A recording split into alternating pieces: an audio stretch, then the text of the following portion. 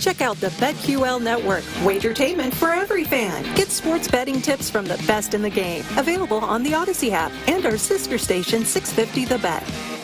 Sports Radio 610 presents Seth Payne and Sean Pendergast. We coming to H-Town. Let's get their work in, man. Let's go. Great day, great day.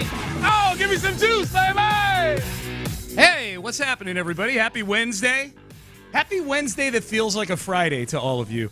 Wednesday that feels like a Friday because Thanksgiving is tomorrow, and yet Payne and Pendergast will be here for you on Friday. Oh, Friday almost feels like a bonus show for the people, Seth. So really what you're saying is, so really we're just getting screwed with a one-day weekend. Me and you? Yeah. You're just saying, man. No, if today feels like a Friday, then we've got a one-day weekend, and then we're back to work on a Monday, which will be a Friday, which will be a one-day work week, which is nice. Yeah. Then we got 2 we'll days have a off. weekend. Yeah, then we got a weekend. Yeah. Yeah, I choose to look at it as the forefathers were hoping for when they arrived on the Mayflower. They said invented North America. We were going to take a Thursday off. Yes. We're going to play 3 football games. Yes. And some of them looked at him with their pilgrim hats on. I'm like, what's football? That's right. Just go with it. And the Native Americans taught them how to play football. That's what they did on the first Thanksgiving. Yes. Which was also Halloween. Yes, exactly. And then we brought things like malaria and syphilis here, and then it got real. You married your cousin. Yeah. Well, smallpox was really our first big import. Right. It was, right. Yeah. It's just got freaky, man. So you've got. Thanks for the turkeys. Happy Here's Thanksgiving. some smallpox. Yeah, happy Thanksgiving. Yeah. Thank you. Have you heard of syphilis? Yeah. Actually, I think syphilis may have come back the other way. That was the free trade that started Yeah. with the whole. Yeah. But it does feel a little like a Friday because we got Thanksgiving tomorrow. We got Jacksonville coming up on Sunday. Hell Week continues. Getting ready for the Jags. Biggest game against the Jags in the regular season. I ran into a guy leaving my building this morning, 4:45 in the morning. I get in the elevator. You tell me, Pope Zaza, tell me what this means in the karmic realm of the universe. Okay, if I know anything about your fancy apartment building, when you were running into somebody at 4:45 a.m., it was him coming up with a couple of high-class call girls coming back in from the night. Okay, No. Quite the opposite. This was a guy in my building. I get on the elevator. He's parked on the same floor as me. He has a Jacksonville Jaguars what a punk. Warm-up jacket on. Yeah. So I start a conversation with him, and I say, "So you a Jags fan?" Yeah. He says, "I'm actually from Jacksonville. I'm leaving to go back to Florida for Thanksgiving." Well, I asked, "Are you going to the game?" He said, "No, I'm going back to Florida for Thanksgiving."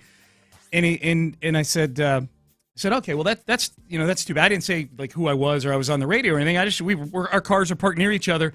He drives a really nice car. It got broken into yesterday. So he's new to Houston. Oh. Just moved here from Jacksonville. Yeah, I don't think the thieves knew he was from Jacksonville. I don't think it was a Texan fan breaking in. He didn't have a Jacksonville bumper sticker on his nice car. I'd or respect anything. him if they did. Right. But is there anything karmic about this? That this Jacksonville fan, who I happen to get on I never get on the elevator with anybody. Nobody gets up the same time I do in my building. But I happen to get on with a Jags. It was like a BMW X5 matte finish, black. Did it have, but with a garbage bag over one of the windows? No, it's just still broken. It was still busted open. It was open air still. Trash, white trash. So does this mean anything for the game on Sunday? Yeah, it's an omen. I don't know. No, I don't.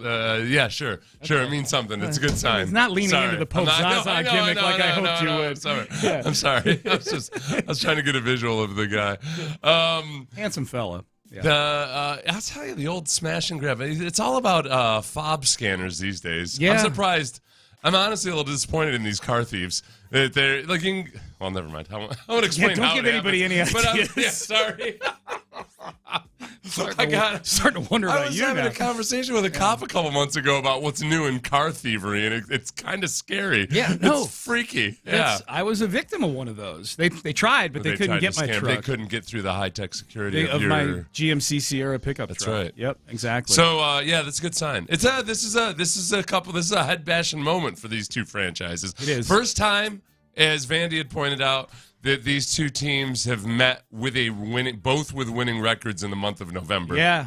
Yeah, this is the biggest game in the history of the rivalry, I think. Yeah. I think it is. They've never matched up where they're both genuine big-time playoff contenders. Are the Texans going into this game with the better quarterback? Yes. I think so. That. And I think at the very least, especially as of late, the more high-functioning offense. Yeah. All right, okay. You can make all excuses for Trevor Lawrence that you want, but... He's had a knee injury. Well, the Texans have turned it into this situation where all of a sudden people are saying, well, CJ's got all these weapons. Oh, really? Okay, because, gosh, Dalton Schultz sat out on the free agency market and ended up going to a team that was projected to be one of the worst in the league on a one-year contract. $6 million. And Tank Dell was undersized and a third-round pick. Yep. Nico Collins was injury-prone on his way to Bustville. Yep. Robert Woods washed up, over the hill. Old. Noah Brown, just a Dallas reject. They would rather have Brandon Cooks. Yeah, it seems like the quarterback might have a lot to do with something about what's going on with these guys. Now that you mention it, yeah, he might be one of those guys that raises the level of the guys around him, for sure. What's your biggest concern about Jacksonville this weekend? Their defense. Yeah. This is just this will be since the Texans started off. Since the Texans in these last couple of weeks got their run game going, this will be the first time they faced a formidable run defense. They're in the top 5 in run defense. And, I think we'll really, really find out, okay, what are, how much has the offensive line improved? I think the other side, though, too, is, all right, just on a pure grudge match side of things, the Texans kind of embarrassed the Jaguars the last time they played them. And since then, the Jaguars figured it out defensively in a lot of ways, but they got torched by Tank Dell. So I think that means good things for the run game. I think these defensive backs and the coaches are going to be keyed in and very acutely aware of, after watching an entire week of Tank Dell gashing them in the deep ball. And remember, Tank Dell's touchdown there at the end of the game, they didn't even cover him. Yeah. They couldn't be bothered to cover Tank freaking Dell. Yep. They're going to be aware of him this time. Yeah. And also, just from last week's game, the Texans' defensive backs were really sitting and jumping routes. And I think that the last time we saw this, the next week the Texans came back and hit a whole bunch of double moves and against the Bucs and really, really, really took off. So yeah.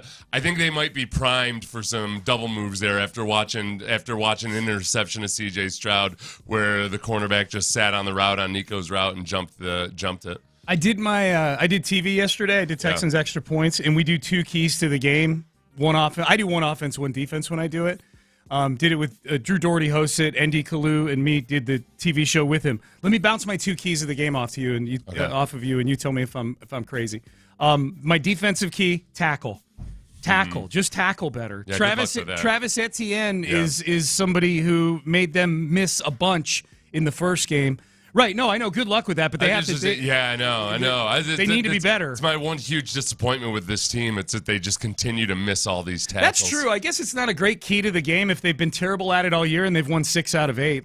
Key to the game: tackle better. Key to the game: be 3 inches taller on average going into the game. You're I don't know. So that was a crappy key. Maybe it's in their DNA that these guys just don't like to tackle well. I think you'll like my other key better. Okay. My second key, my offensive key, Bobby Slowick's feel in the run game.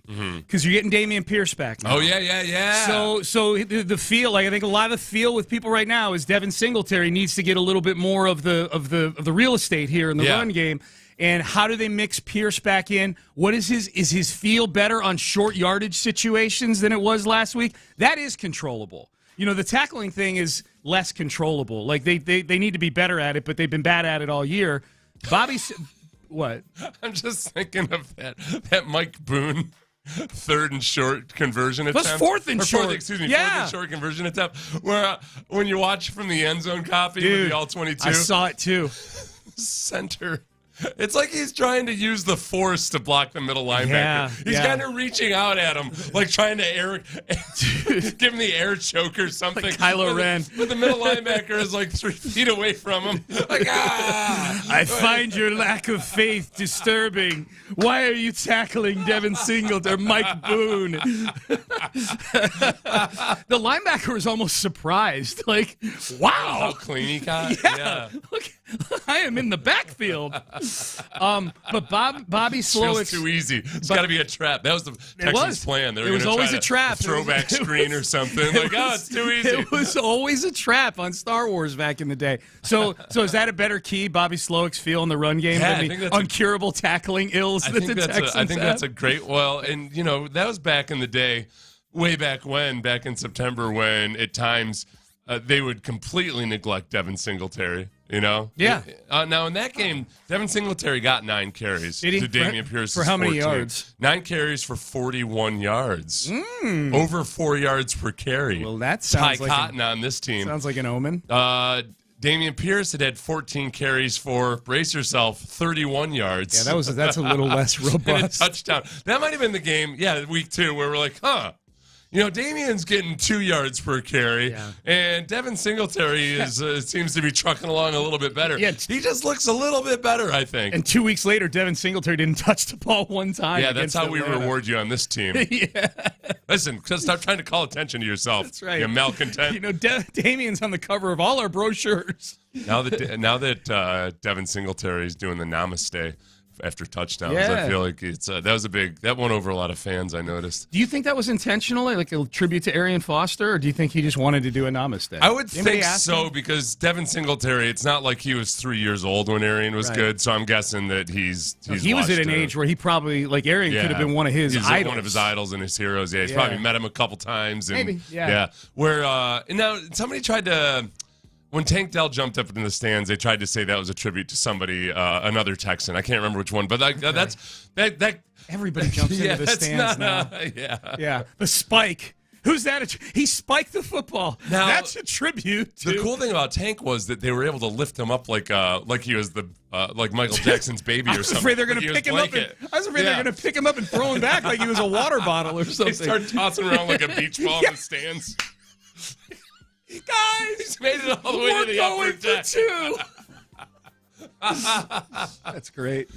All right, Payne and Pendergast with you. Off and running on a football Wednesday. It's a football Wednesday as we get you ready for Thanksgiving. Sorry if I'm a little flustered. I was trying to learn my new editing software this morning, and it's quite the adventure you got going on over there. It's 90 minutes cutting up one audio cut. Yeah, it's a really good cut. I was so excited to. This better be a good cut. I was so excited to be so productive this morning. Like, Sean, look at what I have for you for our 4-hour radio show.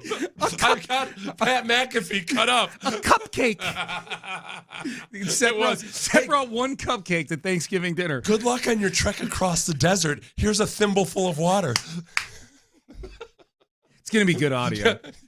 Is this what you'll give thanks for tomorrow? Definitely. Right before I die of thirst. Sean Pendergast at the dinner table. I'd like to thank I feel grateful and thankful for my co-host who gave me a 45-second audio clip of Pat McAfee. I am thankful for you. Before a 4-hour radio show. I'm thankful for Seth C. Payne. All right. Hey, we got a schedule flex yesterday. It was not the one we expected, but it is one that if you're a Texan season ticket holder, you need to know about imminently. We'll get to that. Where is CJ on the leaderboard for MVP and such? And we'll continue to dig into the Jags. We do all that here on a Wednesday. Stay there. Zadok Jewelers, it's that time of year.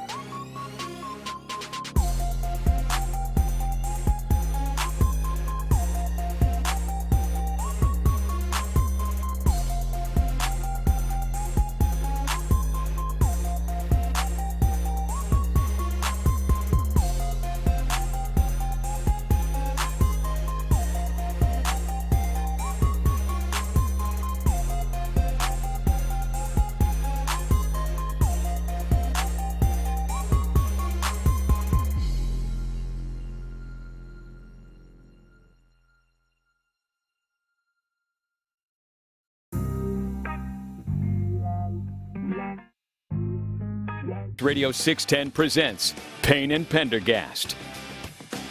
Payne and Pendergast with you on a Wednesday. Nice to be with you. It is. Hope you get the day off, or at least get off early. I hope you get time and a half if you don't get the day off. Yeah. Today's like a soft holiday, you know? Go, listen, you march into your manager's office this morning and say, Good listen, advice. Buster. Yeah. Or Missy, or Right. whatever. Whatever they are. And demand that you get time and a half. Right. Demand it. Pound your fist on the table, They just like Shaq Leonard did to whatever he said We'll get to him. to the Colts. We'll get to Shaq. It was a surprise to him that he was released.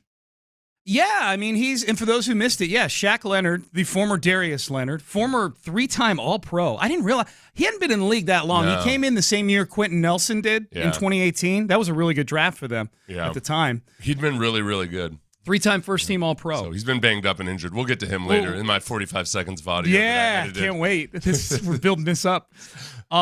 We did get a game flexed yesterday for the Texans. It was not the one that had been rumored to be flexed. The rumor was that the Texans could see their Week 14 game in New York against the Jets flip to Monday Night Football. That could still happen, I suppose. There's still a window for that to happen. I'm feeling less and less optimistic. I thought it'd be cool. Either way, I'm fine. If they play Sunday, that's great. If they play Monday, whatever. It'd be cool to see C.J. Stroud on Monday Night Football. I feel less and less like that's happening. Yeah. What is happening is the Denver game a week from Sunday, so Week 13, is being moved from 3:05 to noon. So, which is actually a move that, opposite of what you would think, it actually does give them more exposure. Right. We have a text that I think captured the initial reaction from people on this. Text message. The NFL couldn't have the Texans and Broncos take eyes away from their precious Eagles and 49er game. This flex is an insult. Disrespect. Oh, all caps. That disrespect. All caps. Yeah, all caps. Says the NFL heard you guys talking about flexing the Texans to primetime, and to remind you they hate the Texans, they flexed our only 3 o'clock game down to noon. That's now, reasonable. As Seth pointed out, and the team pointed this out right away, the team felt strongly enough about what the reaction was going to be to this to where they had Mike North, the head of scheduling for the NFL, do a Zoom call with the Houston media yesterday afternoon. Yeah. Like they felt yes, he is the nephew of Peter North. He is. You know, that's not his real name, Peter North. Oh, okay. I've been exposed. As has he. Yeah. Okay. So he's just some normal North dude. Right. He's just a regular dude. So this actually got flexed, according to the NFL. One, they're going to get a better announced team. So this will not be a Andrew Catalan situation. They were going to get one of the A or B dudes or whatever. Well, they're going to get the C or D dudes down at 3 o'clock. Now they're right, I thought you said they were. Now. Oh, they were. I thought you said they were.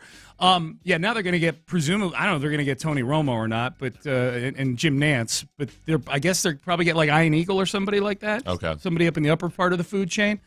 The big thing is the game is going out to 50% of the United States. Yeah, it's going to be the best AFC matchup of the week. It'll be more heavily featured there as opposed to being opposite of the other Niners matchup. And the Eagles. Yeah.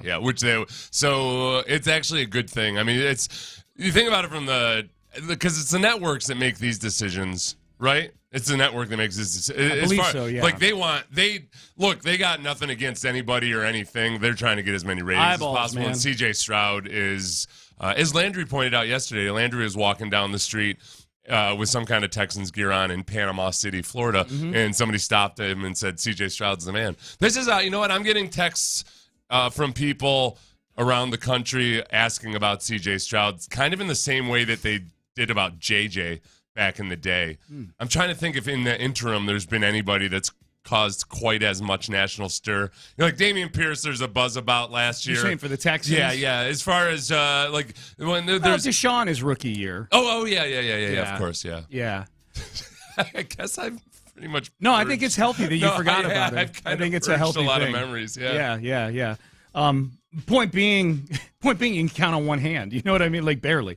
How many players have caused this kind of buzz? So the Denver game, make a note. I think a lot of Texan fans, like I know, look, I'm married to a season ticket holder. She was disappointed, I think, just because the 3 o'clock games sit at a much more convenient part of your Sunday if you want to really get into the tailgating during the day. You know? it's tough to really get, hardcore get your drink on by 11:30 in the morning for a noon kick. So the 3 o'clock start might be, and you can sleep in a little bit or whatever. I kind of like it because it's the one game that wasn't noon. Now we literally have a whole schedule of noon Sunday games. The symmetry or we have a clean sweep. Every game is noon Sunday for the entire season. Sleep schedule's fine. You just don't mess with anything. Yeah. It is. It's honestly, it's one of the pain in the butts of being on a really good and notable team is how erratic the schedule is. All over the place. Everybody know we can get into a rhythm or a flow. Yeah. Here we're right in our dojo all the time. Right. The other thing about so 2017 compared to like the buzz or what have you that you might have. Yeah. I like. Obviously, going into Thanksgiving weekend in 2017, Deshaun's rookie year, you did not have they were in a playoff contention, and Deshaun was already injured. Yeah. So, and the Texans at that point, let's see, they would have been 3-6, I think. Yeah, sounds 3 right. and 4, or a losing record. They're for bad. Sure. Yeah. 3-6, 4-6, 4-7. Yeah. So I think that part of it now with C.J. Stroud being as prominently featured as he's been in NFL media, and with the Texans being in the playoff race, it's probably more of a buzz now than it was then. Oh, yeah, for sure. I mean, for sure after Deshaun got hurt. Yeah. Deshaun's buzz ended with the ACL tear, but the CJ is 9th on the board for MVP. So the 3 picks damaged his MVP case in the eyes of the odds makers. He was 12-1 after who'd they beat the week before? God, why am I blanking on this? They beat Cincinnati. After the Cincinnati game, he was 12-1. He's 28-1 now. So it's looking Who like surpassed him? It's a good question. He's 9th. I don't have the list in front of me here. Is that disrespect all over the place? Christian McCaffrey, I think, jumped in front of him. Christian McCaffrey? Yeah. What they're doing is they're rewarding load management. He's having a good year. He's been load managed. He scores a lot of touchdowns. CJ goes out there every damn. CJ's missed one damn play. One snap. Because he after his torso. Andrew Beck let somebody run past him at warp 3. It was, if it wasn't Beck's fault, if it wasn't strictly his responsibility, it was him not improving and understanding. Like, he had his eyes zeroed in. Like, Beck very much shows all the signs of learning how to play fullback. Because he's a paint by numbers dude, man. And it hurts in the run game too, because there's times where he runs. It's like he's a cop running past the criminal on the way to a crime. You know, in the movies when like the criminal, the cops will never suspect this guy in a clean white jumpsuit walking rigidly away from the bank robbery is the actual criminal. So they run right past him. That's what he looks like. He looks like a cop running past the criminal. Watch out! I've got out of my way, innocent bystander. I've got somebody to block way down yonder. There's a guy. Get out of my way! Get out of my way! I've got to go block that linebacker who's in coverage. Poor Baxter. Yeah. CJ is minus. So, just real quick, even if it wasn't his responsibility, then it would have been Singletary's responsibility, but neither of those guys did a damn thing. Like, I mean, CJ almost got murdered on that. Like, it was, That was a rough watch. Tough kid. Came back in one play later and just zipped a pass to convert a 3rd and 17. That was the most impressive throw of the game, other than the Tank Dell touchdown to me. Yeah. The Tank Dell touchdown was the most impressive throw of the game. CJ coming in after getting nearly murdered on the field 2 plays later and just flicking a 3rd and 17 to Tank was pretty cool. It reminded me of when another American hero, Lance Armstrong, was driven off the road in the Pyrenees in like stage whatever of the Tour de France. Yeah. And he came back and like with a surge of adrenaline ended up winning that stage. Yes. Yeah. Is that what you're calling it now? He was driven off the road, disappeared into the woods for 2.5 minutes with 3 medical assistants. He came out and with a surge of adrenaline. And 3 tiny blood dots on his thigh. Yeah. bleeding from his right butt. Adrenaline is what we're calling it now. CJ is minus 3,000 to win Offensive Rookie of the Year. Basically, you have to risk $3,000 if you want to win $100 on CJ Stroud to win Rookie of the Year. So Offensive Rookie. How do they do that to 100? So to win $100, you got to risk $3,000. Okay. Yeah. So $30 to win $1. $30 to 30. Yeah, 1 to 30. That's exactly right. Okay. Yeah. So he's prohibitive. So it's favorite less right than a money market account Yeah, right now, dude, right? So like you could bet that, you could make that bet, or you could just put your money in a money market account and definitely make more than you would earn on that gamble, and not lose all $3,000 on the money market at least. Not right? to mention, not have to pay a vig. Yeah, if he doesn't win, you lose all $3,000. Huh? That doesn't even cover the vig, does it? 3,000. I mean, it gets complicated when it gets this lopsided. D'Amico is still second for Coach of the Year right now, behind Dan Campbell. He's plus 250, so 2.5 to 1. You risk 100, you win 250 on D'Amico. Dan Campbell's even money. You risk $1 to win $1. Dan, he's the darling. He is the darling. He's been. We need they've been Detroit waiting to lose some games. They've been waiting to. Well, you know what? And D'Amico maybe every now and then. If D'Amico came in and acted like he was drunk off his ass and had some good sound bites, yeah, then he'd be. D'Amico needs to bite off more body parts. D'Amico needs to be a little bit more. You know, D'Amico needs to like channel a Jack Lambert. You know, and be like, come in and just start talking about how what we really want to do on Sunday is take the hearts and souls of the opponent. I like this game because it allows me to almost murder people and not have to go to jail for it. There's your rooting interest for tomorrow. The first game, Green Bay at Detroit. I'm rooting for Green Bay because I want D'Amico Ryans to win Coach of the Year. I think that's a valid rooting interest in the game right now. So we're going to root against Detroit for the rest of the year. Yes, rest of the year. So but what about?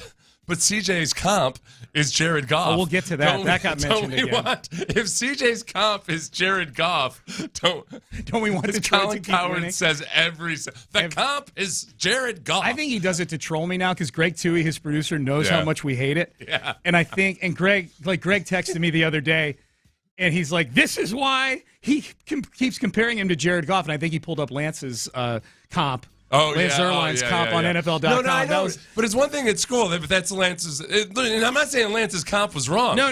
It's the fact that it gets brought up. He cites it. No, he cites it like it's an immutable fact. Statistical evidence. Yes. Like it's the same as the stock market crash. C.J. Stroud has 17 touchdowns, 5 interceptions, and his comp is Jared Goff. Hey, how about the disrespect by old Mike Sando here on the Texans? I lost a lot of respect for Mike Sando with this. I thought he was better than this. I did too. Yeah. He's one of my favorite Monday columnists about the NFL. His pick six column that he does with like 6 bullet points about the NFL weekend is to me it's always been must read. Yeah, and his very first bullet point is he revisits the big questions about 9 contenders from like week 3 or 4. So he goes, let's revisit these and see how they've done in answering these questions. The question for the Jaguars, they were one of those teams. Are they ready for prime time? And he says this: they're 3-1 since we raised this question, but losing 34-3 at home to San Fran coming out of a bye speaks louder than the 3 victories. The Jaguars face Cleveland on the road and Baltimore at home consecutively in week 14 and 15. Those games will tell a fuller story. Yeah. The end. Those games will tell a fuller story. Hello. Yeah. They play the Texans this weekend. And it's not like he ran out of ink or anything. No, he did write like 4 more sentences after that. Yeah, for more on where the Jags offense stands, see the 4th item of the pick 6, which surprisingly puts Jacksonville within striking distance of Cleveland among 7-3 teams relying on their defense. Yeah. Way to tease ahead there, you lying SOB. Yeah. Mike Sando, I used to respect you. Now you might as well be writing for the National Enquirer. Disrespect. What is that? The Athletic that he writes? The Athletic. Okay. Yeah, he writes for the Athletic. I still respect him. I look at it as just an oversight of some sort. Yeah. He was just he's trying to whip out this 4,000 words on a Monday morning. Yeah. And he just forgot about ignored the Texans. He just somehow forgot about Mike. the Texans, the team that has already beaten the Jaguars. Remember, that's the whole disrespect of it. Oh, they'll find out more how good they are. Not when they face the other playoff team that they're playing this weekend, who destroyed them earlier in the season. Like 20. But 3 weeks from now, then they'll know. Yep. Then they'll know. Yep. Join the drive with Stoerner and Hughley and our friends at Bud Light this afternoon at Buffalo Wild Wings in Sugar Land off Highway 6. Wednesday edition of the Thirsty Thursday. Grab some wings, a cold Bud Light, enter to win some awesome prizes on site, and then stick around after the show. Okay, it says stick around after the show to watch the game. Somebody didn't. Okay, Did Sando write that? No. Whoever did the promo, Mr. Cut and Paste, forgot to take that out of the. No, there's no game to watch. I don't think. Is there a game tonight of any sort? Is there Maction going on tonight in college football? So just stick around to hang out at Buffalo Wild Wings because the wings are delicious, okay? And then watch all the games on Thursday. Listen to the games here on Sports Radio 610. But it's a Wednesday edition of the Thirsty Thursday with The Drive and our friends at Bud Light this afternoon at Buffalo Wild Wings and Sugar. We're talking about Buffalo Wild Wings. Yeah. I wasn't in this establishment, but I want to just remind me at some point to talk about this during the show. I was sitting in a restaurant and listening to the manager dress down the entire staff. No. It was impressive. Really? Honestly, I wanted to hire this woman as a football coach. Really? It was the right kind of dressing down. I'm going to tell you, in this economy where like kids seem to walk on and off jobs with impunity because it's so hard to find help. Yeah. I was impressed with not just the way she was delivering her message, but the way it was being received. Okay, I need to. It made me feel good about America. Okay, it honestly did. Yeah. Okay, I wrote it down. Okay, I got it here. We're gonna. That's a bold move, as you point out, in this economy. Yes. To alienate your staff. No, that's my point, though. Oh, okay. She did it well. I got you. Okay, gotcha. Headlines up next. We've got a bunch of headlines to get to that we will dig into, including a big name out on the marketplace now in the NFL, an unexpected big name. Should the Texans kick the tires on this one? We will dig into that in headlines next. But I want to tell you, Suit Mart right now, if you're getting ready to shop.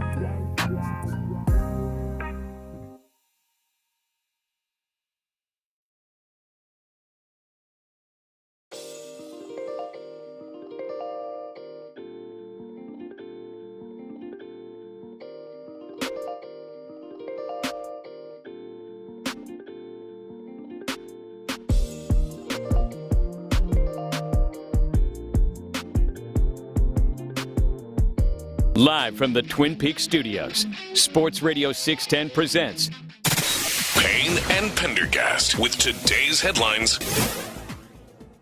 All right, today's headlines. We just mentioned it in the previous segment. We should mention it again because there's probably some Texan fans that aren't aware of this. But the Denver game, the start time has been moved per the NFL. The only game on the Texan schedule coming into the season that was not a noon Sunday kick, Denver was a 3:05 kick. It is now a noon Sunday kick. Now, it's not the disrespect that some of you think it is. They're going to get a better announce team, or at least a higher up the food chain announce team from CBS. And more importantly, this game is going to go out to half the United States. Yeah. It's not a really strong AFC schedule that weekend.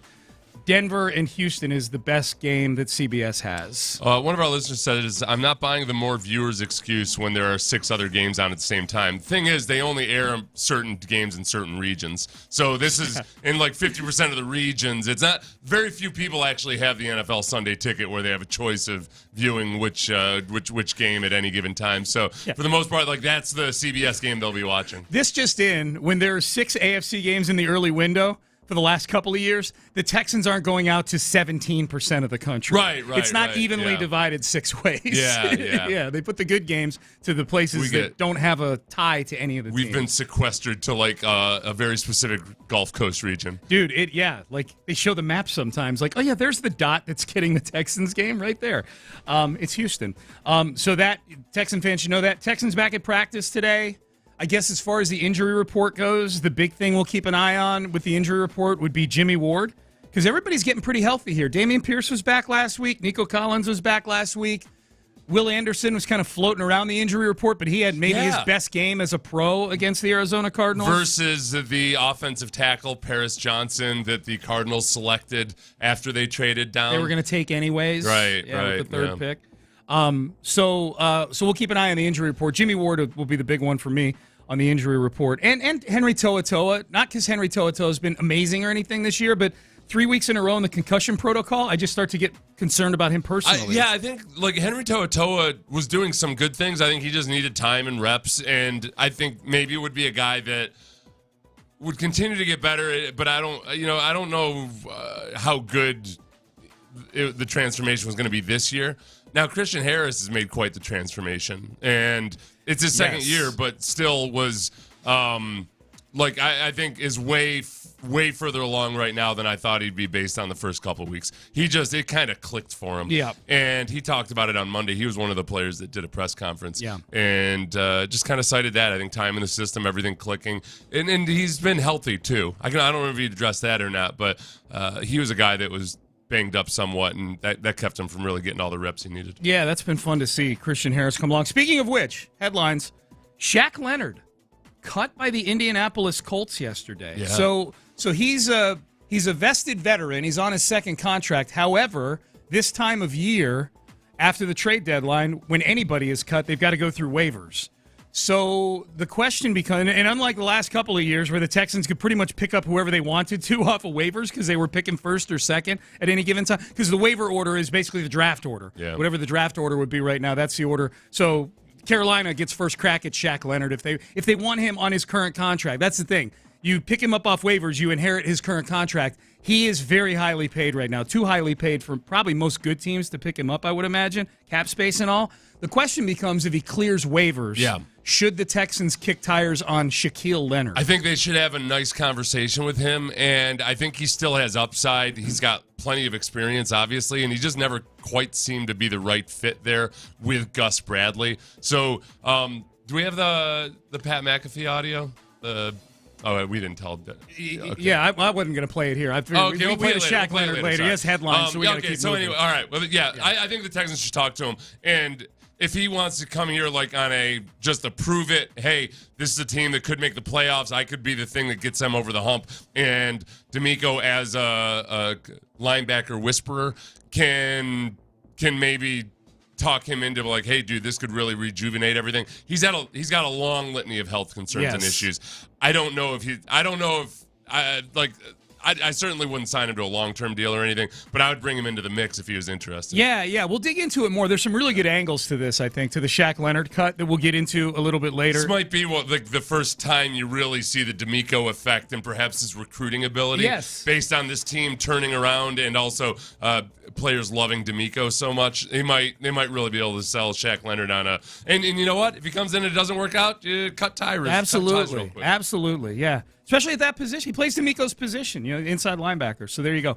We'll dig into it more later. College football playoff rankings out, new rankings. We, for the first time, have some shuffling going on near the top, and this may have to do with Jordan Travis's injury for Florida State. They lost their quarterback for the remainder of the season, Florida State. Florida State had been sitting fourth throughout all these first set of polls.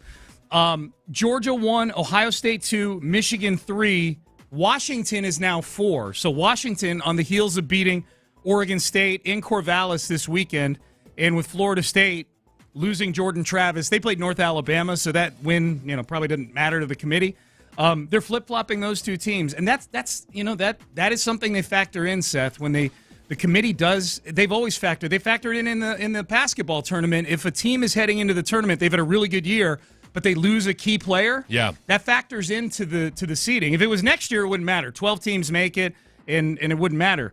This Jordan Travis getting hurt might be the difference between Florida State getting into the playoff and not getting into the playoff. These are the moments where I really feel like they should just let Vegas be in charge of this because, okay, you guys are supposed. Then Alabama would make it every year, even with 3 losses. Oh, that's true. You know what it's got to be a balance between. You know what it is? When it comes to judging what has already happened, I like the way the committee has it. When it comes to prognostication, I feel like you should go towards So if there was some blend of okay, how much is this going to? At the very least, if they consulted Vegas on this, I wonder if they do. They look at the lines and they should. You know, it's a great point. The futures. Yeah. Because it's all these athletic directors and former coaches and people that probably don't watch a ton of college football, if we're being honest. They claim they do. Right. They claim they're sitting down and studying and making it a 40-hour-a-week job. No, I'm sure Condoleezza Rice, when she was on the committee, was sitting down and grinding film every weekend. She was on the committee at one point. She may still be. I have no idea. I mean, she said she did, yeah. Right, yeah, right. She did. I'm like, okay. But she said she did. All right, yeah. Am I believing that she did? I don't know. I honestly, I'm surprised you're buying into all these people watching all these games they say they watch so easily. You're the skeptic on the show. I think some do and some don't. Right, It's interesting you went straight to Condoleezza Rice. She's the I feel like there's honestly, like the people that are less likely to be, have the natural, look at athletes on television. They're the ones who are most likely to just go up and give an opinion without actually being informed on it. Where everybody else kind of feels like they got to grind away at it and show it a little bit. Yeah. That's how I feel about that. So Ohio State, Michigan, 2-3. One of these teams is going to get eliminated this weekend. This is going to be a very, very heavily watched game. Ohio State, Michigan. It's always the most watched game of the year, and now it's got the Harbaugh juice on it. I'm having a hard time figuring out who I hate. Yeah. I think I have a hard time. This is the problem. And this is where social media skews your perception too much. I'm just seeing so much whining out of Ohio State people that it's starting to annoy me a little bit, even though I think they're in the right. Because Ohio State has just always had so many advantages, which okay, great. You can claim that, they've earned that over time. I'm having a hard time just looking at them as the poor forlorn victim though as well. So, and yet, Harbaugh's always annoyed me a little bit, and his whole shtick of golly, I just didn't even know. We're America's team. How could I possibly know that anything like this was going on? That's annoying me. So I'm going to pull for Ohio State on this one. Is it your Ohio State? Okay, yeah. Okay. I need to talk this one through a little bit more. I don't know who I'm rooting for in this game. I know I'm going to watch, but I don't know who I'm rooting for in this game. It may come down to money. It may come down to who I bet on. All right, those are your headlines. Deshaun Watson underwent surgery yesterday as well. That's a headline. All right. The Texans played the Jags in Week 3. The final score was 37-17. I think that score was very deceptive. There was one play in that game that flipped that game, and I think if it doesn't happen, I think it may have a ripple effect on that game and in turn possibly on the Texans season. Does the season look the same if this play did not take place? We'll let you hear it, and we'll judge. We'll talk it through.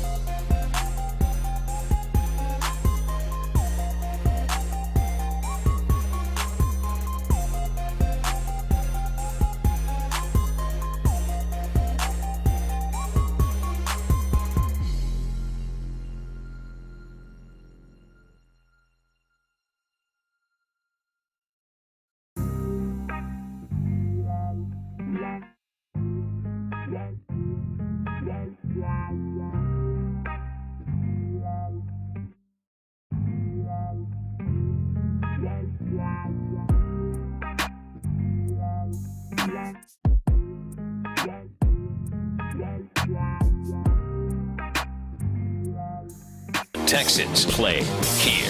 An Odyssey station. Sports Radio 610 presents Payne and Pendergast. Hi, good to be with you on a Wednesday. Happy Thanksgiving, everybody. Texans and Jaguars Sunday, noon kick here on Sports Radio 610, 9 a.m. Texans Countdown with me and Seth. Looking forward to seeing a lot of you out there. Should be fun. Weather should be good, and this is a big game. Biggest game between these two teams in the regular season that I think you could say that they've ever played against each other. Is it going to stay this cold? I hope so. It's football weather, man. That's when you get some roof open action. When Maybe. It's definitely cold out. Yep. We'll see. Not that I feel like more people. I don't think people actually get genuinely excited about the roof being open as much as they just like winning an argument. It's kind of like, listen, I want it because I want it, so give it to me. That's right. Because that stadium, it just doesn't.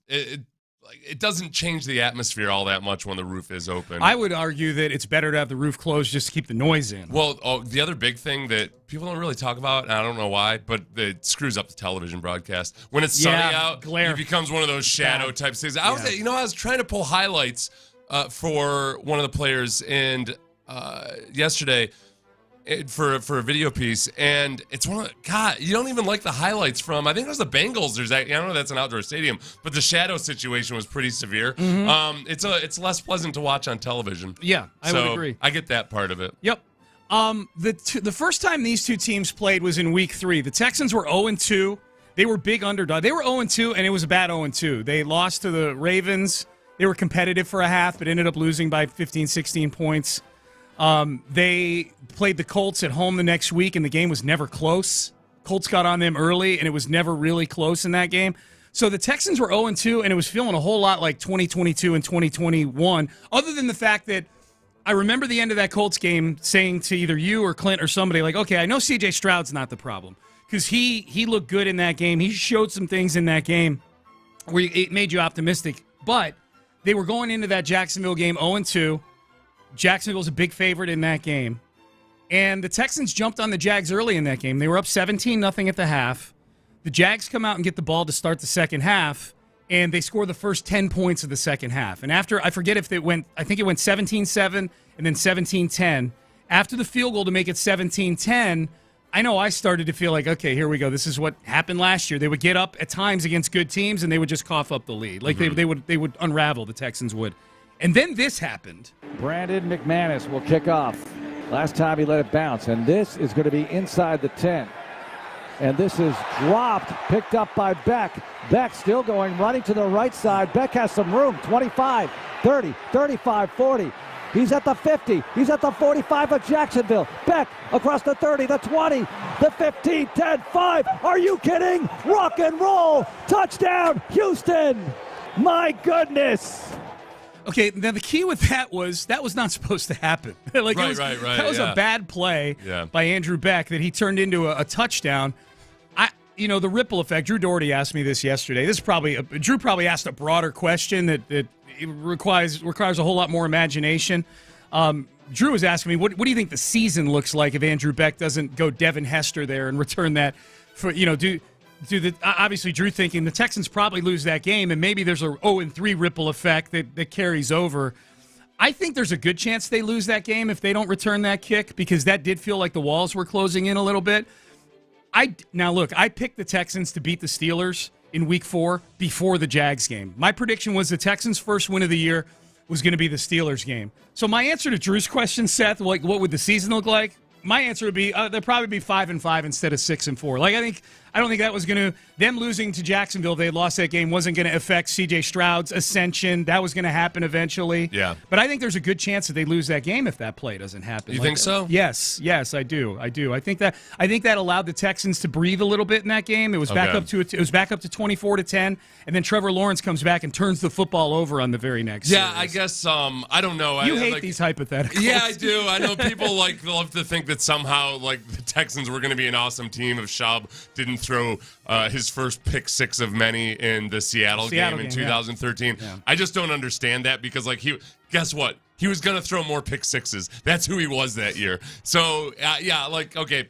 In any given game, there's swings in momentum, and at that point, it felt like, okay, the Texans seemed to be on their heels a little bit, but it's not like the Jaguars were such a stalwart of a team and have been functioning at such a high level that there's no way. I think, you know what that is, Sean? I think there's a little bit of prejudice on your behalf that's lingering of the old Texans. That you're thinking like that's the 2022 Texans. Yeah, it was. Because they certainly wouldn't have won that game. Right. So, no, but to sit here now and like see what the Texans have been and to think that, okay, there's with no the way benefit of hindsight. that they would have lost that game even though they still had a lead at that point. Yeah. That's what I don't like. There's nothing to say that they couldn't have gone down and scored a touchdown on that very drive if Beck hadn't run for the touchdown. No, of course. No, absolutely. Anything can happen. I get that. That's what I'm saying. I guess my answer to that is, well, worst case, I feel like they'd be 5-5 instead of 6-4. I think the point of Drew's question to me was that boy, if they lose there, they're 0-3, and does the season spin out of control at that point? Yeah. Does that impact the team? I think C.J. Stroud is the variable in all that. You know, I mean, like, just honestly, go back to any situation in NFL history where, like, the Detroit Lions last year started off 1-6. 1 in whatever the hell they were. Yeah. And then all of a sudden at some point you turn it around. Like the teams, you know why I get offended by that take? It's because it basically paints NFL players themselves as these fragile, delicate flowers that once trampled upon will never recover again. Like, okay, you lose some games and then you come back and you try to be better the next week. Yeah, again, I don't think the season spins out of control if they lose that game, but I think obviously there's a better percentage chance they lose the game because you got a touchdown on a kickoff return on that play. But certainly at the time I was feeling it. But you're right. Let me check the old reliable win probability. Yeah, Okay. I'll let you look that up. Did you happen to see what Will Anderson said about the Texans in Arizona in an interview with Mike Florio? I did. This was pretty cool. Yeah. So Will Anderson, I saw this headline and I'm like, wow, this is an attention grabber. So Will Anderson apparently did an interview with PFT, Pro Football Talk, by phone. I'm assuming he was talking to Mike Florio. But somebody from Pro Football Talk. Texans defensive end Will Anderson, as they point out in this article, as Florio points out in this article, that he arrived in Houston via the 3rd overall pick, which was originally owned by the Arizona Cardinals. That means the Cardinals could have had Will Anderson, but they opted to trade back instead. So, and to much critical acclaim, they traded back. The Cardinals did. They thought that they thieved the Texans. They pilfered valuable draft capital from the Texans. After Houston beat Arizona on Sunday in a game featuring a solid performance by Anderson, he was asked whether he was thinking about the Cardinals not taking him during the game. If you remember, Seth, that was one of my big storylines going into the game was Will Anderson needs to have a big game so he can throw it right in the Cardinals' face for disrespecting him. Here's what Anderson said to PFT by phone. He said, oh, no, I wasn't really worried about that. I'm happy here. I'm so glad to be here. This is the perfect scenario, and I'd much rather be here than there. Which I'm sure, like, I don't know if Arizona people are knee-deep into football at this point. They might not care about the Arizona Cardinals in Arizona right now. They're 2-9, and that's not a rabid football city or anything. But the way it reads is really funny to me. I'd rather be, and we got a player saying they'd rather be with the Texans than somewhere else. Hadn't been that way the last few years. Well, just to flat out put it right out there, without just no, it's not like it's a divisional opponent that you're going to see twice a year or anything. You might not see the Cardinals for 3 more years, but it is nice to see that. I do think, when he got drafted here. And he talked about, he and C.J. Stroud were already friends and knew each other. He has 2 good friends on the team in Henry To'oTo'o and Christian Harris. One of them closer than the other. I can't remember. From Alabama, obviously. But that there was a feeling like, oh, it was meant to be. And he talked about how he felt it when he was on the visit here. I did find an interview earlier this year of after his Arizona visit and how just it felt right, and it was all those things too. I feel like Will doesn't have shade in him. He's a half glass full type of guy. Oh. I'm saying all those things he said about how right he felt about how it was here with the Texans. He did have some very nice things to say about his visit with the Cardinals at the time too. Where it felt. I think Will Anderson would be awesome to sell a car to. I think he could get super excited. He's my kind of guy. Yeah, he's easily sold to, just like Sean T. Pendergast. Absolutely. Looks like the Texans at the point of the kickoff return, they went from a 66.2% chance of winning the game to a 88.6% chance. Of winning the game. Okay. Gotcha. So if you think about, you got to remember that was in the third quarter. There was 4 minutes and 35 seconds left in the third quarter, and the Texans were about to get that's all that was left in the third? Yeah, and the Texans were about to get the ball, So even if, let's say they'd scored a field goal on that drive, and it's 20-10 and going into the fourth quarter. Yeah, I just had a Pavlovian 2022 feel to that game to me at the time. Yeah. But your point is a good one, which is, Sean, you have enough evidence now that probably would not have happened. C.J. Stroud would have put the cape on, and he would have hit Tank Dell for a touchdown like he did later in the game. Or even if they just got a field position, Yeah. They still would have. Yeah.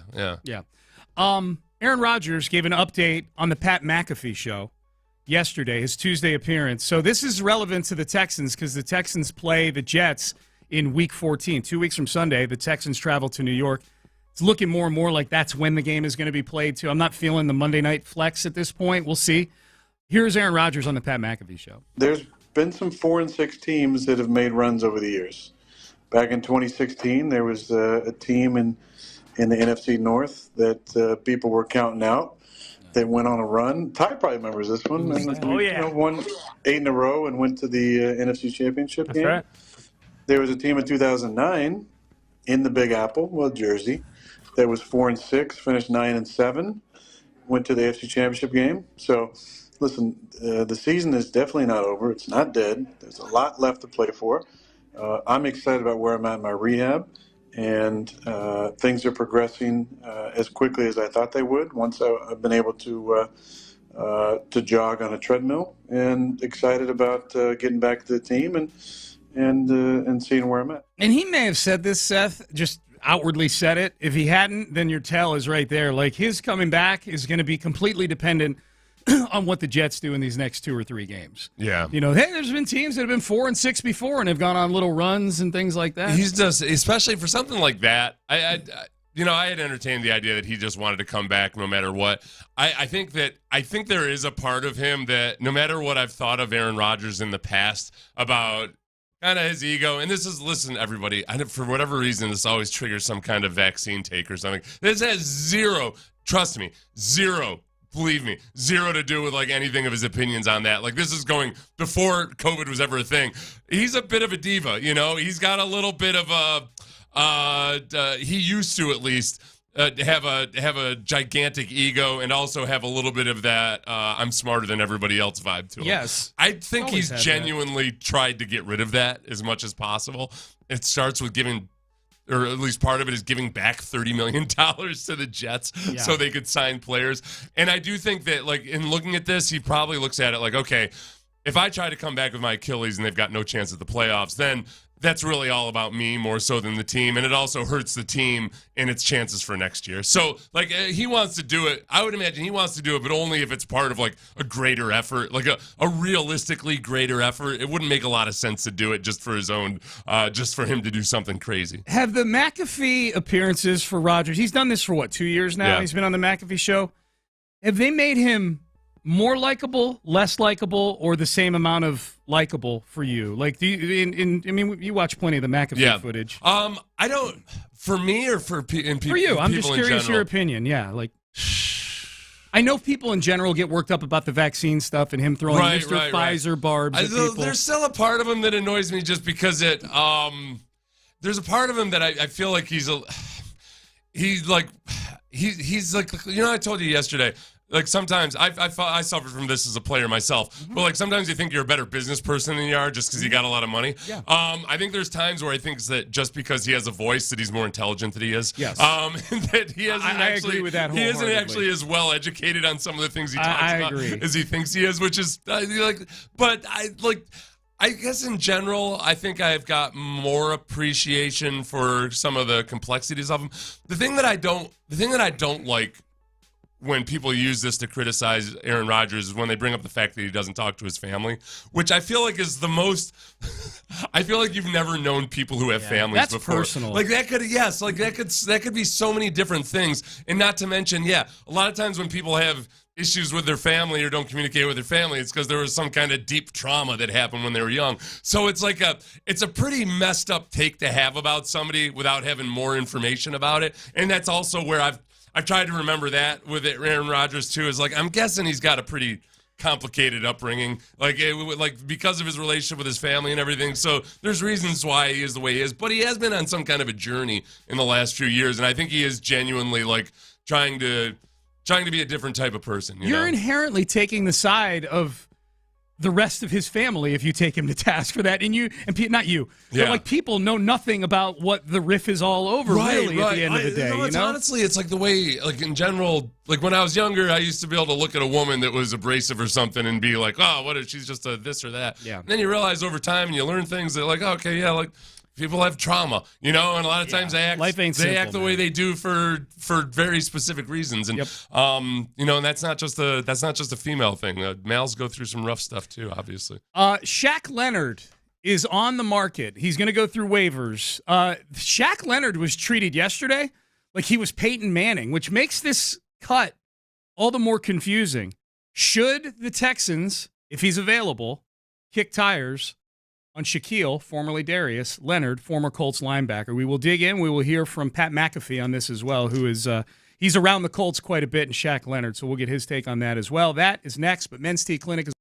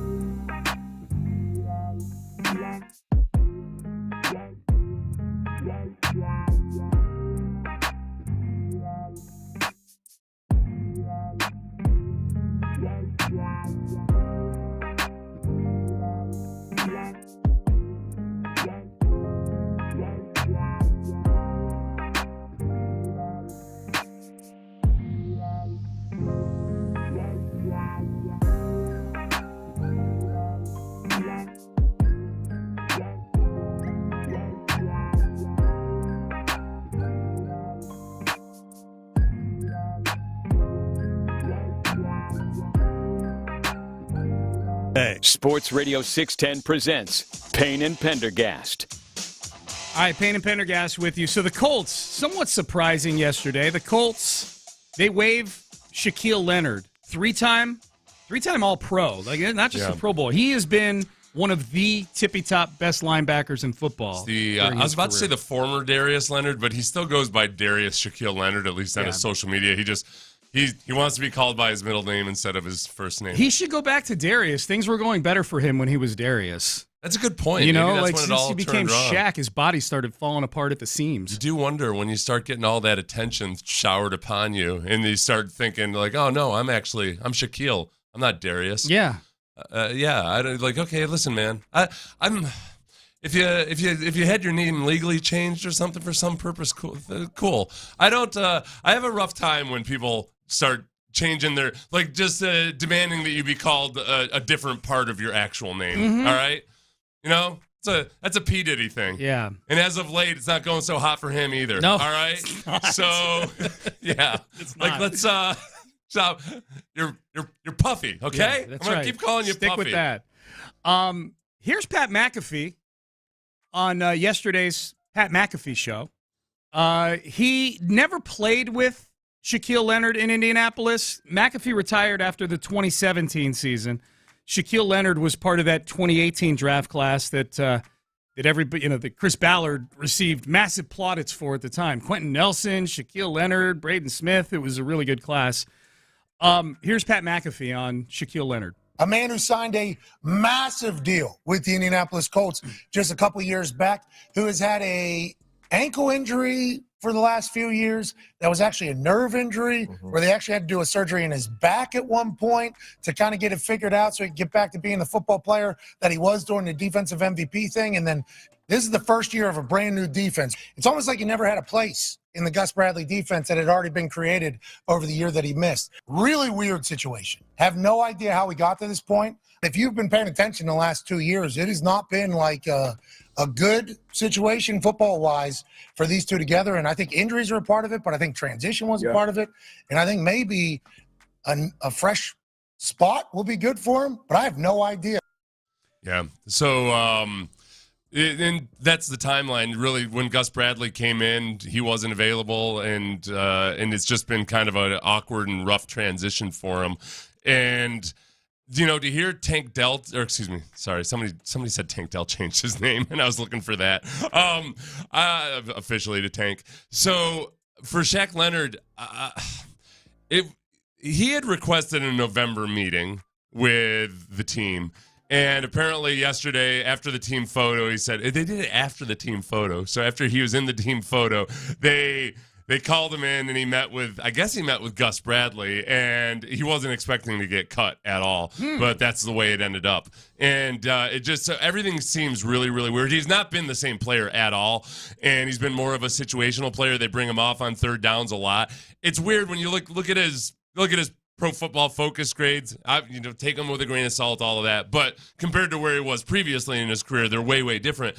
But his grades are he'll have okay grades, and then a game that's just in the dumps, and then another one that's in the dumps, and then he's been a little bit, slightly above average, and then in the dumps. So you look at his rankings amongst linebackers, and he's in the top quartile of the lower quartile. He's in the upper quartile of the bottom quartile. The upper quartile of winners. We're in the top quartile of that upper quartile. 62 out of 81 linebackers. Okay. So roughly, maybe at the bottom. He's right at the very top of the bottom quartile. Right on the fringe of the third and fourth quartile. Yeah.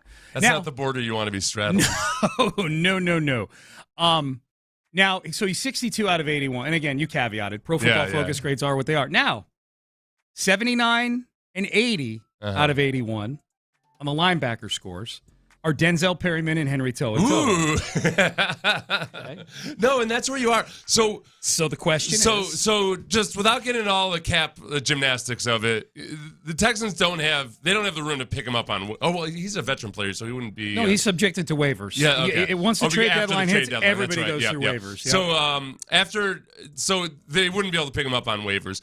After he clears waivers, if he clears waivers, then I would very, very much kick the tires on him. And I mean that almost literally. I would bring him in and kick him in the back and see how he responds to see if he... Where your spare tire is. Yeah.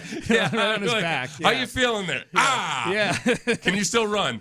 So, because he's got... It's one of those things. It's not multiple injuries. It's multiple injuries that are all seemingly related to his back issues. Right. And that's where it gets scary. But there is upside. And if he's in a mood to prove it, he might not have been the right fit in Indianapolis with a brand new head coach who, frankly, Shane Steichen does not seem like the type of guy that would handle disgruntled players all that well, at least not like a D'Amico. Where D'Amico, you can see there's an immediate relationship and feel for him with players that I don't see Shane Steichen having quite that same vibe. That D'Amico, especially as a linebackers coach and a former linebacker, might be able to talk to Shaq Leonard, and A, figure out just where he is physically and emotionally, and B, can present it as look, we're a team that's right there. We're pivoting. And you could be part of this team making the playoffs, making a run, and looking like a key part of that. And we're gonna need to use these situationally, It's a lot easier for players going to a new place to accept that on a short-term deal. They're like, okay, yeah, I'm going to be your first and second down specialist, but I'll have chances to cover man-to-man and do all this other stuff.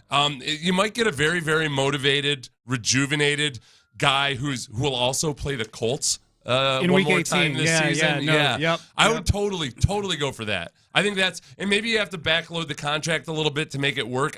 That's a risk I'm willing to take right now. Texans have about $3 million in cap space, according to Texans cap. And you can't rework anybody else's contract at this point in the season. So it'd have to be okay, you do a 2-year deal or a 3-year deal, but it's kind of dummy years at the end. Yeah. I would love that just because I think because of the health issues and perhaps because of just scheme fit, personality fit, whatever else that it might be, he might be ripe for just a prove-it deal where he comes in for 2 or 3 months and just gets it done. I'd really want to vibe out what his mental state is right now. And I don't mean he's messed up or anything like that, but I mean as far as how does he view himself? Yeah. Does he still view himself as the 3-time All-Pro, or does he have a more realistic view of what he is? And thus, to your point, Seth, is he willing to accept that kind of role? I would, if I were D'Amico, or probably even more Nick Caserio.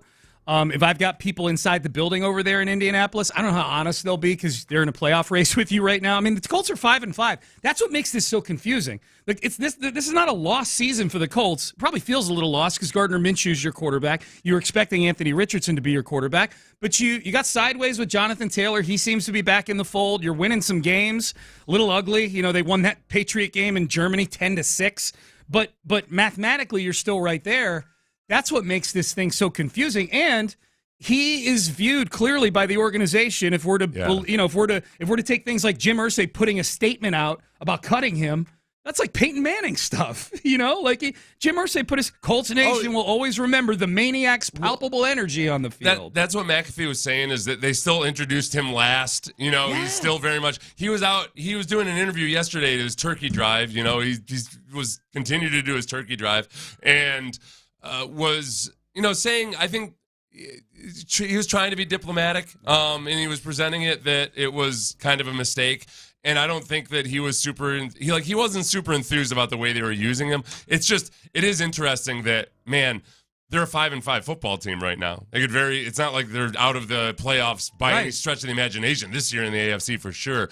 But I think that what he could provide, at least from what he was giving them in that system. And it's, McAfee talked about the scheme difference between Gus Bradley and Matt Eberflus is not a vast one. I mean, they both run 4-3s, and they might have different, I think their scheme differences are more going to vary based on what personnel they have on the field, more so than anything else. Not enough that for Shaquille Leonard, who's very, very just gifted athletically, or at least he used to be. Yeah. That's not going to be the issue as much as I think perhaps some people think it is. Just for some context as to where the Colts are right now as a team, which makes this super surprising to me, the Colts are favored at home this weekend against the Tampa Bay Buccaneers. That's who they play. The Texans are 1-point underdogs to the Jacksonville Jaguars at home.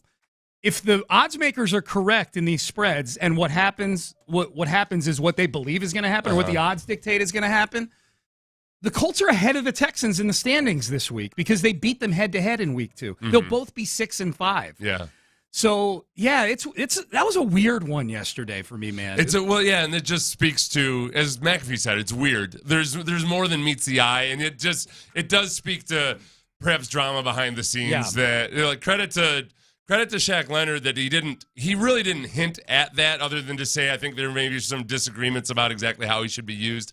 And it seems like he must have been making he hinted it enough publicly that there was some kind of discord before all this, but nobody quite knows the whole story, or at least they're not reporting it right now. All right, Payne and Pendergast with you on a Wednesday. I would always go back to, just as I did with the Texans back when things were super dysfunctional. Man, Irsay's getting crazier and crazier, and I'm not going to put it on Shaq Leonard that he's the problem. If there's some kind of drama behind the scenes because of dysfunction, I don't think Shaq Leonard is the dysfunctional one. Would you like proof?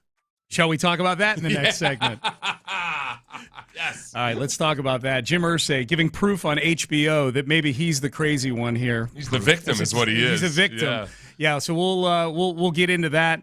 Also, a former NFL coach and prominent former college coach, gives his take on C.J. Stroud. Do we value this man's opinion on your starting quarterback? That is next. YellowRoseDistilling.com. All-day happy hour. What better day for all-day happy hour than the Wednesday before?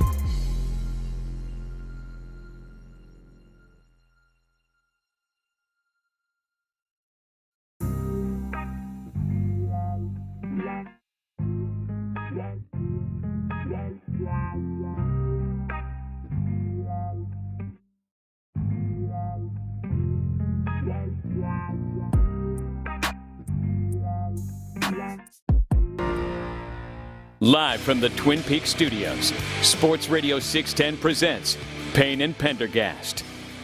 Payne and Pendergast with you. We just got done talking about Shaquille Leonard, and he was cut by the Colts. He's been one of their best players, probably at his peak, one of the best players in the history of their franchise. He's a 3-time first-team All-Pro as a linebacker. He's been banged up the last couple of years, and so his play has started to slip while his play has slipped while his pay has increased. So he's expensive, and they cut him yesterday. He has to go through waivers. We'll see what happens. The Texans are way down in the waiver order. I doubt most teams, good teams, have the money, the cap space to pick up Shaquille Leonard. So my guess is he'll be out there as a free agent at some point, and we'll see what happens with him. And especially, and bad teams that might want to get him for the future aren't going to want that contract. No. So it was one of the... At the time, now that Shaquille Leonard is out there potentially available at a deep discount just with some upside, this would be a classic Patriots type of signing, by the way. Yeah. And they've worked Back in out. the day. One thing the Patriots have done well is take guys who big names that are maybe down on their luck, sign them at a discount, and if it doesn't work, they cut him immediately. Hainsworth. Was it Hainsworth? Yeah, it was Hainsworth was up there. Yeah. And they cut Ocho Hainsworth Cinco was up there. Ocho Cinco at least was like a good locker room dude. Yeah. Where Hainsworth was up there for like 3 weeks, wasn't he? I don't remember. He's a good example of like, okay, look, the guy's got upside. Let's see what he's still got. Bring him in at a deep discount. And if it doesn't work out and he's some kind of locker room cancer, get the hell rid of him. Like Shaq Leonard or Shaq Leonard. Yeah. Okay. Leonard. Shaq Leonard is like not a locker room cancer whatsoever. He might have been at odds with the organization for whatever reason, but by the same token, if you can get him and like if D'Amico can give him the old pep talk about coming in and providing something for a couple months, that might end up being a really, really good, very bargain rate way to get an impact player if he's healthy and if maybe he's more motivated or driven because he's got a chip on his shoulder. Yeah. It's worth a shot. Well, and we've in talking about Shaquille Leonard the last segment plus these couple of minutes here, we haven't even brought up Nick Casario's name. Nick Caserio, Patriot, former Patriot front office guy, was there for Hainsworth and Ocho Cinco and guys like that. But he's done right, and it's not even me trying to tie that. You're exactly right. Yeah. Like he's got experience doing that. Yeah. I just now people get so triggered when you start talking about Patriots South or anything. I mean it in a positive way. It'd be one of the things that's good to emulate. I think there's a lot of things the Patriots have done that frankly they just got away with because they have some also really smart people in the building and and Tom Brady. But that guy. I forgot about that. That guy. But it's the high upside, low downside. Yeah. But it's got to be with the right situation, the right contract. Should be interesting. We'll see where he ends up. He's going to end up somewhere for sure. Someone will pick him up. If we're looking to point fingers and what went wrong with the Shaquille Leonard issue in Indianapolis, it could just be something as simple as money or playing time or whatever. I mean, the Colts are still in it, as we just pointed out. If the Colts win this weekend and the Texans lose, which is what the odds say should happen, slightly. The Colts are ahead of the Texans in the standings based on head-to-head. So there's that. But is it a Jim Irsay issue in Indianapolis? Could we extract that it is a Jim Irsay issue based on completely unrelated comments to Shaq Leonard that he made to Andrea Kramer on a Real Sports interview with on Real Sports with Bryant Gumbel on HBO that apparently ran last night at 10 o'clock Eastern time. Oh, it did? Okay. It ran already. Okay. So it is up there on the app somewhere, so you and I can go snag it after the show or whatever. But Jim Irsay, in this interview with Andrea Kramer, says that his 2014 arrest for driving under the influence was a result of prejudice against him for being white and rich. Yes.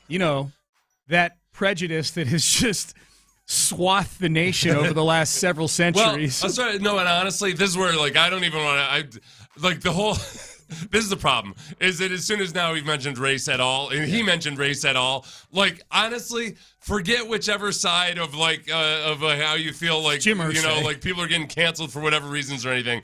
It's the rich part. Yeah. It's this is Jim Irsay. Listen, read his quotes first, and let's paint the picture for what actually happened. Okay. I am prejudiced against because I'm a rich, white billionaire. if I'm just the average guy down the block, they're not pulling me in. Of course not, Andrea. I don't care what it sounds like. It's the truth.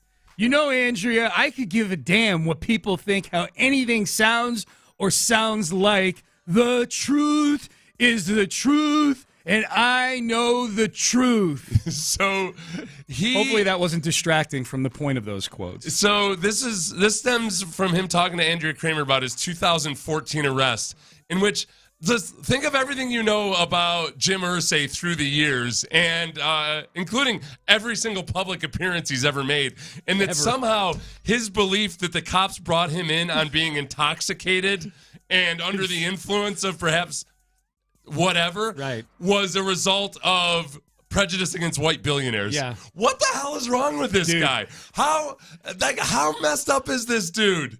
My God. I don't know, Seth. I mean, I know what's wrong. You're right. I mean, you're pretty plugged in, so you know, like there's never any stories of rich people that get away with things with the police. The stories though of Joe the plumber down the block that just walk away from DUIs are legendary. I mean, there's just so many. He has admitted he had prescription painkillers and a sedative in his system at the time. He didn't explain why, as a billionaire, he didn't hire someone to drive him when he was unstable. Because he's saying it was because of pills or because of his hip surgery. Oh, he needed the That's why he was on the sedatives at the time. Yeah, but you're still Which at on that them. time, hadn't he already, why on earth would he have been prescribed those? Had he already been through rehab at that point? I don't or was that know. before or after? Yeah, I'm not sure. Yeah. So, Irsay. What a gem. if you're the cops, I bet if you're the cops in Carmel, Indiana, you're probably like, I would not be, let me phrase it this way. I would not be surprised if there's been a leniency afforded to Jim Irsay a time or two. Dude, Carmel is like the River Oaks of Indianapolis. Yeah, if I'm a cop in Carmel, I'm like, this SOB. How many times did I let's just say various times where I know people have been followed home just to be sure that they don't cause any more problems than they've already caused, where maybe they should have been pulled over. That's so true, dude. That's the only time he's ever been pulled over. Yeah. In all the years he's lived in Carmel, he's Indiana. never gotten a friendly ride home or anything. Right. Yeah. Okay, stop it, Irsay. I can't wait to watch this interview. I'm so excited. Honestly, that's the whole... if I were another white billionaire, I'd be like, will you shut the hell up? Even if I'm a white billionaire who feels I'm unfairly treated at times, I'm like, you're not the one. Let's say I'm a white billionaire who feels that I am treated unfairly because I'm a white billionaire. It happens all the time. Irsay's the last guy I want claiming the same thing. Yeah. That's all. When any member of your group of people, whichever lines you choose, stands up and be like, hey, I need special treatment, and they're not the person that, really needs to be paid attention to, it pisses you off. Yes. So on behalf of all white billionaires, I am Stand livid. up for the white billionaires. I am Seth. furious. He does not represent my people. Seth is the voice of the voiceless. Yes. White billionaires. I am tired. What white billionaires have a platform to speak? Seth Payne is you remember when I got them. canceled last year and my net worth went from 19 billion down to 18 billion? I do. Those were rough times. That was But tough. I persevered. Yep. Nobody wants to give me credit for it because I'm a white billionaire. I feel bad for not giving you credit for it at the time. I know. It's just one of those things. I've almost had you fired multiple times because I had my finger on the button. Yep. And I'm like, I'm going to fire him. Like, nope.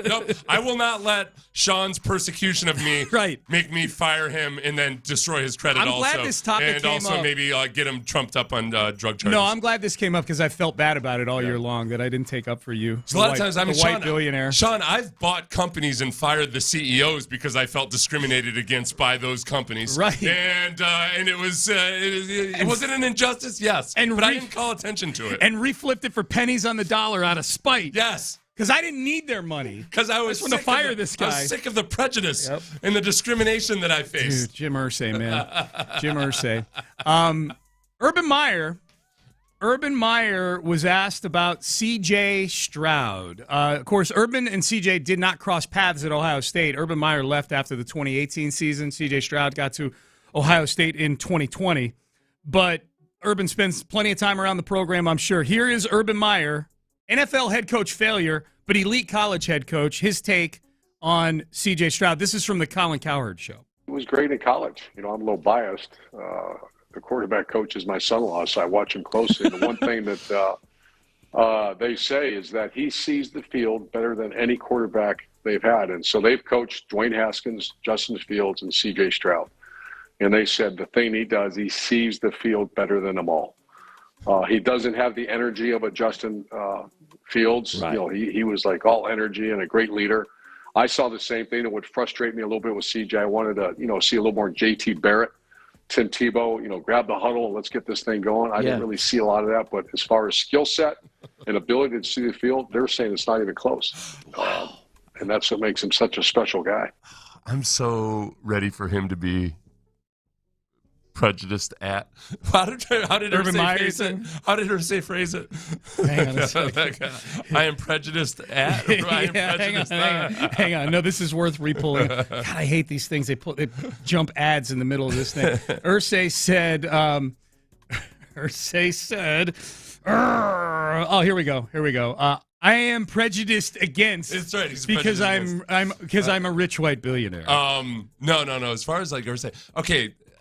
Have you ever heard a guy get insulted more in the midst of being complimented? Than CJ right there? Yeah. The worst take of the whole thing. That's I wanted him to be more like Tim Tebow. Yeah. But Tim Tebow's lucky he didn't get beat with a sack of soap by his teammates by the end of it. JT Barrett. Yeah, no, he's seeing the field better than any of these other guys. Like, what the hell are you talking about, Urban Meyer? This is why. Remember, Urban Meyer didn't know the names of the opponents of the players of the opponents he was facing. Yes, I do. Yeah, or various other really good players in the NFL. Yeah, like he was so uninformed and so out to lunch. He was so just genuinely, physically, literally absent from his team as an NFL coach. But yeah, keep my quarterback's name out of your mouth when you're saying he had better field vision than all of these other quarterbacks that aren't actually all that impressive. Well, he said he had better field vision than Dwayne Haskins and Justin Fields.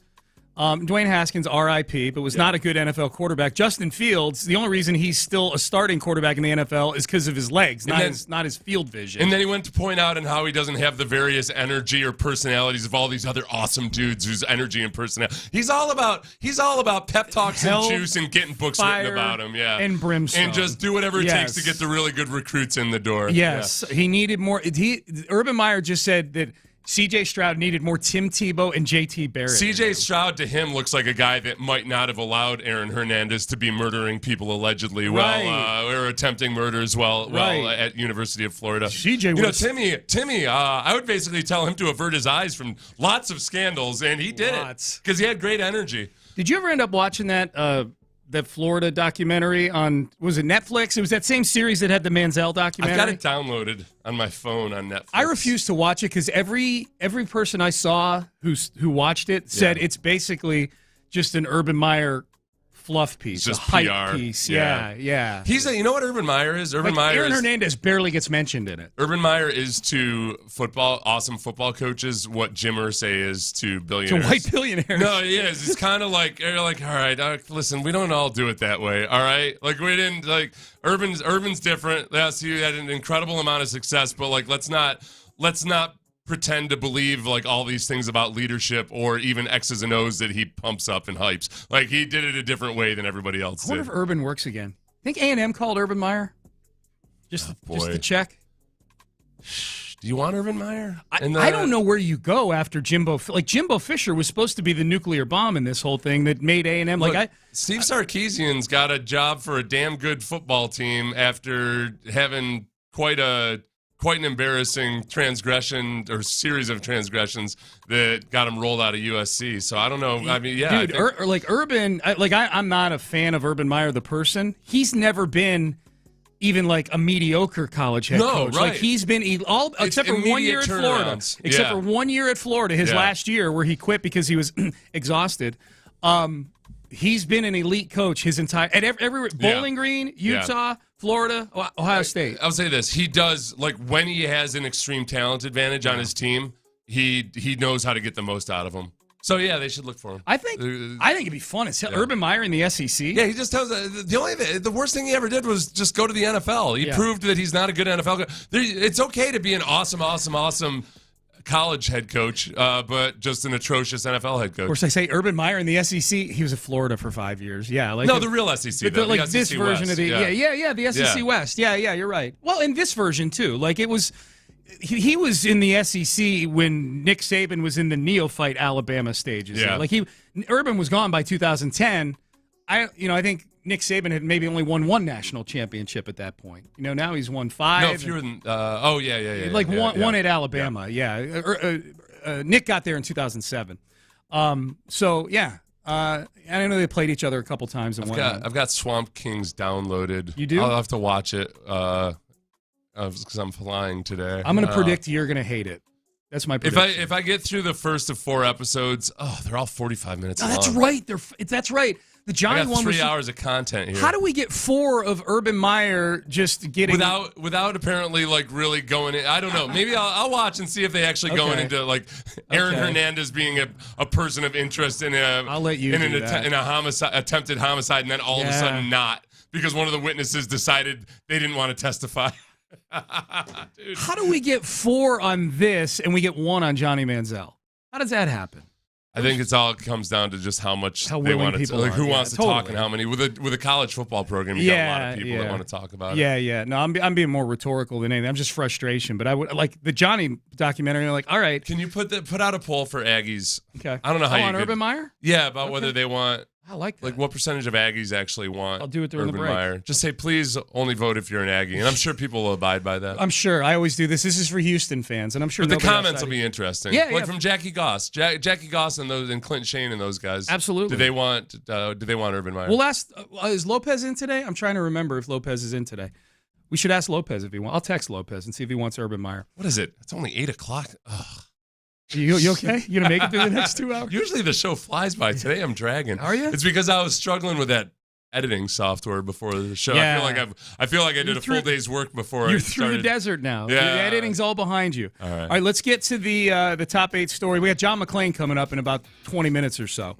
Let's get to the 8 at 8. The Ocho. You've been listening to KILT. You still are listening to KILT and KILT HD2. An Odyssey station. One. All right, some Texans news. The Denver game. You Texans season ticket holders who are just waking up, just tuning in. We know a lot of you probably aren't working today. We appreciate you tuning in. The thing you need to know is your Denver game, your 3 o'clock start for the season has been flexed back to noon. I get it. The initial reaction is going to be, what? My wife was disappointed, I think, because she was very graphic in her disappointment, stuff I can't read on the air. But I think she wanted to tailgate at what feels like a little bit more normal, more normal tailgate hours. Like you start drinking at 11 and you tailgate till 2:30. Yeah. It's tough for some people. I know I got a lot of hunters and fishermen texting the show when I said earlier, it's tough for some people to start drinking at 8:30 in the morning. And all you outdoorsmen were like, not for me. I start at 4. I get it, but not everybody's you. The Denver game is at noon now. I say all this to say the Denver game is at noon, and it's for good reason because, Seth, now that game is going to half the United States, which they would not have been able to do that in the time slot. It would have been competing with the Niners and the Eagles. CBS wants people to see C.J. Stroud. One of our listeners I was arguing with early this morning, and he proved me wrong. Because I wasn't seeing his side of things. I wasn't listening, Sean. I didn't have my listening ears on. Got 2 ears and 1 mouth. That's what my coach Jim Hoffer in college used to tell me. You got 2 ears and 1 mouth for a reason. So shut up and listen. That's such a coach speak. And I was like, you've got the same anatomy as me, coach. I feel like we're on level playing field I here. I can beat you up. Am I supposed to?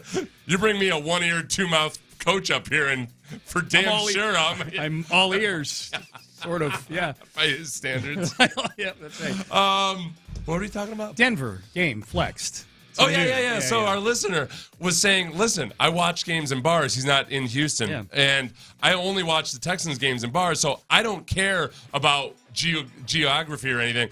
And I said, well, it still doesn't matter because the bar manager is going to show whatever he wants to show. He said, yeah, but when it's the afternoon game, there's only a couple games to show, so I can get a good seat in the bar, where when he's watching it at a bar somewhere else out of market and there's 6 other games to choose from, usually the Texans game is off in a corner So somewhere. This person's out of market. Yeah, they're out of market. Okay. So it does. So I was I was being a little bit of a geography snob. And you know what I was being a snob about? People who watch at home versus in the bars. So for the people that watch in the bars out of market that are Texans fans, of which there are increasingly many.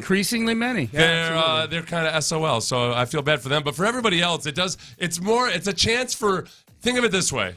You will sacrifice by sitting in a corner of a bar, but more of America will see C.J. Stroud. Yes, and the good word will be spread, which over time will lead to more Texans games being shown in more bars in marquee spots. Thank you. Yes. 2. All right, Shaquille Leonard. We've talked about this a couple times today, but it is worth mentioning again. This is a big cut in the division. The Indianapolis Colts severing ties with Shaquille Leonard. It was done in a friendly fashion. Both Shaquille Leonard and Jim Irsay putting out statements that were lovey-dovey. But now he's out there on the market. 3-time All-Pro linebacker who's not played like an All-Pro for a couple of seasons now, largely because he's had injuries head to toe. Back injuries, leg injuries. He's had it all. He's been really, really banged up. He's got a very high salary. It would be surprising, Seth, to see a team pick him up on waivers, I would guess, because the play hasn't been great and the salary is very high. But if he goes through waivers, he becomes a free agent. You can get him maybe as a cheapo depth pickup here for the Texans or any other team. For those who haven't been listening, would you kick tires on Shaquille Leonard? I would kick tires. I would kick his leg, his back, all the other body parts to see if they still function and operate. But it would have to come with a really good pep talk from D'Amico as to, hey, along the lines of, hey, we love your upside and what you can do if you feel like you're healthy, but, we need to come in and just, this would be kind of a prove-it situation, and you could be part of a turnaround here that where a team that nobody thought was going to the playoffs could have a shot at going to the playoffs, make a push, maybe give you some incentives for this year in the playoffs, but it's a prove-it deal. And I think that the Texans are that team right now where, Shaq Leonard could be looked at as part of the solution, the thing that actually put them over and end up maybe, and then in the meantime also show that he's playing. Now, if he ends up being drama or if it's not working out for him or whatever, you cut him loose immediately. It has to be that type of deal. But I think they might be in a position to do that. I think so too. I think they got the roster spots to do it. That's that's the position where there's the least amount of depth. We felt that they had to play Tavier Thomas at linebacker this past week because of the injuries at linebacker. I guess, and as long as we're talking about this, Texans injury report we'll keep an eye on today. Obviously, Jimmy Ward and the hamstring. I'm not optimistic about that just because he's an older player with a hamstring injury. Henry To'oTo'o is the other one, as long as we're talking about linebackers, that we'll keep an eye on today. He's been in concussion protocol for 2 weeks now. So hopefully, just for personal reasons, hopefully he's out of concussion protocol this week. 3. Rockets are back home, thank God. They lost all 3 games on their West Coast swing, competitive in all 3 games. They left Houston 6-3. They come back 6-6. I think tonight is a get-right night. The Memphis Grizzlies are in town, Seth. They are not good. They are 3-10. Ja Morant is out injured. He's been out injured all season long. So this is a get-right game for the Houston Rockets tonight against the Memphis Grizzlies at home. Yeah, look, and the interesting turn of events over the last couple of weeks, but really especially after the last few games, has been Şengün really rising in the eyes of people around the NBA. An all-star buzz early looking here. Into, and him being regarded as, wow, this is actually one of the best draft picks in the NBA over the last several seasons. That part has been, it's been maybe a little easier to also be patient on Jalen and whatever he's working his way through. The tables have turned quite dramatically in terms of upside and future value and all of that with Şengün and Green. It's a really weird thing with Rafael Stone's drafts. Those 2 drafts where they took Jalen Green with the 2nd pick, and then they traded into the 1st round to take Şengün. And then in the next draft, they take Jabari Smith Jr., who's been up and down, and they took Tari Eason with the 17th pick, the one they got from Brooklyn in the James Harden trade. And Tari Eason's been banged up this year. But Tari Eason was good for the Rockets. It's almost like the 2 picks in the teens have worked out better than the 2 picks that were at the tippy top of the lottery. Like the reason you were losing all these games. So that's been strange. 4. College football playoff rankings are out. The big story here is that Florida State has been bumped out of the top 5. And presumably, I didn't see any of the interviews with the people repping the committee last night when they revealed the rankings. So maybe they addressed this. But Jordan Travis, their quarterback, Florida State's quarterback, left the game this past weekend against North Alabama with just an absolutely gruesome leg injury that's going to end his season. So Washington, on the heels of beating Oregon State, as an underdog, by the way, in Corvallis, they are number 4 now. Michigan number 3, Ohio State number 2, Georgia number 1. I almost feel like, Seth, that the winner of the Ohio State-Michigan game, I almost feel like they clinch a playoff spot. Like, I almost feel like they could get upset in the Big Ten championship game, depending on what else happens, and they could still make the college football playoff. This is such a huge game between Ohio State and Michigan. Is this going to get this will have to be one of the highest rated college football games ever? Yeah, ever. Yeah, ever. There's so much. It's always the highest rated game of the season, Ohio State and Michigan. And now it's got all this Harbaugh drama. Oh, is it it's always like the highest regular rated. season games? No kidding. Yeah. Man, what's the line on this game, Sean? Michigan -3.5. I'm getting nervous. I'm not a gigantic college football fan. No, you're not. Yeah. At all. Watch it, but yeah.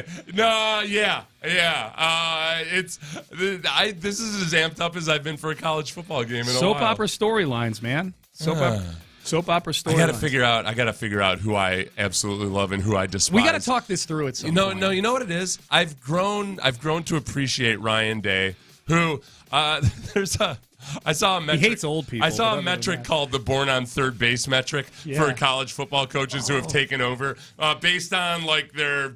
It was a combination of I think it was talent like level, ELO and like some EPA, and then the actual like recruiting victories of the previous years when they took over. And Ryan Day was up there, but he's been there now. It's been 5 years now. He's kept it going. So you got to give him credit for taking advantage of all that. But it's all the stuff that both he and CJ Stroud have said about the conversations he had with CJ Stroud about learning how to be a leader.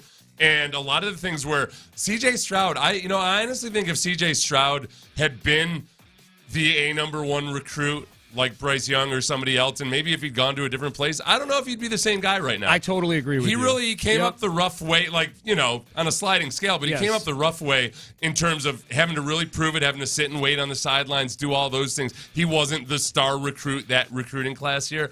And I think he had to learn some lessons from Ryan Day and others that I am grateful to Ohio State for that. It's one of the things I'll be thankful of for this Thanksgiving, and I'm pulling for Ohio State. Okay, there you go. Well, you just talked yourself into it. Sorry, there you I did it 8-8. That's all right. We never get through these. Okay. No, we do. We'll just this one will be quick. Deshaun Watson underwent shoulder surgery yesterday. Repaired the displaced fracture to the glenoid in his right shoulder. The surgery was performed by our new favorite on this show, Dr. Neil Elatrosh in Los Angeles. Deemed successful, Watson is expected to begin rehabbing Friday and ready to play before the start of the 2024 season. Let's pretend for a second that Deshaun Watson is the quarterback of the Houston Texans and he just underwent this surgery after the litany of injuries that he had. How nervous would we be about Deshaun Watson ever looking like Deshaun Watson again come 2024? Because right now I don't really care how he looks in 2024. Without going through the whole physiology of it, the first guy that comes to mind is Drew Brees, just because he'd had a shoulder surgery and wasn't quite the same guy. Now, does Deshaun have that same obsessiveness, that same attention to detail, everything else that Drew Brees does? I don't think so. I don't expect him to so much of Deshaun, when he was here in 2020, he was at the point where all of a sudden it was really clicking for him, Bill O'Brien's offense. It's a shame that it couldn't just be Bill O'Brien, offensive coordinator, with some other head coach and them, because I think they had forged a pretty good relationship, and that offense was working for him. I don't know if he finds that again. I just don't know if he does. I don't with either. His shoulder potentially not the same. I'd be terrified if I were a Cleveland Browns fan, for sure. 6. Okay, retroactively, one of the things I'm most annoyed with was at the very beginning of the Taylor Swift-Travis Kelce dalliance here that we're in the middle of right now, this little relationship they've got going on, where at the very beginning they were doing the whole we're not in a relationship thing, and now they're just really good friends, and yet they're leaving the stadium. Like, now it's very clear they're in a relationship. There's pictures of them kissing. Now there's talk on TMZ that sources close to the couple tell TMZ that they are trying to work out their schedules to make sure they set aside as much time together as possible with the holidays here. Combine this with Travis Kelce doing that interview with, I think, Wall Street Journal or Forbes or somebody, where he said, that was this week, where he said, I'm thinking about retirement now. Yeah, and he's 34. I think people forget he's 34 years old. Because he's got such a youthful demeanor. Yeah. That's a nice way to put it. He's kind of a big, dumb jock, you know? Yeah. He's like in a fun way, in a lovable way. And He's like in a Gronk light maybe type of way. I need things to keep going sideways. I say keep going sideways. I mean, the Chiefs are still 7-3. They're still near the top of the AFC, but they're not the Chiefs of the last couple of years. I need things to start really going sideways for the Chiefs so that the heat falls on the Tay Travis Kelce relationship. Yeah. So that she gets Yoko Ono'd in this whole thing. I think in a lot of ways she might be a good influence on him. Because she's, she as a human being, she probably knows. Well, she can appreciate being driven, and if anything, maybe a little bit of that drive. If it rubbed off on Travis, maybe Travis ends up being more like his older brother, who still looks as good as ever at the age of he's in his upper 30s by now, right?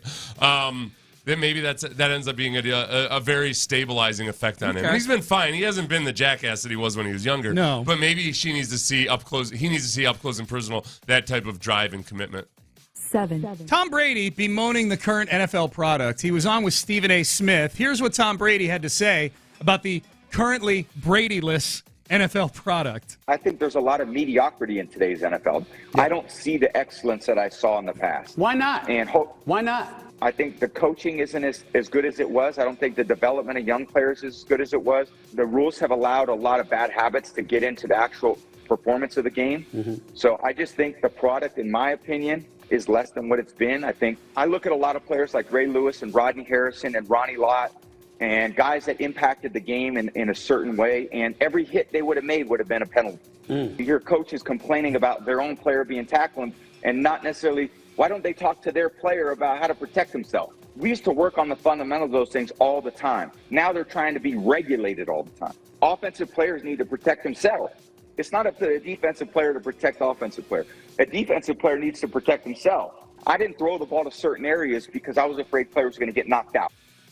I quote Arian Foster, who said in response to this, "The irony is they made those rules to protect players like him and Peyton to make it a throwing league."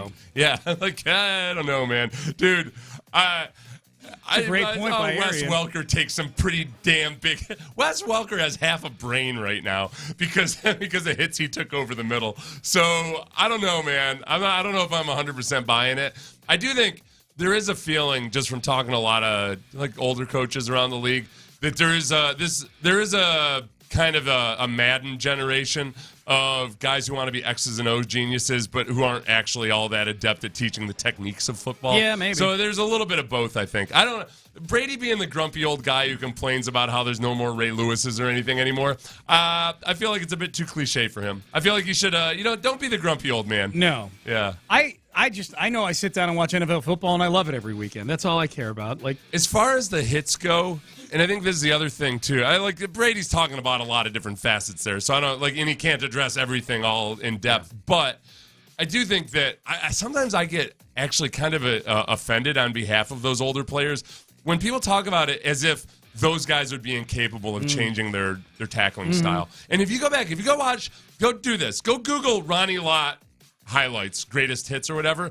The vast majority of Ronnie Lott tackles and hits on his highlight reel were legal by today's standards. Yes, absolutely. Like really, he would have hard hits, form tackling. And it's an insult in a lot of ways to Ronnie Lott to act like he was just some crazy headhunter that was out there playing with reckless abandon. He was precise. I think honestly, he would probably be amongst the best at adjusting to today's rules because he was a very precise and under control tackler. He would have set a record for, we need to go back and review this hit now. Yeah. He would have set a record. It turns out NFL apologies from officials were actually, there was no head contact whatsoever. He would have had 2 of those every game, it would have felt like. Ronnie Lott could hit. Kids, go find Ronnie Lott. I tweeted about that a long time ago and put out a reel that I had edited. It got 3 likes and no retweet. Nobody gives a damn. Okay. No, they don't care about giving a Sethers being right. They don't care about Pope Zaza preaching the truth. You just want your fancy trinkets. You just want to be able to buy your way into heaven. Well, I'm here to tell you, it takes hard work, okay? To get into heaven. Pope Zaza's church. Yep. It's probably not the best recruitment It's speech. okay. Number 8 is going to be John McClain joining us here. We got wrapped up in Tom Brady. So that is your 8 at 8. The 8 things you need to know to get your day started. John McClain joins us next. We'll get John's thoughts. Is this the biggest game? Biggest regular season game at NRG Stadium since ... What does John McClain say? and we'll get his thoughts on this game. Shaquille Leonard, somebody the Texans should be looking into if he becomes available. We'll talk about that with John McClain next. Oh, we are? I can't stop it. Karam Law. If you've been injured.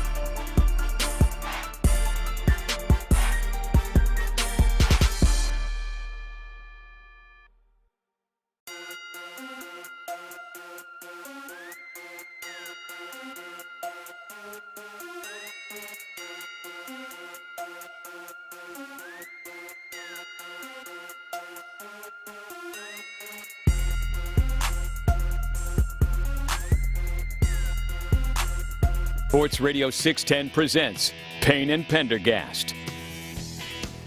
Payne and Pendergast with you. On a Wednesday, it's 8:24. That can mean only one thing. The Hall of Famer, our good friend, our senior columnist at SportsRadio610.com, John McClain joining us. Senior columnist. Yep, senior. In Spanish, he is senior columnista. John, how you doing, man?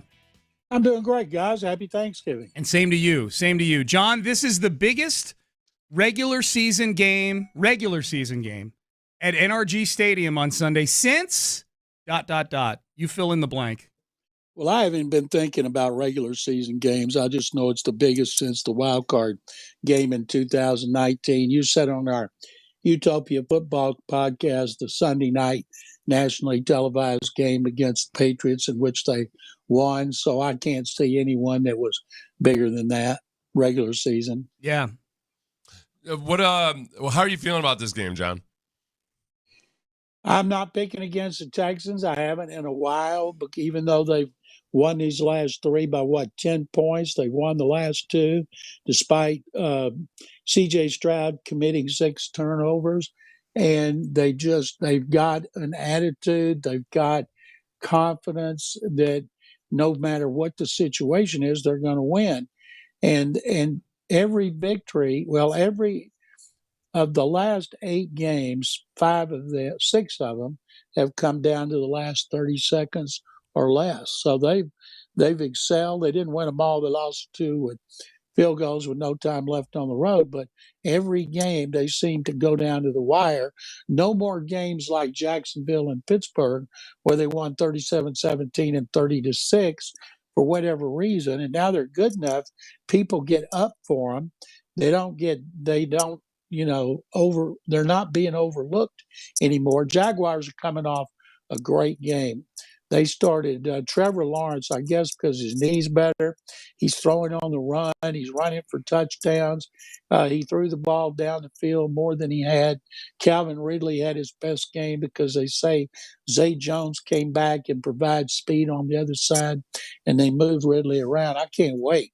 And even though the Texans have won 10 of the last 11, the Jaguars stomped them at NRG Stadium last season. So this one's going to be so much fun. John, Shaq Leonard released by the Colts. He's 3-time All-Pro linebacker, but he hasn't been the same guy the last couple of years due to injuries, obviously. Is there any avenue the Texans are able to get him into the building or would want to get him into the building this year? He hadn't been able to play in 2 years since he had 2 back surgeries, and he hasn't been the same. He'd been benched. They said he just can't play the way he did.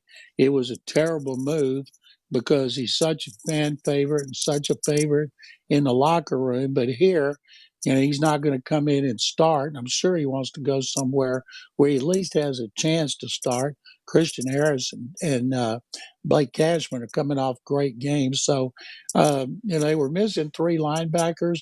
I don't know. Nick Caserio always, he and D'Amico get together and every move they've made's turned to goal, but I'd be surprised if he came here. Yeah, the thing Sean and I were kicking around was that, with the Patriots, something that I always liked that they did when Caserio was up there was take guys like Albert Hainsworth or other older vets and bring them in and just see what they were. And if it wasn't the right fit and it wasn't going to work out, they would they just cut ties really quickly. I guess, do you think Shaq Leonard maybe still has enough upside that other teams are just going to be more aggressive than the Texans can be at this point? I think there will be, but the fact is you can tell on the tape, and the fact that he couldn't even get any playing time anymore, not even coming off the bench for a team that knows him so well, is kind of telling. And of course he'll have to pass a physical, and people are going to be looking at his back very closely because he just hasn't been anywhere near the same. And of course, his first 3 years, he was outstanding. John, circling back to this game with the Jags or the Texans in general, how much of a game changer is it for the Texans if they get the version of Derek Stingley that they got this past Sunday for the rest of the year? Well, the Jaguars are pointing out they didn't have Zay Jones, who was their fastest receiver in that first game. Well, the Texans didn't have Derek Stingley Jr. Their corners, I can't remember when they had their top 3 corners healthy, and him, Steven Nelson, who's playing great, and then Tavier Thomas, and they're still missing 3 of their 4 safeties, which is one reason teams are hitting plays down the field. I don't know if Jimmy Ward will be back or not from his hamstring injury, but it would be kind of like a godsend for the secondary, for the defense in general and corner in particular, to have him play the way he is and stay healthy. That's the only issue with Stingley, is staying healthy, and hopefully whatever ailed him, he's 100%. It doesn't happen the rest of the way, because they can certainly use the Derek Stingley Jr. who showed up on Sunday. Yeah, he was tremendous, no doubt. John, you mentioned it. They're missing 3 out of their top 4 safeties. The one safety that remains is Jalen Petri, who has not been good the last few weeks. He's not had a good season so far. What's wrong with Jalen Petri, John? I have no idea. He's in position to make plays. You see him shoot across the line of scrimmage and have a chance to hit the guy, and he misses him. Last week, Stingley slipped, and Petrie tried to get over to cover Rondell Moore for that 48-yard touchdown pass, and he couldn't. And so they got that. They scored on that long play. So I have no idea, but he's not coming out. I know that. Yeah. And another really good move by Nick Caserio was getting DeAndre Houston Carson off of Baltimore's practice squad. They knew him when he was with here, and he has stepped in and done a really good job in the secondary. But they need Jimmy Ward back, not just because of his physicality and leadership, but also because of his experience in big games. John, CJ Stroud might be the guy who most often says, hey, you don't get too high with the highs, don't go too low with the lows, because people are going to love you one week, hate you the next week. And I think in a lot of ways, look, he probably saw and remembers some of the things that were said about him after that Carolina game, which was just 4 weeks ago now. Where are you with CJ, and how far has he moved beyond that Carolina game versus, okay, are we likely to see at least another couple examples of that in his rookie season? It's unbelievable, because after that game, remember, he said he wanted to have more explosive plays, and they have more explosive plays than any team in the league. They throw the ball 10 yards and more a higher percentage than any team in the league. Miami's second. Houston's 50.1. Miami's at 47, and yet they're known as a vertical team. And so they have confidence in him.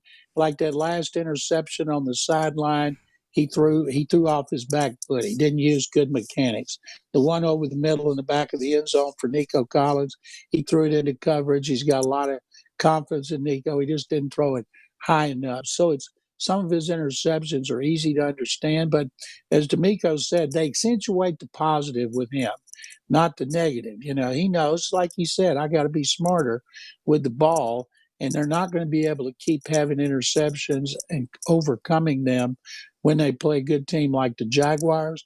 But if they could win this game, looking at their remaining schedule, even though the Broncos were a lot better coming in here the next week, Cleveland's the only team left that has a winning record, and this team is going to be in great position to make the playoffs and possibly even win the division. But boy, they got to win this one, or they can forget about the division title and start concentrating on the wild card berth. Okay, well, let's go there. John McClain joining us for his weekly visit. So my feeling, John, if they lose this game, then the best case, they're playing a road playoff game to start the postseason. They'll be a wild card team probably if they fall behind the Jags by 2 games with 6 games left in the season, because the Jags schedule ain't all that either. So if the Texans have to go on the road in their first playoff game as a wild card, which team do you least want to play among the teams that are likely to win divisions? Kansas City, Baltimore. Right now, it'd be Kansas City, Baltimore, Jacksonville, and Miami. Which of those teams to go on the road and play them is the most scary to you right now? I would think going back to Baltimore, because the Texans traditionally are terrible in Baltimore. Kansas City is beatable. They have so many drop passes, and all of a sudden the receivers are not going to start holding the ball for Patrick Mahomes. But I would think the Ravens, because they have so much balance between the run and the pass, and their defense is playing great. The one I'd like to see them go on the road again and play would be the Jaguars, because they've already won there and they have a winning streak there. And I think that would be the safest place. And if it was Miami, it'd be a shootout of two teams that throw the ball down the field more than any in the league. Yeah. D'Amico versus Mike McDaniel would be a whole lot of fun in a playoff game. And John? they can't beat winning teams either. Right. So, yeah, that's true. It's true. That you'd have a shot at that one for sure. John McClain joining us for his weekly visit. John, what do you think? Handicap this. Is D'Amico Ryans right now is second on the board for Coach of the Year. Dan Campbell is first. What kind of chance do you give D'Amico to pull this thing off and get Coach of the Year? Well, Dan Campbell's doing a great job, but he was doing a great job midway through last season. Overcame a bad start. Now, they were favored to win the division. What were the Texans favored to do? Get the second pick in the draft and be last in the AFC South. So the voters usually like to take the team that's come the farthest. Well, that would be the Texans, but they got to win games like this. They've got to keep surprising people with what they do. And if they win this game and move into first place, people are going to be. I don't think they'll be surprised. I've been looking. A lot of people are picking the Texans to win this game. To spread Jacksonville by 1.5 right now. And people are starting to believe in what's going on at NRG Stadium. Which, John, who you got on the coach's hot seat right now? Ron Rivera and Brandon Staley are the two hottest seats in the league. Both are going to be gone for sure. Brandon Staley already looked like last week, and his defense, it's amazing. He was supposed to be a defensive prodigy. His offense has been top 7 in all 3 of his seasons. His defense, I think, has been in the bottom 25, but he keeps saying defense is not the issue when everybody knows it is. Instead of saying, people hate seeing, I got to coach better. Well, you know what he needs to say? It's his fault. I've got to coach better. I haven't done a good job.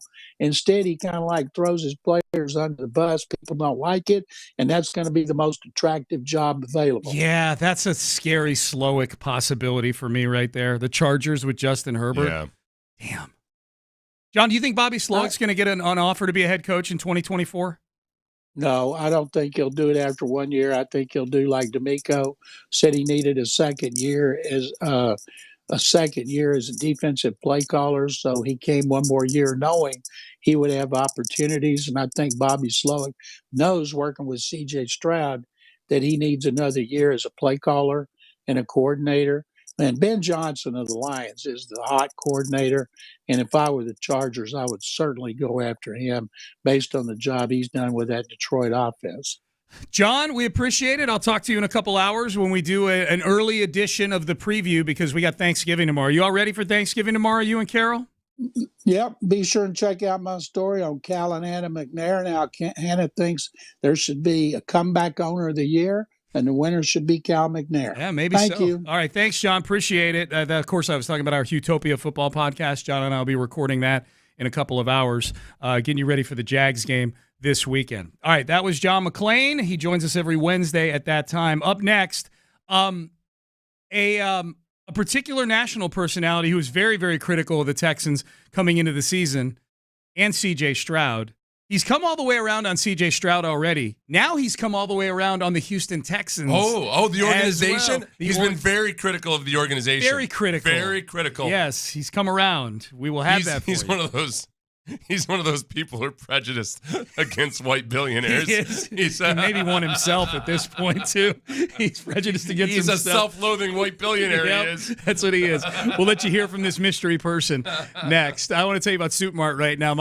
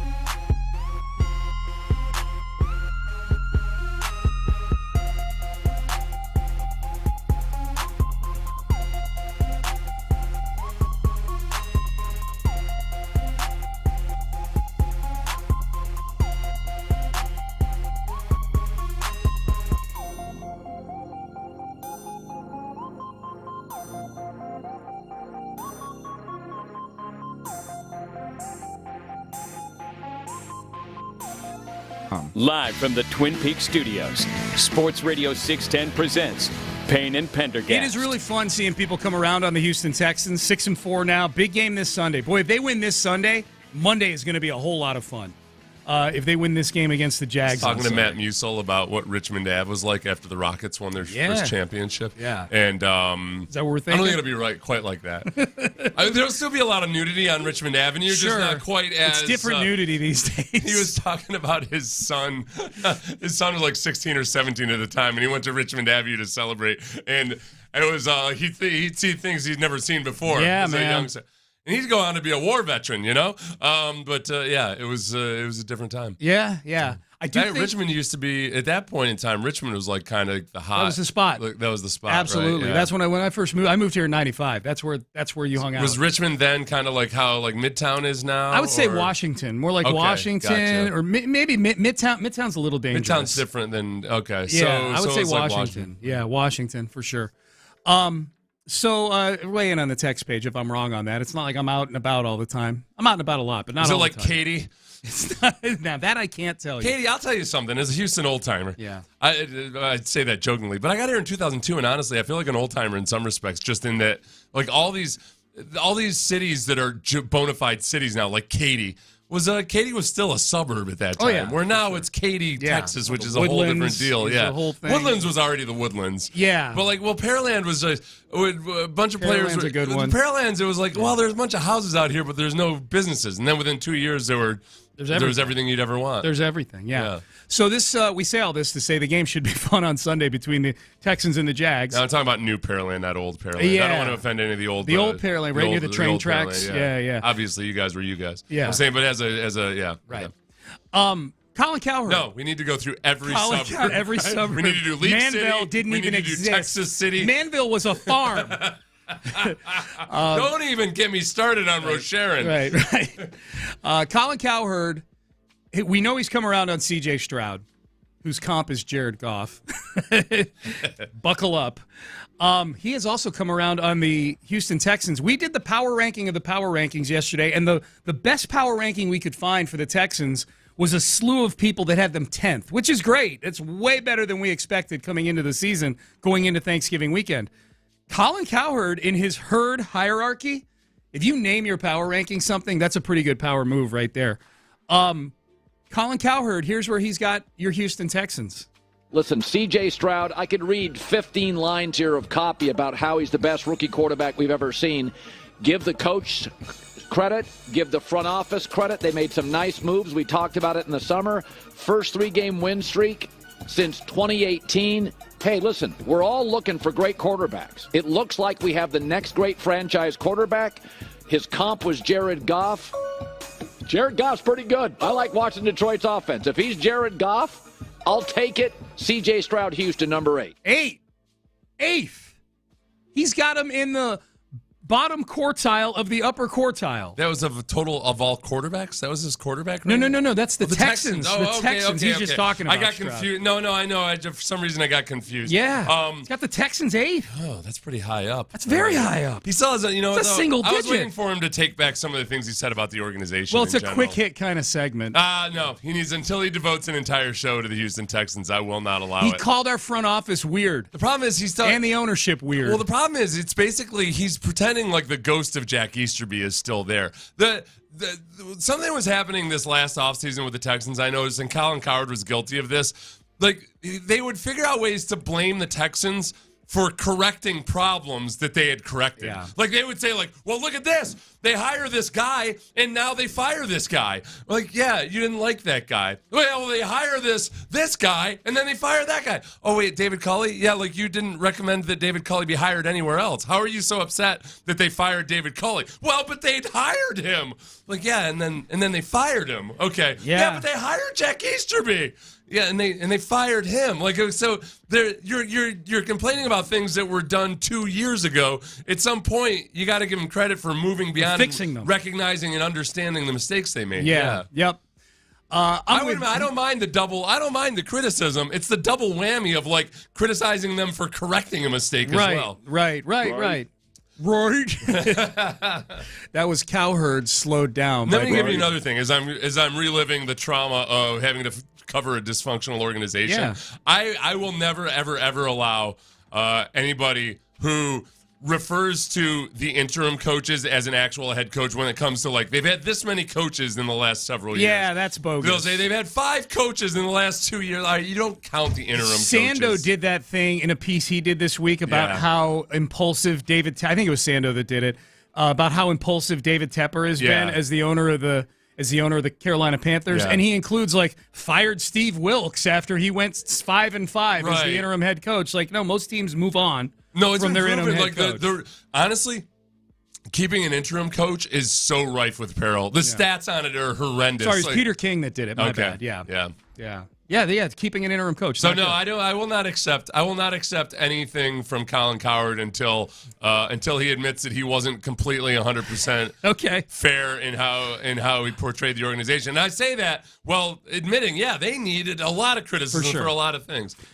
Cowherd has the Jaguars, Texans' opponent this weekend, 7th. They're a weird team. They've won 6 of their last 7. Let's not freak out. Their defense leads the NFL with 20 takeaways, and Trevor Lawrence has a 100-plus passer rating in 3 or 4 games.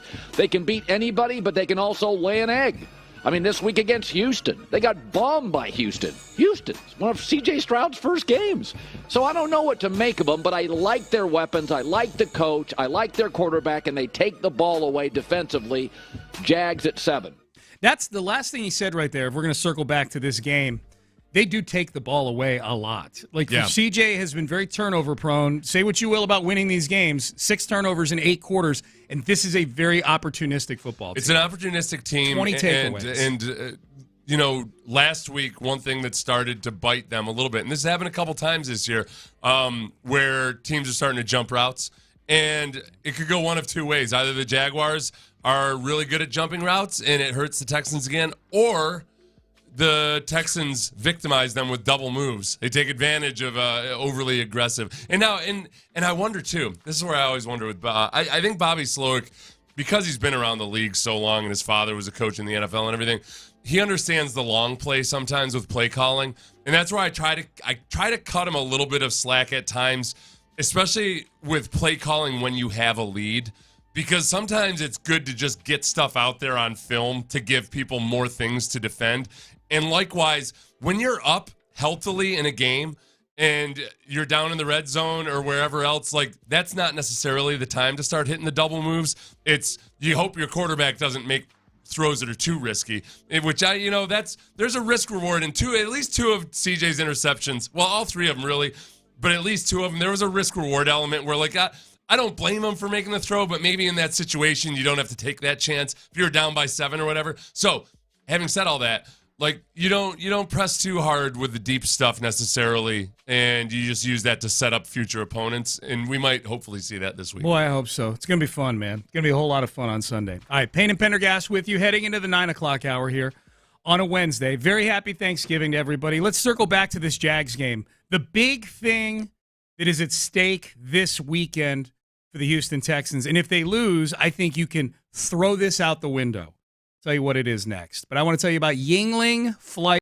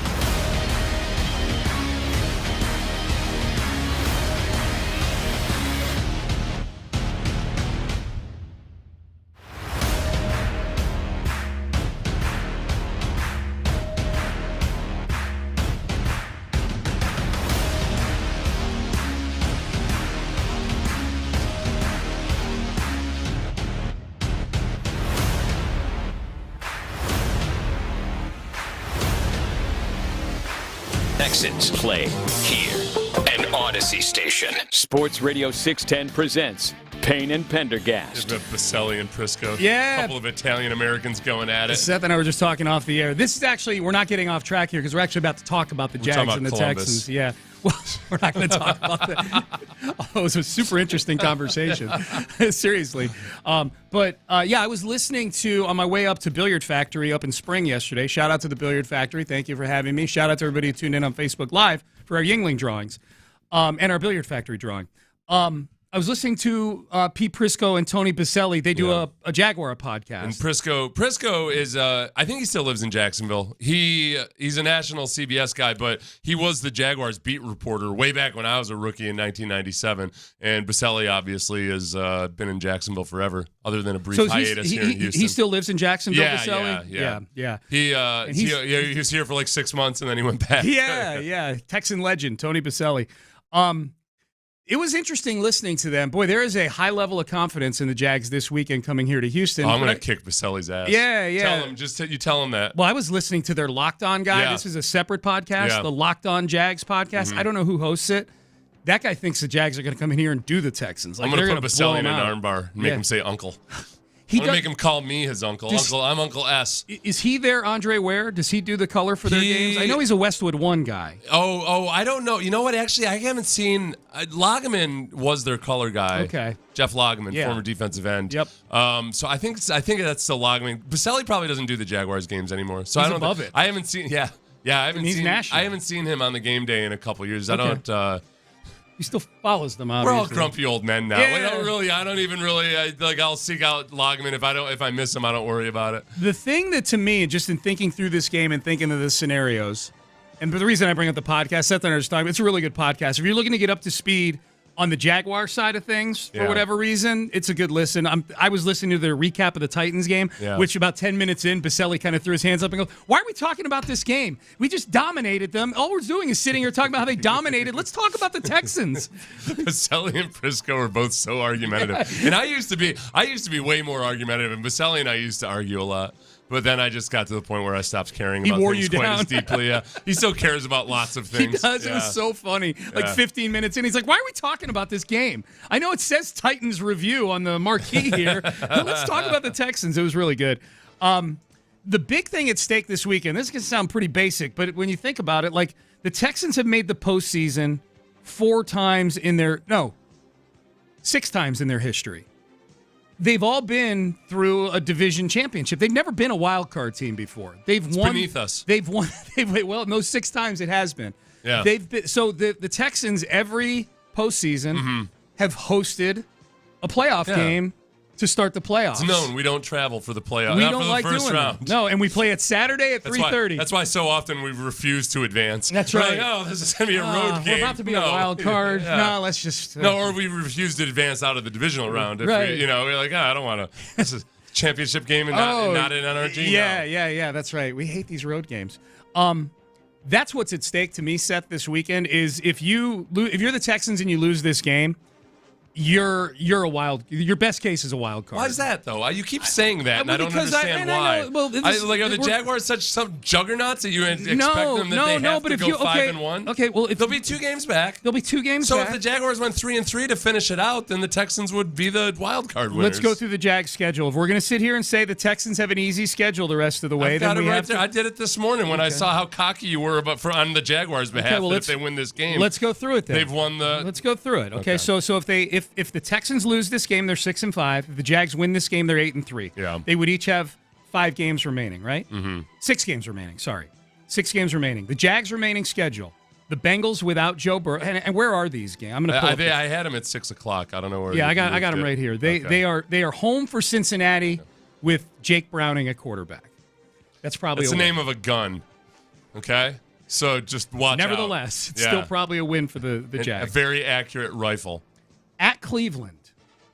Good defense. A hell of a defense. Yeah, very easy for the Jaguars to lose that game. And that kind of cancels out Texans play the Browns. They could easily be 1-1. But just like because we need to, the Jaguars would have to go 3-3 realistically, right? Probably mathematically. If okay. Yeah. Because the Texans would be one game behind. No, they'd be tied. If the Texans lose, they're 2 games back of the Jags. They're 2 games back of the Jags, and the Jags have the tiebreaker. Well, they'd be 1-1. It would come down to division record. Oh, that's right. Oh, yeah. Okay. So So they're only going to be 2 games back. Okay. Yeah, 2 games. So back. the Jaguars. For the Texans to have a chance, the Jaguars just have to lose 2 of these games. They could easily lose to the Browns. Home for Baltimore. Easily could lose to the Ravens. At Tampa Bay. It'd be hard, but they could lose to the Bucs. Home for Carolina. Texans lost to Carolina. Okay. At Tennessee to close out the season. And they could easily lose if Ryan Tannehill comes back at that point. That could be I think Ryan Tannehill's coming back. Why? Because the Titans aren't going to play Ryan. They're out of it. If Will Levis throws 19 interceptions a game and it gets to the point where, they might play Malik Willis, right? But he also might get. If they play Malik Willis, then there's a chance Malik. There's a chance, Sean. There's a chance. Okay. I don't like this arrogance. Ewan McClain. What? Ewan McClain. My God, I wish I could have the certitude of a young man like Ewan McClain, where like you guys both just without even discussing. Well, if the Jaguars win this game, then that's it. The division title's theirs. Yeah. No, but you're behind the 8 ball. Of course you're behind the 8 ball. You're probably going to be a wild card team at that point. That's what's at stake. Your streak of starting the playoffs at home. You might have to accept your fate of traveling to Kansas City, Baltimore, maybe Jacksonville again, or Miami at that point. I know. Did you see how you just phrased it? What? You have to accept that you're going to go to those places. We're not used to it. You just said we're snobs. We start at home. I'm saying if they lose to the Jaguars this week with 6 games left in the season, you have to accept that you're going to be traveling to the road. Yep. Oh, you're going to have to begin to accept it. I'm in a position where I almost hope the Texans lose so then they can come back and win the division title. Because I'm so PO'd at just this fatalistic attitude. They're like, well, lose this game, you've only got 6 games left, and nothing could happen except... You're really behind the 8 ball if you lose this game. Yeah. Telling you. I don't think they're going to lose this game. So I don't think... Yeah. I mean, I know you're rooting for it now. If they did lose, I can't. If they don't lose this game, I'm going to be really pissed. I'm going to be like, if the Texans don't lose and they have an easier path to the playoffs and to the division championship, yeah, you're damn right I'm going to be angry out of spite for you and John McClain. I was jotting down during the break. C.J. Stroud's thrown 355 passes in his career. 4 of the last 5 games, once they're done with Russell Wilson, he's thrown way more passes than the quarterbacks he's going to face in 4 of those 5 games. Unless Joe Flacco starts for Cleveland. Okay. Will Levis has thrown 124 passes. Tim Boyle's thrown 120. DTR has thrown 80. They combined have thrown fewer passes than rookie C.J. Stroud in his career. Those are 4 of your remaining games that you've got coming up. In the Browns. So you may be right. They could lose this game and still win the division. That's right. I mean, that's the other part of it is, okay, they faced the Broncos, who are a much better team than they looked early in the season, but still not a good football team. They faced the Jets, the Titans, the Browns, the Titans, and then the Colts. So I feel like there's a whole lot more randomness there for 2 teams like the Jags and the Texans, who are both, in some respects, still, they're like, I look at these as 500-plus teams. They're better than a 500 team, but not necessarily by a huge chunk or a huge margin. Yeah. So, because we're only several weeks past that Panthers game. Yeah. So I don't think this is the be-all, end-all, but it makes it way, way, way harder to win the division. You're right. If you don't win this one, 2 games, that's tricky. And it's like this feels like there will be actual juice. It's a divisional opponent, and it's a team that you've owned as of late. But like most of the guys on the Jaguars don't necessarily care about that as much. Those guys haven't been there that long. But they got embarrassed earlier this season in Jacksonville. Yeah. And Tank Dell torched these guys. Tank Dell destroyed these guys. One time the Jaguars didn't even bother to cover Tank Dell. So I think that there's a lot of personal embarrassment involved in the Jaguars players. Imagine the special teams guys watching film this week and having let up a touchdown to a fullback. Well, and Doug Peterson mentioned special teams was horrible in that game. That wasn't just the only bad play special teams made. The special teams overall were bad for the Jags, and Doug Peterson singled them out after that game. That's interesting. So as a former player, you obviously played 2 division games against a bunch of teams, a bunch of years. Was there more juice during the week when you got blown out by an opponent earlier in the season? I think, yeah. Because it's embarrassing. And there's a good chance that you yourself got beat in at least one. Everybody gets beat every game on at least a couple plays. And I think there's that. There's the natural rivalry of the divisional opponent anyway, where those are guys that you face a lot and frequently, and you start to have grudges against some of them. But I think the fact that especially those were embarrassing plays for the special teams for the Jaguars. They had a field goal blocked. They let up a touchdown to a fullback. That's like really, really bad stuff. Letting up the touchdown to the fullback, one of the craziest plays anybody's ever seen. For sure. Defensively, that was Tank Dell's coming out party. That was kind of like, wow, look at this. Well, and you might have gone into that game kind of maybe feeling like, okay, whatever, this little guy, I'm going to get physical with him. Right. And, I'll teach. This will be his welcome to the NFL moment, right? And he went for $150. He de-pantsed you in front of the girl that you like. Big time. Mm-hmm. So now you got to go back and they're going to try to beat him up in front of the girl they like. That's right. I think, not to dwell on the possibility of them losing this game, I think that, like being 2 games behind the Jags is one thing.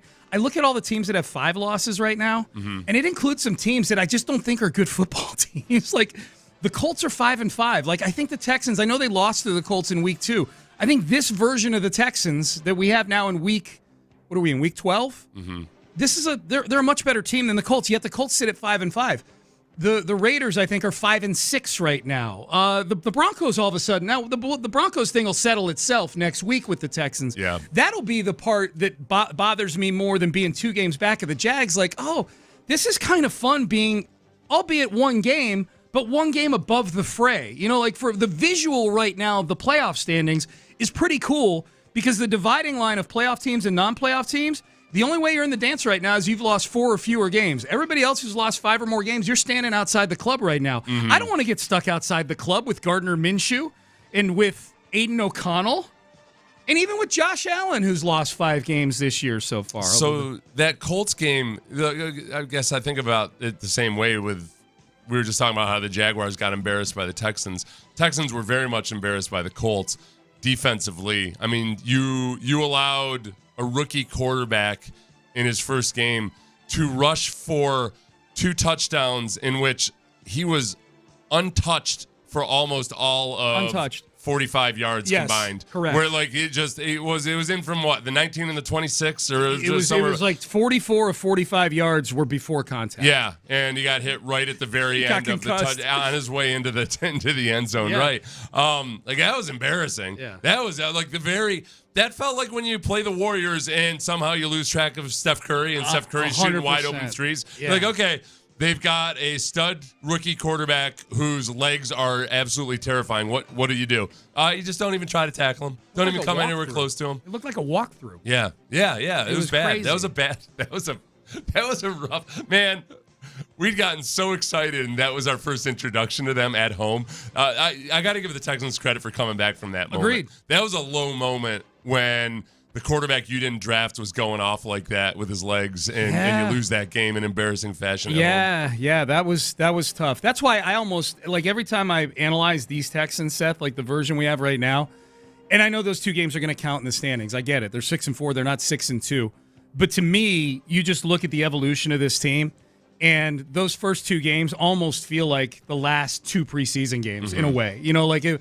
D'Amico's finding his way as a head coach. Bobby Slowick clearly finding his way as an offensive coordinator. C.J. Stroud finding his way as a quarterback. All of those things. It's just things flipped with that Jacksonville game. The fun matchup for this week, now that we've got really relevant playoff standings to watch and everything, is okay. Right now, the Texans are 6th in the playoff seedings. Yeah. Steelers are behind them.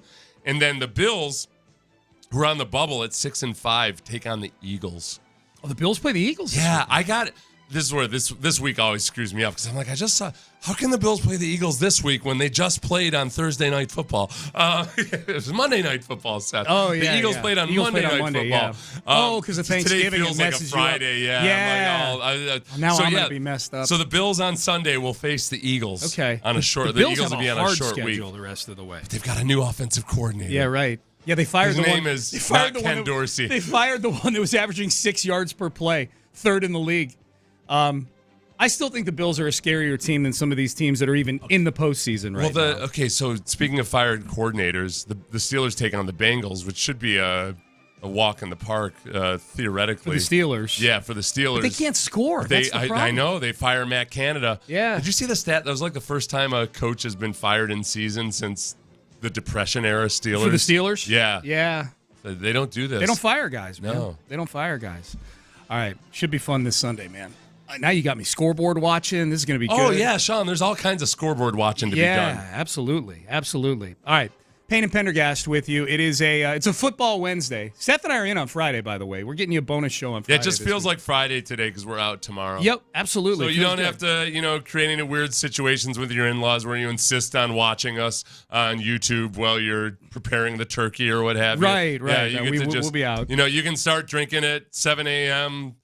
I guess we don't usually stop you from that. No. Other than, Hell, we do ads for beers. We encourage you to do it, by God. Boy, I'm a sucker for that, man. I see somebody having a drink in a movie, and I'm like, yep. Oh, yeah. There was that stretch of sobriety. It was a fun 15 minutes. I would be real close. Like, if I didn't have more of an alcohol problem than I do, I'd be in rough shape because the triggers are quick and easy with me. All right, well, buckle up because you can join the drive with Stoerner and Hughley at Buffalo Wild Wings today in Sugar Land off Highway 6. I'll be fine. I got to go to an airport and walk past 19 bars. Yeah, that'll go well. Go see the fellas. If you're still staying here in town for the holidays, great way to kick off your holiday weekend. Get out to Sugar Land off Highway 6, Buffalo Wild Wings. It's a Wednesday version of the Thirsty Thursday. So grab some wings, cold Bud Light, enter to win some awesome prizes. Thirsty Thursday on a Wednesday with the drive and our friends at Bud Light. That's this afternoon at the Buffalo Wild Wings in Sugar Land. Up next, is it okay to not know what state Mount Rushmore is in? Your answer may surprise me, or my answer may surprise you, I should say. Yeah. That's next. It's Texans Game Week. The division.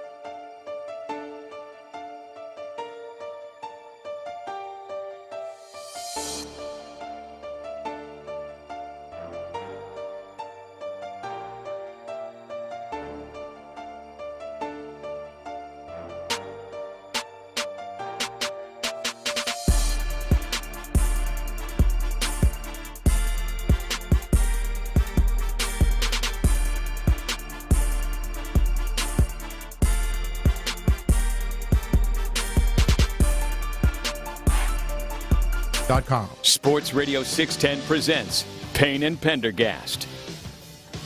Payne and Pendergast with you. Okay, so Deion Sanders, he had a press conference earlier this week, I think yesterday.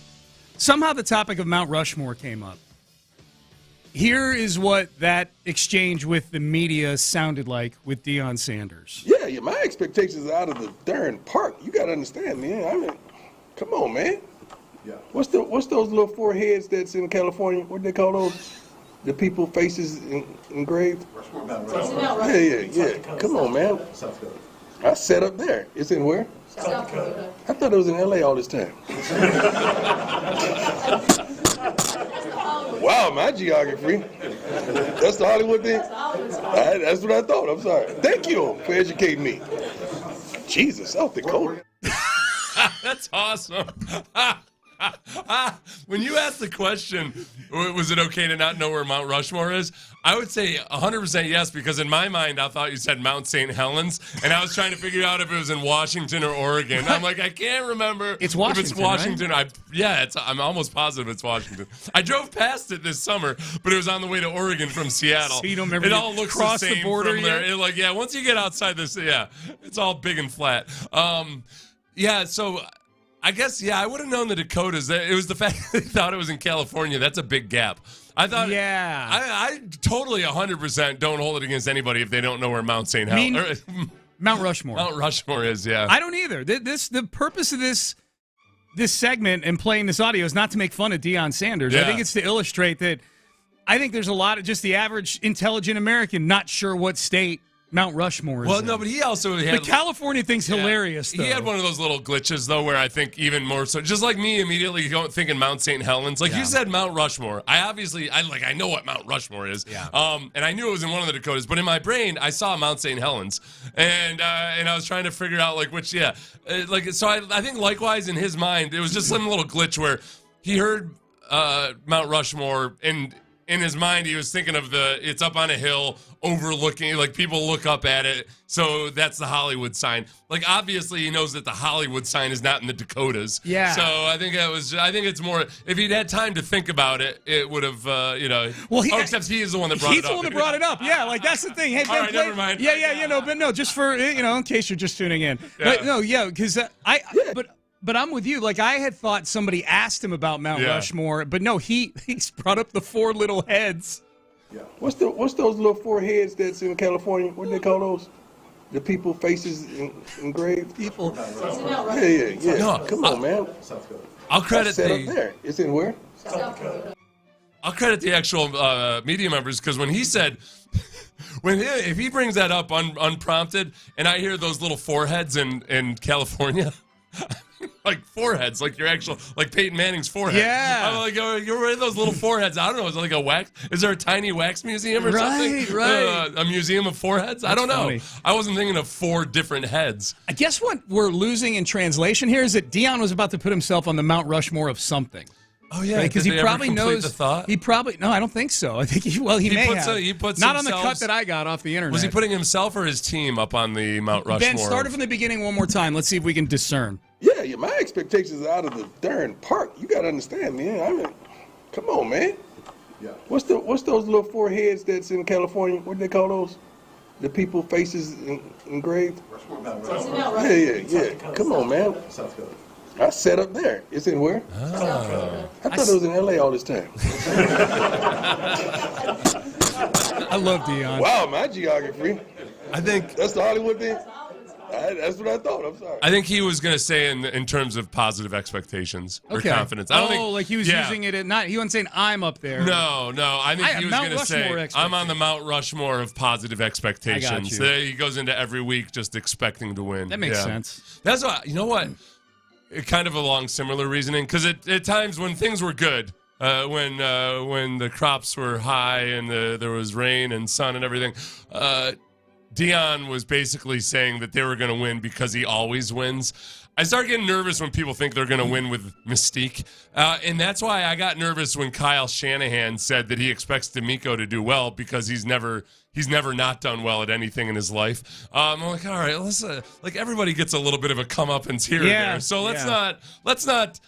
Hey, Kyle, stop trying to jinx my football coach, okay, Kyle? Just back off a little bit on DeMeco. Right. Maybe give him an Urban Meyer type of compliment. Urban Meyer complimented C.J. Stroud by pointing out all of the positive attributes of other quarterbacks that C.J. didn't share those positive attributes. Yeah. But he's still really good. Yeah. I still can't believe we listened to audio where Urban Meyer said, I needed more Tim Tebow out of him. I mean, go die. Yeah, go die. That's a guy, go do what you claimed you were about to do at various times when you made excuses for yourself. And I don't even mind Tebow. Tebow's Go get a lap dance from a colleague, Urban Meyer. Exactly. The dirty old man. Exactly. Question. You're just a dirty old man. Question on the text page. Do you think that Dion knows that those are heads of former presidents? I think he does. He just said four heads.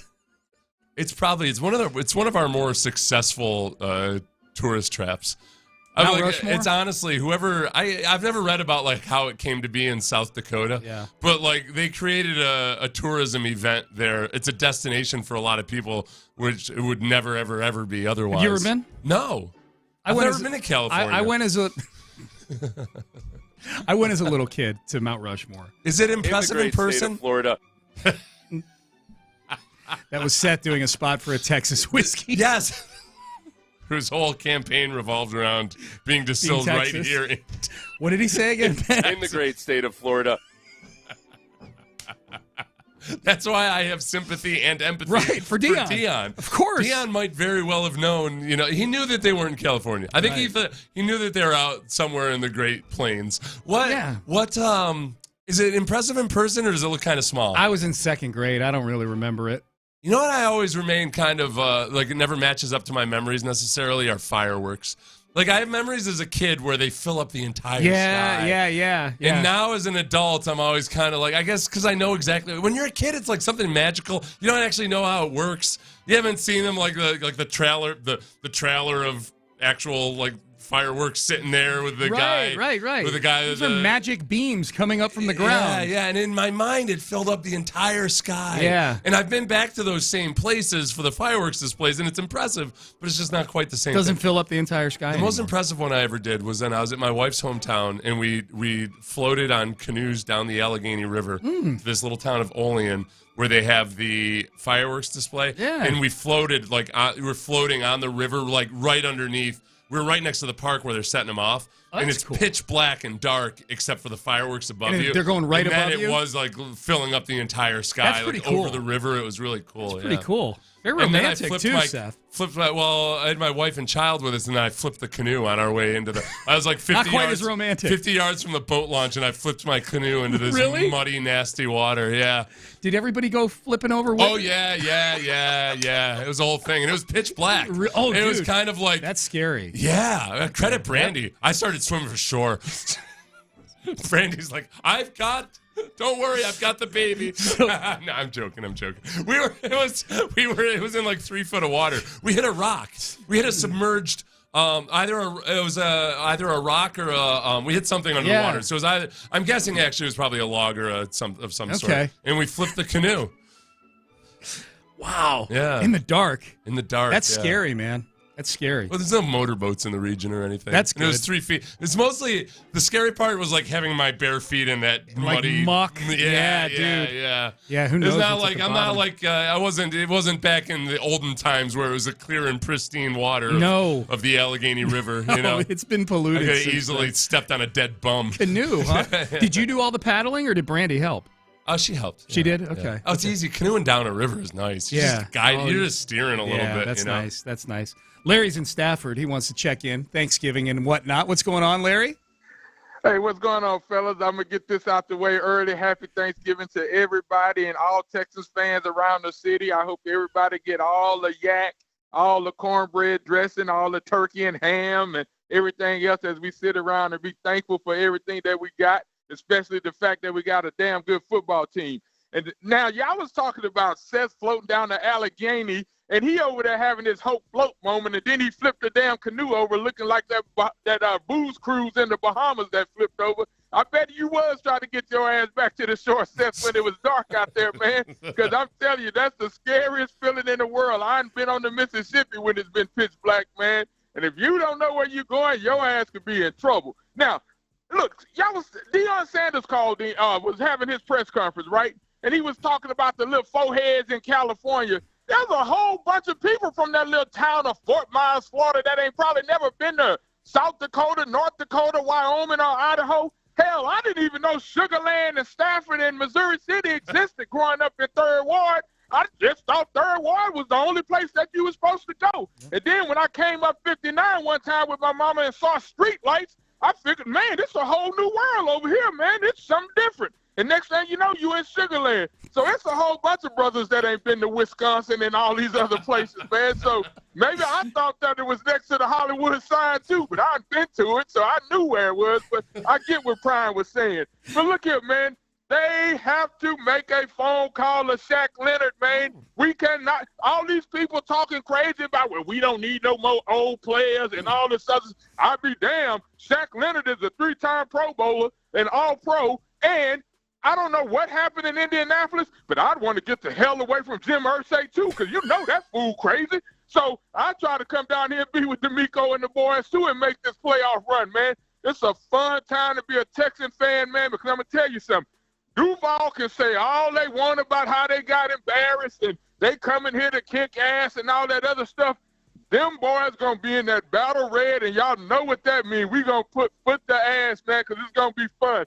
Fellas, this Thanksgiving, the sun is shining, the sky is blue. Your boy finna fry up these turkeys and get ready for it. It's going to be a fun time, Pendergast, and thank you for that video, dog, and I'll holler. Yeah, appreciate you, Larry. Yeah, I sent Larry a video of him getting off of the ATV or the four-wheeler with Toro. I didn't get my video started in time to get him coming out of the tunnel. For those who don't know, Larry rode in on Toro's four-wheeler with him. You know, they let a couple fans do that every game, I guess.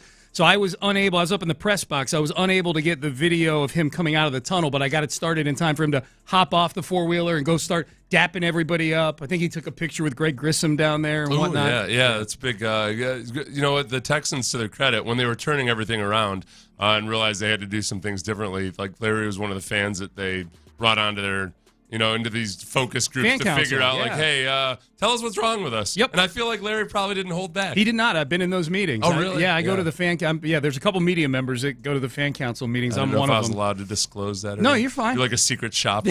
No, you're fine. You're good. Larry, he doesn't hold back. He's very, as a lot of the fan council doesn't hold back, and it's very positive rhetoric that goes on. I think there's some changes that have come from that. So good job, Texans, in doing that. Hey, Larry brings up Shaq Leonard. Let's hit that one more time on the way out. Should the Texans be kicking tires on Shaq Leonard? We got to figure out this Michigan-Ohio State thing at some point, too. Who to root for. Seth arrived at Ohio State earlier. I'm a Buckeye, damn it. Yeah, I'm not so sure where I'm at with this right now. Jim Harbaugh has me a little bit smitten right now.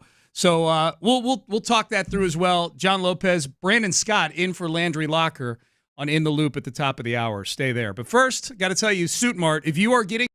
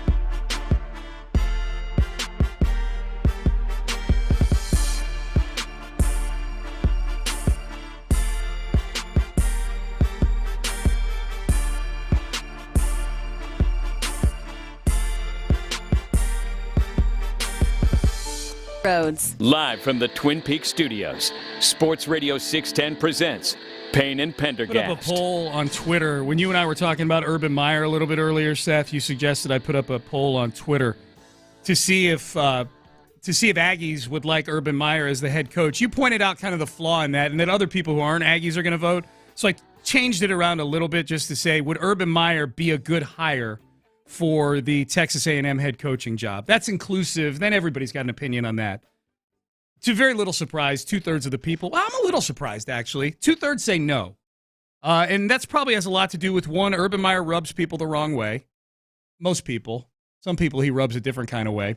But most people he rubs figuratively the wrong way.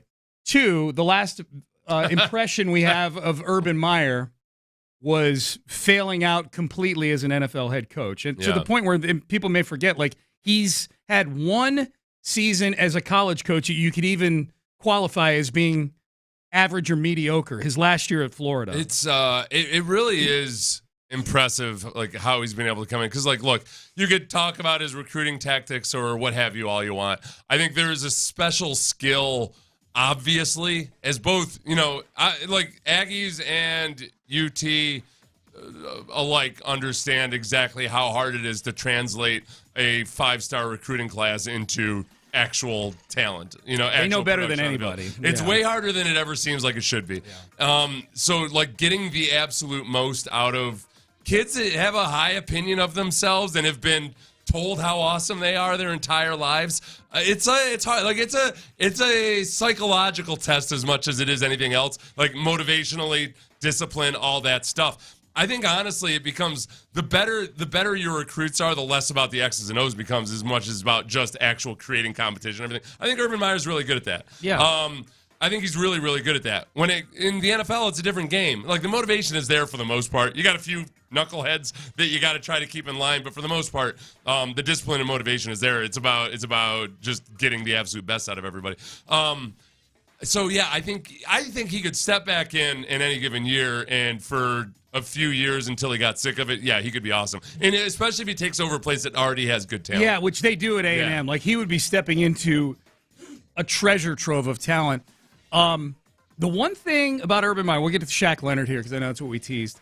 But the one thing about Urban Meyer, I mean, he didn't coach in college all that long ago. 2018 was his last season, but the game has changed more in the last 5 years than it did in the previous 40 years with the transfer portal and the NIL and how and I don't know, like, Urban Meyer might operate better in an environment where NIL is a thing. I have no idea. Well, the transfer portal thing would be very interesting to see how he handled that, both as somebody trying to retain guys and somebody trying to bring guys in. The whipsaw of the transfer portal that's really interesting is that I wonder now, I mean, in a lot of ways, recruiting guys to transfer is perhaps even more important than your freshman recruits, because those guys, it's a lot harder for them to, if they transfer again, they have to sit out a year. Right. So you got them a little bit more under lock and key if you bring a transfer in, because those guys, like, they got to become two-time losers, like in other teams' eyes and what have you, and then sit out a year. So I don't know. I think he would figure out a way to adapt to that. I do too. As far as the tricky thing would be is that you've got, do his tactics work with a group of kids that are, like, more likely to transfer away? Yeah. I mean, every coach is dealing with it, so I don't know. I think he would adapt. He can't change his personality at all. I was telling you earlier in the show, like 4 hours ago, about I had kind of stumbled into a quick service restaurant manager dressing down her employees. She's giving them a talking to. Right. Like, the whole staff, because it sounded like there'd been some kind of an HR type of issue, like maybe somebody was mean to somebody else or something. Okay. I got to tell you, I was eating my burger. I'll say this. It was at Five Guys, because I think this reflects nicely on Five Guys. Because they were addressing something that obviously wasn't like a huge deal, but it was like about being civil to the people. This manager, I was listening to her from behind. I was sitting at the window there, eating my burger. Well, eating my fries. You got to work your way through the fries before you can get to the they got all the extra fries. They got you got the burger buried down at the bottom. At the bottom of the fries. So I was eating my fries, and I hear this manager, and I'm guessing she's about maybe like in her mid-30s or so. Okay. And she comes in strong. Like you need to do this, you need to do that, and I'm like, this is interesting because I know it's hard as hell to hire a staff anymore these days. Yeah, because unemployment is so low and everything. And kids will just walk off the job.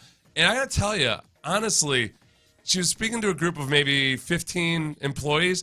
She had such a good demeanor about her. It was so much like it was either your mom or your aunt giving you a firm talking to. The kids, I say kids, like low 20s and teenagers or whatever. There were a couple that were kind of like asking pointed questions, but it was also like very respectfully. And I really, this woman was giving them like a really hard talking to, but in a way that I don't think any of them there. I think if anything, some of them there, the employees, might have been like kind of appreciated having tough love. You know? Yeah. And so you see it with Dion. I think there is still that place. It's just not. It used to be that a-hole coaches could get away with doing whatever they wanted and kids couldn't do anything about it. There's still a place for tough love and discipline, but you got to be coming from the right spot. And like the way she was talking about it, it was very much from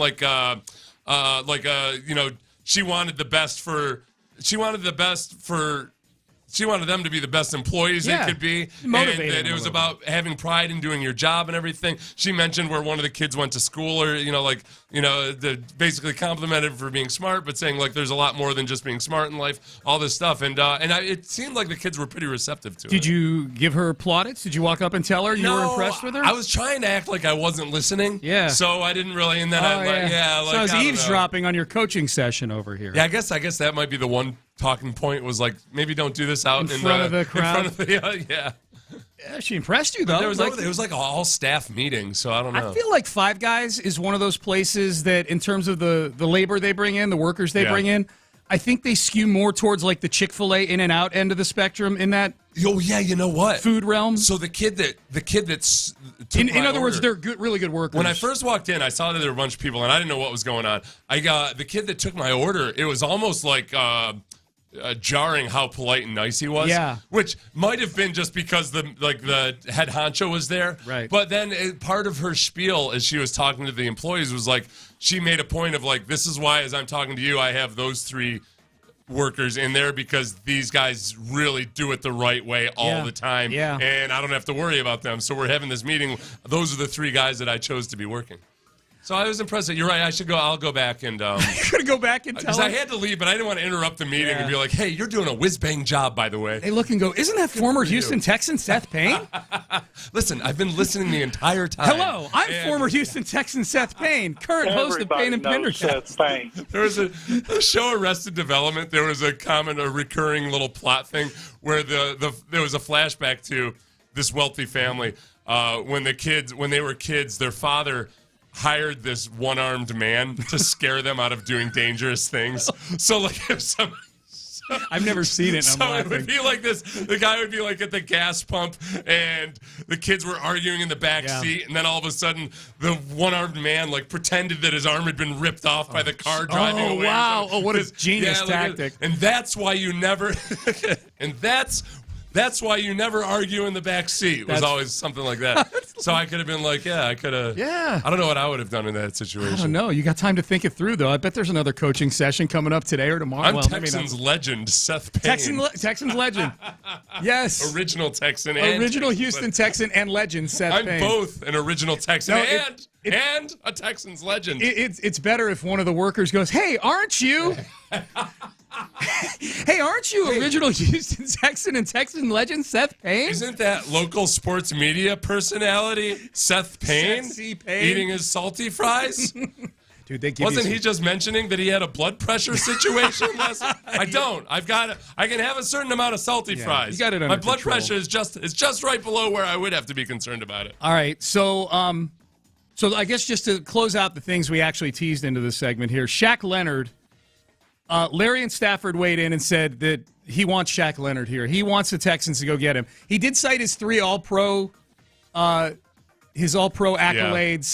I would point out that Andre Johnson was at one point a multi-time All-Pro as well. I don't know the Texans are looking to bring him back as a wide receiver. Now, that's an extreme example, obviously.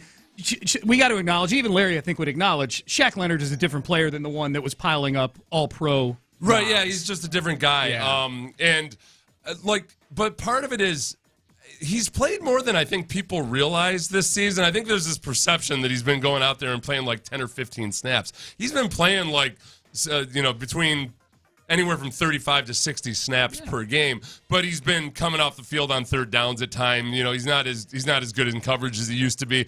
But the question would be, okay, if perhaps part of it was that maybe the scheme wasn't quite right, or that they just flat out that he's not the same guy as he was and he's making all this money, so they're just going to pull the Band-Aid off right now. And he's been perhaps a little bit disgruntled behind the scenes. Mm-hmm. There might be something to be said for if you can get him at just a 100% prove-it contract with maybe some playoff incentives, that you might get some upside here. Who is, like, he's not as good as he once was, but frankly, like Denzel Perryman and Henry To'oTo'o haven't been all that great. No, it's your weakest position on defense. Yeah. Right so, he's a guy who's out there who could come in and learn the system very quickly, and maybe he provides you nothing at all. But the upside is maybe he ends up making some impact plays for you. He's made some impact plays for us. Remember when he took the ball from Kiki QT? I do. Yeah, look, I say it's their weakest position. Blake Cashman and Christian Harris have been really good Cashman's been good all year. Yeah. Christian Harris seems to be coming around, but depth-wise, it's a big drop-off after those two guys. They might be able to use him. I'm going to take a couple more days to figure out who I'm rooting for in Michigan and Ohio State. I said I would talk it through. Ohio State, I already told you what it is. That's who you're rooting for. I got to figure this out. This is not a show where we look. It's not first take. Solidarity. Right? I don't get up here and badger you the way Richard Sherman badgers poor old Thank God. innocent gentle Skip Bayless. That's who I am in this. I'm some gentle Skip. Stop raising your voice, Seth. Yeah. Don't raise your voice at him. Hey, John Lopez, Brandon Scott. You didn't play the game. Brandon Scott is in for Landry Locker. That's really funny.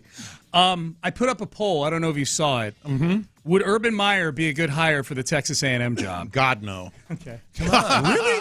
God, it's just it's an emphatic no for you? It's an emphatic no, but not 67% of the people agree with you. I am on the record, and I will double and triple and quadruple down on, I don't care who they get. I don't have to like them. They can be a total jerk.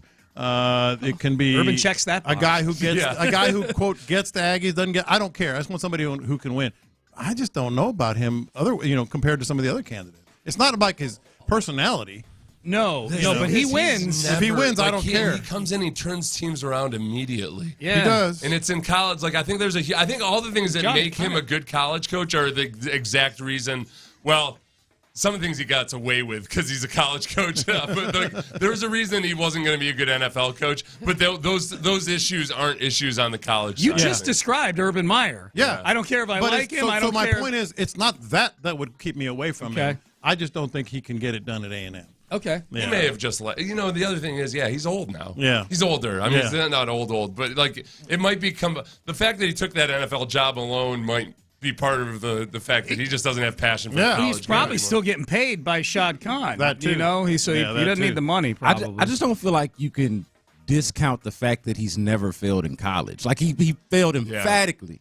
In the NFL. In the NFL, there's no way around That's it. a good point. But he just because he's not failed in college. Like Belichick has failed in the NFL. Urban just has not failed in multiple different states, and he turned it around quickly. Yeah, everywhere. Like at least three. Everywhere. From Bowling Green all the way to Ohio State. Don't talk me into everywhere. this now, man. Yeah, man. Well, you described Urban when you're like, I don't care if I like the guy. He can be the biggest jerk ever as long as he wins. I'm like, that's Urban Meyer. And all the reporting out there is that they're not going to give him the Jimbo Fisher deal, whoever is next. Now, I don't know how believable that is, but they are saying that Urban it's Meyer, a cautionary Urban tale. Meyer and Billy Lucci on the prowl in College Station. That's a reality show right there. I know people, man. I think they're going to pay. Yeah. I'm intrigued by that. Yeah. Lucci's the best. I got to polish off my resume. By the way, that, I mean, I'll just put it this way, boys. I'll just put it this way, and we'll leave you on this. Yeah. I hope Michigan wins, and I never want Michigan to win because I think it might have something to do with the A&M job. Okay. So that one. All right. And that's all I'm saying. There you go. Okay. Maybe Interesting. Different. That's Ohio a tease, State. but that might be a tease for later on in the loop. Could be.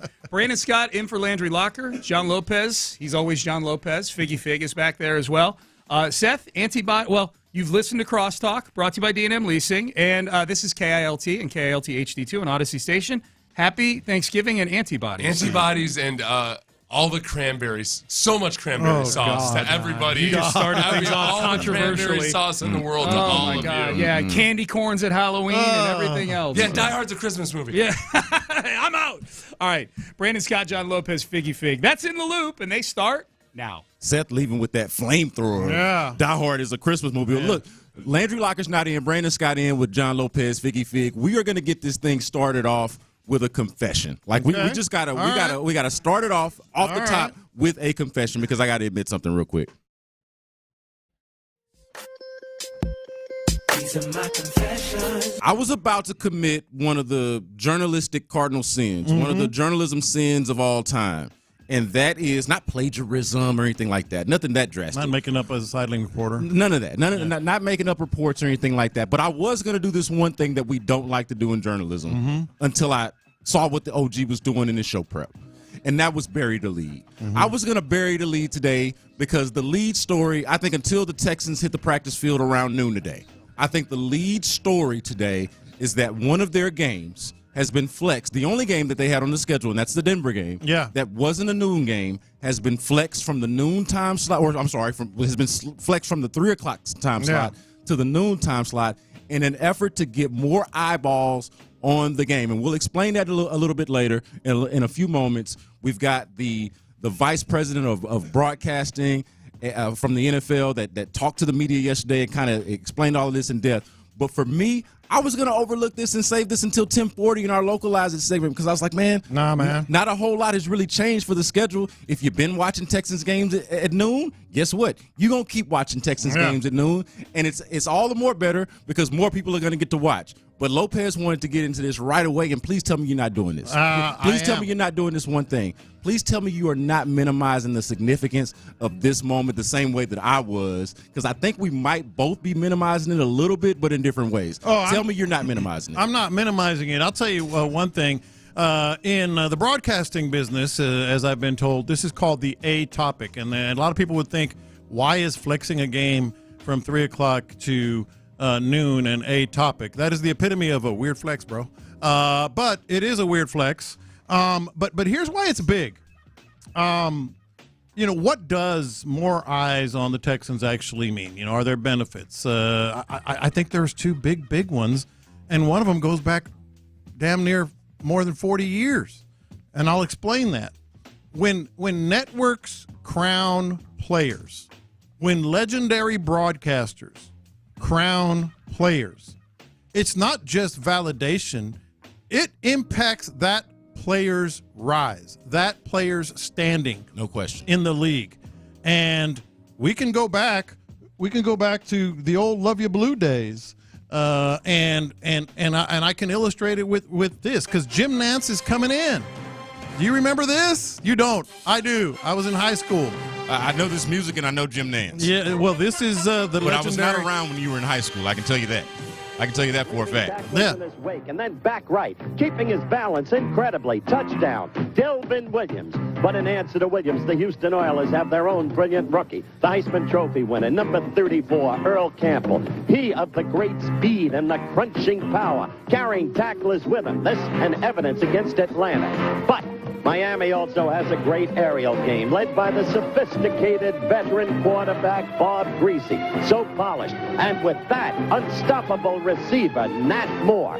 What's the answer from Houston? Who is goes it? Against Miami tonight on Monday Night Football?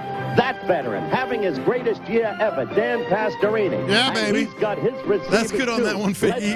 But hey, the broadcasters today, just side note before you finish, the broadcasters today could never get me amped for a game like that. Go ahead, man. Howard Cosell. The that greatest, New York accent, man. The greatest that ever walked. So wait, are you saying, Lopez, that this game getting flexed means that we're going to get that kind of performance from Jim Nantz? Because that's putting a lot of pressure on. All right, bring it, Jim. Bring it, Jim. Better. It's not Monday Night Football when there were only 3 broadcast networks. It's not that big. What I am saying, though, is when they get, and it's going to be more than 50% of the country, maybe 60% of the country watching this game, and you have Nantz and Romo on the call, the validation, and actually not just validation, but the import of what it's going to mean for C.J. Stroud's cause this year, even in the MVP race, and the Houston Texans' cause this year, is going to go a long way. One play could make a difference. One play could make a difference. Let me go back again. On 2nd and 8, Campbell outruns everyone to the right. Look out! He's gone! He missed take it all the way. 80-yard touchdown. This is over. What a show this man has put on tonight. 199 yards, 28 rushes, 4 touchdowns. What a football player. What a football player. Dude, I thought you were going to be underselling it. You're overselling it. That was 45 years ago yesterday. Dude. That was 45 years ago yesterday. Your boy here, I can tell you exactly where I was when I watched that game. I was at my friend Doug Schwinn's house. After football practice, we went and got some burgers and some iced tea. Watched the game at his house. A simpler time. And it was a much simpler time. And I was already an Oilers fan. That was the birth of Love You Blue. I'm not correlating apples to apples. What I'm saying is this is the start. This is the start for C.J. Stroud and the Texans. Hell, man, bring pom-poms to the game. Bring pom-poms to the game. Yeah, I hear you. I think that kind of to your point about it being the start, I think it's already started because we have, like we mentioned, that was a simpler time. Yeah. That was a day when you only had the 3 networks. You didn't have the internet or social media or anything like that. Like more people, I think right now the people that are familiar with C.J. Stroud are obviously the folks that watched him in college. So Ohio State fans, Big Ten fans who had to face him, they know who he is. Obviously, Texans fans know who he is. And then everybody that the Texans have faced. You better believe that Steelers fans and Saints fans and people around the league, the fans around the league that have seen him up close know who he is. But I think you have to either be one of those or some like hardcore football nerd to really know who he is or not who he is, but what he's done so far. Yeah, all the things he's done. All the things he's done because of this very reason, because there has not been a primetime game. And until now, there wasn't that opportunity to lay extra eyeballs on the game. And so in that way, it's obviously significant. It can be the birth of something maybe more. Yeah. Like maybe the next, maybe it's already been born based off of what he's done and all of the clips on the internet. It's percolating. But I feel like this does make it percolate a little bit more. It's percolating. And I just want to reiterate for a third time because I know I'm about to open the text board and roll people, that was, it's apples and oranges. No, I get it. That was an unbelievable time in this city. What I'm saying, though, is this is how it starts. This is how it starts with the number one crew, legendary broadcaster, no matter what you think of him, in Jim Nantz, 60% of the country. If he has a moment, if he beats the Broncos and Russell Wilson head-to-head and does that, then it's going to grow. And hell, and you're going to hear about this too, they might go ahead and flex the Jets game to Monday night. Yeah, we'll get into that a little bit later. But see, this is the reason. When you explain it like that, Lopez, it sounds a lot better. Mm-hmm. But the reason why I was going to get on to you is because you made it seem like this wasn't going to better the fan experience at all. You made it seem like, hey, just because you're getting the game flexed or just because you're getting national eyeballs on your squad, just because it's not just a local story, it's becoming a national story, that in no way impacts the fan experience. Now, I do have a similar side eye for folks that just got to have that.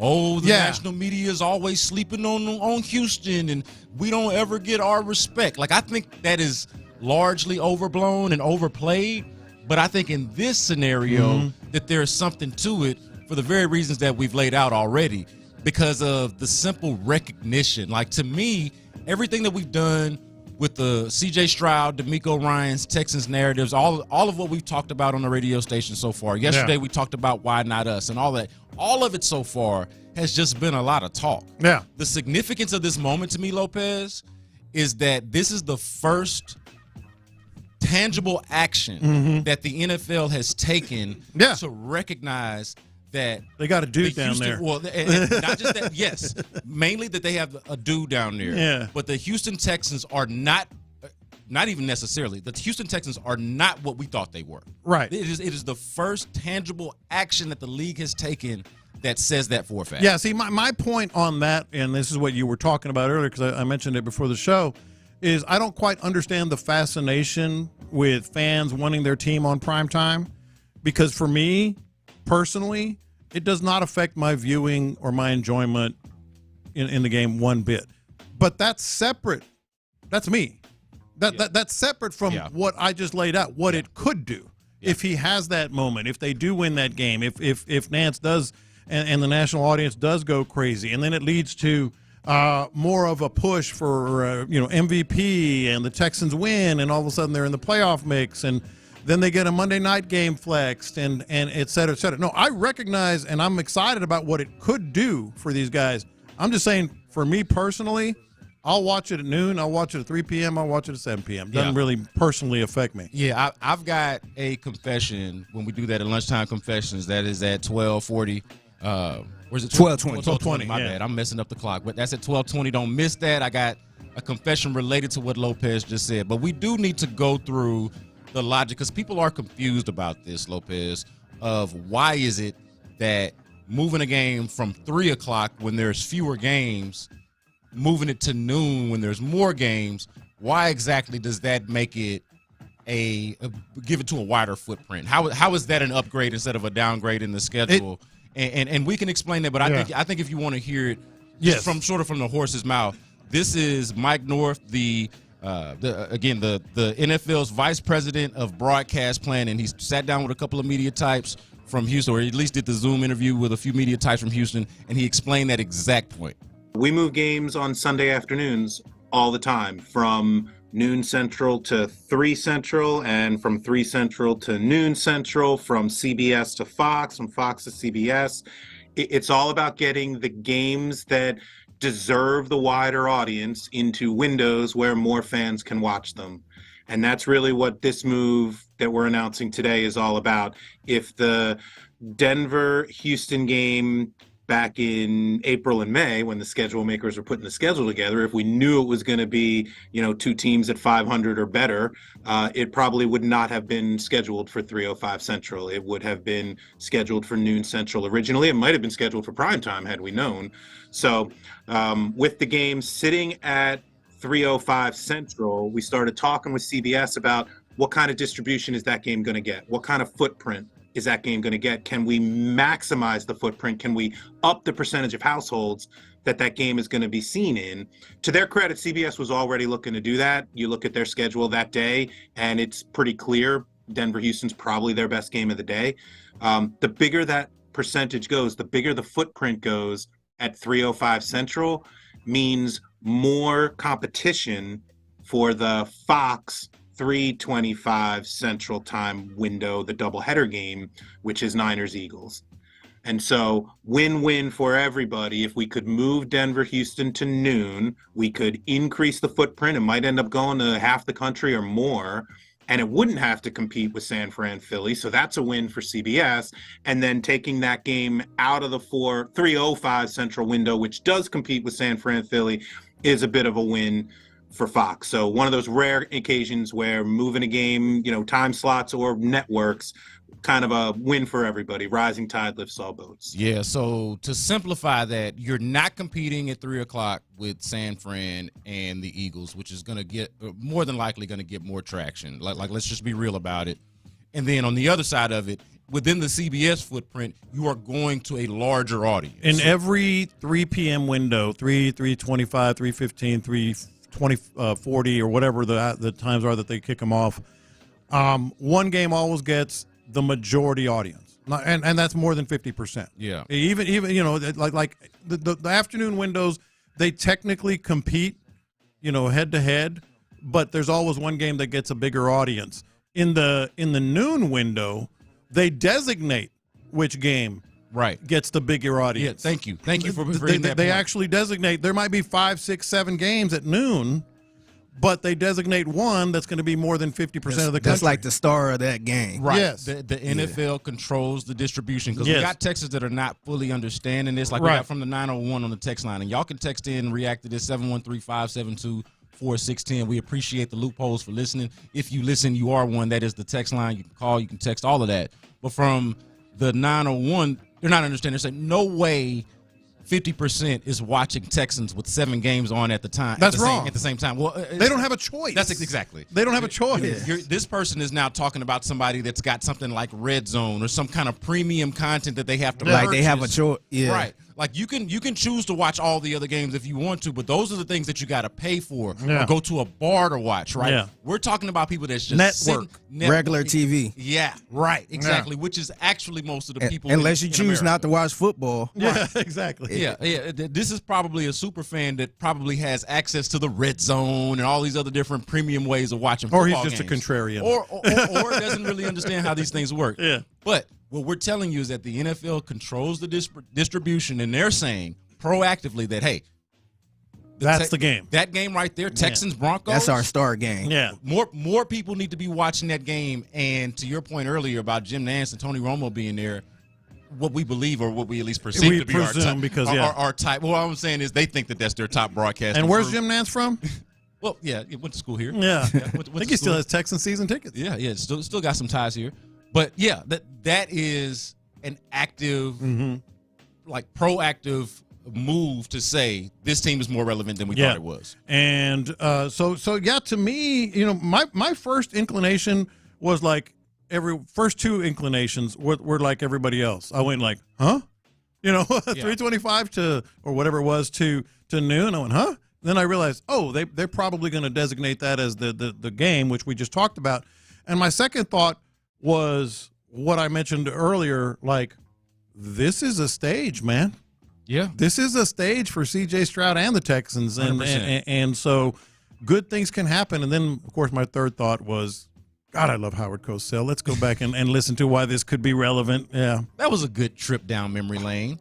No problem with that. I think that's pretty cool. I will make this point, too.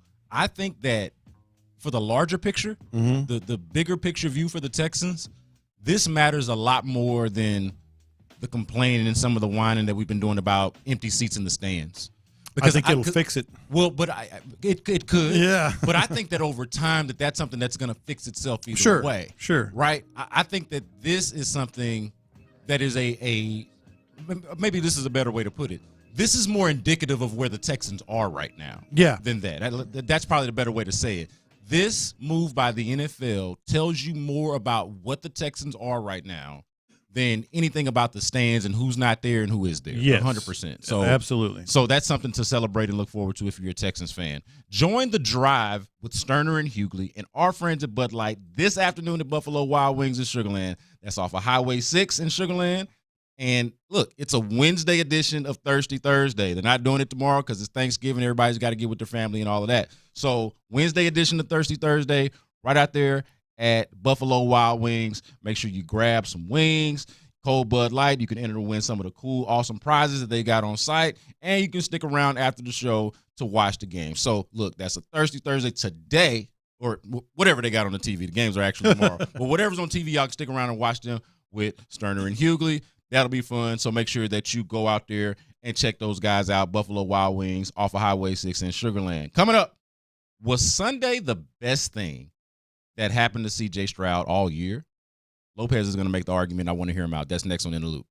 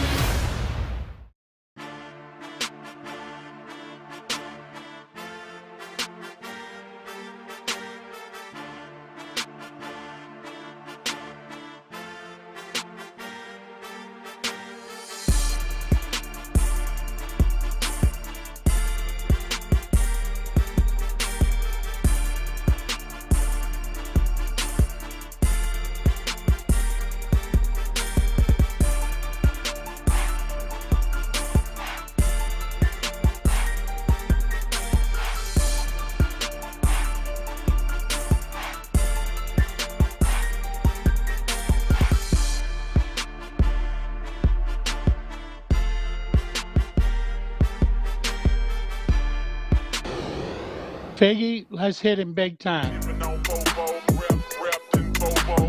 Houston, let's get in the loop. Oh, the jokes are coming fast and furious every time y'all talk about this guy. With Landry Locker. Landry, I mean, you're going to be in midday forever now. And John Lopez. On occasion, Lopez makes a statement that's so ludicrous, it makes me pick my phone up and call you guys. You're in the loop on Houston's sports leader. Your champ, 610.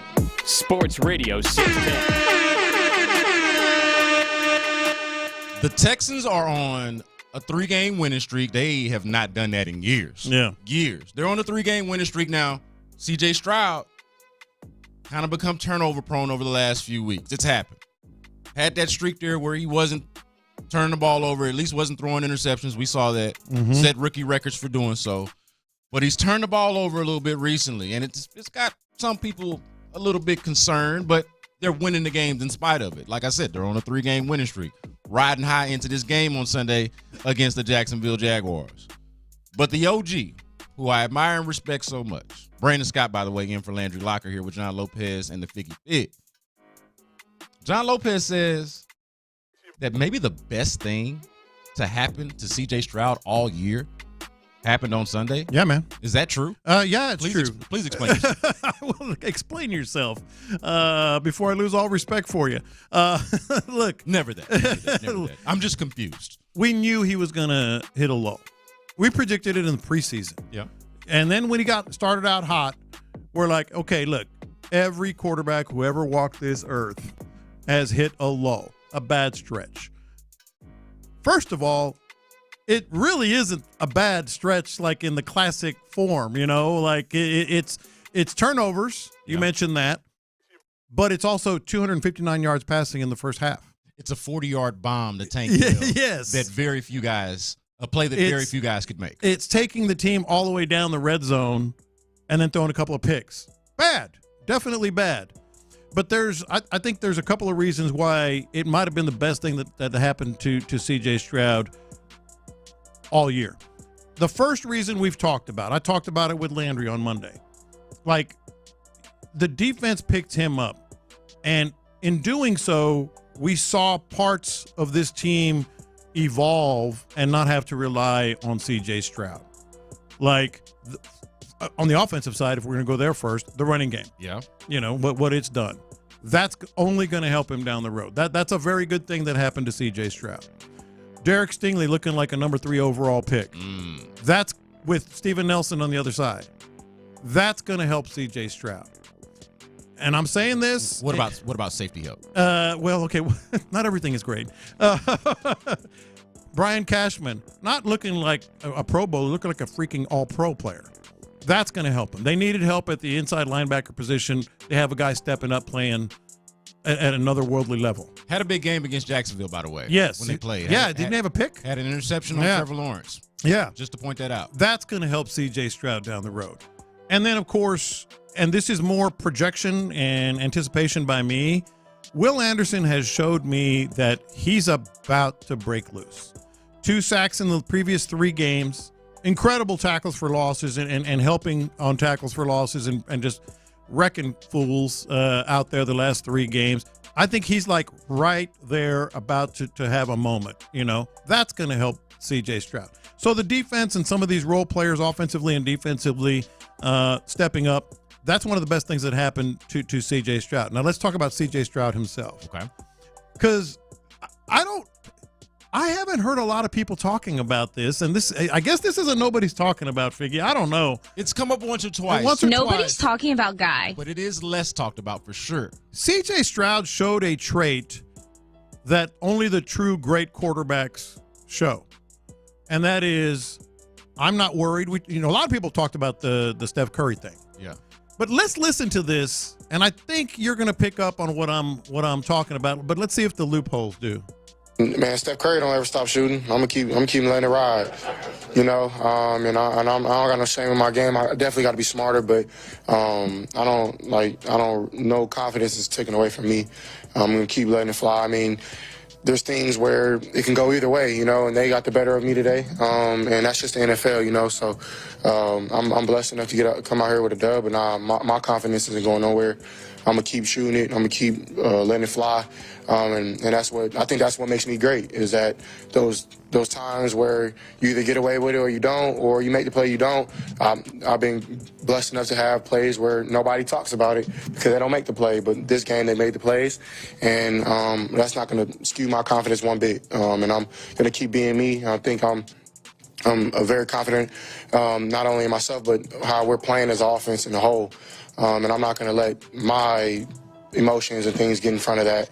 And this is a football, man. This is not tennis or anything like that. I'm out there with 11 guys, and those guys always have picked me up, and I appreciate that, you know. So, and I'm still learning as I'm going, and I'm really blessed to be able to do it with such a special group of guys, you know. So, man, my confidence is still there. I'm gonna keep doing what I do. All right. In the midst of all that, everybody jumped on the Steph Curry thing, and that's fine. They also jumped on the pointing out that, hey, some guys haven't made plays on interceptable balls that I've thrown. Yes. And then this time they did. But in the middle of all that, that's what makes me great. That's what makes me great. Keep letting it fly.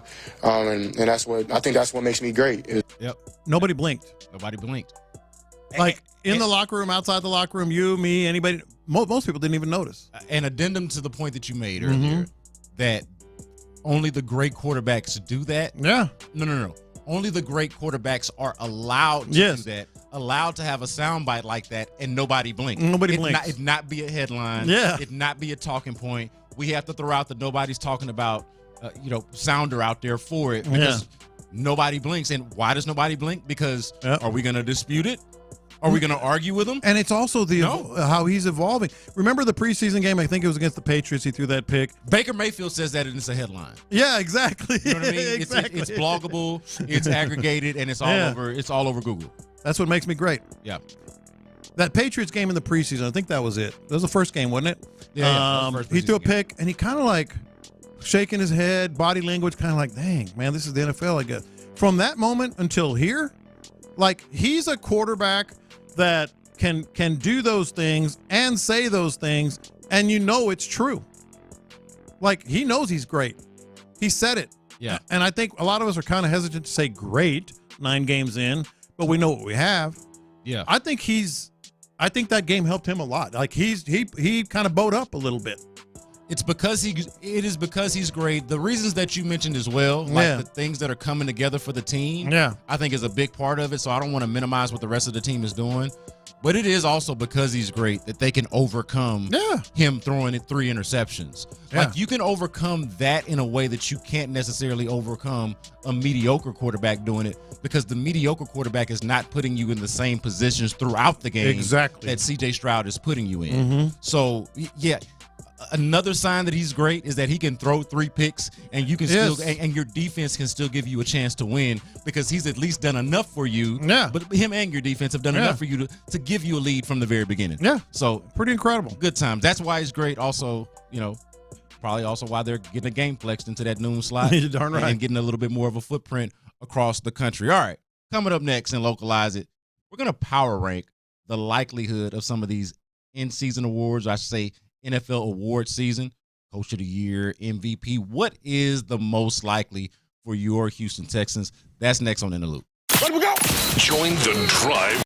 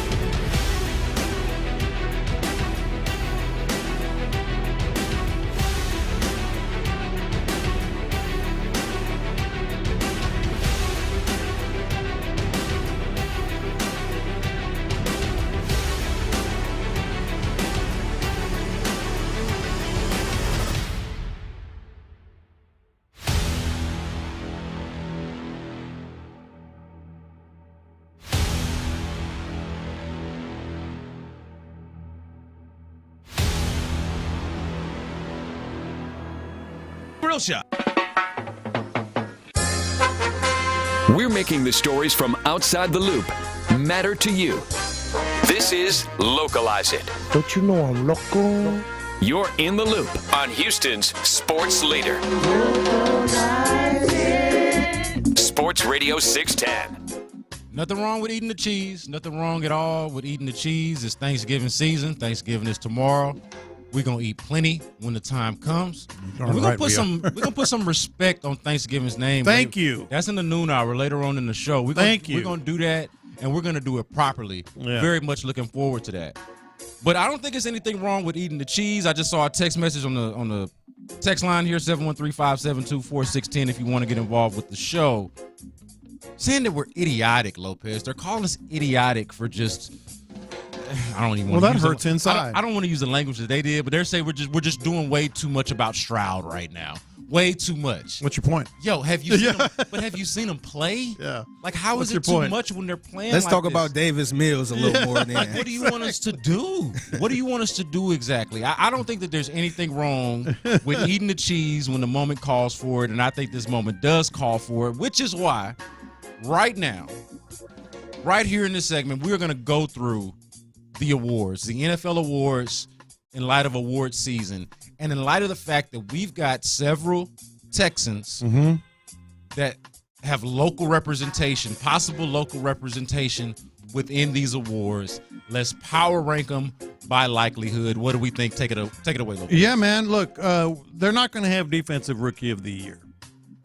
They're in the hunt. Why you had to do that, man? Well, they're not. I mean, that's not a shot. I just felt said like it was. well, maybe a little bit. I but felt like it was. You ain't have to say it like that. I felt like that was me. Did it come across the wrong way?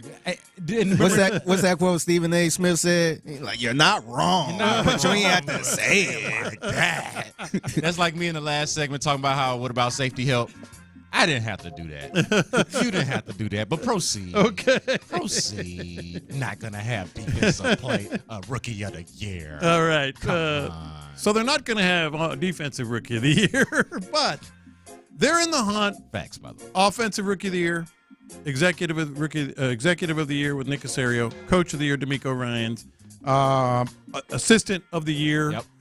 Which is an AP award, a very prestigious one, by the way, and usually leads to head coaching jobs. Which D'Amico Ryans, by the way, won last year. Yes, Bobby Slowick this time. Yep. And MVP.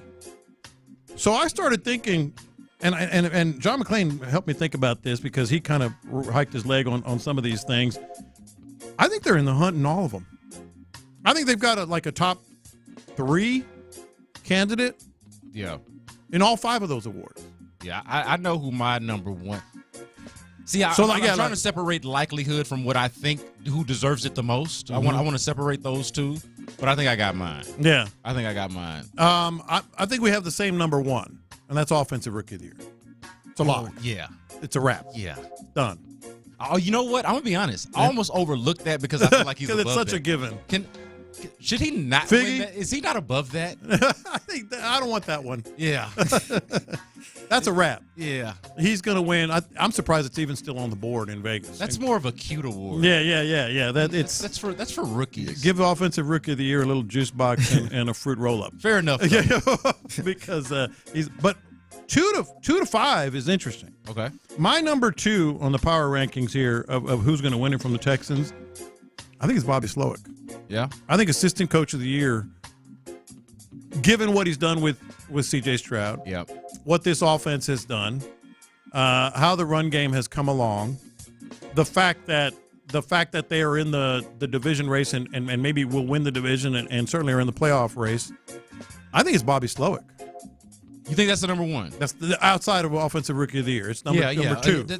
We can just CJ is set that to the side. Yo, that's like saying Patrick Mahomes is the best quarterback in football, even though he's not necessarily playing like it right now. Yeah. Like we've just accepted that as an indisputable fact. Set that one to the side. That's interesting. We do differ on that one. Yeah. Because I think, look, he's got a great chance and well deserving. I think if he gets it, he deserves it. Great chance to get it. My number 1 is actually D'Amico Ryans as Coach of the Year. Yeah. And I don't know how, I don't know really the argument against him. The only argument against him is for somebody else. But the argument for D'Amico Ryans is so strong. Like the only one that's in contention right now, it feels like, is going to be Dan Campbell with the Lions, right? You could probably put some others out there. Maybe Stefanski, what he's doing with the Browns and them not having their quarterback or their running back. Like you can throw some other names out there. But I feel like everybody else that's in contention for this award, maybe Shanahan, I don't know, Shanahan, everybody else had expectations. Everybody else was supposed to be good.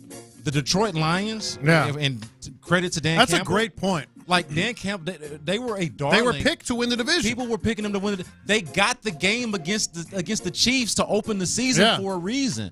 based off of what Dan Campbell was doing over there. Yeah. Right? Yeah. So, like, I think on the one hand, the case is just much stronger for what DeMeco Ryans is doing with a surprise team in the NFL. And then on the other side, this is against maybe Bobby Slowick. Look, I think that there's a little bit of a preconceived media bias and media darling situation going on with the offensive coordinator for the Detroit Lions. This is true too. Ben Johnson. Yeah. You know, he's the next guy that everybody's going to be looking at as the head coach. So I actually kind of have it a little bit flip-flopped. I think DeMeco for head coach is my number one. Yeah, I got DeMeco number one too. Pretty much all the points you said, Brandon. So the only thing I kind of worry about is if they don't make the playoffs. And I think the Texans could make the playoffs. Yeah. But if some reason should make the playoffs. Yeah, they should. Yeah. But if it's some reason they don't make the playoffs, I don't see them giving him the coach of the year. So who's They y'all's probably number 3? Is that Slowick or you have someone else? Is Slowick lower? Yeah, number 3 is Nick Caserio. Okay. Yeah. So it goes C.J. Stroud to the side because that's obvious. And for me, it goes most likely goes DeMeco Ryans, then Bobby Slowick, and then I'm gonna go Nick Caserio. And that's, if I'm honest, that's just because I got to do more work on what all the other executives. Like I follow Nick Caserio's work to a T in a way that I just don't with everybody else. Yeah, I would have him third. I would go Slowick, DeMeco 3 or 2 for me. Yeah. And then Caserio 3. But here's the thing about executive of the year, Figgy. A lot of times it doesn't happen the year that you do all your work. It happens the year after when some of these players start developing and they finally start winning. But in Caserio's case, it's obvious what he's done this year. So I think he's got a strong case. Yeah. No, I think he's got a really strong case. And again, I want to talk about it not being a bad thing to eat the cheese. I mentioned that earlier. And, you know, we've got texters that are saying, hey, man, y'all are overreacting. Y'all are doing too much with this team. Just the fact that we could have this conversation. Think about it, Lopez. Yeah, just think about the conversation we was having this time of the year last year. Oh, we don't have I don't think we have to go that far back. I would go this far back, Figgy. Remember when DeMeco Ryans got hired? And what were we saying? I'll tell you what I was saying. I said, look, Nick Caserio, he still got some stuff to prove. Like, he's not about to get fired right now. But the next time something goes wrong, he's the next head to turn. Right? Now, like, because they're not going to treat DeMeco Ryans the way they did the previous 2 coaches. He's just going to be here longer. And then the next head to roll is going to be his. Well, unless he goes out there and shows something. Right? Which he has, and you got to give him credit for it. Like, there are no more conversations about Nick Caserio being on a hot seat. Does he know what he's doing? Is he the right guy? And all of that. Like, we've killed all of that conversation because of what they're doing. And so that's a credit to where they're at, and also something to celebrate as a Texans fan. And what stinks, actually it's kind of good in a way too, is I got MVP last. But I think he's still strong in the MVP case. And I'll tell you a little bit of a confession here. I'll go ahead and give one of my confessions right now when you'll hear them all at 12:20. I think that Browns game could be an MVP barometer. Myles Garrett is getting a lot of run. Yeah. It's the best defense that they'll face. Myles Garrett is getting a lot of run.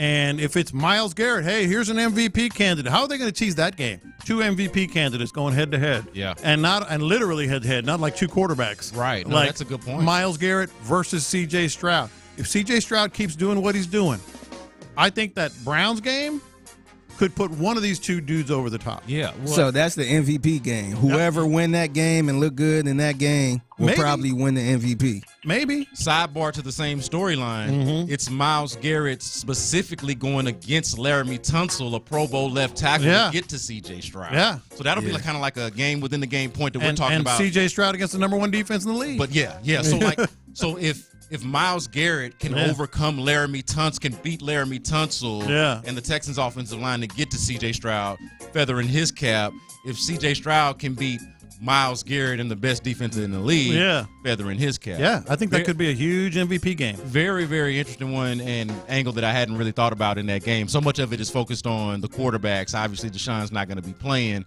but I was going to be thinking of it more so in that context. That's an interesting way to look at it, Lopez. Coming up, baseball, Spo, is basketball Spo today. I think we're going to talk more basketball. What's going on with Jalen Green? Are the Rockets for real? A little bit of Texans talk with Adam Spillane, too. That's next on the other side on In the Loop. Don't miss it.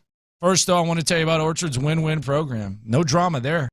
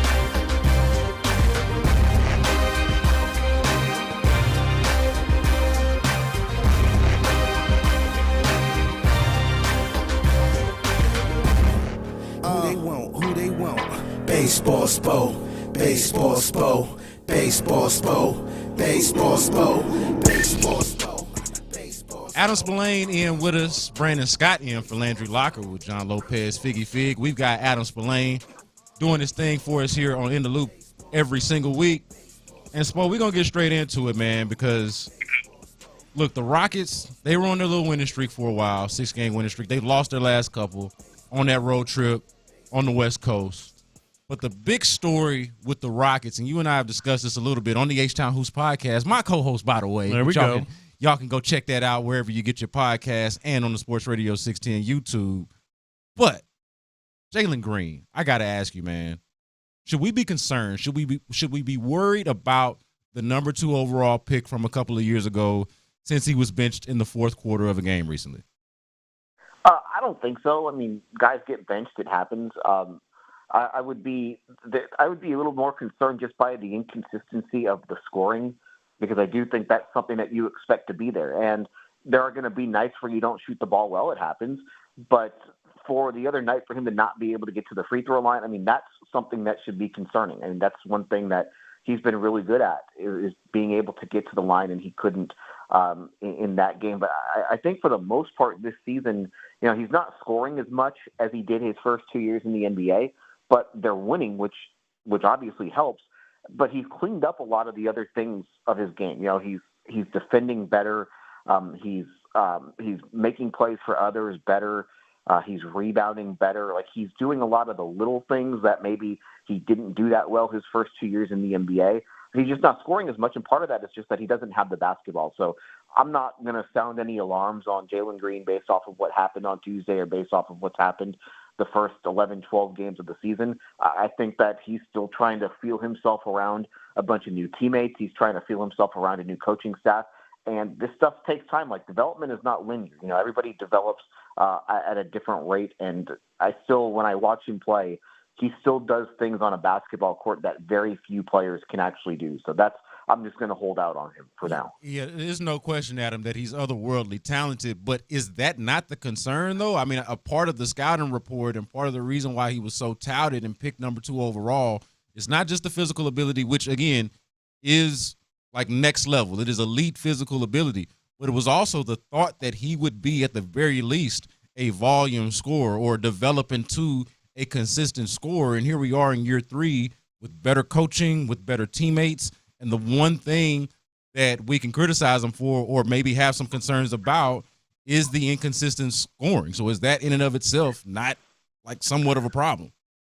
Maybe a little bit, but I think the hard part for him is that he's essentially the third option on this team, just with the way that the hierarchy is set up.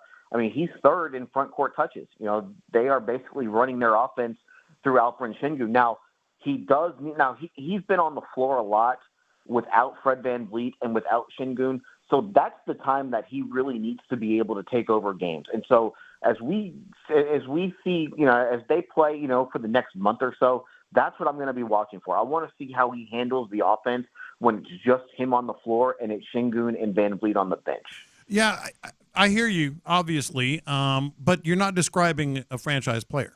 I mean, you're not describing a player that can can lead the way, so to speak. I mean, we're just kind of reevaluating what he is. Yeah, Adam, I already told him before you go. Adam, I already told him yesterday in one of my confessions that needed to be something that we. Yeah, are we just start kind of recalibrating here? He might not be a franchise player. Franchise players are very hard to come by. And you don't really know if you are one until you actually – you know what I mean? Like, yeah. I don't think that anybody thought that James Harden was necessarily a franchise player until probably his third year here, where he almost won the MVP and he got them and he helped them get to the Western Conference Finals. Like, you have to see it in order to be called it. And so maybe his ceiling isn't a franchise player. Maybe it's somebody else that they have on the roster. And obviously when you have a guy pick number 2, you're hoping to get a franchise player, but those guys are hard to come by. Those guys are just very, very difficult to find, and that's why there are so few teams in the NBA that win championships. Like, you basically have to have one of 5 players in order to get to that point, and maybe he's not that guy. It's very possible that he won't be, but it still doesn't mean that he can't be a great player who can win you a lot of basketball games. Adam, the Rockets are a better overall team, a much more watchable team for sure, I think you could say, but how much better? And we talked a lot about this on the H-Town Hoops podcast, but let's bring it here to the air. And we might even have to redo this a little bit on the podcast because the last time that we did it, we didn't have too many teams that they were better than in the Western Conference. And then they rattled off 6 straight. They look a lot better since then, since the last time we did this exercise. How much better of a team are we talking about right now? Well, that was our whole premise with them. You know, if they're going to get to the play-in, they have to be better than, 5 teams in the Western Conference. And before the season started, I think we could maybe name 2 teams that they were better than. But as we have gotten through the first almost month of the season, I think that you can probably point to at least 4, maybe even 5 teams that they're better than right now. I mean, they are better than San Antonio. They're better than Portland. They're better than Utah. Right now, they are much, much better than Memphis, which is why tonight's game really matters because they can, they are, they have 3.5 games up on Memphis right now. So if you can get that to 4.5, you don't have a ton of time to make up a ton of ground, and especially without John Morant for another 12 games or so. The Clippers do not look very good. They barely stuck out a win against the Rockets over the weekend. So New Orleans is kind of in this weird place where they're right at 500. So, there's an opportunity for them to get to the play-in, just as some of the teams in the Western Conference have fallen off. But, I mean, you look last year, they were, bottom 5 in offense, bottom 5 in defense. They are much better in both those categories right now. They are taking care of the basketball. They are the best transition defensive team in the entire league right now. So they are doing a lot of things just much, much better. It helps that they have some veterans. They have some guys who know what they're doing. And even in the games that they've lost, aside from that first game of the season in Orlando, they've been right in these games. They were right in that game against the Lakers on Sunday. They had a chance. They probably should have beaten the Clippers on Friday. They were sort of there with the Warriors the other night. Defensively, they weren't very good in that game. That was a bit of a step back for them.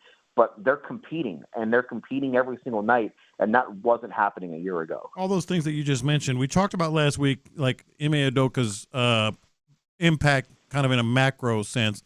But individually, where do you think that his biggest impact has been, and why is it Alperen Sengun? Well, I think that it helps just on Sengun. He put a lot of work in during the offseason.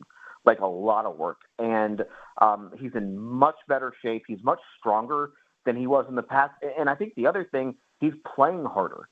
And, that's something that can't get lost on you. When you play hard, the results are going to be a lot different. And, frankly, I think that he would even tell you he didn't play that hard last season. So that's been big. I think the one other thing with Udoka is that when he makes a point, he's able to get it across, and the players, listen to it.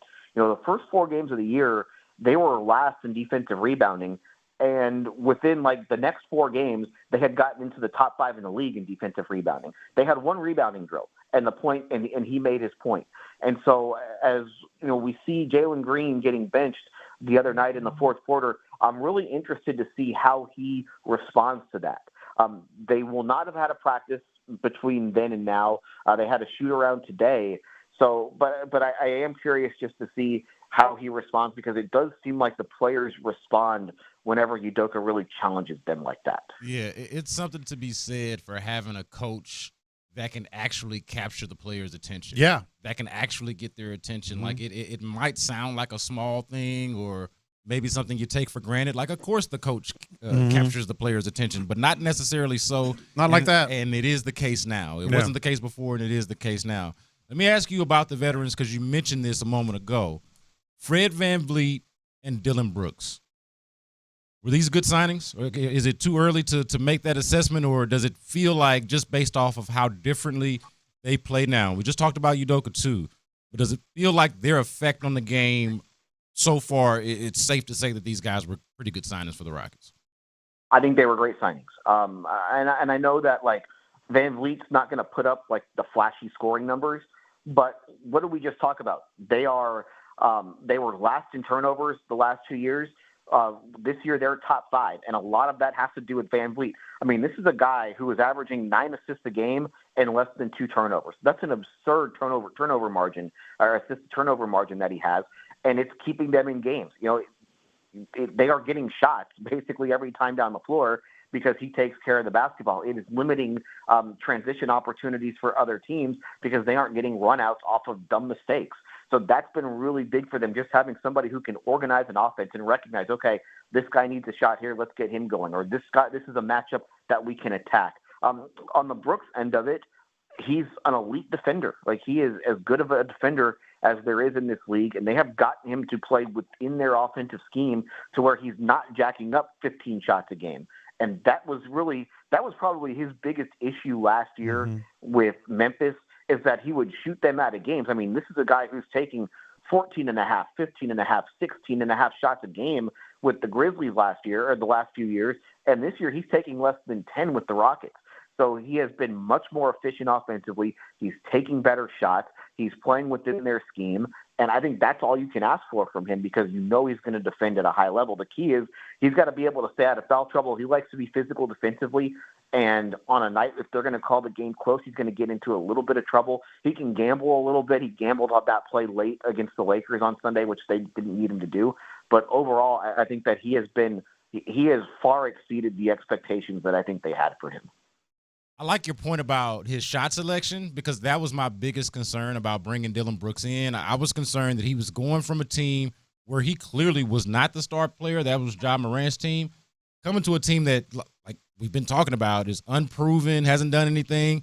I thought he was going to come here and feel like it was his team and that he could take even more shots than he did in Memphis, because this is a lesser team that he's joining. So I'm glad to see. I think it's a pleasant surprise, at least for me, because I wasn't expecting it, to see that he is playing within the system. And now it's to the point, like, he does so much of the playing within the system and good shot selection that when it does, the rare time where he is jacking up threes or where he does have a high shot count, I'm actually okay with it, because I feel like he's been doing all the other things and, for the most part, playing the right way. And I would add, shooting the ball effectively. Like, he hasn't been terrible shooting the ball in his, I guess, more limited chances, but I think that's one of the more pleasant surprises. Look, Adam, I want to move over to the Texans with you just while we still have you, because I don't know if a lot of people realize this or understand this, but you don't just do the Rockets and the Astros games. You're at every Texans game with us as well, and you were working the locker room after the game, after they beat the Cardinals on Sunday,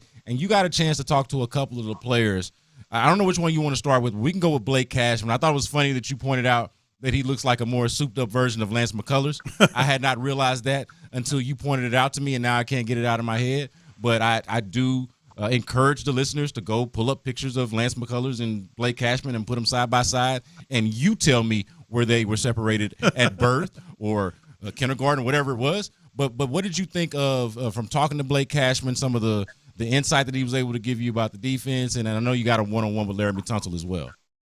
Well, it's early McCullers. It's not today McCullers. It's like McCullers from 2015, 2016, 2017 before he grew out the hair. That's where you see it in Blake Cashman. I thought Cashman, he's not somebody that I've really dealt with in the past. It's just really interesting because I think that you remember the Cardinals touchdown drive. What was it? The first drive of the third quarter where Kyler Murray just ran all over them. And it was interesting to hear him just talk about the adjustments that they made after that drive, because it's from that point on, Cardinals didn't score again. And it felt like that it was going to be one of those Kyler Murray fourth quarters where he just takes over and he leads that team on a touchdown drive every time they touch it, and they didn't score again the rest of the game. And really, the adjustments were all made from the defensive line. Like, that was a defensive line adjustment that they made to keep Murray from beating them with his legs. So I thought that was just kind of an interesting adjustment that they made, and it kind of shows you just the level of the coaching that the Texans have right now, that they can – I mean, how many times have you seen it over the years where once you let Kyler Murray get going, he just has a way of especially against the defense late in the game when they're tired, of just completely taking over. He did that against the Falcons just in his first game back. And so for them to limit Murray the way that they did, I thought was impressive. Tunsil, I felt like I needed to talk to Tunsil because this is probably the biggest game that they have had in, since 2019, Tunsil's first year. And Tunsil is he's gone through this whole thing. He was here in 2019 when they were in the playoffs, and then he kind of endured the last 3 years. And, one of the things he said, man, it's been a long time coming. They have an opportunity here to really take control of the AFC South. And I'm sure you guys have talked about it throughout the week, but if they win this game Sunday, they're really in the driver's seat just because of how easy their schedule is. They've got one of the easiest schedules left in the AFC. So if you can win this game, they not only have a great chance to win the division, they could wind up with the 1 seed. I mean, you could wake up in 7 weeks and they got a bye. So that's just where they are at, and just hearing Tunsil just kind of reflect on what they've been through over the last 3 years and all the turnover and just, the opportunity that they had here, I thought was interesting. Yeah, that's what I was going to talk to you about or ask you about. Obviously, we know C.J. Stroud. If we set C.J. Stroud aside, what is the biggest reason they will make the playoffs? That's a good question. I think it really is just C.J. Stroud. Like, is that too? I'm thinking running game, man. I'm thinking the fact that they can because the Bengals game and in the first half against the Cardinals, I thought it was obvious, and you've seen enough football to see this too, that the defense had no clue what was coming, no clue at all, nothing. It certainly has helped, and I guess my question would be, and I don't know if Dameon Pierce is going to wind up practicing today, or if he's even going to play on Sunday. But is this just an offensive line thing where this offensive line has kind of been together now? They haven't had the back and forth with some of these guys on the line. So are they just a little more together? Is that why they are having more success? Is it a competition thing where they are playing against maybe a bad Bengals run defense and a bad Cardinals run defense? Or is this something that they can they lean on this run game? And is it all because of Singletary just having a better understanding of where to attack, a defensive line, or where to attack, of how to attack holes? Or is this, them opening up holes? So I think I want to hold off judgment on the run game stuff just because I want to see, what happens when they play maybe better competition, better run defenses again. And I also want to see what happens when Pierce comes back. I guess, though, for me, the skill position guys are so much better. Like, they have weapons at wide receiver now. They have weapons at tight end that they maybe haven't had in the past. To see Nico Collins and obviously Tank Dell has just been I did not think Tank Dell was going to wind up being a number one receiver, but here we are. And, I mean, he's been outstanding. And I was just looking at the PFF wide receiver grades last night. They've got 3 of the top 14 receivers in the entire league right now with Noah Brown, Collins, and Tank Dell. That's not something I would have expected back in August. Yeah, see, that was the way I would have answered that question would have been, and you got to it. I was going to say, if you're going to put C.J. Stroud aside, the reason why they're going to be able to do this or why they could do this is because they've proven over the last couple of weeks, or at least shown over the last couple of weeks, that they are more than just C.J. Stroud. Yeah. Like, if all you are relying on is some rookie sensation who's, quite frankly, surprised a lot of people because obviously he was a number 2 overall pick, but no one thought he was going to be an MVP candidate instantly. Like, if that's all you're relying on, then you got to question how sustainable that is. But to Spo's point, they got weapons, they got a defense, they got them off the field and pretty much won them the game there at the end, albeit against a Cardinals team that all they got is Kyler Murray. But, I mean, my answer to that question would be, if you put C.J. Stroud aside, why are they going to be able to do this? Well, it's because they're more than just C.J. Stroud. Exactly. We're starting to find out. We are starting to find it out. Hey, look, Spo, thanks for joining us, man. We really appreciate it. That's Adam Spillane on this weekly visit. Hey, man, y'all have a good Thanksgiving. You too. All right, man, look. Urban Meyer had something to say about C.J. Stroud, and I want y'all to hear it. And I'm also going to badger Lopez a little bit. Badger? About not wanting this guy to come join the institution that he loves so much in College Station. That's next on In the Loop. All right, Texas Star Grill Shop. Get over there today. Maybe you even got today off or you're knocking off a little early.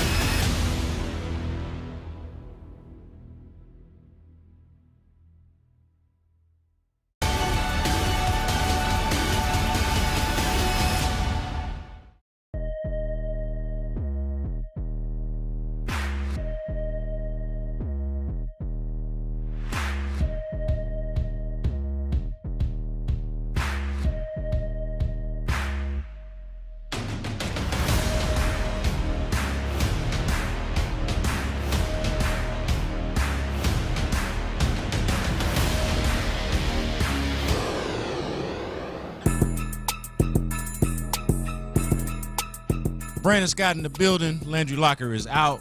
But I am here with John Lopez and the Figgy Fig, best in the world at what he do. Doing his thing. Appreciate the loopholes for kicking it with us the day before Thanksgiving. We can call it Thanksgiving Eve if you like. Urban Meyer. Mm-hmm. He was on, he's a Fox employee because, the whole thing with the Jacksonville Jaguars and the NFL experiment, as we know, did not quite work out. So he's been back at Fox ever since, and he joined Colin Cowherd recently and had some C.J. Stroud comments that I want to share with you guys. Now, I would like to point out that Urban Meyer, you guys are probably aware of this, has a little bit of Ohio State bias to him. Yeah, you think? Got a little bit of Ohio State bias, which is okay. We don't mind that as long as it's just stated ahead of time and we know it. And he does that. He's got a little bias from Ohio State, and his son-in-law still on staff over there. So he's connected, all right? He's got an informed opinion on C.J. Stroud, and this is what it was on the Colin Cowherd Show. It was great in college. I'm a little biased. The quarterback coach is my son-in-law, so I watch him closely. The one thing that they say is that he sees the field better than any quarterback they've had. And so they've coached Dwayne Haskins, Justin Fields, and C.J. Stroud. And they said the thing he does, he sees the field better than them all. He doesn't have the energy of a Justin Fields. Right. He was like all energy and a great leader.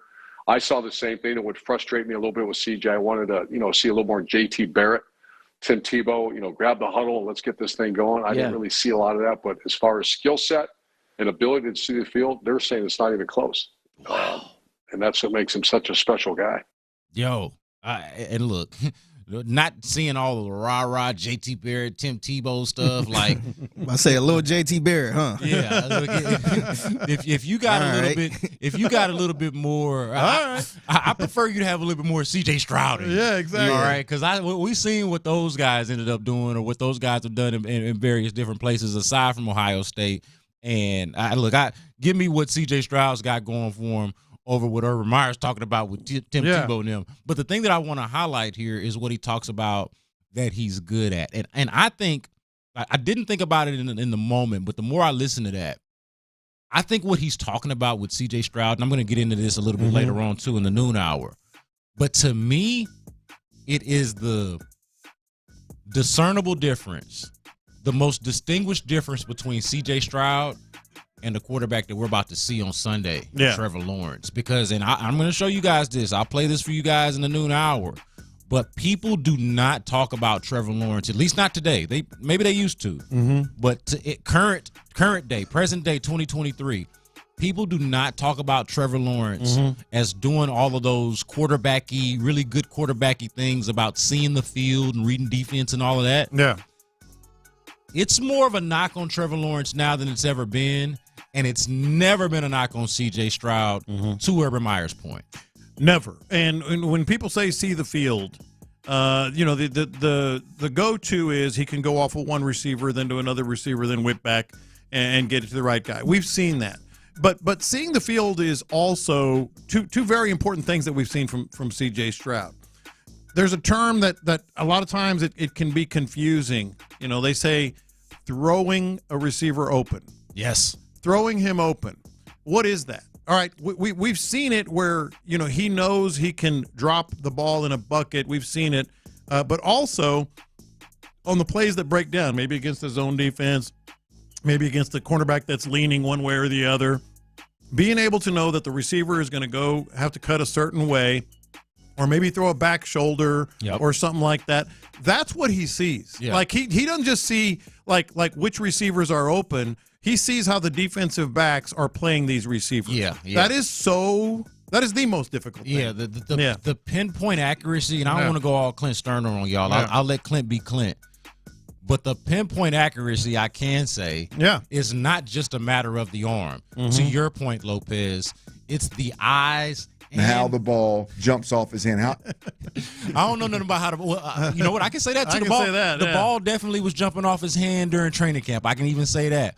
But it's how the eyes and the arm meet, how they marry, and then the mind, the anticipation and on top with of the defensive back where he is. All of those things together give you what he described himself as at the combine, the ball placement specialist. I thought that was weird phrasing and an odd way to put it, but it is ringing true.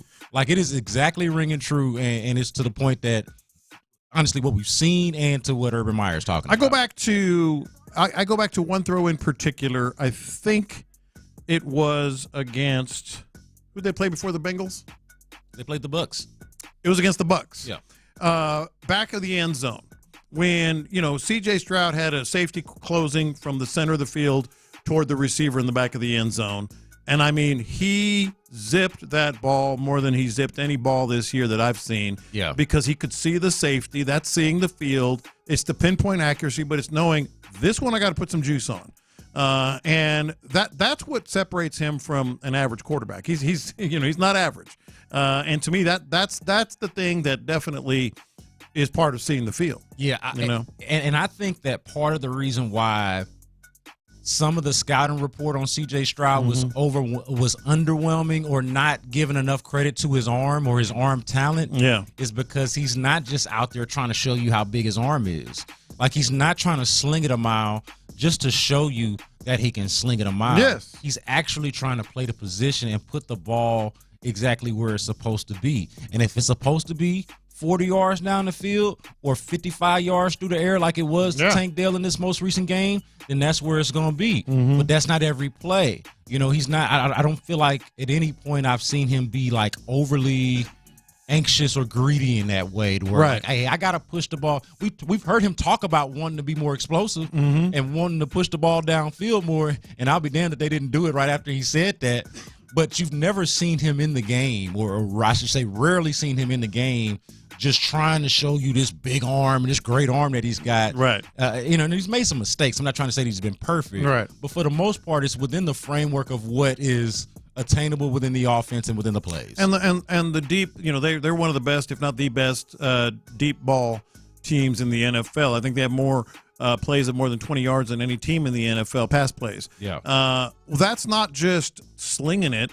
That's knowing where to put the ball and knowing to go to that receiver. Yeah, look, what Urban Meyer said there is absolutely the truth, and not very many people can do it. Now let me ask you before we get out of here, man. Yeah. Why you don't want this man coaching your alma mater? You supposedly love this place at College Station with all your heart. Spend a lot of time there. I know you did. I do. Why would you not want someone who has never failed in college to come take over let's just face it, what has been a failure under the Jimbo Fisher era? Absolutely. Think of the worst person you've ever known in your life. The absolute most horrible person, Figgy, think about it, that you've ever known. Like, this person is just an awful human being. Okay. I would want that guy to coach the Aggies. You would not. If he could win. No, you would not. Okay, if he could win? Okay. If he could win, I would want that guy. So it's not about Twitter world. OJ, come on down, man. Can you get me 12 wins? He's qualified. OJ knows ball. Hey, bring him down. OJ knows ball. I'm just saying, he knows ball. That's a good pull. That was a great drop. I was thinking about it's funny because I was thinking about people that I actually know. Yeah. But hey, that's outside the box. That's a good pull, Figgy. The look on your face, by the way, I don't want to know these cats that you actually know. You do not. I went to the actual worst place. Went way too serious. I did too for a minute. Yeah, for sure. But that person, so it's not about like, oh, he's a bad dude, he's this and that. For me, Urban Meyer is not on my list for a couple of reasons. The first one is the most important. Can he sell himself and his reputation in a mom's living room? It's not about like his reputation. It's fondling women in a bar. Winning is a part of his reputation, though. No, I get that. But what I'm saying is, like, when he sits down with some mama, and she asks about whatever happened in Columbus, and all that other stuff. I don't know if it's going to resonate with recruits, which is what I feel like his little thing in the NFL probably hurt him the most when it comes to the coaches. Yes, because at least in Columbus he could say, "Look, I won," and that's the second reason he bailed on players, like he treated players like crap. Those two things. It's not about can he coach, and as Sean and Seth pointed out earlier, he's won everywhere in college. You talked about it. Everywhere he's won in college. But that was before all this stuff. This might speak to how dirty my mind is. But when you ask that question about could he sell himself in the living room with one of these recruits' moms, Oh, God. Oh, Lord. My initial thought was, I'm sure he'd like to try. He can sell himself. I'm just saying. But can he sell the program? Hey, I feel like that's an opportunity. Where's the closest bar? Hey, we could talk about your son a little more. You thirsty? I'm thirsty. Exactly. That is an opportunity I feel like my man Urban Meyer is relishing in. Let me buy you a moms drink. be like, you know what? My son need to go to your school. Hey, Lopez, don't threaten Urban Meyer with a good time. Good time. Don't do it. Yo, the hits are lit. Next. D&M Leasing right now. D&M Auto Leasing is going to get you your new vehicle. Holiday season, man.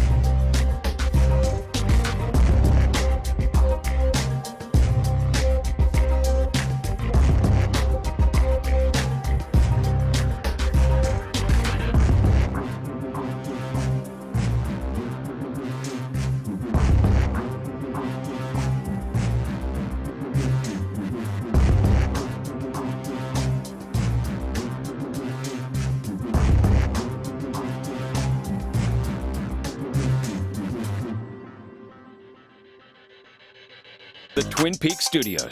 Sports Radio 610 presents In the Loop with John Lopez and Landry All the hits. These are the hot stories of the day. You're listening to In the Loop with Houston's sports leader, Sports Radio 610.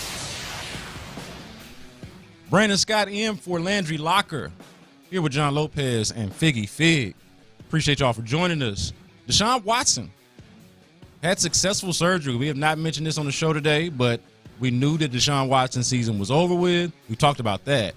But it's because he was having surgery. He has now had surgery. It has been deemed successful. Rarely do you get the story of this was an unsuccessful surgery. The doctor got in there and had He's ahead of schedule. Well, the doctor got in there and had the shakes, and we don't know what happened exactly, but now his shoulder is his knee. You never hear nothing like absurd like that. Like everything's always good with the a surgery. doctor got in there and said, "Oh crap, I've never seen this before." It's like, wait a minute, this is not what y'all told me I was doing. I never seen you this. Never get that story. So successful surgery for Deshaun Everything Watson. is good. He should be good for the 2024 season. I've never had a surgery, so I can't really identify with this, but I do notice how everyone who talks about successful surgery is usually talking about somebody else's surgery. Yeah. It's like it was a success to you. The mere fact that I had to have it is unsuccessful. Like the fact that you're having a cut on me That's not success. Yeah, that's not success. Yes. I would call my situation going 34 years without anybody having a cut on me. That's a success. strange. Me I too. haven't had many. Me too. I never had surgery. No surgery. I've fractured my wrist, but that didn't require surgery, so I'm good. Yeah. So I definitely had some war wounds as a kid, falling off of bikes and all that stuff. Knock on wood, Never had man, that's stitches good. or anything. I'm not far behind you, but I've had like two minor things, Yeah. Well, they say keep living, So like eventually, time is gonna catch up with me. But Exactly. knock on wood for right now, that's the situation. But Deshaun Watson is expected to be ready for 2024. However, not going to be ready, as we know, for this year, which is an opportunity for the Texans. Or is it really, Lopez? You are afraid of the Browns. Well, with Deshaun, without Deshaun, I'm afraid of the Browns, and I think that's going to be obviously, this weekend is huge, the biggest game of the year by far. If they win that game, the Texans, I think that Browns game, December 24th, Christmas Eve, baby, I think that's going to be a monster game. Yeah. That's game number 15. All you have after it, but it's the Titans come in, and then you go to the Colts January 7th. And the reason the Browns scare me, and I was talking to you about this in the last break, I was doing a deep dive on those Browns defensive stats. They're nuts. Dude, they are bad. They are bad. They are what you might deem a problem. Yeah, they're a big problem, man. Yeah. That's going to be the one. I know the Broncos game, and we'll get to that in a little bit as well, but, it's been flexed, and that's going to be huge and all that. But if you're talking like big picture MVP, big picture playoff seeding, that Browns game is going to be it. A test for C.J. Stroud and Bobby Slowick. Big time. Like how do you deal with all of this from a quarterback standpoint, and how do you scheme around a defense that you can make the argument is more talented than what you have offensively, maybe outside of your quarterback? Yeah, that's probably be the toughest defense this year. Like they got the tough defensive line, and their cornerbacks are very tough, man. Yes. They got like 4 cornerbacks. If you look at stats, it's like they're first or second in everything. Everything. Yeah, no, they are a problem. Yeah. I'm hoping for some like drastic fall off over the next month. I don't see it coming. Maybe I don't root for injuries, but look, at this point, I'll root for anything that's not life-threatening that will help the Texans face a lesser opponent in that situation, because I look at them a lot differently than I did when that schedule first came out. I was for sure. All these games, we didn't think, okay, Jaguars at Texans, this Sunday, November 26th. Okay, that'll be good, whatever. Broncos at Texas. Oh, Russell Wilson stinks. That's next week's game. And the Broncos, Sean Payton is bleeping the bed. No, they're not. No, they're not. They're really good. In fact, that game has been flexed so the majority of the country can see it. And then Browns were like, oh, okay, it'd be fun to beat Deshaun Watson, but the Browns aren't going to. All these games have changed the way you look at them. Yeah, and you just mentioned it. The one that was flexed, that's the next hit here. Broncos, Texans, that game's here, December 3rd. Previously was going to be played in the 3 o'clock window, now going to be played in the 12 o'clock window. CBS was down with that. Fox was down with that. This is a win-win, as we talked about earlier in the show, a win-win for everybody. 49ers and Eagles gets to get center stage, and the Texans don't have to worry about trying to compete with it. And then Texans and Broncos are going to get center stage for the noon hour amongst the CBS audience. Yeah, so if you look at coverage maps, reach. You're right. if you look at coverage maps, it'll be the one that's like, let's say, orange. All orange across the country except for other little pockets of NFL cities. Usually the Texans are that little pocket. Usually they're a pocket in a pocket. Yeah, right. They're your change pocket legit. inside your. So they pretty much. So if your favorite team is playing at 4, the Houston Texans will be that team that's on before your home team or whatever. Yes. Yeah. So they're gonna be in all of these spots. Exactly. It'll be more than 50% of the country be watching it. So that's a big time, and I want to get into that a little bit more later as well, because I think there's some big ramifications with that. I mean, look, there are huge ramifications with it, and I've said it earlier, like what it even says about the team. Like if you're not if you don't care necessarily what time they play, what channel they play on, and all of that, but what it says about the team that you're dealing with. Yeah. And I'll point out, it's not out of the question. We've mentioned this already, but I will point out again, and we can hear from the VP of broadcasting for the NFL, Mike North. He talked to the media yesterday about this. It's not just this game, because we've also had texters point out this isn't them being flexed into a primetime game. They're being flexed into a larger reach, larger coverage area. But could they get a primetime game Monday night, Sunday night? Could that still be in play for the Texans at some point this season? Yeah, it seems easy, and relative to, our friends at Disney, this would be best case scenario for them. If they're going to flex a Monday night game, keep the trucks, keep the crew, just, change the production meetings, talk to the Jets and Texans instead of to the Packers and Giants. I do question whether, like I said, we're going to do a Monday night flex at some point. I wonder about the upside for changing Packers Giants into Texans Jets on a side-by-side window. We've already got 2 Monday night games that evening. One's going to be on ESPN, one's going to be on ABC. So fans already have some choice, some optionality. If we flex that of Packers Giants and we flexed into Texans Jets, yes, it's an opportunity for the Texans to be on a bigger stage, but now you're talking about 2 Monday night games, both involving AFC South and AFC East teams. So I wonder if it's not better for the fans to have the choice of Tennessee, Miami on Monday and keep Houston Jets on Sunday.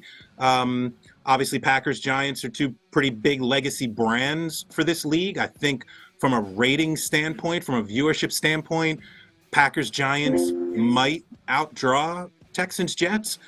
Couple more weeks of football, a couple more games of football, I should say. We'll make the decision after this weekend. Let's see what the Jets look like on Friday and Black Friday. Let's see what the Texans do on Sunday. Let's see what the Packers and the Giants do. It's definitely still something we're discussing. The teams have been made aware that it's something we've been open to. ESPN's aware. They've already got a little bit, like I said, of optionality that night, having the 2 windows, one on ESPN, one on ABC. If they want, they could flip them, maybe put Packers, Giants on ESPN and put Tennessee, Miami on ABC. So there already is a little bit of wiggle room. And again, if we're going to do a Monday night flex, just wondering about the upside doing it into a side-by-side window. I'm not sure we see a real viewership gain. And then having both games be sort of comparable from a geographic, areas of interest, fan bases of those 2 divisions, might not be our best move, but let's see what happens. It's the beauty of this league. It turns over every weekend. Let's see what happens this weekend. Let's see what the records are. Let's see what our fans are interested in.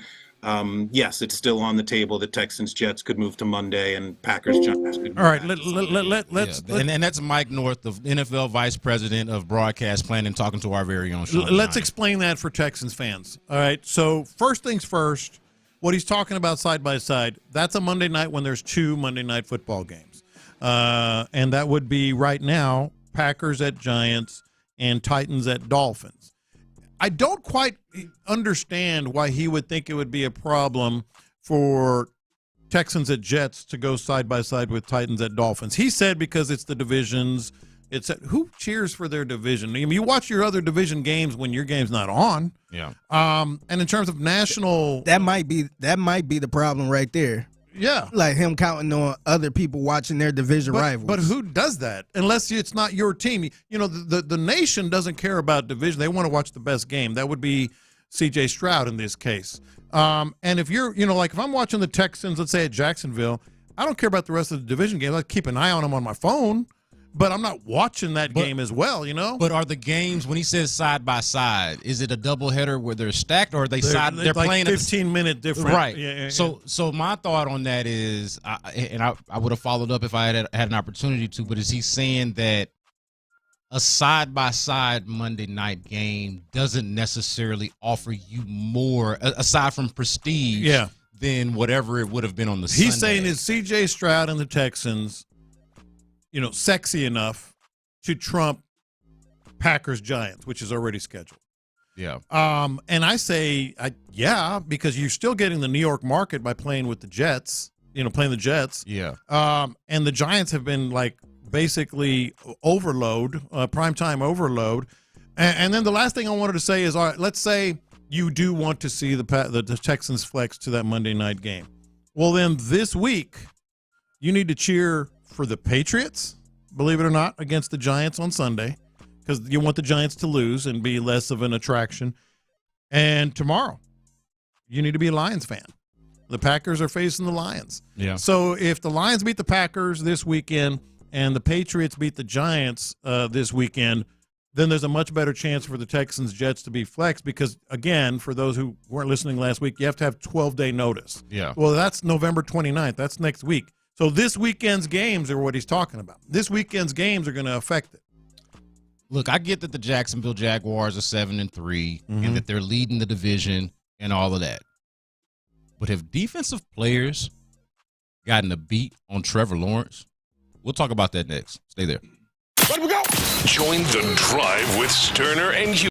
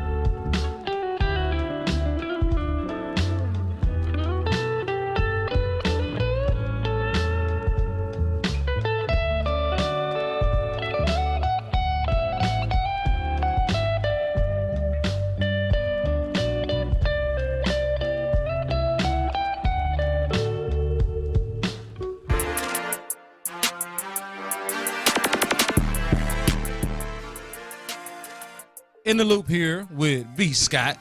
No Landry Locker today, but we got Lopez, John Lopez, and the Figgy Fig here with us.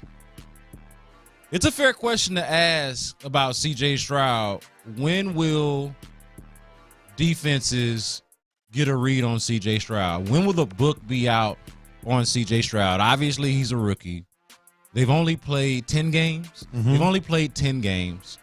So there's not a whole lot of NFL tape out there on C.J. Stroud. Hasn't been a whole lot of opportunity to figure him out, as they say. But there is plenty, I would say, on Trevor Lawrence, who's pretty much played the better part of the last 3 seasons here for the Jacksonville Jaguars since being selected number 1 overall.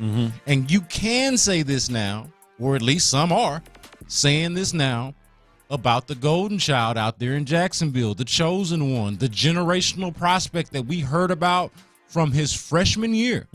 From the first time we laid eyes or heard of Trevor Lawrence, it was, that guy's going to be the number 1 overall pick, and he's the next big thing in the NFL whenever he goes. He would have been the number 1 pick after his freshman year. Yeah, and basically in any year. Yeah. In most years where there's a draft, this is the guy that's going to go number 1 overall. But fast forward now, 2 seasons later, now in his 3rd season, and you're hearing defensive players give you a little telltale sign or speak about having some telltale signs about Trevor Lawrence. Not that he sucks, not that he's bad, not that he's not any good, but there's a formula. There's a flaw. There's a flaw. There's a fatal flaw perhaps in his game and a strategy to take perhaps when you face Trevor Lawrence. And what is that?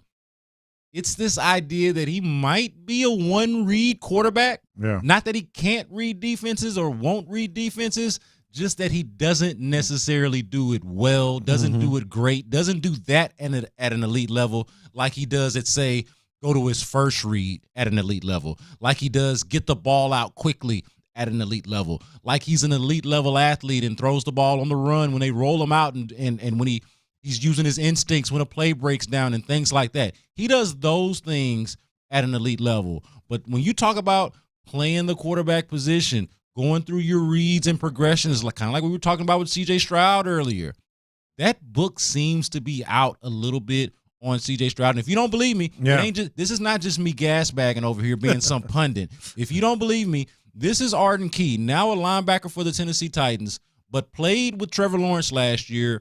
And look, they didn't live up to it. The Titans lost to the Jaguars. The Jaguars beat them, okay? But going into the game, this was his feeling on Trevor Lawrence with them, the Jaguars themselves coming off a brutal loss against the San Francisco 49ers. This is what Arden Key had to say. Yeah, he's grown tremendously, but I realized, being there, if we could take away his first read, then the rest are allowed to get there and things of that sort. They get the ball out fast with the first read. The first read there, he's throwing it right there, right now. If it's not, then you see the kind of hesitation, things of that sort. So we know and realize that we got to take away the first read so we're able to get to him. Yeah. Okay. So that's Arden Key, dude, a linebacker, a former teammate. So that's an opponent now, but somebody that has played with Trevor Lawrence and knows him. Okay. So that's Arden Key. Let me let you listen to Nick Bosa the week before. Okay. We told you guys. The San Francisco 49ers blew the Jaguars out, ended their little winning streak that they had gone on after they lost to the Texans, right? Yeah. This is what Nick Bosa said, and it's not a shot, but it's him, I think, being honest, because you can even tell where he thinks about it a little bit. But this was Nick Bosa on preparing for Trevor Lawrence. You stop the run and you stop the screens and the RPOs and the quick game, and you try and force them into playing quarterback, playing the position, going through reads, and hopefully later in the game make those plays. Stop the RPOs, the quick game, and make them play quarterback. He's talking about a quarterback. He's that's talking about y'all from king. the pocket. Yeah, that's y'all king. Hey, that's the one that y'all told me was can't miss, generational prospect. Got to have him. Would go number That's one. the one y'all scared of. Just the default best quarterback in the division, supposedly going in. Like that's the guy that we've been sold for all these years. Peyton Manning. Yeah, that's what they told me. Yeah. What happened? You told me he was Peyton Manning. What's up with that? That guy's just a jag. So it's like that T-shirt. I was told there would be pie. Where's the pie? Where's the pie? Hey, Trevor Lawrence ain't produced no pie. Yeah. What's the deal? I mean, is it fair to say, not me coming up with this, but based off of how defensive players are viewing him, talking about him, and approaching him, that maybe there's a book out on Trevor Lawrence. Yeah, look, and you said it's not a shot at him. It is insulting. Yeah, like if you're a quarterback, you don't want to hear that. That's something you say about somebody like a Baker Mayfield. Yes. Or somebody that just throw it to you. I don't think Bosa meant it as an insult, but it is insulting. If I'm Trevor Lawrence, I'm like, well, damn. They're on to me, maybe, is what he's saying. And so here's the thing. DeMeco Ryans knows what he's doing. Matt Burke knows what he's doing. And DeMeco certainly knows people in San Francisco. We haven't even talked about that. What's that? DeMeco knows everybody on the defensive staff in San Francisco. Oh, yeah. No, he does, and so does Bobby Slowick. Yeah. And so there's an advantage there. But you did get me thinking about this. And look, we always have to couch everything. Like, we're not saying that C.J. Stroud is the next Peyton Manning, since I mentioned him earlier. Who knows? Who knows, first of all. But it did get me thinking about this. All right, you have to. It's not a choice. You have to find a C.J. Stroud weakness. What is his weakness? Figgy, think about this too. Like because it's not that. It's not reading defenses. We talked about it earlier. You just heard that. It's not accuracy. That's not a weakness. Nope. It's not, the leadership and culture and kind of field generalship, so to speak. Intangibles? Nope. Find a weakness. That ain't it. Like I know he's going to have bad games. He's had bad games. He just had a bad half anyway against the Cardinals. If the old gun to your head, what's C.J. Stroud's weakness? Experience. He just loved too hard. He cares too much. It's he like one of those job interviews. He wears hard on his sleeve. What's your weakness? Yeah. Oh, I have to pull it back a little bit. Yeah, sometimes I just try. I just wear my heart on my sleeve. Yeah. Because the only one I could think of. I don't have the best work-life balance. Yeah. I'm going to give you too much of myself. I care too much. The only one I could think of, to me, is a strength, and that is sometimes he trusts his accuracy too much, and that led to an interception. There was that safety behind his first interception, safety behind, cornerback closing on the front. He trusted that he was going to get the ball perfectly there, and it ended up being a pick. That's a strength to me. That's not a weakness. But if you had to pick one. Well, I was going to say, if it's a paradox, if it's a contradiction, then is it really a weakness, or is it just a thing that you have to accept? Maybe it's not a strength or a weakness. Yeah. Maybe it just is a reality. I'd rather have a quarterback that did that than didn't. Yeah. No, 100%. And I would also rather have a quarterback who, if I'm going to say this is his weakness, is that total job interview stuff. He trusts his arm too much, or his ability too much. I put too many hours in. I prefer that, though, as gas bag as that is, as blowhard as that might be. Yeah. Take my job too serious sometimes. However slime ball that might sound, I prefer that over, well, he only stick on that one read.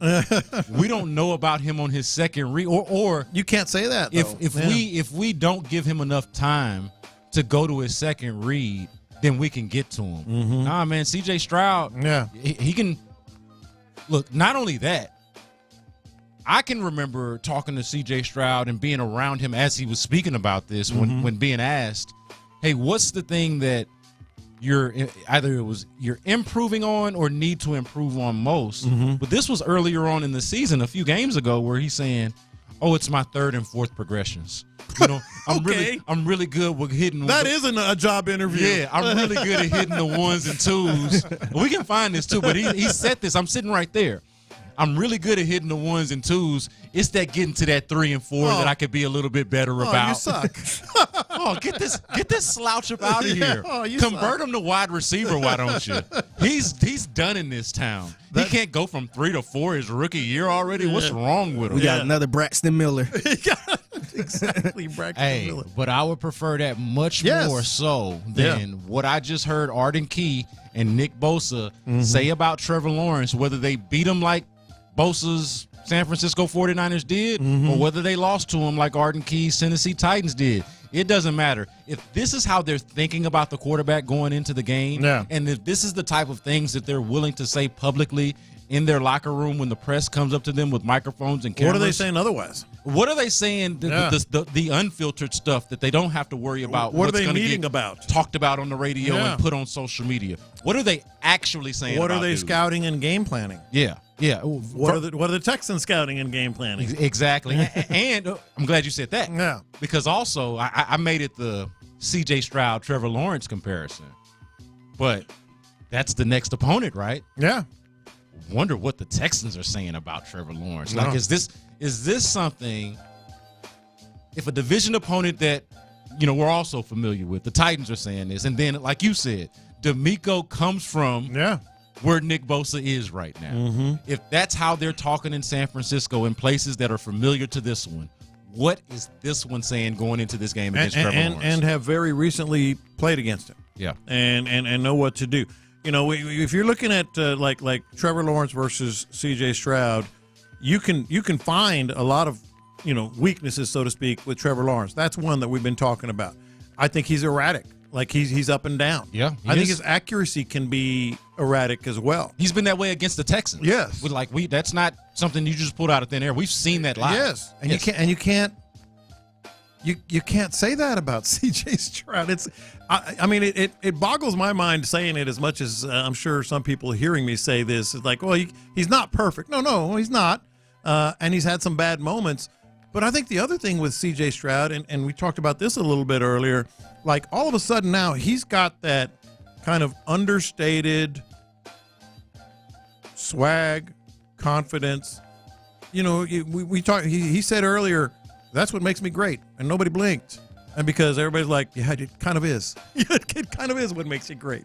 It's a good time to be alive as a Texan fan. That's for damn sure. Now, something that Trevor Lawrence does have that I think you could still say right now is debatable about whether C.J. Stroud has it. I know where you sit on this side of the debate, but entertain me for a second here just for the sake of the argument. Something that Trevor Lawrence does have for sure, it feels like he has, is a number one receiver in Calvin Ridley. And a number two. And a number two, someone at the very least that they invested a lot of money in Christian Kirk. And by the way, Zay Jones didn't play in the last game that the Texans played against the Jacksonville Jaguars. And so their staple of receivers, you can make the argument, and I think it's a fair argument, is better than what the Texans have. Their weapons overall, better than what the Texans have. Do you think, and we talked a little bit about this yesterday, but I want us to give it a little bit more thought and a little bit more energy here. Are we still at a point where C.J. Stroud needs a Calvin Ridley, what Clint Stoerner would call a coverage dictator, something like that? Like, do they need that guy, or is this spreading the wealth? All guys are reliable. Nobody is necessarily all pro, but everybody's pretty good. Is that sustainable and enough for C.J. Stroud? They need it. I mean, obviously, who doesn't want a number one? Who doesn't want a Calvin Ridley or an A.J. Brown? Why would you not want a guy like that? Yeah, they need it and they want it. But do they need it to win a division this year? Do they need it to make the playoffs this year? The answer is no, and we're seeing it. This is – I double and triple, checked this stat because I'm like, that can't be right. This can't be right. This isn't right, is it? Tank Dell missed a game, right? He did. So he's played 9 games. Tank Dell in his first 9 games, 42 catches, 659 yards, 6 touchdowns. Okay. Andre Johnson in his first 9 games. You heard me right. 42. Tank Dell was 42, 659, 6 TDs. Before you give Dre stats, you're talking royalty here now. I know I'm talking. That's why I said, is this right? All right. This can't be right. All right, man. Andre, 42 catches, 589 yards, 2 TDs.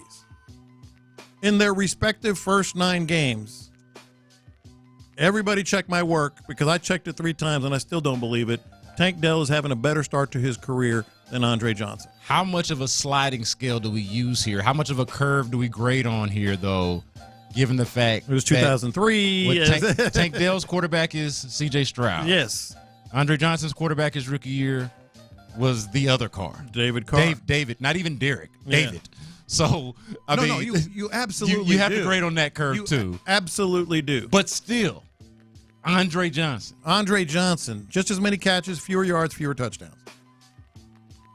Now, from that, though, we're not going to glean from that just because he's put that impressive stat line up. Yeah. That he is somehow, obviously not on par with Andre Johnson, but is he even built in the mold of number one option the way obviously Andre Johnson was? And just to keep it to this conversation, the way Calvin Ridley is. Mm-hmm. And Calvin Ridley didn't have a big game against the Texans, by the way. He had a couple of drops that were key. But do you think he is? I want Tank Dell to be the number 2 wide receiver, but he's the number 1 wide receiver right now. That's a good way to put it. Because interesting. I want him to be Christian Kirk. Okay, but a better Christian Kirk, or maybe even a more apt comparison like Devontae Adams. I want him to be Devontae Smith. I'm sorry. Yeah. I gave y'all the wrong. That's a race card on my part, by the way. That's a race card. Race card. You can still be black and get a race card when you misspeak they like both that. Devontae. So. I meant Devontae Smith and I said Devontae Adams. I want him to be Devontae Smith, but this year, right now, he is the number 1 wide receiver. We talked about this last year. The numbers are incredible, no matter who is throwing you the quarterback. More receiving touchdowns than Devontae Adams. Shout out to you. CD Lamb. More on pace for 1,000 receiving yards and 10 touchdowns by the end of the season. More receiving yards right now than Terry McLaurin, Jalen Waddle, Calvin Ridley. This is like stupid. Like I know what Noah Brown can do. I know what Robert Woods and Nico have done. But Tank Dell's your number 1 wide receiver. I mean, he's your number 1 guy. Yeah, I think that on any given day, and this has proven itself to be true, I think on even any given day they can have a different number 1 guy. But to your point, what I would agree with, he does seem to clearly be the most talented guy that they have. And maybe the biggest, like if I'm the defense, he's the guy that I would be most threatened by. Yes. Or feel most threatened if by. you have to take someone away, it would be Tank Dell right now, but that would open you up to Noah Brown 70-yard catches, et cetera. And we talked yesterday, he's getting hot. I mean, he's averaging over 100 yards and 7 catches a game the last 3 games. So Tank Dell is the guy. I want him to be the number 2, but he's the guy right now. Coming up, we've got to confess. And we will confess. Lunchtime confessions coming up on In the Loop. It's Texans game.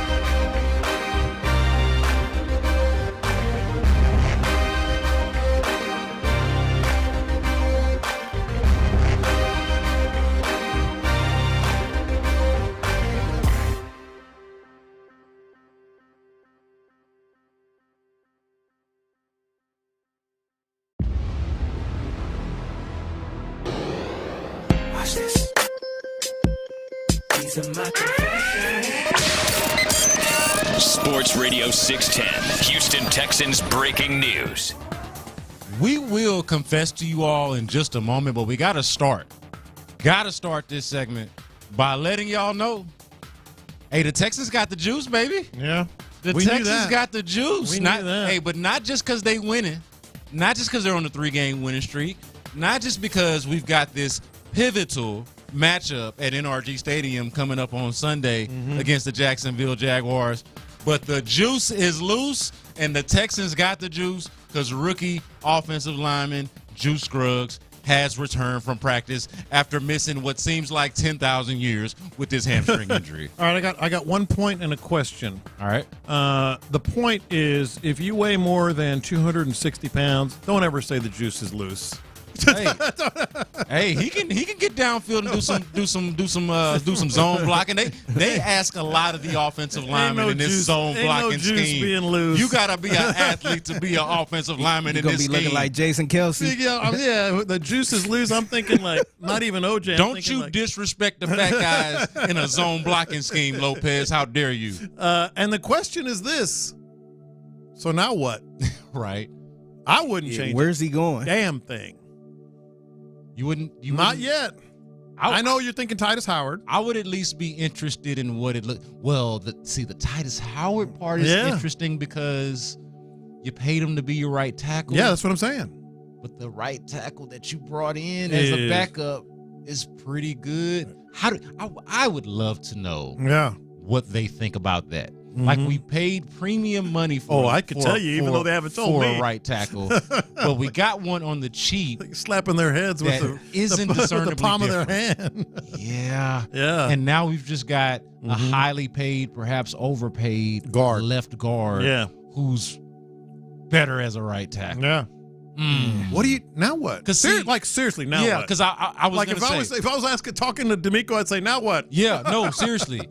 A few weeks ago, when I thought this was a possibility, and before Jared Patterson went down, I was like, oh, this is a great problem to have. Yeah.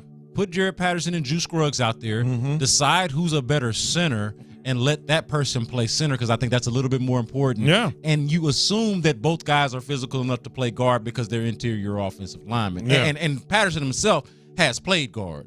So, like, the idea is One of those guys can be your center, one of those guys can be your guard, and we ride. Do you change 3 positions right now? Because you could put Dieter at guard, Juice at center, and Titus back at tackle. I wouldn't do that.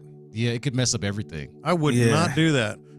Because you don't know, like as underwhelming as Titus Howard is at guard, I'm not prepared to say that Michael Dieter is a better option at guard. I mean, he's played it some. I get it. Yeah. I get it, but I'm not prepared to. I mean, he's a backup. He's a backup by trade. I know he started before, but he's a backup. Yeah. And then at the center position, like I know they drafted Drew Scruggs to be their center of the future, but I can't just assume that after all this missed time that he can just step in and be better than Michael Dieter. He don't have to play right now. Yeah, but then even above all of that, I don't even know if moving the right tackle that you paid all the money, who I like at right tackle. Yeah. I like him at that position.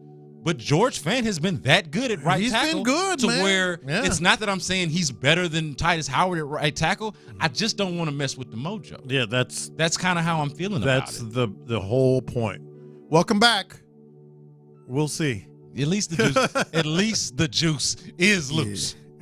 Watch this. These are my confessions. I'm going to start with 2 controversial ones. This is the first one.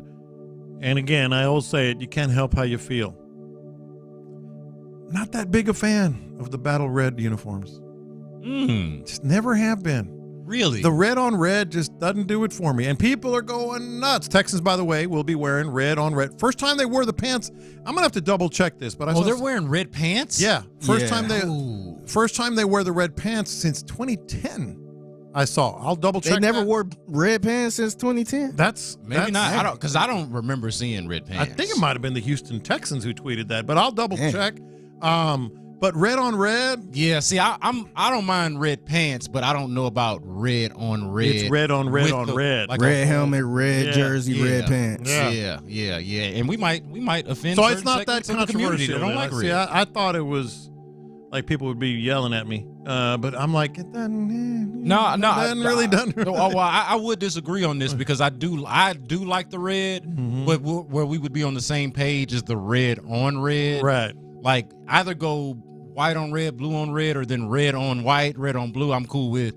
I thought their best look that they've had so far last week was last week. Yeah. Like if they could make that a permanent thing. It's a shame that that's an alternate. Yeah. That should be their uniform, and they should be considering now new alternates, obviously, and I know they are. Yeah. But what we saw on Sunday should be their look. Drew Doherty. First time the Texans will wear red pants since December of 2010. Okay. That's wild. I don't like them. I mean, it's never done it for me. Watch this. These are my confessions. Now, I'm not complaining about doing this show because I've had a really good time with you guys over the last couple of days. But I do have to confess that my sleep pattern has been thrown off over the last couple of days. And it's not just because I did the show, but also my kids being out of town, or they're out of school. So I took them out to the country so I could fully dedicate myself to this show. And again, they're out of school, so somebody's got to watch them while I do the show. God bless them. But look, yeah, well, they actually like dropped them out in the country. Fortunately, they don't know any better, and there are more kids out there. They have family out there, cousins and stuff like that. So they're not as bad off as you would think. Now, I don't know about the Wi-Fi situation. I am curious about that. But for me, though, the sleep pattern's off, and another part of this confession, man, I actually fell asleep on that Monday Night Football game the other day that we talked about. Like when we were talking Monday Night Football yesterday for quite a bit. But I ain't see too much of that second half. Not live anyway. Not live anyway. And I damn sure didn't watch the Rockets. I had to watch them the next morning on my record. Yeah. Like my sleep pattern, it happened the other night, happened last night. I got home. I had to move a couple of mattresses. I had to do a couple things. But by the time I got home, it wasn't that late. I'm going to get ready for the show, prep for the show. We're going to be good. Man, I was out in like 30 minutes. Woke up at like 3 in the morning. I'm wondering why your sleep pattern is messed up. Is it the time change? Did the time change affect you? Yeah, I did good. It's got to have something to do with the kids. It's still affecting me, man. It has to do. It's got to do. Have something to do with the kids. Yeah. Like you're just used to like the routine with the kids or whatever. Yeah, it's almost like my body and my mind knows that at the end of the day, I'm not having to wrangle the kids, figure out dinner, get everybody bathed, because my kids are still at that age where you have to make them bathe. Yeah. So like I don't have to figure out none of that stuff, and I can actually like if I plop down on the couch and close my eyes, the house ain't gonna burn down. Yeah, yeah. So that's what it is. That might be it. Watch this. These are my confessions. All right, here's the other one. Is it a race card to say that I love old black men? I love old black dudes. I just love, like, okay, so I picked, you guys know this. I picked up my truck, had some service done. I've been going to Mr. Stewart. He's over there off of Kelly Street and kind of Melbourne Road. I mean, and I've been going to him for years and years and years, and he's an awesome dude. But I love, like, I actually tweeted a picture. He's got a Houston Oilers Interstate battery sign. I saw that. Yeah, I saw that picture. From 41 years ago when he opened his shop. He put that up there. It's badass. But I love chatting up with old black dudes because they just, and I know it's a race card. It is a race card. I know it's a race card. Race card! I know you shouldn't, do this and profile and all that. So let me put it this way. My experience talking with old black dudes is awesome because I love that they talk loud, generally speaking. Like I had a hose probably go, it wasn't the hose, it was the blah, blah, blah. And I'm like, okay, I'm right 2 feet in front of you, and I love how anytime you talk sports, which I do with Mr. Stewart, it always, like you could be talking about something current and they will always tell you about somebody in the 60s that was better. Yeah. Like always. Nobody underrated about black folks and older black folks. Nobody does a back in my day quite like an older black man. Yeah. Yeah. They got that on lock. For sure. It is definitely a race card, but not racist. Obviously, since you said you look like, if you had came in here and was like, you know what I really can't stand? Talking to them old, you know what I mean? Like that couldn't have been it. But since you like it, I'm kind of in the same way too. This is a race card too, but I like seeing white people dance at weddings. Yeah, they just they be jamming in their own way, man. Mm-hmm. Yeah, that's a good one. Oh, black dudes. I don't go to a barbershop, but I need to go to barbershops just to talk. Well, I mean, and this wasn't one of my confessions, but I will say to your point, man, this was one of the reasons, like baseball aside, why I'd like to go to Minute Maid Park and talk to Dusty Baker. Yeah. For the very reason that you were talking about. I'm going to get an old black man type of story or old black man type of conversation that, you don't get unless you go. Willie Mays once told me. Yeah. And I got another guy over there it's in Cashmere Gardens. I just love that. I got a body guy there that does the dents and stuff on your cars or big repairs, and Mr. Stewart. So Mr. Stewart is like loud, and so is my body guy, and I'm just like, I could listen to them talk all day. It's awesome. Watch this. These are my confessions. Speaking of race cards, I think that I've grown as a person. I've never thought of myself as like a race baiter. I don't even like the term or the concept, or like some kind of, woke. I don't like that term either. Like I've never thought of myself as that, but I am a black man in America, and my experience is consistent with such, right? So a couple of days ago, it started yesterday, I'm going into the break area, our coffee area, and you have to walk around a corner there, and I stumble upon our big boss, and I startle her a little bit. I scare her a little bit. She's like, oh my God, didn't think anybody was here. Because look, the station has been mostly empty because of the holiday week. She thought she was by herself for the most part. I pull around the corner, startle her a little bit. Didn't think much of it. Didn't think anything of it. Honestly, the misogyny deep down in me kind of took over because I thought, oh, she's just being a girl. Yeah. Now that's my boss. She's older than me. She's my superior at work. And even then, I thought, that's just Sarah being a girl. Like that was my initial thought, okay? Which is fair. Kind of fair. Yeah. Women walking around somewhere think she's alone, and then some man that she didn't know was there shows up. Oh, my God, I can't believe that happened. Exactly. Perfectly reasonable. Today, before the show, the same thing happens with Aaron Raybold. Now, he, most notably, not a girl. Is a he. Not a woman. He is one of our engineers and one of the manlier guys that we got here at the station. So I startled both of them. Now, the thing that they do have in common, both white.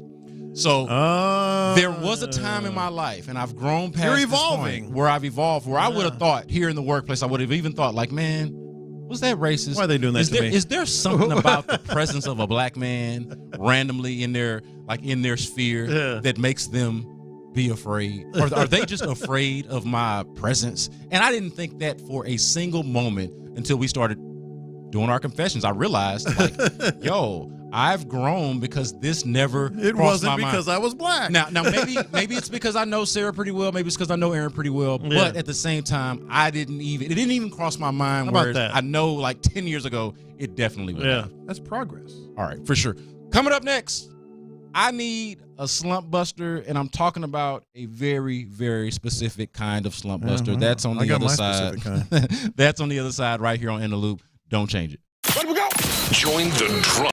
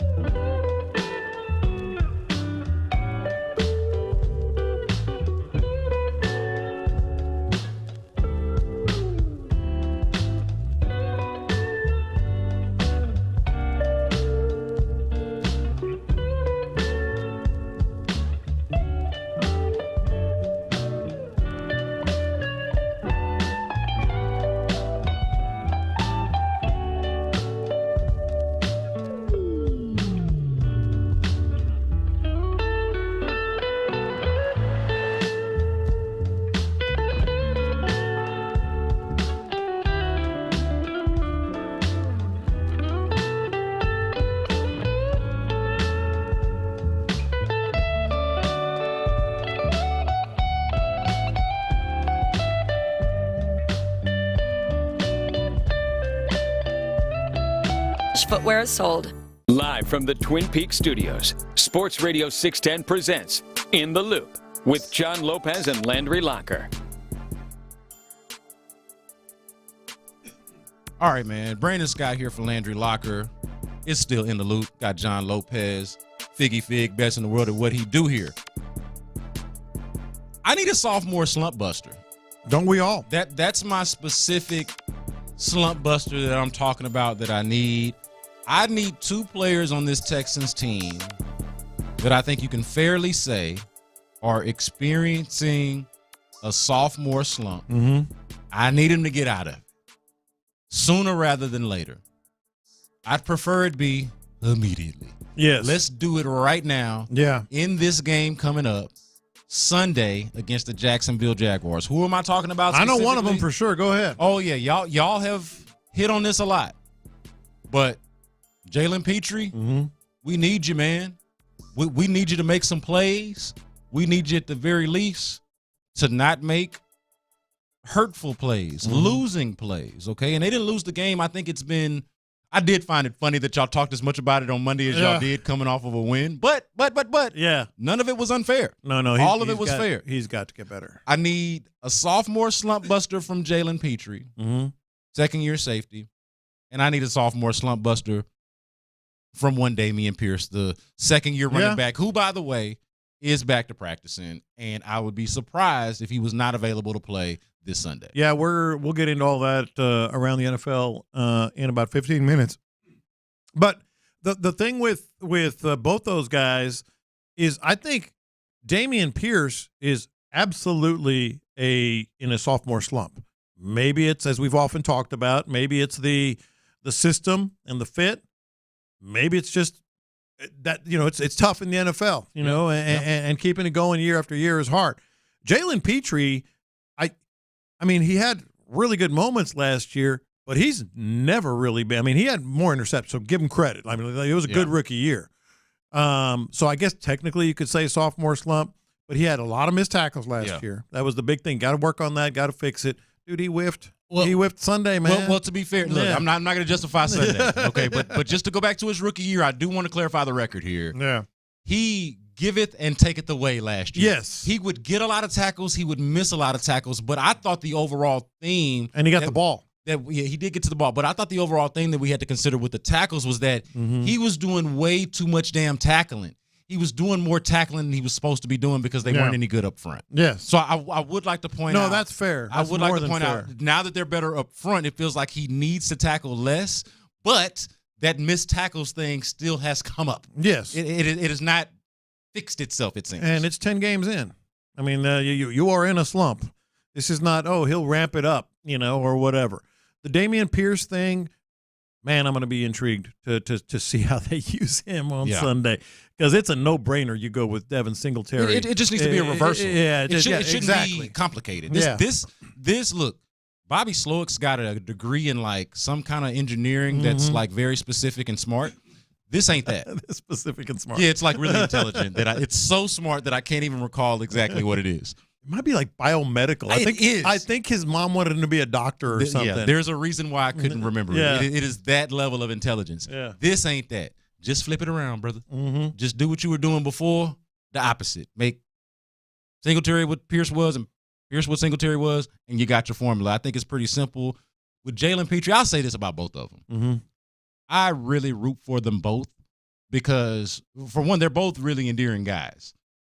But Jalen Petri specifically, we both got that Stafford background. Y'all know I'm from Hiram Clark, but I spent a few years in Stafford going to school there. Jalen Petrie's the best player to come out of Stafford. No disrespect to Craig Robertson, but hey, Jalen Petri, I feel like is the best player, or I'll say I thought he was. Yeah. I thought it was trending that way. Yeah. And I'm still rooting for it. I can't quit him. Can't turn my back. I need this slump buster, man. I need this to happen. I need it to happen sooner rather than later. I mean, that would be kind of it's personal for me. I'll be honest. It is personal for you. Me. I see it. It is. But it'd also be cherry on top stuff with some of the development that we are seeing on the defensive side. We talked about Derek Stingley earlier.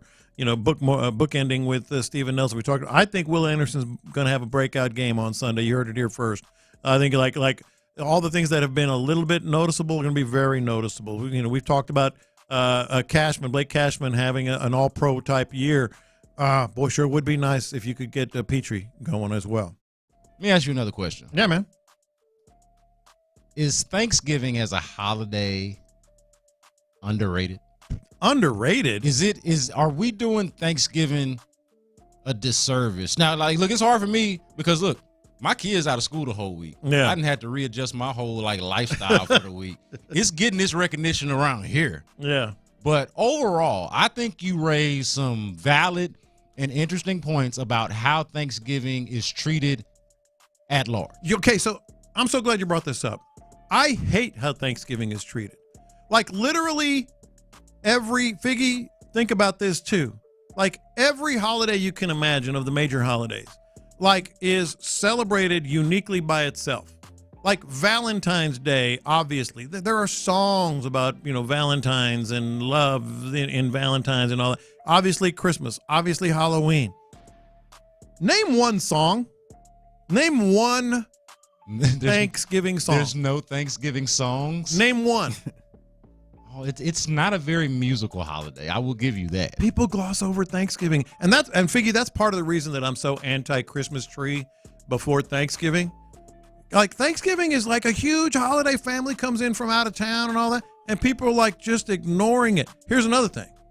I thought of one Thanksgiving movie. One. And it's just peripherally around Thanksgiving. Okay. Planes, Trains, and Automobiles. Oh. Weren't they going home? Yeah, you know what? For You're Thanksgiving? Right. You're right. There are no. Name another. I don't have one. Yeah. I wouldn't have given you that one. Name another. That's kind of like a stretch, but. Yeah. No, I would have given you zero. I mean, to start. You at least have given one. Too many people are in Christmas mode too soon. They put up their decorations. They just gloss over Thanksgiving. No movie. And here's the other thing that pisses me off about how people treat Thanksgiving. Lopez is mad for real. It pisses him. Tell him how you ask, son. So, who's the star? We're going to have a Thanksgiving parade here tomorrow. There's the Macy's Thanksgiving Parade. Yeah. It's awesome. You turn it on whether you're watching it or just kind of as background as you're starting to cook. Who's the star of every Thanksgiving parade? Santa Claus. Bro.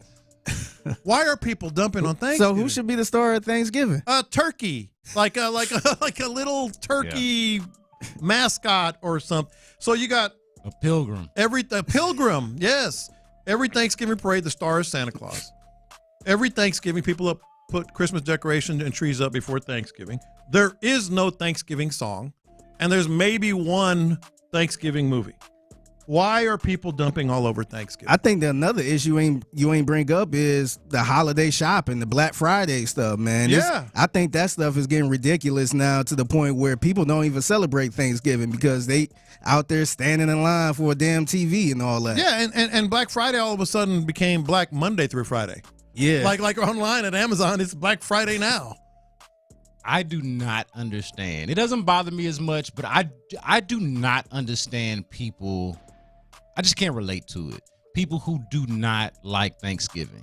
Like, it's just so antithetical to my life experience that I just cannot relate to it. I know somebody, I'm very, very close to somebody who will tell you straight up, this is a quote, Thanksgiving, a trash holiday. Get out of here. That's a quote from a friend of mine, a close friend of mine. Trash holiday. I don't like Mike Meltzer anyway. On the text line. On the text line.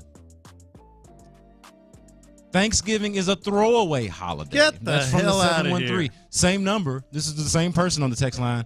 I love when Thanksgiving is over. I don't get you. Yes. I don't get you as a person. I can't relate to your life experience. I'll tell you one thing for me about Thanksgiving, the thing that I love most about it, and this could be my privilege. I'll say this, because everybody doesn't have this. I'm fortunate in this way.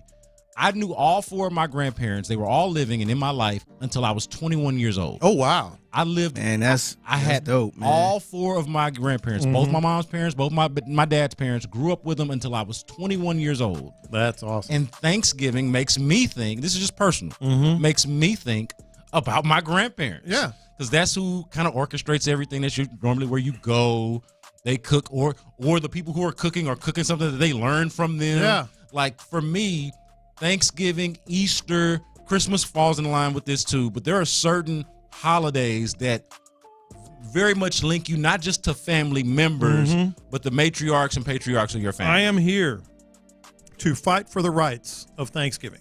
I'm with you. I'll fight with you. I'll be putting my tree up while you fight for it too. It's one of the best holidays. It's really one of the primary one or two holidays where you're going to see your family. You're going to build memories with grandparents, like you just talked about, or relatives. It's eating like crazy. It's football, and people are like can't wait to get past Thanksgiving. We got to be real though, man. This is kind of like somebody having their birthday on December 24th. No, it's not. Yes, it's so close, man. You got like two or three more weeks.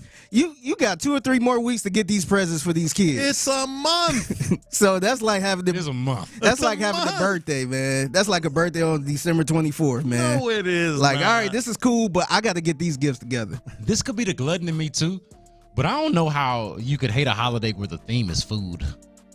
Exactly. Yeah. I know we eat on all the holidays. Yeah. We get together. We barbecue on 4th of July. The whole intent is to eat. But the theme itself very much is food. Somebody mentioned that the Pilgrims stole from the Indians and all that. Look, we don't really get into politics. We don't until, care. Like the politics except around the Thanksgiving table. At the Thanksgiving table. And notice how none of what they talk about is ever, hey, ironically, Thanksgiving itself might be, politically a hot button topic. Yeah. That's never it. It's actually the current events. I don't get it. Like, look, Thanksgiving ties you to your family.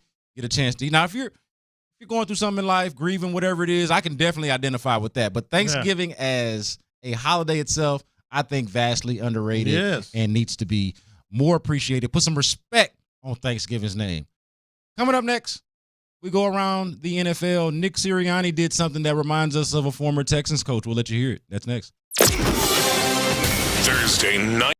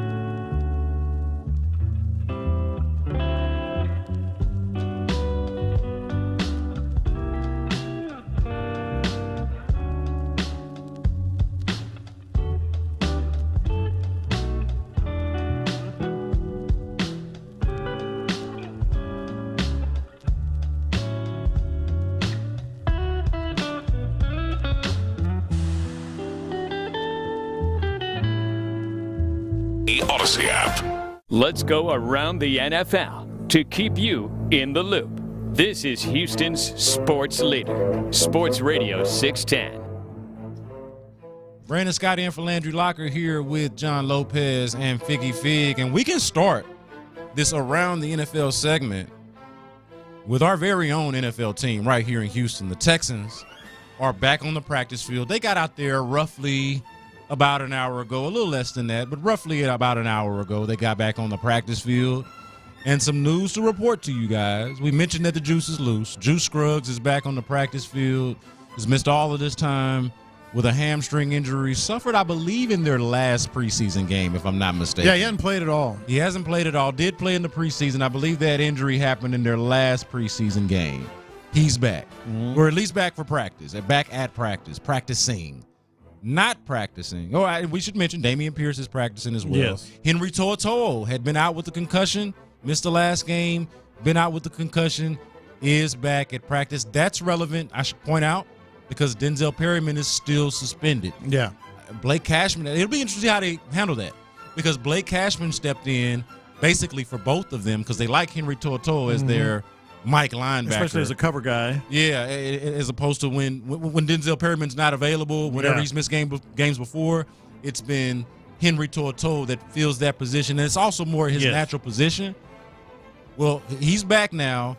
Blake Cashman, do you move him more to his natural position? How does that possibly displace a Christian Harris? Do you run more of your base set than you did before?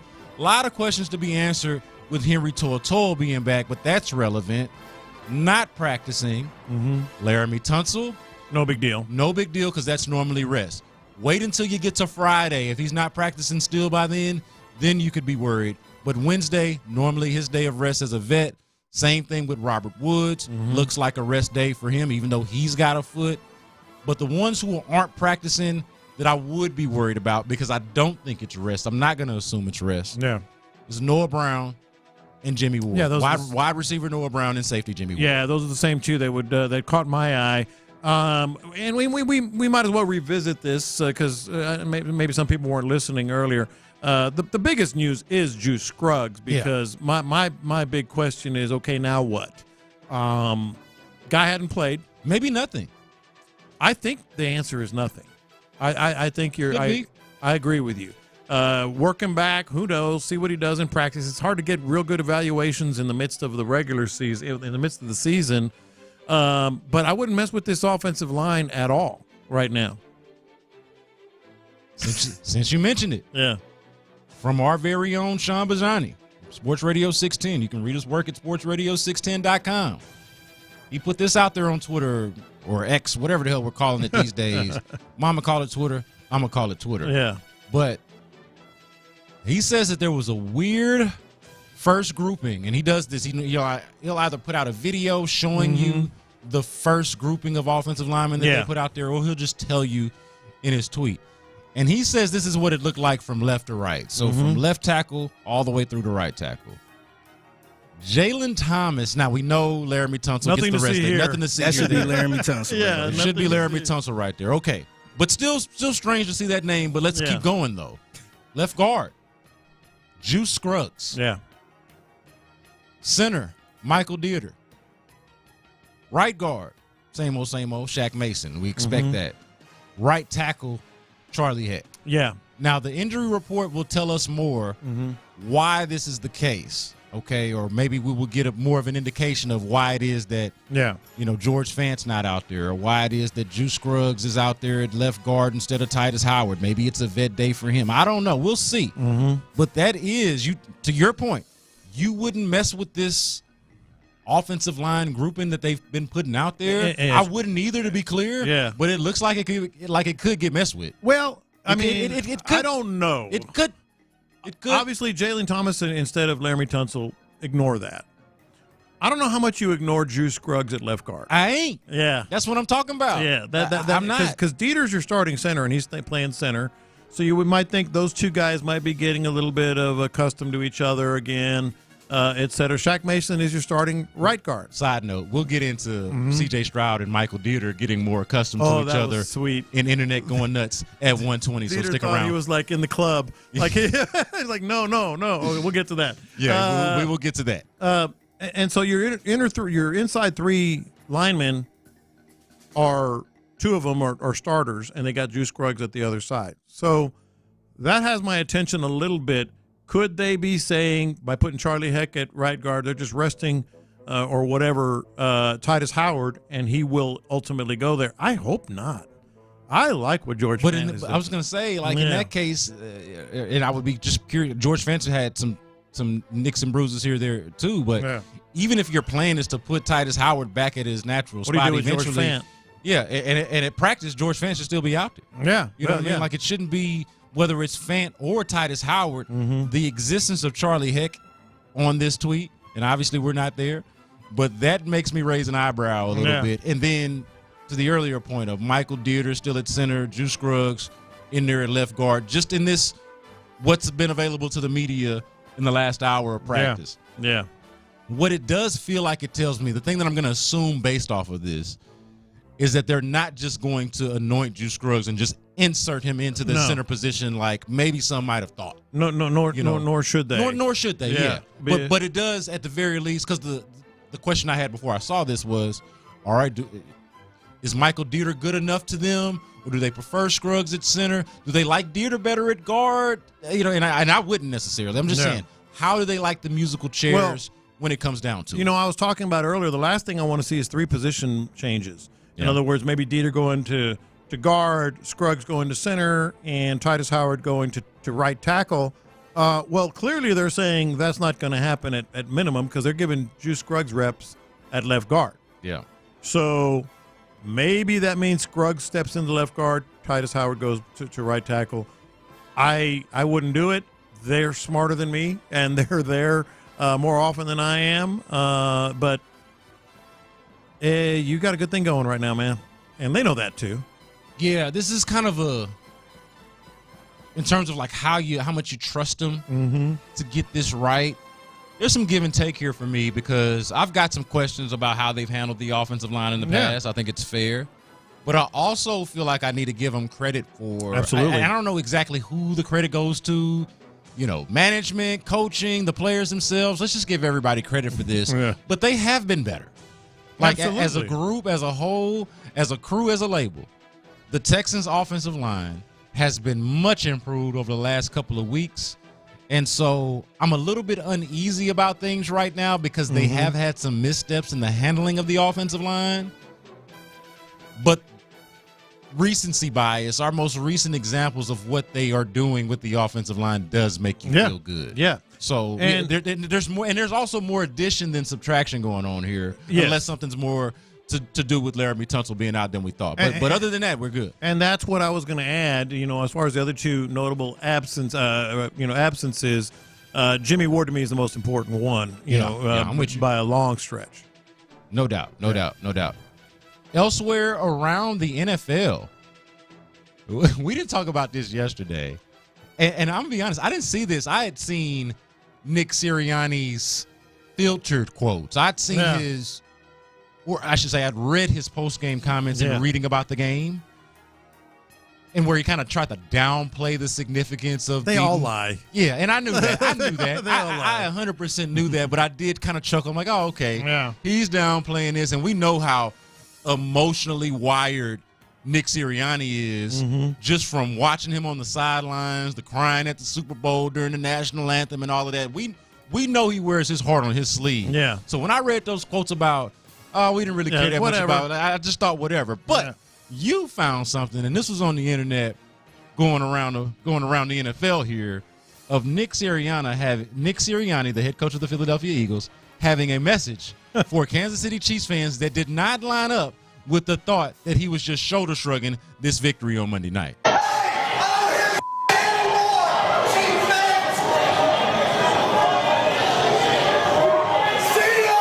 See ya. He says, I don't hear your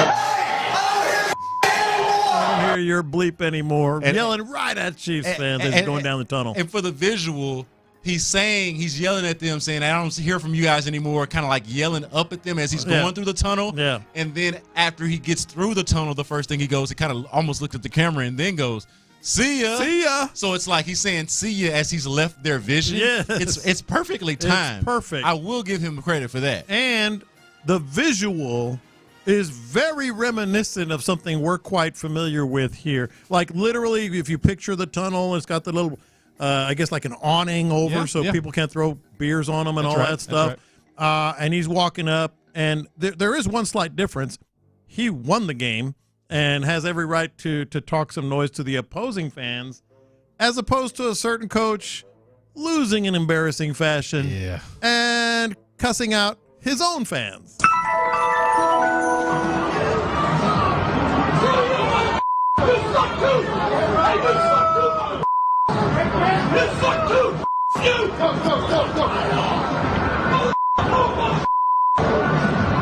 You suck too, mother. We all know who that is, by the way. Be it Bill O'Brien. I can't believe he did that, man. No. When I played this audio earlier, I was like, man, he really did this. Nope. I know this is around the NFL, but I have an additional confession. Yeah. Watch this. These are my confessions. Out of all the things to complain about Bill O'Brien and his time here, for me personally, this is just me talking for myself, I didn't have a problem with that one. Really? I did not. I you never curse out your own fans, no matter what you want to say. I know that. I'm not saying it was right.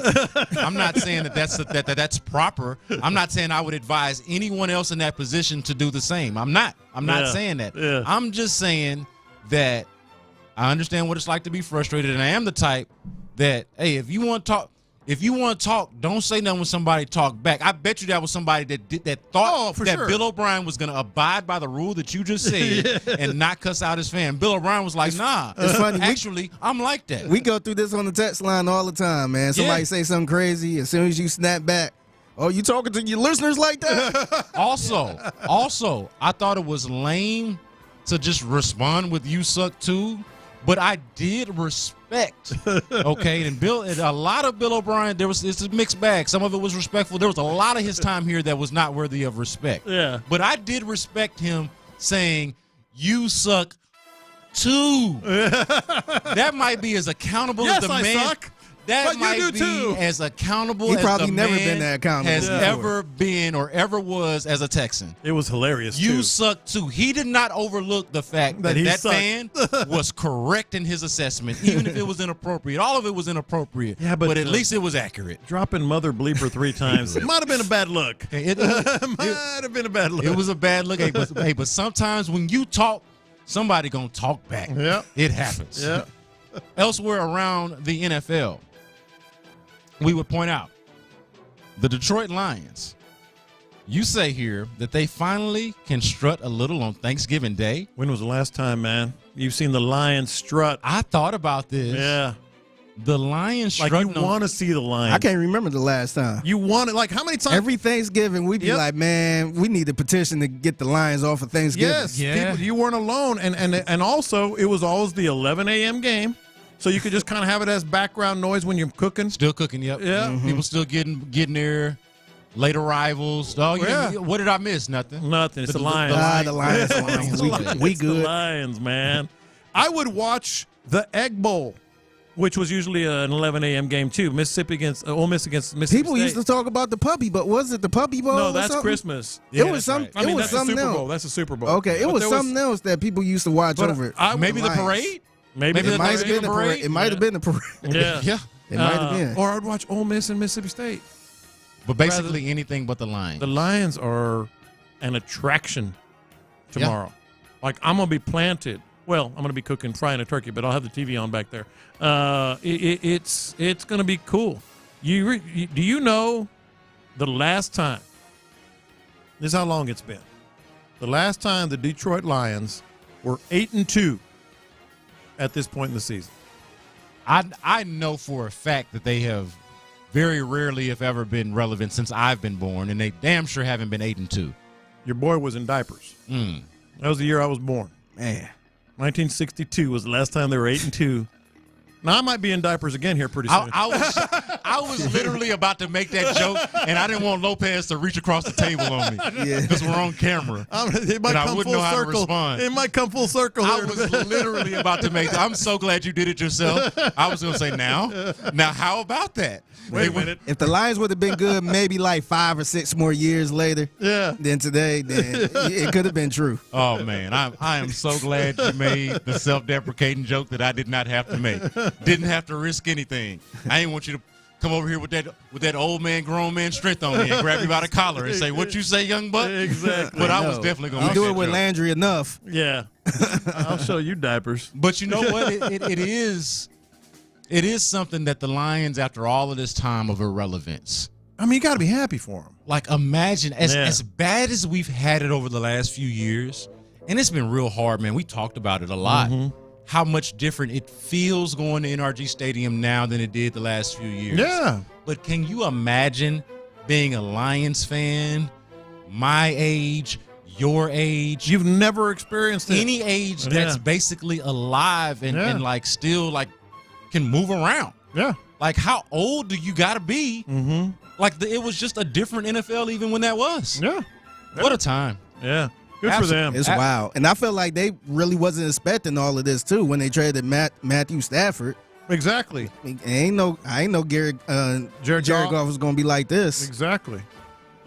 Coming up next, the internet's going nuts, and why it is that Michael Dieter might have almost cost C.J. Stroud a touchdown. We'll tell you about that next. Let we go. Join the drum.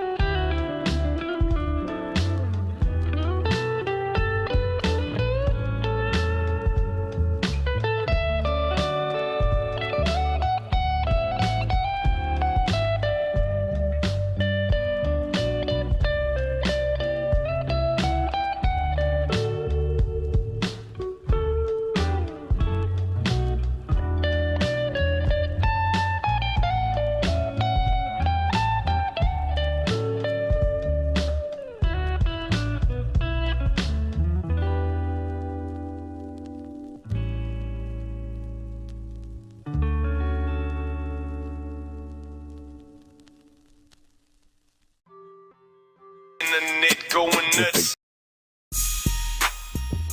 All right, Brandon Sky here. No Landry Locker, but I'm here with John Lopez and Figgy Fig. Enjoying the time. Internet going nuts. We will get to in a moment Michael Dieter almost costing C.J. Stroud a touchdown. But we got to get ahead of this, man. I did not realize that this was happening. Just happened to check the internet during the break.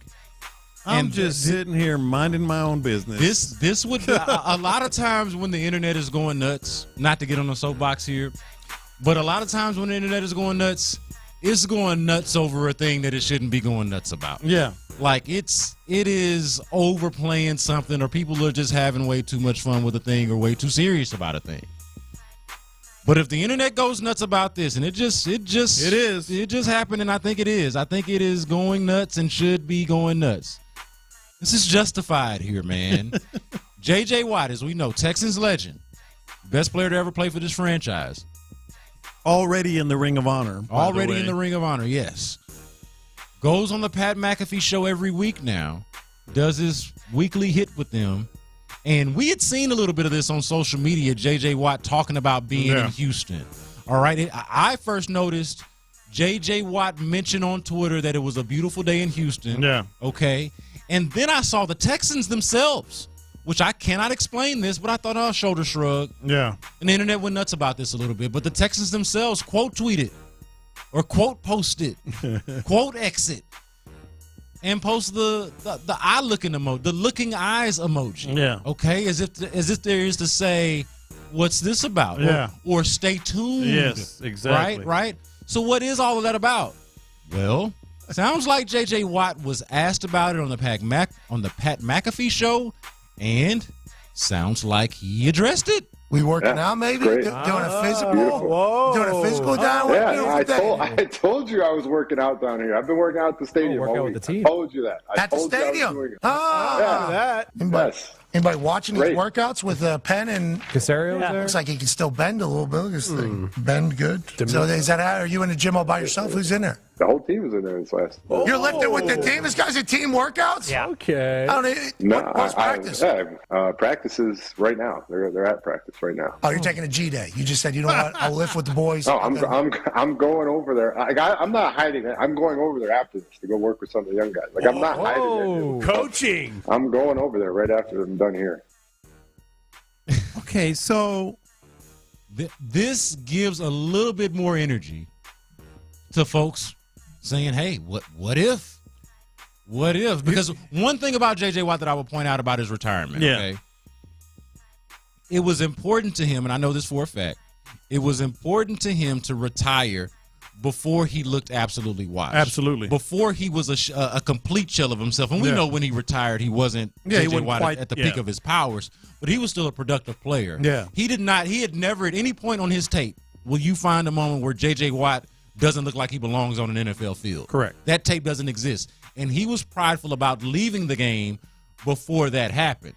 That being said, last time he played, he was still an NFL caliber player. Here's why we're doing this, aren't we? This is wild. They breathe life into it, Lopez. What are we supposed to do? We didn't have this on the rundown earlier. No, it just happened. It just happened, man. Yeah, but okay, so here's my initial thought.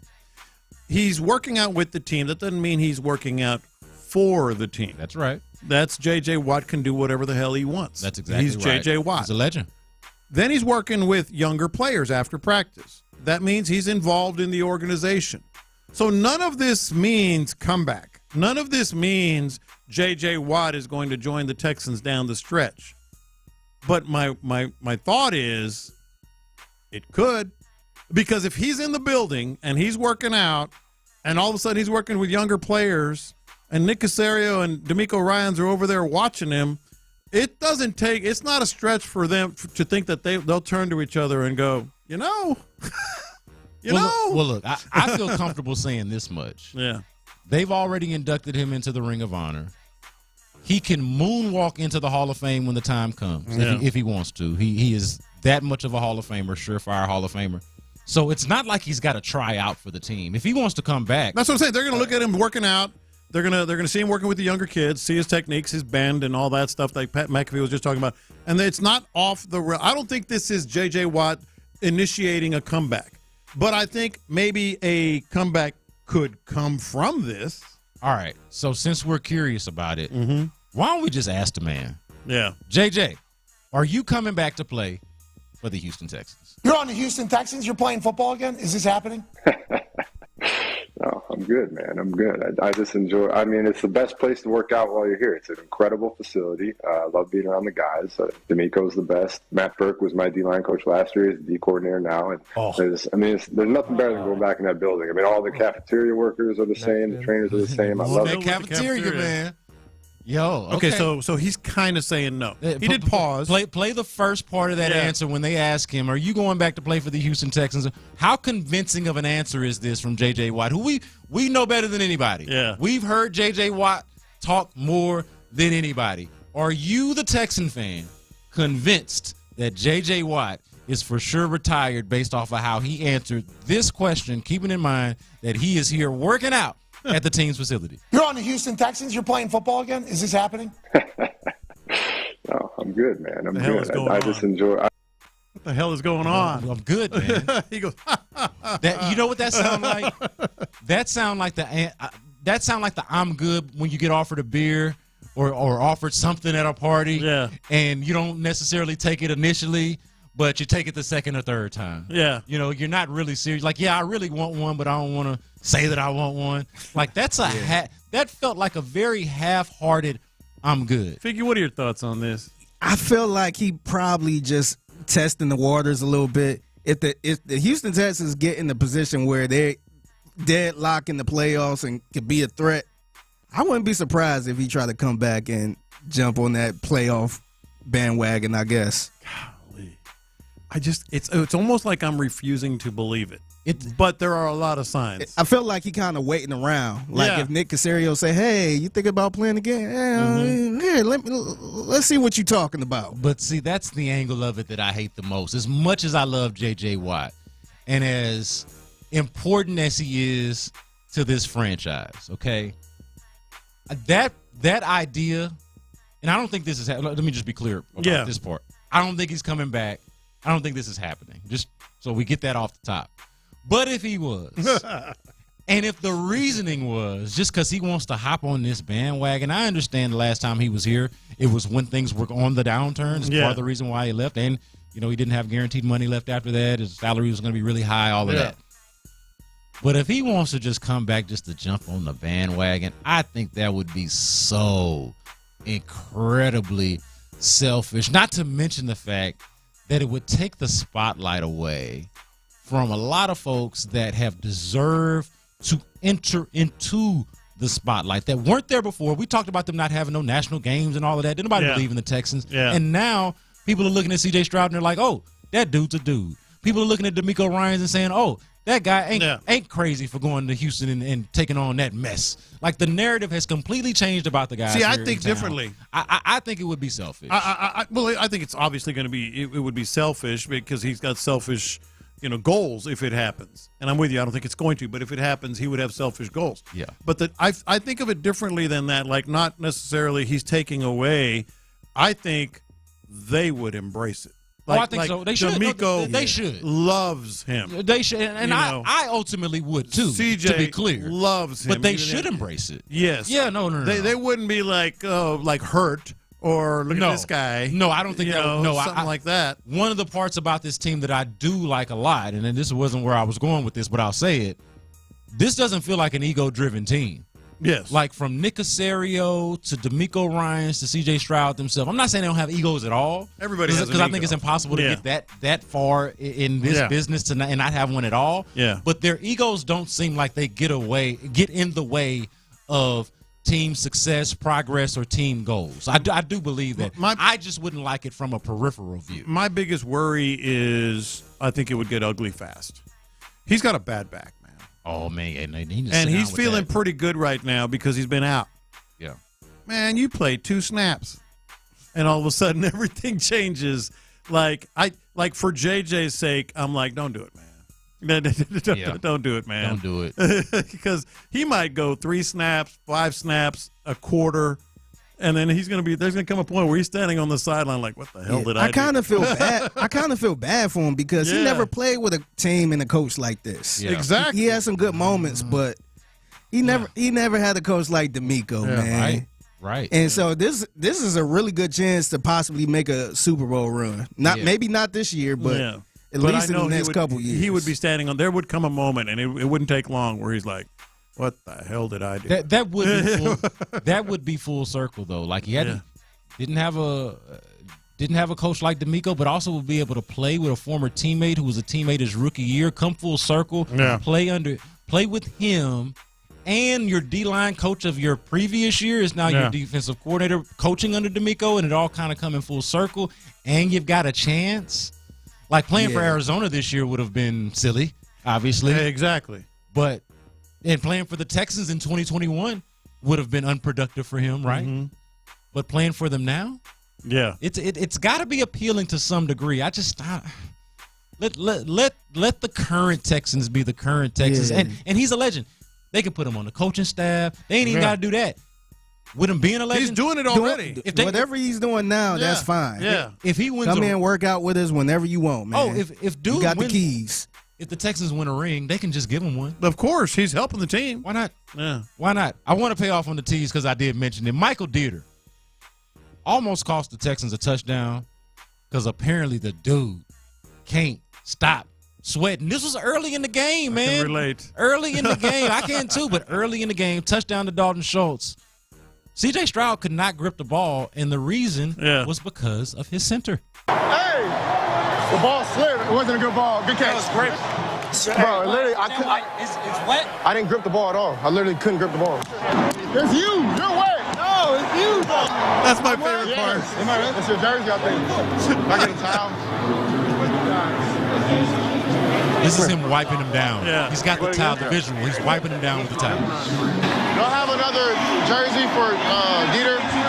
Yeah. Dripping wet. Can you get it for him? My favorite part is like he thinks CJ's like saying, "You the man." Like he said, it's you. You're wet. He goes, "Nah, you're wet." like yeah, we're badasses. No, man. I mean, you're literally wet. Yeah. CJ's like, I don't have a stain on me.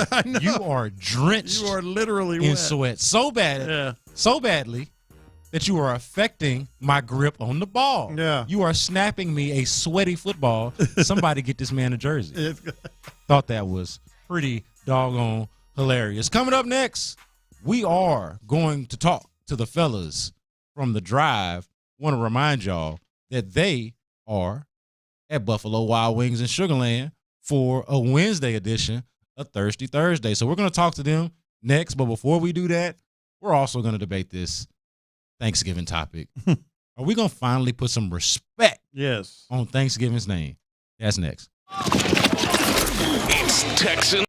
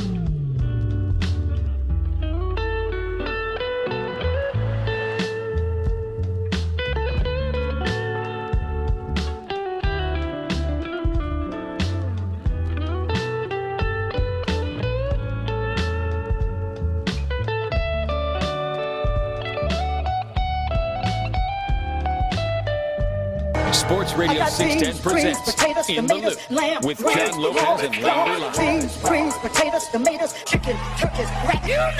Beans, greens, potatoes, tomatoes, lamb, ram, hog, dog. Beans, greens, potatoes, tomatoes, chicken, turkeys. Beans, greens, potatoes, tomatoes. I gotta give him credit, Figgy.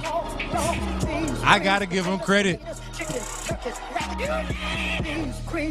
The Rhino on our YouTube chat points out that Shirley Caesar singing this right here. Greens, potatoes, chicken, yams, you name it. You name it. This used to be a slap. Hey, used to be. Yes. I don't know what previous life you talking about, but I'm talking about in current day. Yeah. That still slaps. And Lopez mentioned it earlier. Yeah. There ain't enough Thanksgiving songs. We got Christmas songs to make Christmas playlists and albums. Actually had Christmas stations. Christmas stations. Yes. Like there are movies. There is a whole Christmas music market that you can point out. They got like 5 different Christmas stations with 5 different type of Christmas music. Yes. You cannot say the same thing about Thanksgiving. No, man. Thanksgiving. This one is holding it down. Yeah. But this is not even official. I was going to say, however, Yeah. I don't think that this is an official Thanksgiving song. Yeah. But somebody did the justice. Yes. Maybe because of my cause here, my mission to give Thanksgiving its proper due. That thing just makes me go every time, man. Look, I hear. I don't know how you could not respect or properly appreciate a holiday where it can be linked to that sound. Yes. It's like, okay, the beat is fire, but we're also talking about the lyrics is just beans, food. Tomatoes, yams, ham, like everything. Like everything. We're talking about it. We're talking about it. Yeah. There is the Thanksgiving song that we overlooked earlier. But not officially. You're right. Not an official. This is but why should be. Maybe unofficially official. This is why Thanksgiving to me is Thanksgiving should be mad. If Thanksgiving were a person, it should be very offended. If Thanksgiving had feelings, it should be all in its feelings. No such thing, or very few. There's no such thing as sending a Thanksgiving card. You send them for Valentine's, you send them for Easter, you send them for Christmas, you send them for birthdays. Well, that makes sense. There's not sending a Thanksgiving card. It's a holiday. If you're going to send a Christmas card. There's no Thanksgiving cards. I don't need to see your face again 3 weeks later. I get it. And please don't go take more extra pictures for that. There's no Thanksgiving song. Name one. That's the unofficial one, but name a Thanksgiving song. There's no Thanksgiving movies except for one that I thought of, Planes, Trains, and Automobiles. The worst insult Thanksgiving gets, there's several, but like everybody has Thanksgiving Day parades. And the star of every Thanksgiving parade is Santa Claus. Come on, man. Let Thanksgiving have its flowers, so to speak. It's Mayflowers. See what I did there? And the other thing is like, this is why I'm so adamant about don't put up your Christmas decorations before Christmas. I mean, before Thanksgiving. Because it's not right, man. Thanksgiving, it deserves better. It deserves better. Absolutely. Yeah, I completely agree. I don't fully understand it. What do you make of, because I have seen some of this as a response since the last time we talked about this. Mm-hmm. What do you make of people trying to politicize and say, because here's the thing. We know the reality, the history, the background, and all of that. Sure. Pilgrims and Indians and all of that. We get it. Yeah. The Native Americans. We're wronged here. We get it. Yeah. But Man taken away. But I don't never really hear people talking about that until it seems convenient to make that as a response to us. Yeah. Like as a response to this conversation. First of all. But I never hear somebody be like, well, the Pilgrims did this, and that's why that turkey ain't a big deal. Or that's why I just rushed to put up my Christmas tree because of the Pilgrims. You're forcing it. Or because the Native Americans were wrong. It's the same people that do that with the 4th of July. Yes. When they see other people celebrating the 4th of July, a.k.a. just having a cookout, they be like, "Oh no, I don't celebrate that because like we're not celebrating it to talk about the Declaration of Independence. We getting together as a family. Yes. This is the one time we all got off, and we celebrate. You know, just being together. You're looking, we cooking and all that stuff. Fellowship. You're looking for reasons if you're thinking that's why. That's not why it's not celebrated properly. Yeah, it's just that I think it's proximity to Christmas. I think that's a big part of it. Mm-hmm. And then for other people, like I was talking about my friend before who called it a trash holiday. And I think for her it's in part because she doesn't particularly like the Thanksgiving branded food. Like she's not big on dressing. And some of the things that are like turkey, some of the things that are consistent with Thanksgiving are foods that she personally could do without. But I'm like, just say that y'all didn't throw down at wherever you grew up at. Exactly. Because like, why do we need one thing that I do not have patience for? I cannot stand is when you need a good excuse to have a good time. Yes. Like, how good of an excuse do you need? It's Thanksgiving. We're going to go have a good time. Yeah. End of story. Yeah. I don't want to hear about the background and the history of So Thanksgiving. you're with me. It's getting wrongfully ignored. I don't want to hear about the Pilgrims Figgy's over there Indians. putting his Christmas tree up on November 28th. I don't want to hear about how you don't like dressing. Yeah. Find it's so much damn food. It's something on that place on that plate that you like. Yeah. Something. I agree with y'all. I think it's wrongfully done, but look, man, I feel like just society is just pumping up Christmas extra early, man, because a lot of people get out there, try to shop early and all this stuff, all these Black Fridays, before the Black Friday sales and all this other stuff. It's Black Friday week right now. Yeah, so I think that's part of the problem too. Yeah. But see, I separate society into factions on this. Yeah. I think you've got business society and you've got people society. I'm talking about like everyday people, like what we interact with, right? Versus a business. Like I understand. And the first time I saw this was when I was a teenager working at Walgreens. Shout out to the Walgreens on South Post Oak and West Orem and Hiram Clark. Worked there for years. I found it strange how we went immediately on our promotional aisle. Yeah. From Halloween that's another thing. To Christmas. I thought that was ridiculous. But they did explain it to me in terms of, hey, we're just catching the rhythm of the people. Right. This is what people shop for. They shop for Halloween candy. Then they start shopping for Christmas decorations and Christmas candy. But see, there ain't a lot of Thanksgiving shopping. I hear you. And that's until Black Friday. That's one of my arguments as well. Because what is one of a lot of people's biggest complaints about Christmas? Oh, it's been too commercialized. Christmas is not about what it's supposed to be anymore. It's all about presents and et cetera. Yeah. Okay, then why don't you celebrate something that is not commercialized at all?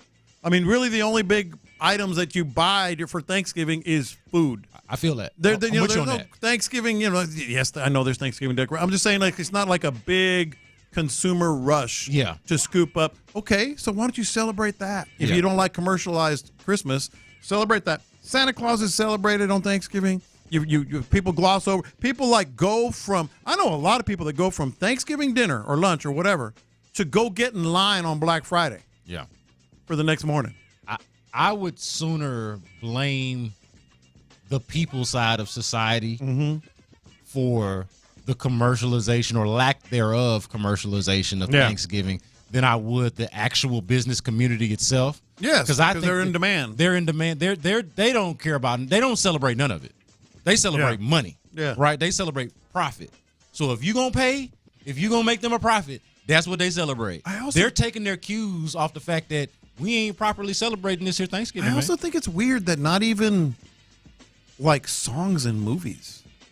We are getting texters that Isn't are that mentioning, and I just have not heard it, but apparently Adam Sandler has a Thanksgiving song. It was a kind of a mock song based on the fact that there aren't any. Well, all the more that there aren't any Thanksgiving songs. Yeah, it's bizarre. I'm on a mission. Celebrate Thanksgiving. I know I am.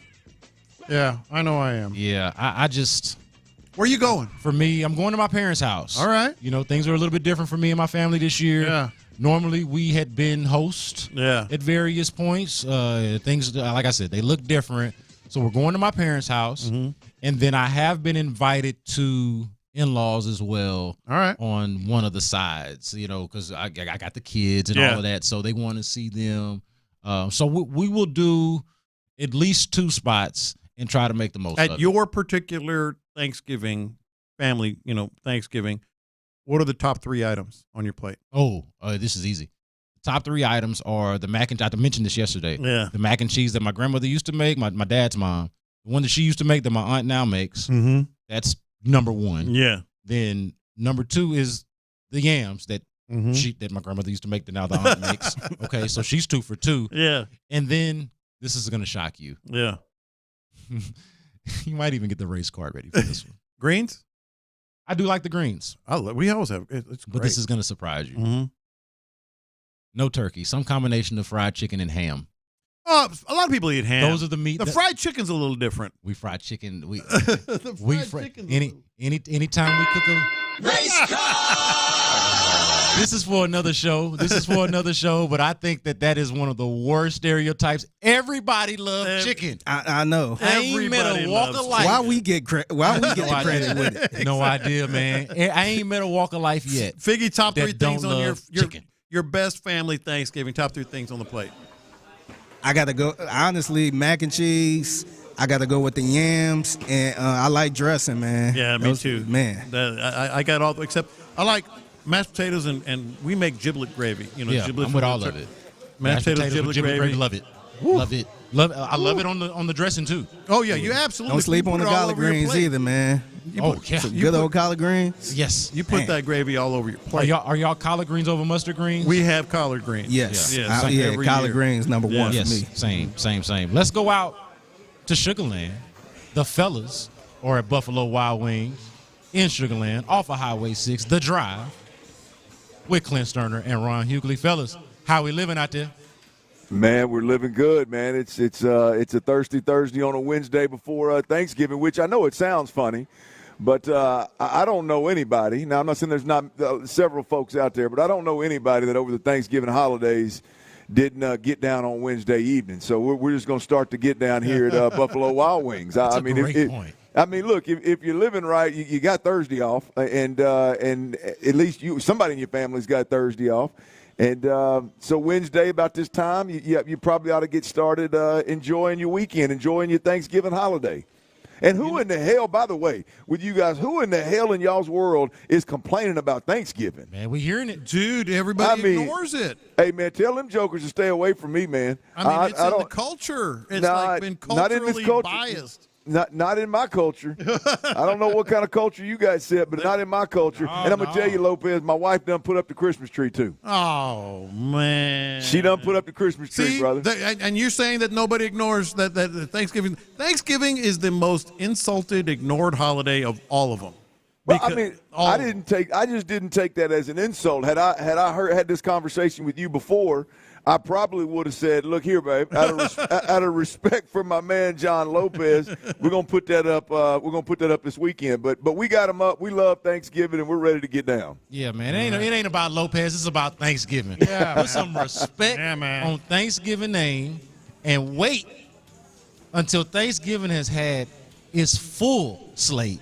Until y'all get into this Christmas. I don't get it. I don't understand it, man. I am y'all really sleeping. Now. I am too. I'm so glad that this show is over, so now I can fully indulge in the Thanksgiving holiday. I'm going to go ahead and do that. You are listening to KILT HD2, and Odyssey Station, and The Drive with Clint Stoerner and Ron Hughley from Buffalo Wild Wings on Highway 6 in Sugar Land is live.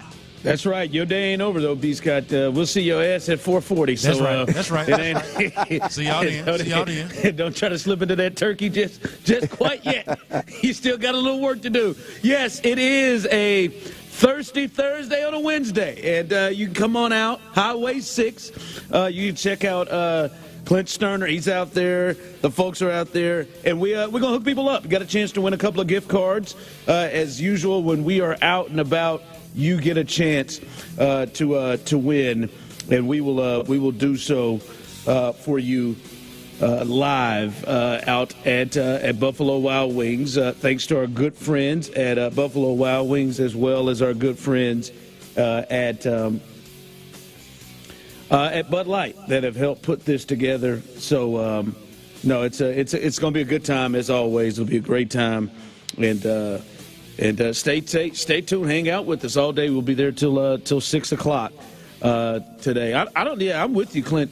Thanksgiving is easily my favorite holiday. I love Thanksgiving, and it is easily the one that does me in the most. Probably because it has a lot to do with food.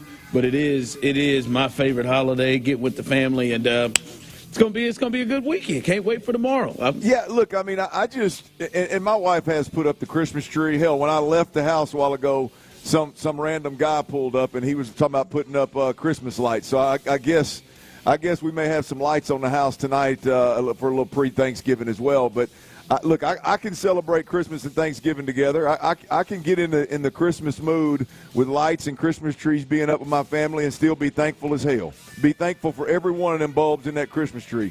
And this year the wife got 2 Christmas trees. One of them showed up that was damn near touching the ceiling. I don't know what she paid for it, but I'm thankful for it if it makes her smile, man. So, hey, look here, I'm good, man. God bless you too, C.J. Stroud. Yeah, I'm thankful for C.J. Stroud too, damn it. I'm thankful for these Texans. I'm thankful for D'Amico Ryans. I'm thankful for J.J. Watt over there working out in NRG for some odd reason. Oh, God, we got a lot.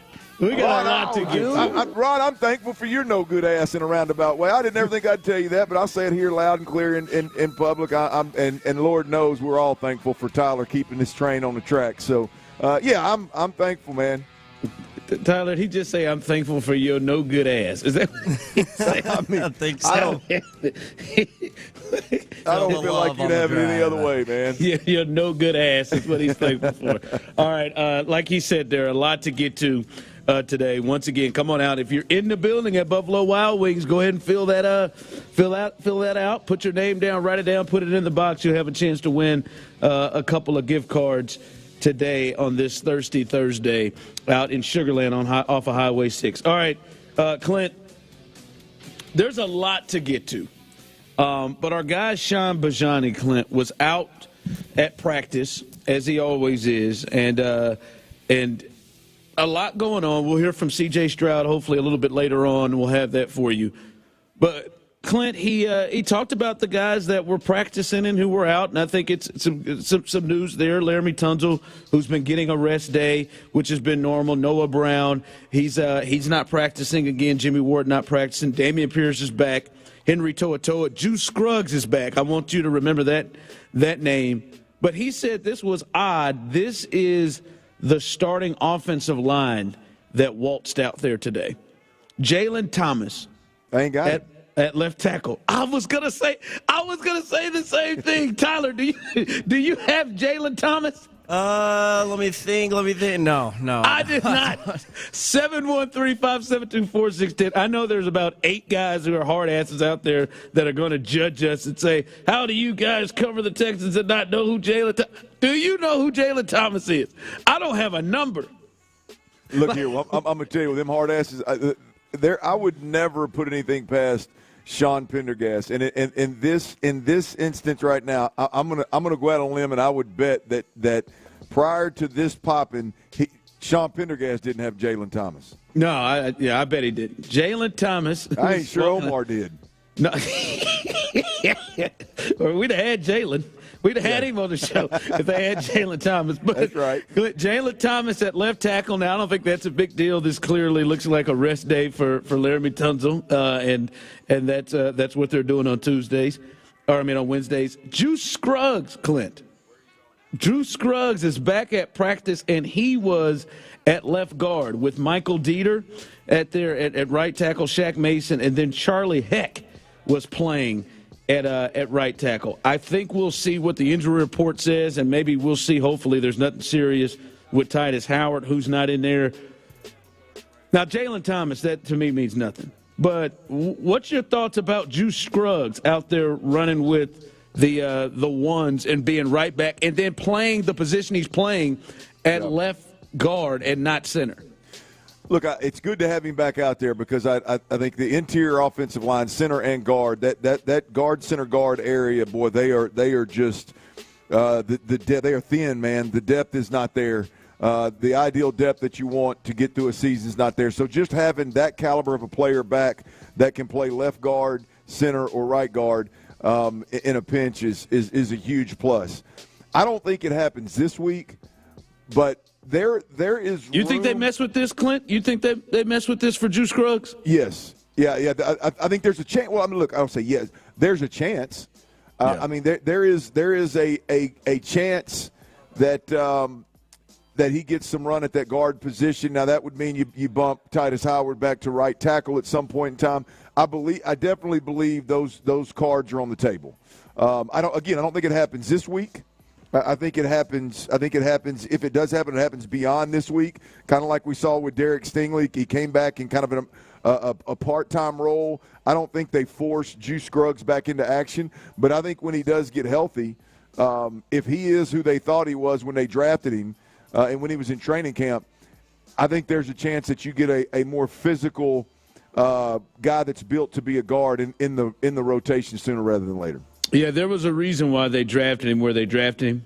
There was a reason why they looked at him and had him as the starter when Quisenberry goes down. I mean, and to me, when you're down to this point with Dieter, if he starts to get himself healthy and gets himself back, I don't know about left guard, Clint, but I could definitely see the thought being him at center. But I will, off of that, though, go ahead, Clint. Well, no, just I think they're going to be in a spot, and we've talked about this. You've talked about it. I mean, you beat this dead horse since it happened, right? But there's Titus. There is. I mean, Titus is not. He can pass protect his tail off at guard, no question about it. But in the run game, man, he's just not. I mean, it's just not guard play. It's not physical. It's not when he pulls and when he pulls and kicks, it's just not. There's nothing convincing about it. It literally is very suspect damn near every time, and so there is room for them to upgrade at guard. The problem is what we've talked about from jump is then what do you do at the right tackle position? How do you pull a guy that's playing really well at right tackle and arguably your most physical run blocker, by the way, him and Shaq Mason on the right side, how do you mess with that just because you paid a guy a bunch of money? Right? You see what I'm saying? Like it's a hairy situation. But if this run game is going to get better, because I'm not as high on this run game after 2 weeks versus very poor run defenses. I'm not as high as most people are. If you want to have a real chance to run against better run defenses, I think the place where you can upgrade is at left guard. And unfortunately, that's playing with or flirting with a guy that you paid a boatload of money to. So it's a hairy situation. We'll see how they deal with it. Yeah, I will say this. We'll see what the injury report is, Clint, and I'm just going to admit this, and I'm not going to say it's a huge deal, but I don't love the biggest game of the year, and we see three of your starting offensive linemen out of the game. Yeah, you know, out of practice. I'm just at a point. I'm just at a point, Ron, where you like when you got a guy like Titus Howard, who's the not Titus Howard, Laramie Tunsil, who's the leader of your O-line room at the very least, and he sets the precedence of veteran days on Wednesdays, and ultimately missing a third, if not really, it's more than a third because Wednesdays and Thursdays are heavier practices, but let's say a third of practice every week. Then you get late in the season, guys like Titus Howard, second contract guys, big money players. George Fant. Yeah, I mean, George Fant, if anybody's earned it, it's George Fant. Hell, he's played every snap, and he's out there getting after it. But, it's just these veteran days are just part of, I think, the Houston Texans in 2023, man. It's unfortunate because I agree with you. Biggest game, all that's on the line, and we're going to take veteran days because we can. That's tough. Yeah, by the way, Shaq Mason ain't taking one. No, you know what I mean? And Dieter, those guys are going to be there, but Jalen Thomas has found himself out here getting reps with the ones. And hell, I know he ain't playing. Hell, I don't know who Jalen Thomas is. So that's just an interesting one. I back off. I'm not saying it's a big deal, but, boy, you want as many guys out there. Okay, Clint, you just broke up something because I've been thinking about this, and obviously great minds think alike. And I think, as you said, you've been watching the film, my thought runs this way. I remember the last time they had a big game was against the Bengals, all right? And that game was, all right, whatever happens here could really change this season. And I distinctly remember you saying, hey, they got to run the ball. They don't have to be amazing or great, but they have to be at least productive in the run game. And they were more than productive. They ran Motor Singletary for 150 yards. And then last week against the Cardinals, his plus $120 also helped this team be able to hold on and win that game against the Cardinals. Let's just be honest, Clint. He has been the most productive back in the last 2 weeks, the most carries and yards of anybody in the NFL the last 2 weeks. Do you think in your mind, 713-572-4610, because it's clear when we see that part of the offense, it's changed it all, and it's added even more. Do you sense that the Texans have to keep running the ball like this on Sunday against Jacksonville? No, I don't. I think they can win it without running it to the degree of what they have the last two games. By the way, I don't see it happening because you're talking about one of the better run defenses in the NFL. I mean, literally, I think they're number 4, giving up 80-some-odd yards a game in the NFL. And if you look at their schedule, now I haven't evaluated every game and analyzed every game that Jacksonville's played, but they've played some pretty good run teams, some teams that can run the football and good offensive football teams along the way, and they're still, 80-some-odd yards a game. It's a pretty good run defense. So I think this is going to be a big-time challenge for the Texans to be able to run it this week as effectively. Let's be honest, it wasn't effective the last 2 weeks. I mean, it was tremendous. Yeah, it wasn't best in the league. Yeah. I mean, so it wasn't just running it effective, but this is the week for me, Ron, where just getting off in the Texans' run game. This is the week for me where if they run it this week, it's going to change my mind. But I don't think against Jacksonville that they have to run it well. In order to win. I think C.J. Stroud can outplay Trevor Lawrence. I think this offense can outscore him. I think they can do it through the air predominantly, which is going to be the case for me. I'm going to feel that way unless they're playing a Joe Burrow, a Pat Mahomes. Like, you're going to need some different – CJ's going to need a little bit of help. I don't think he necessarily needs that help this week. Yeah, they rushed for 86 yards the first game, and look, I think Singletary was in the 40s, and Pierce was in the 20s there. And this is the first game. We do a lot of looking back at Jacksonville. I mean, isn't this the game where we had the Andrew Beck return the kickoff for a touchdown? Yep. And we had did we have a blocked field goal? Field goal. Yep. I mean, so that was a quirky game, right? I mean, things were. That's not a typical game. That's not how. Like, I don't even care to look back at that game, if I'm being honest with you, when I think about how these teams match up today. So you don't even look at that game as like a sign of what could happen? No, man. I take the dub. Tank was dominant in that game, and that was kind of CJ's coming out party in that game. And isn't that game the one where Tank Dell scored the touchdown late, which is a blown coverage? So again, now you got a blown coverage, you got a blocked field goal, you got a fullback returning a kickoff for a touchdown. Like, those are all freak plays, right? You can't bank on those. So I don't look at this game. I don't look back at that game in any way when we start chopping this one up. Yeah, the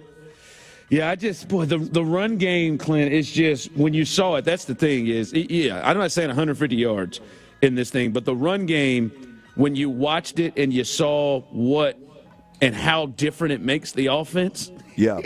It's like, did they find like, I'm trying to figure, did they find something? Because it has just been night and day from everything we've seen. And if they found something, continue going to the well at this thing where they're getting, we're talking 4 or 5 yards a pop, even more in some of these games, and how much that completely changes things, to me is something that, boy, if they found something, keep it up. Keep that thing up. Ron, if they can run the football the way they have the last 2 weeks, I mean, look, you're always going to run into a really good run defense. But if you can run the football the way you have effectively to great the last 2 weeks, if you can do that 80% of the time throughout a season, then you're going to be all right. If they can run the football just effectively, 80, 90 yards, if they can run the football effectively with the way C.J. Stroud's spinning it around the park and the way that Bobby Slowick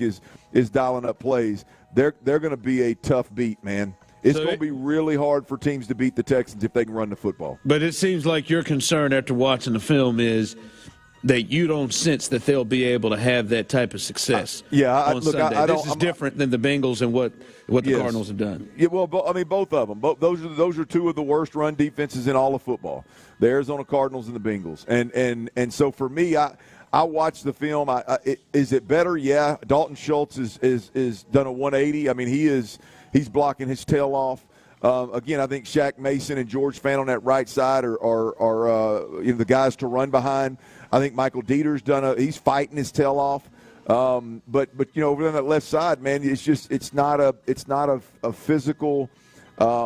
It's not a move the pile.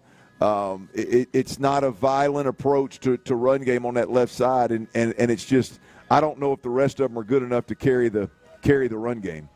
Yeah, we'll see. We'll see. Yeah, because what's y'all's favorite Thanksgiving pie? We talked about this yesterday.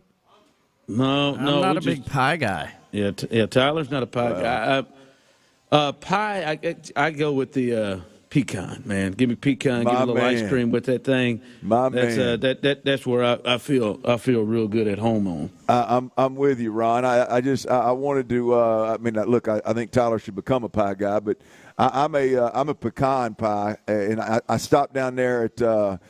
My guys down at Armadillo Palace off 59 and Kirby right there. They've got the Good Company pecan pie is the best pecan pie I think I've ever had.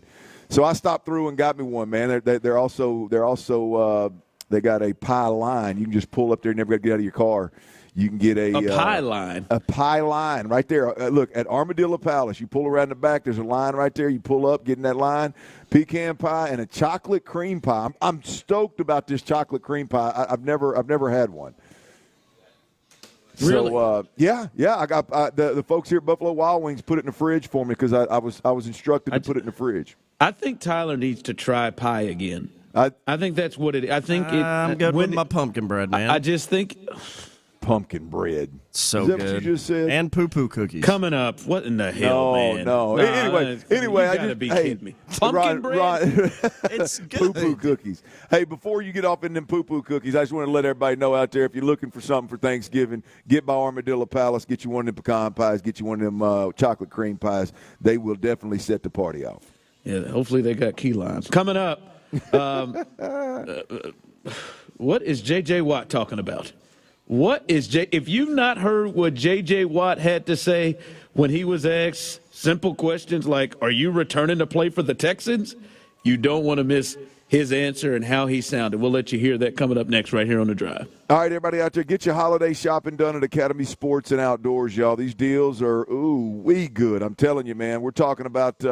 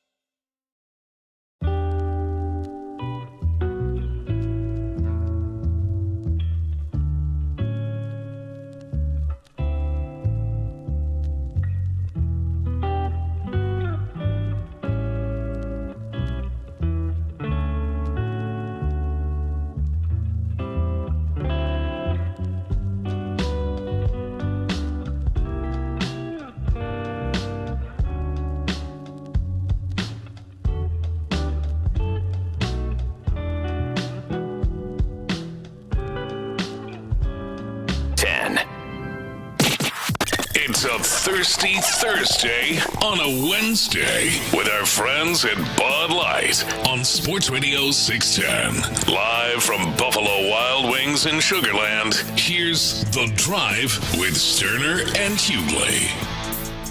That's right. Come on out for a little Thirsty Thursday on a Wednesday as you can catch us, catch The Drive out there. Clint's there banging away. What kind of chicken wings you banging away there, Clint? You getting the usuals? Yeah, man. I always start out with 6 of those Chipotle barbecue dry rubbed wings, man. Something else there. Just dab a little ranch on them and go to work, man. There you go. Get on out there. They were Get good. on out there. I'm done with them. Are you done with them? You already took them out, huh? In a break, man. 6 of them. They time up perfect in the break. Yeah, I'm sure. I bet you could time up 8 of them. I bet you could time up 10 of them in that break, too. I could probably pick the pace up a bit. You're right. If you want to. Come on out. We'll be there. The drive will be there till 6 o'clock. Your chance to win a couple of gift cards. So if you're in the building, sign your name there. Put your name there and put it right there in the raffle box, and then be on your way for your chance to win a couple of gift cards there for you on this Thirsty Thursday. Once again, Sugarland location off of Highway 6. Come on out and enjoy yourself with the boys. Come and enjoy yourself. All right. It seemed like J.J. Watt has been enjoying himself with the boys as well, as he was on Pat McAfee. You know, McAfee gets him on every week, and you know, he ain't afraid to go ahead and dig in and see what's going on. And Pat McAfee talked to him about his week with the Texans. Well, Ryan, this is the third week. Just so you know, and you and I may have discussed this a couple of weeks ago, because this all first started. McAfee kind of stirring the pot 2 weeks ago, right? And JJ, when JJ said how much he liked Stroud and D'Amico and all that, you know, and old McAfee, he just kind of put it out there. You going to play for the Texans again, huh? And JJ said all the right things. Well, then last week he circled back to him again. And it was just a little bit more, you know, just JJ kind of laughed at it. He didn't deny it, right? He didn't deny it, but he didn't say he could. He said, well, I hadn't even been running. I've been in the weight room, but I hadn't been running. And then this week, third week in a row when he joins McAfee, he does it again. Yeah, and he does it. And at this point, it all kind of comes to make it sense, because he's actually in Houston, and he's been working out with the Texans. Here's his response to McAfee. We working out, maybe? Doing a physical? Whoa. Doing a physical down? Yeah, I told you I was working out down here. I've been working out at the stadium all week. I told you that. At the stadium? Anybody watching these workouts with Penn and Casario there? Looks like he can still bend a little bit. Look at this thing. Bend good. So is that how? Are you in the gym all by yourself? Who's in there? The whole team was in there this last. You're lifting with the team? This guy's at team workouts? Yeah. Okay. What's practice? Practices right now. They're at practice right now. Oh, you're taking a G day. You just said, you know what? I'll lift with the boys. No, I'm going over there. I'm not hiding it. I'm going over there after this to go work with some of the young guys. I'm not hiding it. Coaching. I'm going over there right after I'm done here. Okay. Oh, all right. God. Well, stop it. See, what is he doing? All right. No, so it's the same thing. And McAfee, let's hit this real quick before we discuss this. He just point blank asked him if he was going to come back and play for him. You're on the Houston Texans. You're playing football again. Is this happening? No, I'm good, man. I'm good. I just enjoy. I mean, it's the best place to work out while you're here. It's an incredible facility. I love being around the guys. D'Amico's the best. Matt Burke was my D-line coach last year. He's the D coordinator now. And there's nothing better than going back in that building. I mean, all the cafeteria workers are the same. The trainers are the same. I love it, man. We're getting down to the cafeteria workers here as the same. That was a simple yes or no question. And then he had that lying laugh that I start off some lies with the same way. Well, hey, you know. Hey, Ron, did you blast Courtney about Taco Tuesday yesterday on the radio? I mean, it was Veronica. Yeah. Hey, man, look, I'm all joking aside, man. This dude's up to something. You think so? I do. I really do. I mean, the obvious next step. Last week when they talked about him lifting, he said, "I've been lifting, but I hadn't been running. I hadn't been running, guys. I hadn't been running." The obvious next step is to do what? If you're going to potentially play, the obvious next step is to run. Yeah. And be on the field and be around the fellas. And it just so happens J.J. Watt's in Houston, and he's out there with the fellas. And now, look, I don't think he's out there practicing with the guys, obviously. But the fact that he's out there and just getting a little taste, kind of checking the temperature of what these guys are up to. Yeah, man. I don't think it's crazy. Say it. What are you saying? You said I think he's up to something. What are you saying? What is he up to? I think the odds, which have been very low the last month since JJ started this, they have increased that JJ Watt plays football again. Now I still think it's a long shot. I still think you're telling me there's a chance. I think there's a slim chance, but you can't tell me JJ's doing all this out of the goodness of his heart because he wants to be around the guys and work out with them. He said he wants to work with the young guys. Yeah, I just don't. Will. I just don't. It's all and Horton. Something's fishy, man. Something's fishy, Ron. He's up to something. 713-572-4610. You think JJ is up to something? They just put him in the ring. He's got a red jacket. He's about ready to get a gold one. Yep. And about 3 weeks ago, when he visited T.J. Watt before I believe it was a Monday night game, he did say that. He saw T.J. getting them juices going. Man, everybody in the house was quiet because it was game day, and Dad was getting his mind right. That's the first time I missed it, and here we are a month later, and he's on the field somehow. Come on, man. To the point that you made that he may play again. I don't think he's going to play this year. I could see maybe, all right, a year off, feeling good. Because what is JJ? Is he, 34? I think he's something around that age, like 34. Yeah, 34, birthday in March. Yeah, 34. I don't know if he plays, but maybe his body feels better. And, hey, look at the Houston Texans. Hey, look at that. This looks like a team that could be on the rise. Maybe next year – He potentially does it, but I couldn't see him jumping and joining the team this year. I couldn't, or joining a team or playing this year. I don't even know what the contracts look like. I don't know what the situation was in Arizona. I feel like those are all hurdles that could be moved off the track in a hurry if all parties involved were interested. Like I said, I think it's a long shot, but I don't think that this is just one of those where dude wants to dabble in coaching, so he's helping some young guys. Yeah, they can miss me with that. He really wants to help Horton. Yeah, okay. Yeah, he likes old Matt Burke because he was his position coach for a couple years there. Boy, he loves him so much he wants to go work out with him for 2 hours and then go practice with him for 2 hours. He said he was watching Jerry Hughes and he's got some things he could really sink his teeth into. Yeah, with that baby, with that new baby he's got. Yeah, J.J. Watt's out there right now going, man, I ain't worried about time with that baby, man. Let me get over here and work with Dylan Horton. Yeah, I got a son that I'd love to see as much as I possibly can, and I'm catching up on time, and boy, it's great. But wait, let me get down here for 5 hours on a Wednesday before Thanksgiving and work out with the boys just for the hell of it. I just don't believe that's the case. That's how much that kid number 41 means to him. He really wants to work him out. He really wants to give him some pointers. Yeah.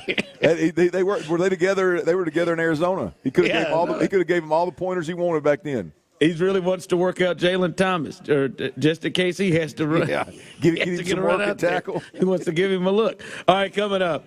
All right, it looks like Dameon Pierce could be returning. He is at practice today. What does a Dameon Pierce? You remember number 31 used to be the running back here.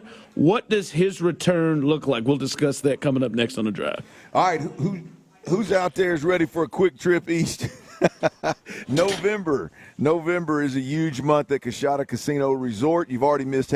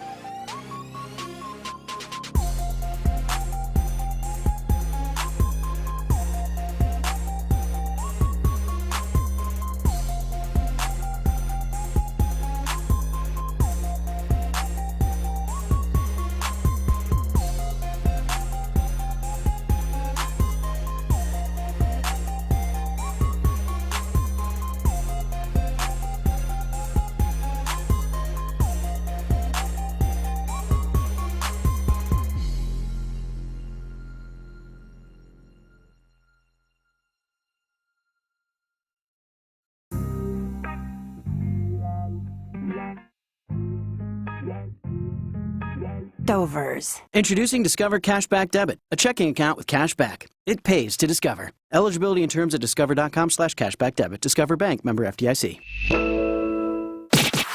It's a Thirsty Thursday on a Wednesday with our friends at Bud Light on Sports Radio 610. Live from Buffalo Wild Wings in Sugar Land, here's The Drive with Stoerner and Hughley. That's right. We are live here Thirsty Thursday on a Wednesday, though. Come on out to Sugar Land, right off Highway 6, Buffalo Wild Wings, and a chance to win a couple of gift cards. Sign your name, put it in the raffle box, and you'll have a chance to win win one of those gift cards. And Ron, we got a lot of folks in the house, man, but we only got a handful of names in there, so we need to.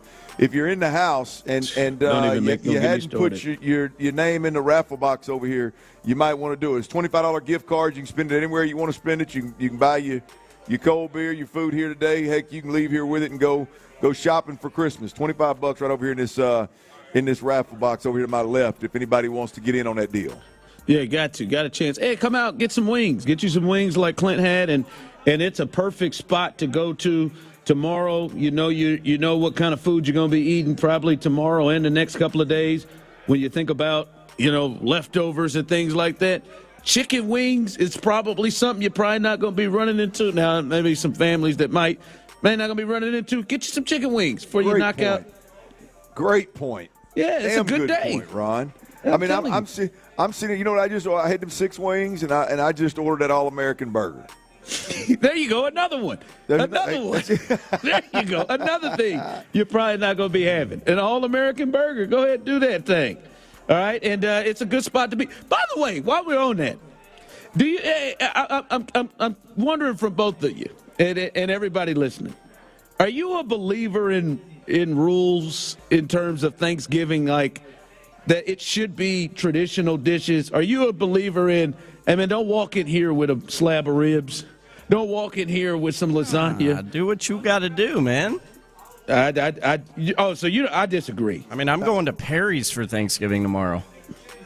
Boy, that's big money. That's that maroon money going to Perry's. Hell, I don't care if you go in there for an anniversary. That's big money, Deep right pockets, son. You taking the family to Perry's, huh? That's big money. Yep. Perry's took me out once. Yeah, Ron, I'm a rules guy, Ron. Yeah, I am too. I'm a rules guy. I'm a rules guy in general. But yeah, hell yeah, you can't bring lasagna to Thanksgiving. Yeah, I'm out on that. Yeah, I don't know. Yeah, this ain't no Thanksgiving. We ain't frying up catfish. I don't need nobody bring in some sushi rolls. To me, I am like, though there are certain things you brought up earlier this week. There's certain things that you just only eat on Thanksgiving, and that you feel like you only eat on those holidays, Thanksgiving, Christmas, and stuff. And I just like, to me, when you come out of pocket, if somebody came over, boy, I made this homemade deep dish pizza, that's a weird thing to me. Yeah, no, that's weird. I'm gonna tell you. I don't know the dynamic of your family, Ron, but if somebody shows up with sushi at Thanksgiving, I'm gonna assume they bought it at HEB on the way over there. I'm going to tell you. There ain't nobody in my immediate family around these parts that I'm trusting with sushi unless they bought it at that somebody bought that thing. Yes, indeed. Head on roll. Yes, indeed. But yeah, that's a no on Thanksgiving. Yeah, I'm with you on that. Yeah.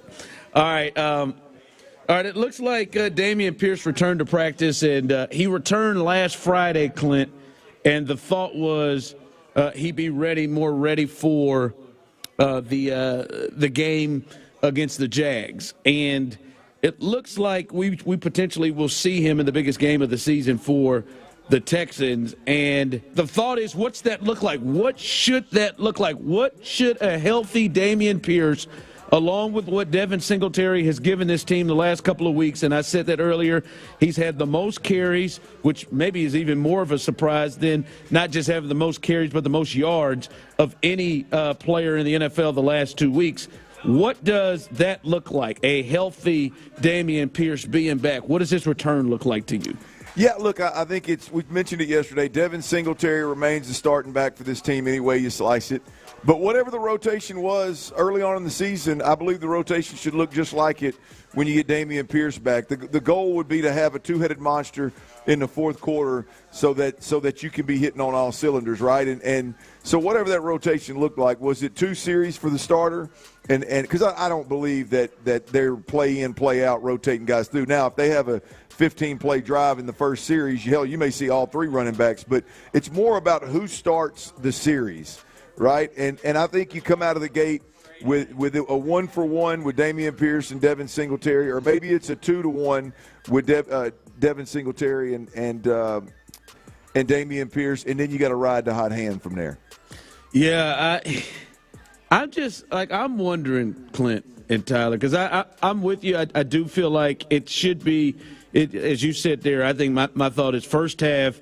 Let's kind of split it. I think you've said it before. Hell, one gets a series, another one gets a series. Like let's divvy it up, and then play it by gut. But man, am I to a point, Clint, where I just need to get real and just what we saw from Dameon Pierce last year is more of a outlier than what to expect, because what we saw last year with the issues they had offensively, with the issues they had across the offensive line, I thought, boy, it is going to improve with better line play and better scheme and all that.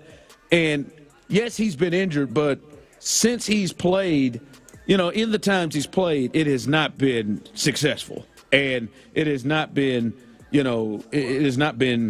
what we thought he would be, and especially what I thought he would be. I thought he could be one of the better backs in the league. He has not been at all.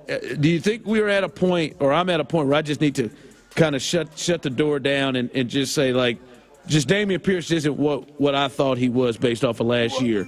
Look, I mean, you're going to have to make that decision. I'm not going to pull that trigger for you. I'm going to tell you what I believe. I do not subscribe to the thought that Dameon Pierce doesn't fit this scheme. I mean, look, up until 2 weeks ago, we saw 2 backs that were struggling mightily, with the exception of 1 or 2 individual runs here or there by each one. I do not subscribe to the thought that Dameon Pierce doesn't fit Bobby Slowick's offense. Whether that's the G scheme stuff they're doing or the zone scheme stuff they're doing. It does not matter where Dameon Pierce plays. It doesn't matter if Pep Hamilton's calling plays. It doesn't matter if Bill O'Brien's calling plays. They're inside, outside zone. There's some of the pin and pull stuff, the G scheme stuff. That's a part of every offense. Now, some teams hang their hat on certain schemes, and that's the bulk of their runs. But I do not. I've heard people that do it strongly. I do not subscribe to that, Ron. I believe that they weren't very good up front, including the tight ends. I believe that they were playing better defensive lines, in particular interior defensive linemen. I believe that there were, the dynamic of defending C.J. Stroud is different now than it was a month ago.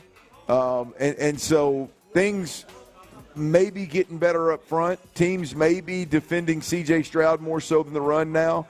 But I just refuse to subscribe to the thought that Dameon Pierce, quote-unquote, doesn't fit this system.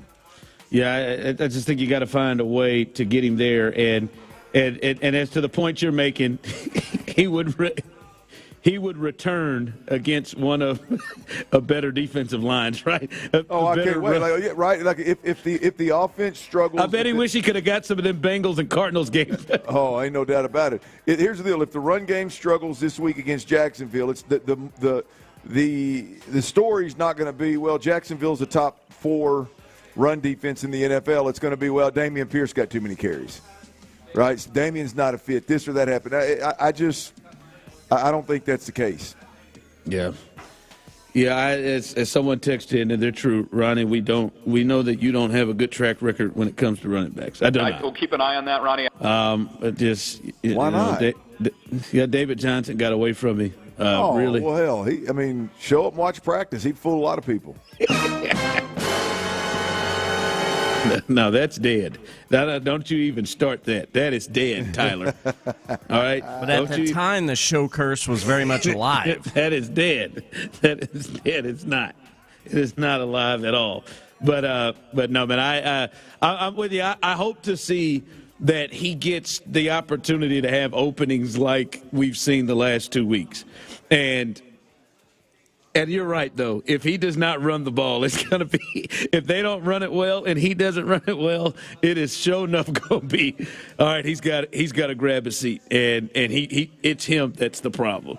Yeah. Well, look, we'll see. I like I said yesterday, I just firmly believe that this offense is a much better offense when you've got a two-headed monster, Devin Singletary and Dameon Pierce. Even if you just want to pigeonhole Dameon Pierce into your short yardage back, goal line back, if you want to put him in the role of hey, man, keep Devin fresh for the fourth quarter. Okay, however you want to couch it, this team's better if you've got two backs that are toting the rock that you trust.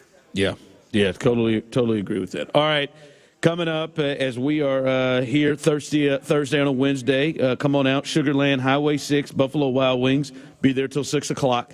You can come hang out and chance to win some gift cards. As we are here live, we'll roll through a little big 3 at 3, and we got to let you know the injury report. There's a lot of news happening here with the Texans, guys who are playing, guys who are out. We'll keep you updated on that. And the college football playoff polls came out, and there is a change in the top 4, and we will let you know and discuss that coming up next on The Drive. All right, once again, you got to get your holiday shopping in at Academy Sports and Outdoors, man. You can discover fantastic deals on the most entertaining gifts available. Academy features beloved brands.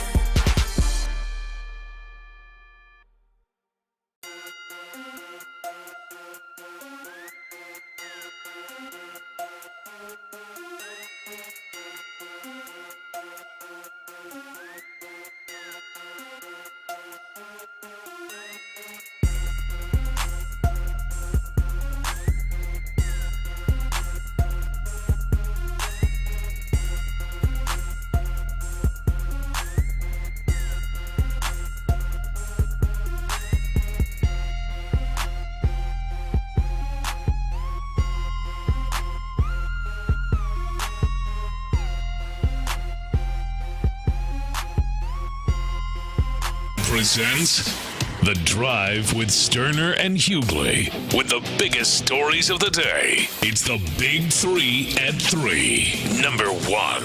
All right, number 1 first. Hey, happy Thanksgiving out there. It is coming up tomorrow. And come on up, hang out. The Drive is live out at Buffalo Wild Wings. We normally do it on Thursday, but with Thanksgiving being tomorrow, we make a little Thursday on Wednesday. And we're at the Sugarland location right off Highway 6. So come out, enjoy yourself, have a good time, get you some wings. Thanks to our good people at Bud Light. Grab your drink and enjoy yourself and hang out with us as the holidays get started up. With Thanksgiving today, you also have a chance to win a couple of gift cards out there today. So if you're on your way, you can come and sign up, put your name in the raffle box, and have a chance to get a dub and win something going into these holidays. All right, Clint, the injury report is not officially out, but we are getting some reports. Our guy, Sean Bajani, who is on the scene out there, he said Laremy Tunsil is not practicing, the thought to be a rest day, and then 2 guys who missed the last 2 games, and Noah Brown and Jimmy Ward, they aren't practicing either, and so those are 2 to be concerned with right there. Dameon Pierce, however, is practicing, along with 2 others. Henry To'oTo'o, who's missed the last 2 games, and obviously that's key because we know Denzel Perryman is still serving another game with his suspension. And then Juice Scruggs, who has been on IR with the hamstring issue. They have not had his services all season long. The second-round rookie they moved up to get, he is practicing and actually was working at left guard with the first-line offense today. What's your thoughts? What jumps out to you the most with what we're seeing today injury-wise? Well, the not practicing guys obviously is Noah Brown and Jimmy Ward. I mean, this team is significantly better when those guys are healthy. Whether you're talking about depth with Noah Brown, with the potential to go for $150 if the plan's right, and then Jimmy Ward obviously is a starting safety.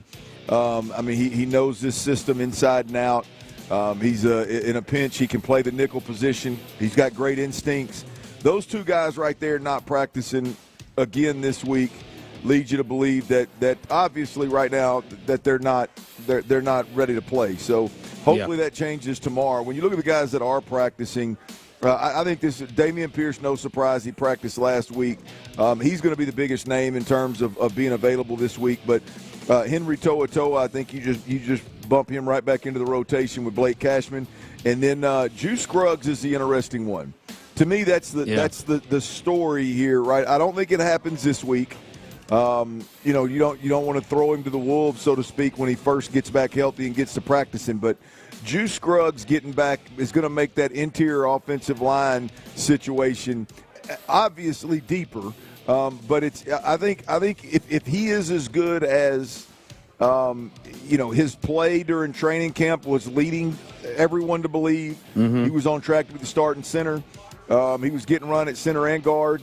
And look, where he was drafted, if he is a true blue interior offensive lineman with that mentality, with that ability, it's going to be interesting what they do at the left guard position. Yeah. It's going to be interesting what they do at the center position. Yeah, with Michael Dieter. So they've got options there, and I don't think that him playing left guard or center is off the table. Yeah, I don't either, because they drafted him and wanted him for a reason. And let's be honest, what is Michael Dieter, the Quisenberry fourth center? So, fourth center. A guy you moved up in the draft to get in the second round, and Dieter has been fine. You moved up in the second round to get who you had slated to be your starter after Quisenberry went down. And I'll be honest with you, Clint, I don't think it's a stretch to say that he would have been the starter maybe by the time the season started anyway. There would have been a stretch if he could have beaten Quisenberry out from the jump. I think there's a real chance that he plays, and it's just good to know that he could potentially be available. It's good to know that he could be out there. Because I'll be honest with you, Clint, we were reaching the territory of, hey, are they going to see their second round pick? Is Juice Scruggs going to play? Because we just hadn't had a lot of mention, and you think about a hamstring issue like this. We saw that took out Derek Stingley for the rest of the year last year. You just wondered. It's good to see that he could probably potentially add to your thought, because if he is completely healthy and the player you thought he would be, he should be the starting center. I mean, in my opinion, he should be. Yeah, look, I mean, I don't necessarily disagree with that. I wonder when they look at it where he fits best and what they're, because look, right now, I think from a passing game perspective, the offensive line as it is fine. I think it's the best 5 you're going to get in terms of pass protecting, which is what they're I think they've pretty much, it's pretty obvious that C.J. Stroud is going to be the lead here. It's not established a run team anymore.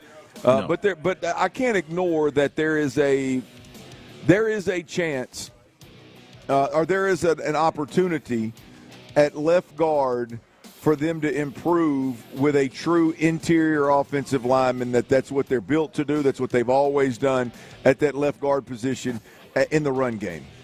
But we've talked about it multiple times. Do you take the risk of being better at left guard in the run game, but all of a sudden you don't pass protect as well?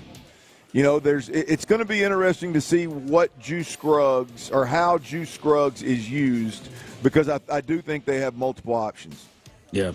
So Juice Scruggs is back, which is good to see. Real quick, sneaky on that, as we talked about guys that didn't practice, including Jimmy Ward. We'll see what tomorrow brings. He has not practiced in 2 weeks. He is one that I'm looking at too, Clint, because, in a game this big, a game like this, damn, you'd really love to have him out there.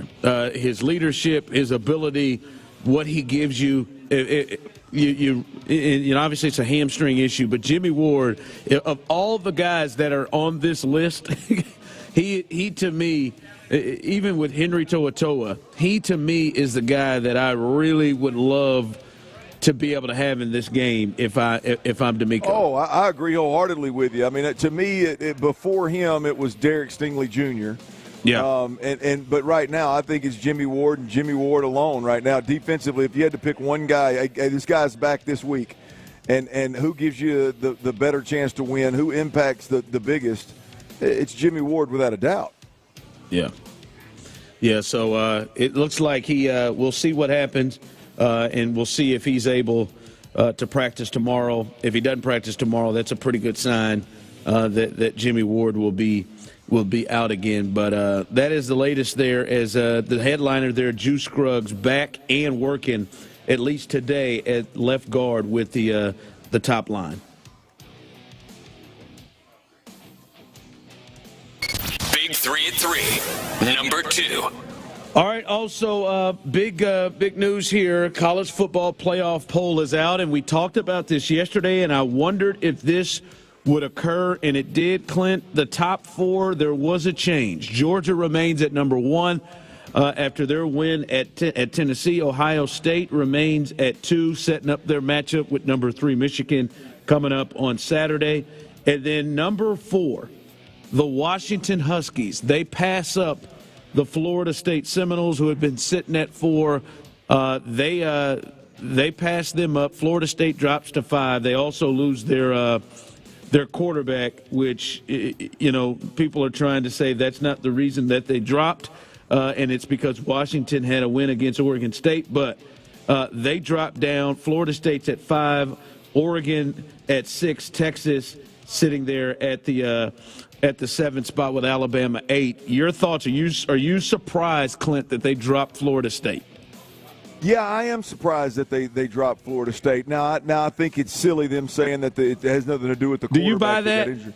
No, I do not. I heard Booger McFarland. I heard your boy Booger going, yeah, it's what Washington did, getting a road win at number 11 Oregon State is why they dropped it, not because Travis was injured. Well, look, I mean, and I'm not opposed to that being a reason why you'd put Washington in the top, but I think the argument for me is, unless you're taking the Jordan Travis kid's injury into account, there's 2 other teams in that top 4 that you could drop instead of Florida State, and so Look, now that's going to take care of itself. Obviously, they're not going to do anything with Michigan or Ohio State because there's a game this weekend, and they want that game to be as big as possible, and whichever team loses will be out. But when it's all said and done, there is no doubt about it that committee didn't sit around that table and discuss Jordan Travis, a Heisman Trophy candidate quarterback that's a dual-threat quarterback. That's an upperclassman. Oh, no, that's not why. No, I'm not buying that at all, Ryan. Yeah, there's no chance. I mean, I think they looked at it and they said, well, who do we think's the better team? And the better team right now with their quarterback hurt, I think for me, they said, we think Washington. Now, I have no problem with Washington being in there, and we'll see. And like you said, you want to see at least Florida State play a week, and they'll play Florida this week without their quarterback to see how they look. But we'll see. We'll see. They've put themselves in a situation where, as you said, it doesn't matter if they're able to win. They'll continue. They'll move up with the loser of Ohio State, Michigan. Drop it. Right. By the way, that's the part that will be interesting, Clint, because if Ohio State and Michigan play a really tight game and, they both look really, really strong and there just has to be a loser or this thing goes to overtime or something crazy like that, they play a really tight game and Florida State plays Florida close, I wonder if they would look at this thing and say, I wonder how far the loser would drop. I wonder how far the loser of Ohio State and Michigan would drop if those two played a really, really tight game, especially with this injury to Florida State. Well, look, it's going to be really interesting to see how far they drop because I know you're talking relative to Florida State, but I'm talking about Oregon and Texas. Yeah, well, the one-loss teams, Alabama, Texas, and Oregon. I mean, if Michigan loses to Ohio State, given what their schedule has looked like this year, I don't know how Michigan doesn't fall below all three of them. I don't know how you make that case. And so, look, we'll see exactly how it unfolds. There's no way Michigan or Ohio State, whoever loses, there's no way they fall below Oregon, Texas, and Alabama. Maybe one of them, but damn sure not all three of them. We all know that's going to happen. But Florida State is the one here to keep the eye on, man, because look, I think they're going to beat the brakes off Florida this weekend. And if they go beat Louisville with a backup quarterback, if Mike Norvell, I don't know if he's got a guy prepared or not. I don't know what that guy looks like. The big lanky white kid that was in there last week, I didn't get a real good look at him. But if he puts this thing together and they beat Louisville, which is a top 10 football team, if they beat them in the ACC championship game, an ACC team going undefeated and their last win was against a top 10 Louisville team, you ain't keeping them out, man. Yeah. And somehow what keeps helping those two Big Ten teams, Ohio State and Michigan, somehow Penn State keeps creeping itself near the top 10. They're sitting here at 11. I don't know how and why they've gotten themselves to 11. That keeps creeping themselves up as that third Big Ten team. And no matter how much they lose by or lose games to those two teams, they just keep finding themselves getting close to the top 10, which helps those two teams. So big weekend this weekend, and we'll see how this affects the polls moving on. Big 3 at 3. Number 3. All right, fellas. J.J. Watt, he's been working out with the Texans all week long, and he's been in the facility. He's been working out with the young guys, he said. He was on Pat McAfee today, and Pat McAfee, who just flat out asked him and said, yo, are you thinking about returning this season? Are you thinking about coming back to play? This was JJ on Pat McAfee today. You're on the Houston Texans. You're playing football again? Is this happening? No, I'm good, man. I'm good. I just enjoy. I mean, it's the best place to work out while you're here. It's an incredible facility. I love being around the guys. D'Amico's the best. Matt Burke was my D-line coach last year. He's the D coordinator now. And there's nothing better than going back in that building. I mean, all the cafeteria workers are the same. The trainers are the same. I love it, man. Okay. All right. Listen, the way you answered that, listen, we talked about this a bit, Clint, and I agree with you. I think it's a long shot. In fact, I don't think it will happen. But my question to you and the people, do you think the brass of the Texans, do you think Cal, Hannah, D'Amico, Nick, do you think they should seriously just at least check in to give a serious look to see if JJ would even consider this? Do you think they should seriously look at adding him if it's an option? Absolutely. I mean, they should be chomping at the bit. They all four should have already sent him a text message individually and said, individually? Hey, man, yes, indeed. Hey, even Cal and Hannah, not a group text. Y'all send them individual. Tell Miss Janice to send one too.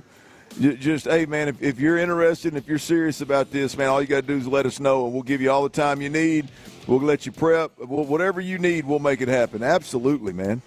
Hell yes. I mean, whether we're talking about just simply selling tickets and the free advertisement you get out of it, or we're talking about legitimately having this guy that can help you on the defensive line, unless you believe that he just flat out can't play no more, and I don't believe that. His last season he had 12 sacks. Yeah, I mean it's. I mean, when was the last time that we had that the Texans had a guy not named J.J. Watt that had 12 sacks? Yeah, I mean, Willie Merciless, I think. Yeah, and about 42 years ago. Like it's not like him helping this team, like literally by being on the field.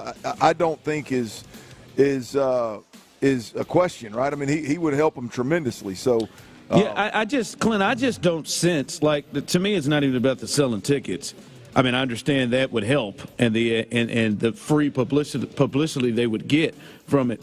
But to me, I just look at it, and Clint, I'm like, who on the team would you say, all right, I don't want that guy to lose snaps because of JJ. We can't afford to have that guy lose snaps because of JJ. Like we talked about yesterday when the Colts, when they released Shaq Leonard, you got Henry To'oTo'o, you got Denzel Perryman already, you got Blake Cashman, you got Christian Harris. Like those are guys you want to really play. You've already had an injury and lost Sheldon Rankins or Hassan Ridgeway to a season-ending injury. And you've had to bring some practice squad guys up there, like, both inside, outside. There's not, like, if Jerry Hughes can go, damn it, JJ can get on this field. There's just not anybody that you say, boy, we can't take those snaps away. I mean, outside of Will Anderson and Grenard, like, he could damn sure be in a rotation. 41's getting minutes and snaps. Absolutely. Inside, outside, wherever he wants. I mean, hey, Kurt Heinrich, I love you, bub, but 99's back. Yeah, there is there's if JJ wants to play, which, look, we're a month into this thing with him flirting with it. If JJ wants to play, the brass should be chomping at the bit. All right, a couple of things here. I just want to hear this. I want to hear this. Apparently, Dez King talked with our guy, Sean Bajani, Clint. Oh, and right. He was asked the question by our guy, Sean, were you surprised by being cut after camp?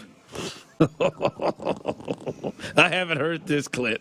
Oh, my God. I'm going to make people sit through the break on this one. You'll hear Dez King coming up next. And do we have here in Houston, do the Texans have a Jalen Petri problem? Do they have a Jalen Petri problem? Well, I'm hungry. That's coming up next.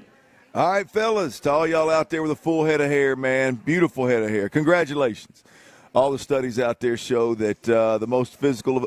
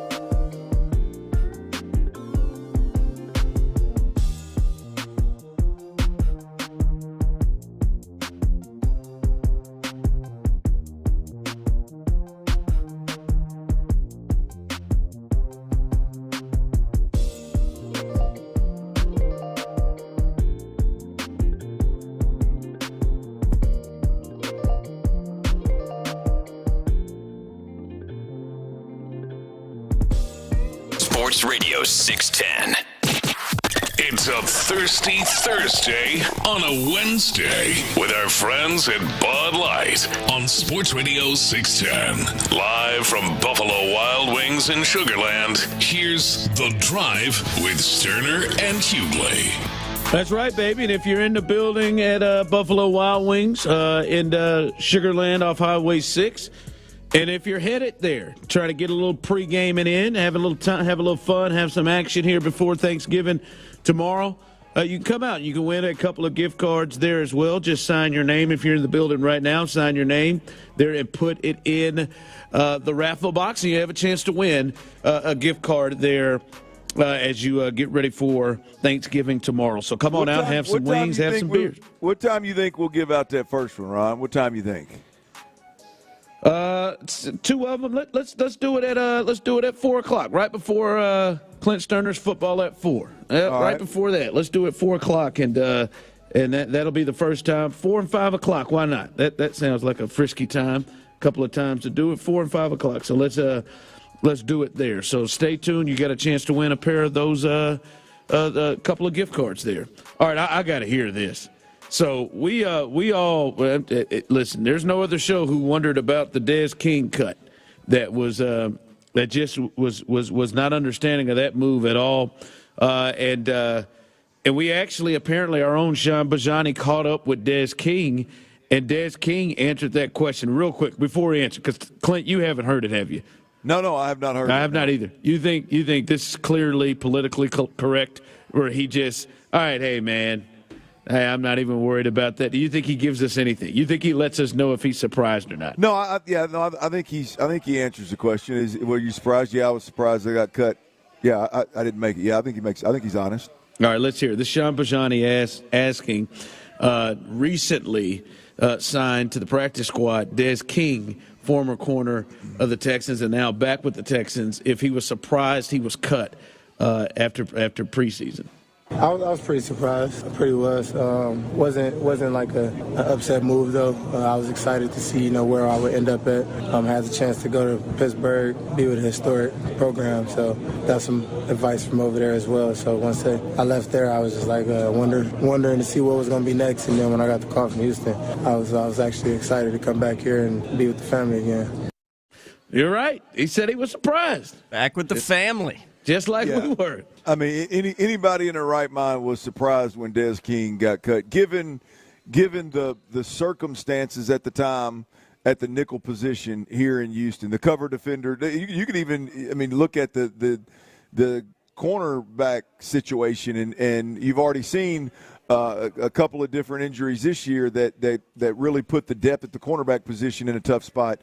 Dez King has played outside corner in a pinch from time to time over the last couple of years. So, man, I'm stoked about Dez King coming back. I hope he's on the active roster, and I hope he's playing sooner rather than later. I think he has the ability to immediately help this football team. Yeah. With the injuries they have in the secondary and some of the potential issues they could have, especially with this wide receiving core coming in, he would be a great help. Listen, I'm wondering this because I've seen this all week long, and we have not really spoken about this and addressed this, and I guess we can now, Clint. A lot of people have been wondering, hey, Clint, Ron, Tyler, what's wrong with Jalen Petri? What's wrong with Jalen Petri? What's the problem with Jalen Petri? Clint, I'll ask you this, and I'm sure the people have their thoughts as well. Do you think the Texans have a Jalen Petri problem? Absolutely not. No. I don't. Here's the deal. You can talk about Jalen Petri and Will Anderson in the same breath relative to, what the quote-unquote problem is. Both of those guys, I would be shocked. We know that with Will Anderson, it's not. They're on record of talking about how effective he's been and important he's been, and hell, they're giving Jonathan Grenard sacks. They're giving them to Will Anderson in post games, or in when Chris Burke meets with the media. But they're very similar players. I mean, at the end of the day, everybody wants to see stats. Everybody wants to see turnovers. Everybody wants to see sacks. And when they don't come, then all of a sudden you can't talk about Pro Bowl. I mean, you can't talk about those kind of postseason accolades because they're all stat-driven honors and awards, and so I think that the numbers aren't there, so the hype's not going to be there. But I guarantee you, in that building over there, DeMeco Ryans, from a football perspective, is as happy as he's ever been with Jalen Petri.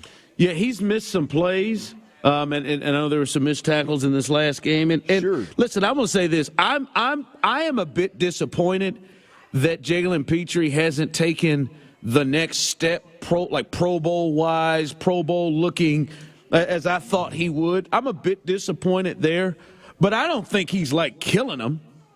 To me, he's not been bad. I just think it's just not been to the level you thought he would. It's really almost to the same level that he played in last year. And I am a bit disappointed that we just haven't seen the step. But, Clint, I do think there is potentially an explanation for it. I don't want to say excuse, but an explanation. One, yes, he's got to kind of step up his game, and there's still time for him to do that. But I do think, Clint, I'm sorry, I do honestly believe the revolving door that has gone around him, which I also believe has probably forced the Texans and DeMeco to use him in certain ways to protect the other things that are happening, like the other safeties and guys that are coming and haven't played. And I don't know if they've been able to completely use him the way they want to. So I do think there is an explanation why maybe he hasn't been out there making all of the plays because they've had to use him in certain ways. But he's not been bad. I feel like there is a feel that he's just been bad and that he's been a problem. I just think there just hasn't been a huge growth or a step or the expected step from last year. Yeah, look, it is as similar as you're going to find in the game of football to what's going on with Will Anderson. I think these guys are creating problems. They're where they're supposed to be. They're violent when they arrive. They just hadn't got home enough. They hadn't. Look, Kyler Murray has shook several guys out of their damn cleats. I mean, the fact that he didn't make that tackle last week on that touchdown run is disappointing in how it looked. But I'm not holding that against Jalen Petri. At the end of the day, I would think that in that building over there, they are ecstatic about having him in a Texans uniform for the foreseeable future. Yeah, and he feels like a guy that I feel good about him in big moments. Agreed. I feel good about him in big moments. All right, coming up, let's hear from the quarterback, C.J. Stroud. As he speaks to the media, we'll hear from him and let you hear what he has to say about this upcoming huge game, the biggest game of his short career against Jacksonville. C.J. Stroud coming up next. MVP for C.J. Stroud. Let we go. Join the drive with Stoerner and Hughley. Live from Tailgaters Pub and Grill in Magnolia on a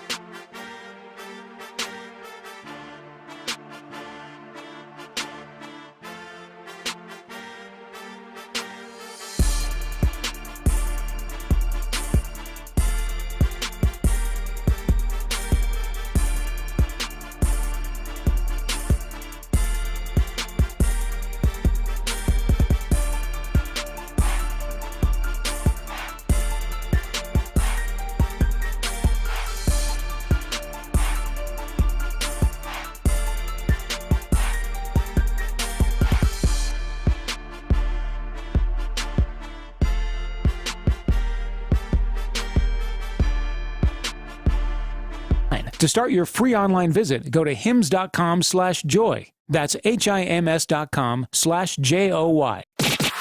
It's a Thirsty Thursday on a Wednesday with our friends at Bud Light on Sports Radio 610. Live from Buffalo Wild Wings in Sugar Land, here's The Drive with Stoerner and Hughley. All right, welcome back into The Drive here. Coming up in just a bit, you'll hear from your quarterback, C.J. Stroud, as he meets with the media every single Wednesday. You can hear that coming up in just a bit. Once again, if you're at Buffalo Wild Wings coming up after this segment, your chance to win a gift card, first gift card. Your chance, if you're in the building at Buffalo Wild Wings in Sugar Land off Highway 6, coming up after this segment ends will be the first chance for you to win. We'll draw for our first winner. So stay tuned for that. Ron, I'm out here forcing $25 on folks. Trying to. It's a damn shame, ain't it? I'm bringing the pen to it. I'm getting up. I'm taking the pen, the paper. Hey, here you go, man. That's what we're doing. Look at that. Boy, it's Thanksgiving. Hey, Clint's out here working. I'm out here giving. Hopefully they're thankful. Somebody's going to be. One of them's going to be. Hopefully. Before we do, Clint, get to C.J. Stroud and what he had to say, this is coming, and first and foremost, we look at the player and the person and before what this means. But I'll just read this across. This is a statement from the Texans defensive end, rookie defensive end Dylan Horton. I am currently dealing with a personal health matter that will keep me away from the team for an indefinite period of time. I want to thank my family, my teammates, and the entire Houston Texans organization for the support and care they've already provided me. I will provide updates from time to time, but my main focus right now is on my health and recovery. Thank you and God bless. First off, as I sit there to the person, Dylan Horton, prayers up to him and whatever it is that he is dealing with. We hope and pray for his health and a recovery, as he stated there. And then obviously he is a guy that was in the rotation, so the Texans will have to deal with that situation on the field. But that is the latest just coming minutes ago from rookie defensive end Dylan Horton. Yeah, look, and Dylan Horton is a fourth-round pick from this year. A really, really promising player. As you said, he's been in a rotation, getting some run. If you're watching the games on TV, he does flash. You can see why he was drafted in the fourth round. So this is definitely a player that's got a bright future in this league. He's got a bright future, hopefully, with the Houston Texans. And to your point, man, just pray and hope and pray that he can get the help that he needs and take the time that he needs and can get back on the field as soon as possible. Not because I'm a Texans fan, but just because the best place for him to be is in the right state of mind on the field, and the quicker he can get there, the better it's going to be. Yeah, so once again, Dylan Horton is dealing with a personal health matter that will keep him away from the team for an indefinite period of time. So that is the latest with him as that just comes out from the Houston Texans. All right, C.J. Stroud, the quarterback for the Texans, he spoke to the media. This is him meeting today ahead of their game against the Jacksonville Jaguars. It's a blessing. It's been really cool to see our progress from all the way from the beginning of the season to now. And now this is all we worked for. So a lot of work has been put in. Now it's time to go cash in. So it's been special to see this to work from little by little, new pieces we've added in and things like that. So it's been a blessing. CJ, when you look back at week 3, you guys were 0-2 when you went to Jacksonville, kind of the breakout game and get you guys rolling for the most part. What do you remember about that game that helped you personally? Yeah, Jacksonville team we knew was a really good team. Just had played the Chiefs and played them hard.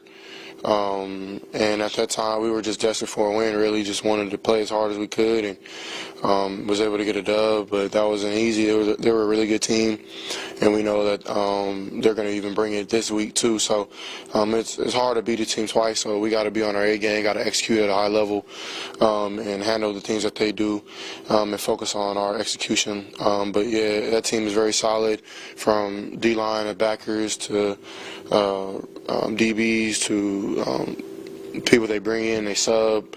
They're really solid all around on defense and offensively, so we got to be able to execute and put points on the board. CJ, you said during the NFL Combine that one of your biggest strengths is to be able to distribute the ball to multiple receivers. Last week, Tank said that there really is no wide receiver one when they're out on the field. You throw the ball to who's ever open. How did you develop that attribute, and when did you know that you were good at that? Honestly, that's a great question. I haven't really thought about when I started doing that. Probably, honestly, like growing up, like playing in the street, just kind of whoever was open was gonna get the ball. So I don't know. I like to feed my guys that put in work every week, and I see it physically. You know, I get to see them work the tail off from the morning all the way until we leave here, and then on top of that, dudes are watching film at home. So man, I take pride in getting guys paid and making them feel their worth, you know, on the field.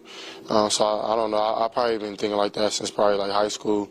Guys wanting to get scholarships and stuff like that. My friends, these are my best friends at the time, so it probably even meant more, you know. So and just like I cared then, I care about that now. So it's really cool to see every week somebody doing really well. CJ, when you see, go ahead, John. You talked a little bit about Tank.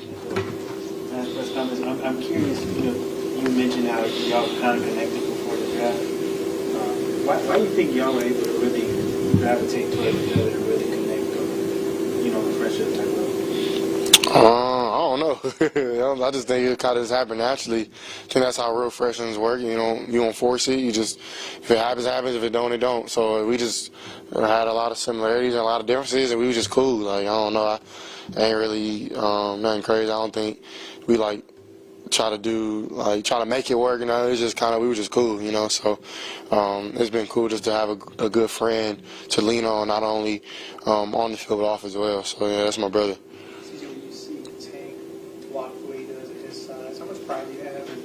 Watching him be willing to throw around his body and actually be a good blocker despite a lot of his size. It's not about size. It's not about, like, if I was a GM or like a person recruiting somebody or something, I honestly, like, of course it plays a factor a little bit, but I always say how hard they played. And you turn on Tank's film all the way since college, he plays really hard.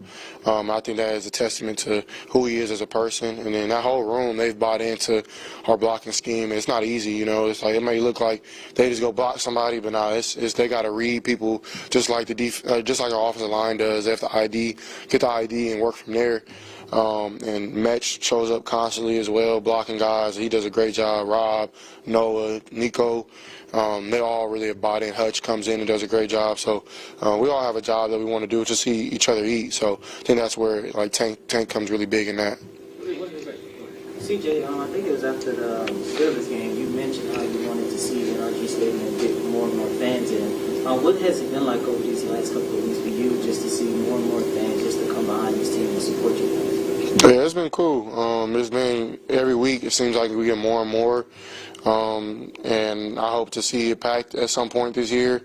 We'll see if we can make that happen. But yeah, I definitely feel like definitely next year when we get some primetime games that'll happen and things like that. But even like if people aren't busy or whatever, and I'm talking because I've been seeing a couple of people say the tickets are a little pricey or whatever. I don't know if that's true or not, but I'm gonna try to talk to some people to help everybody out so we can make it, and I'll probably try to donate some tickets out to people as the years go on so people can come and support, because that means a lot to the team and brings energy, you know. So hopefully we can get this thing packed every game at some point in my career as I'm here, you know. So I think that'll be really cool. We'll do a few more, guys. Will you do your family on Thanksgiving? I'll keep that between me.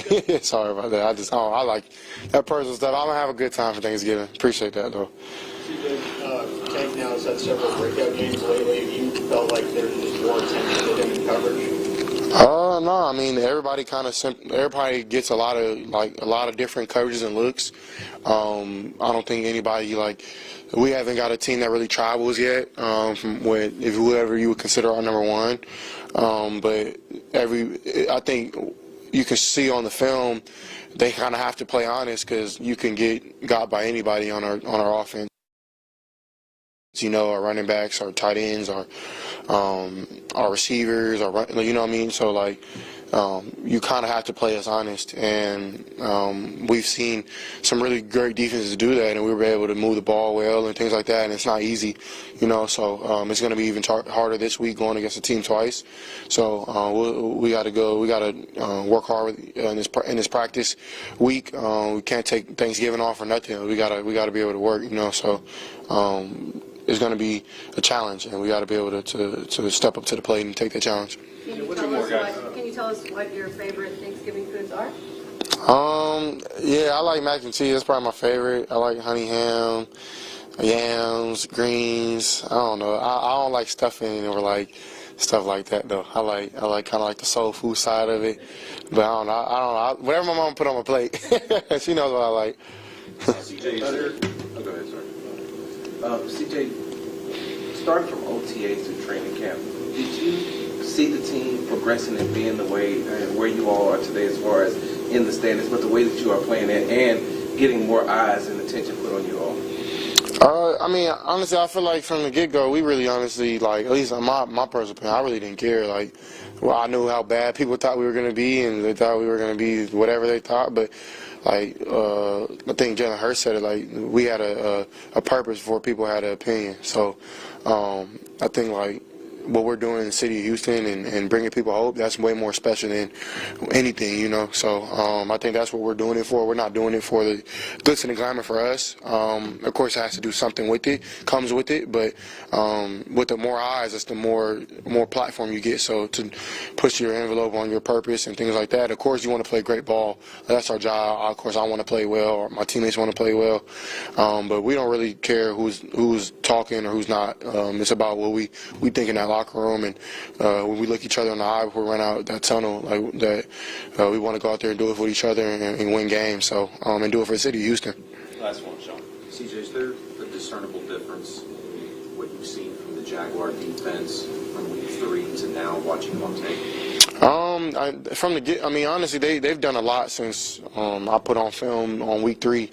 I have every coverage, I have every blitz, I have every defensive front. They do a lot of things, so it's going to be really hard. Again, another great challenge for us. So I'm excited for it, and I know that Jaguars team's going to play tough. They want to come here and beat us because we got them. So we definitely got to be able to be on our A game, but they do a lot. So we got to just be honing our execution, our details, and do well there.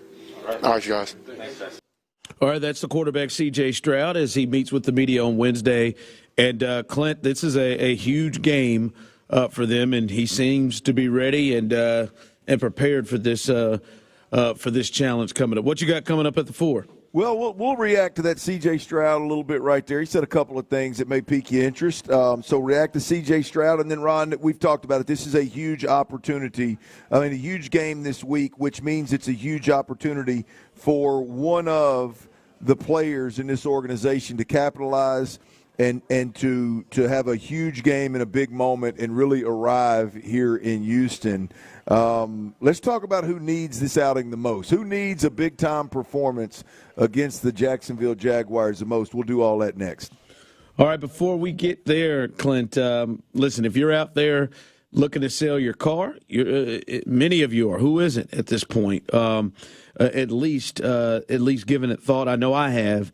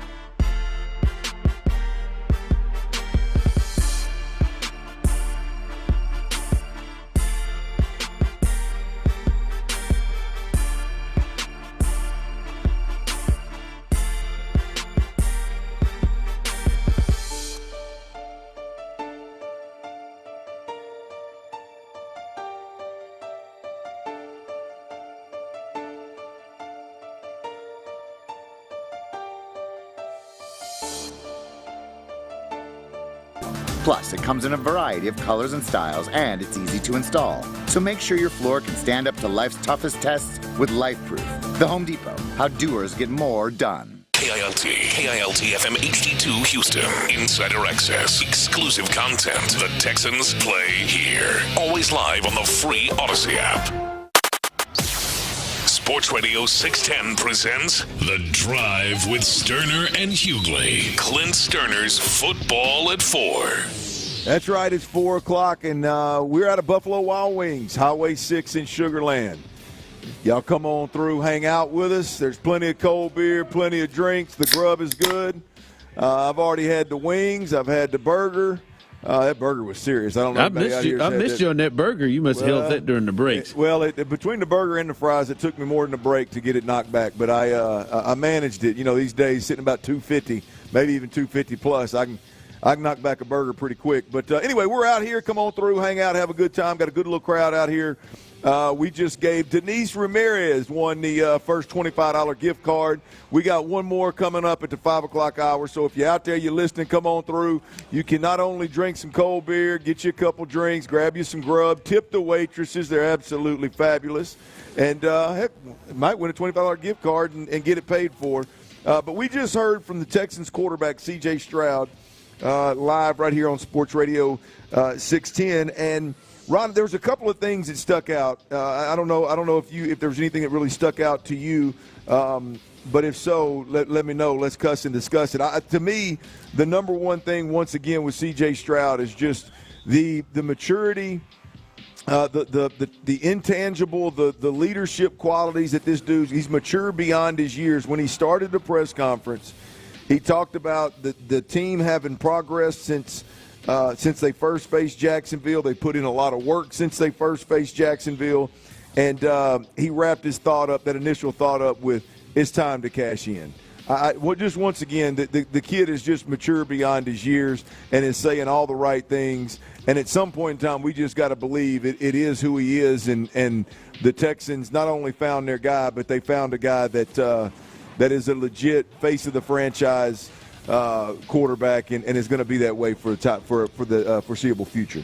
Yeah, it's almost to me, not in a completely different way, but it's almost to me as if he's taken almost a different approach from D'Amico. Is like when I hear that it's time to cash in, like this, he understands the gravity and the importance of this game. Yeah. Like D'Amico is more of the, I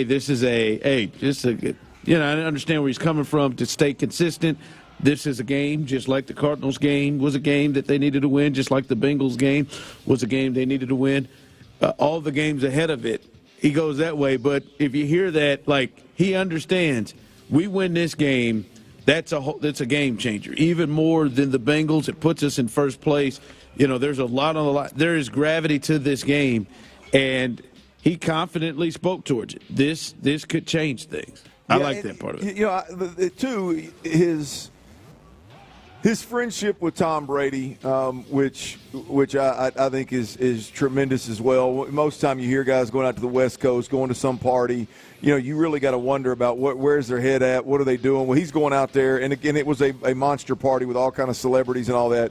But he's creating and fostering a relationship with the best guy to ever play, or let's say the winningest guy to ever play the position, Tom Brady, and I think it's well documented, his conversations with Tom, and the last thing I remember hearing from his conversations with Tom is, man, the games that matter don't start until Thanksgiving time, and so I think he's fully aware of what the next 6, 7, 8 games could mean for this franchise, and when he says cash in, he knows it's time to turn this thing in. Yeah. Turn this thing on, and get moving. The other thing that before I get to this mac and cheese, which I think, by the way, I think you should maybe send him some of your legendary mac and cheese, T-Mill. No, nobody gets that anymore. Everyone wanted to crap on it. You won't even give it to CJ? No. You won't even give it to CJ? It depends on what CJ has to say. Nobody gets legendary mac and cheese if you're just going to crap on him, man. Well, nobody gets it. I mean, he's too good an old boy. He wouldn't do that to you. What? Ron, I know this is you've had an opinion. I don't know exactly what it is, but you've had an opinion on this. Once again, C.J. Stroud talking about how he just hopes at some point in time NRG Stadium is packed in his time in his career. Clearly, it's gone from the front office, from the president from ticket sales to D'Amico Ryan's talking about it, and Mark Vandermeer and all the guys talking about packing the place, and CJ's done it multiple times now, talking about ultimately selling tickets and making the home field advantage the sellout that they know it can be. Just your thoughts on him once again. I guess really just giving a take on the fans filling the place up. Yeah, I mean it's clear a talking point, isn't it? When you roll through, no doubt about it. When you roll through there, I mean everybody is doing it, and it's a talking point. And listen, I mean, yeah, they can. And listen, CJ is the best one to be able to do it. One, because of where he is and how people feel about him right now. I mean, he is walking on Houston water right now. But second, the way he can do it and the way that he goes about it is in a way of like, hey, boy, it really will help us. It's not like a calling out, which he is, though. But it's not like a, hey, right. When are y'all going to show up? When y'all going to show up? Look, as I said before, Ron, if I were any of those guys, I mean, I just need you to do what you did last week. I don't care if they're 70, 72, 74, 75. I don't give a damn 70 what. If the ones that do show up are as loud as they were last week, you got a legit home field advantage, man. Yeah. And, I mean, they talked about – he brought up the ticket prices potentially going up a little bit, saying they would do stuff. But it is a – oh, he's going to buy a few. Yeah, that's what he said. But it is a talk about – but I really do think it is – from a space from CJ of like, hey, we want to continue to do our part and give you something that you want to really be excited about coming out, and let's make this a moment for Houston. That's what it kind of feels like from him. Like, let's all come on together and make this a moment for Houston. Well, I'll say it like I said it before. I ain't gonna tell nobody how to spend their money. I'm not either. If football is your thing, the Texans are your team. Right now is a time where I feel like you can feel really good about spending money, whatever amount that is, whether it's upper deck, lower deck, hats, half zips, sweatshirt, whatever it may be, how much ever you want to spend. You want to drink them double talls like Tyler Milner and spend that big money? You want to drink them cold beers like me? It's up to you. But right now, you better believe that the product that's on the field is worth every damn penny that you choose. That you choose to spend. It is interesting, Clint, because I did see this come across the text line a couple of times, and I'm wondering how I think most people are taking it well, but like someone said on the text line, it is starting to kind of get annoying. Yeah, I think the discussions about the fan base supporting or not supporting, and about the PTSD from the last couple of years. While I know it's real, and I completely agree with it. At some point in time, everybody that's in charge has to just get out of the rearview mirror, get your eyes set dead on the highway, and just keep winning, and the rest of it's going to take care of itself. Right? I mean, it's overkill to constantly talk about the PTSD from the last couple of years and how come nobody, it's not a sellout and there's a certain group that's not spending money. Well, hell, you know why. Yeah, you know exactly why. CJ's been here for a few months. Yeah. Those people are still, look here. We've been here for years with this. Look here. I'm going to tell you what. Do your old lady wrong. Let her get out there in the streets for about 2 weeks and see all that's out there chasing her around a little bit, get a little taste of something else, and you're gonna wonder why she stays gone so damn long. I mean, it just you get a little taste of what's on the other side. Yeah. Now, I mean, people ain't always coming back. Hey, you mess up, and some of you out there that messed up, it's going to take more than 10 weeks. Yeah. To get that back. Yeah, you mess up and let her get out there without that ring on and give her a reason to stray, and she goes and strays for a couple of weeks. She ain't going to come back to you, no good ass. I mean, at the end of the day, it's going to take a while. You're going to do a little convincing at the end of the day. So, yeah, look, the organization's got a little convincing to do. Let's move the hell on. That's Ryan Hughley. I'm Clint Stoerner. Team Meal, the real deals on the ones and twos. I got a couple folks in here asking about you, Tyler. Are you okay? I mean, are you sick? You're awfully quiet today. What's going on, man? No, I'm good. I'm actually great. I'm feeling fine. It's just It's a little tough sometimes in 3 different locations. I don't want to talk and step over our different links we got going. Oh, hell, it ain't never stopped you before. Pulling the carpet back. No, I just we got 3 connections here, you know. Yeah, I got you. I didn't know them 3 connections turned your mouth off. I didn't know. I'll talk more if y'all want me to now. I'm just telling you. Wild. The people are missing you, man. I'm just telling you. I'm out here among them, man. They're telling me about it. You're so forced. Hey, hey, real quick. When there's a big game like this, this is a relatively speaking, this is a monster game for the Texans, right? But when it's a big game, arguably the biggest game in years, if somebody steps up and plays big in a game like this, they typically, fan bases and organizations, general managers, they don't forget. You typically get a lot of praise. You get a lot of opportunity. You get a lot of leeway. Folks start buying the jersey. I mean, this is not just a big game in a sense of what it means that you can take the lead in the division when nobody expected you to. But player to player, you play big this week. Nobody cares what you did the first 10 weeks, what you did or didn't do the first 10 weeks. This game right here can buy a lot of players a lot of grace and make them a household name in these big-time moments like this. Ron, what player on this team do you think could use a big performance in this big game the most? Yeah, I think there's 2 guys. One, I'll just say just because he can what he can gain, and that is C.J. Stroud. C.J. Stroud, to me, he wins this game, especially if he is a major reason like he has been the last several games. If he wins this game, he, to me, is squarely in the MVP race, and it's as realistic as it possibly has ever been. To me, I think he's right there in the mix with Jalen Hurts and probably Lamar. It's a quarterback award. I think he is squarely in that because he would have everything there. He would have a winning team. He'd have the numbers, everything. The other person to me is I look at what do dudes have to gain. And CJ has the potential of the MVP to gain, and then there is money. And there is a fella by the name of Jonathan Grenard who is going to be a free agent, who is going to make some money, potentially, and has already started it with his 7 sacks.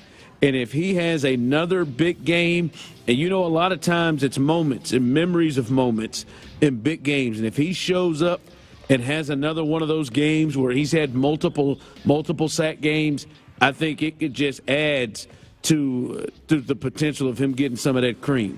So I think, to me, those 2 guys, Jonathan Grenard, if he comes out with a 2-sack game or something like that and he's relentless, that money and that bank is going to continue to roll.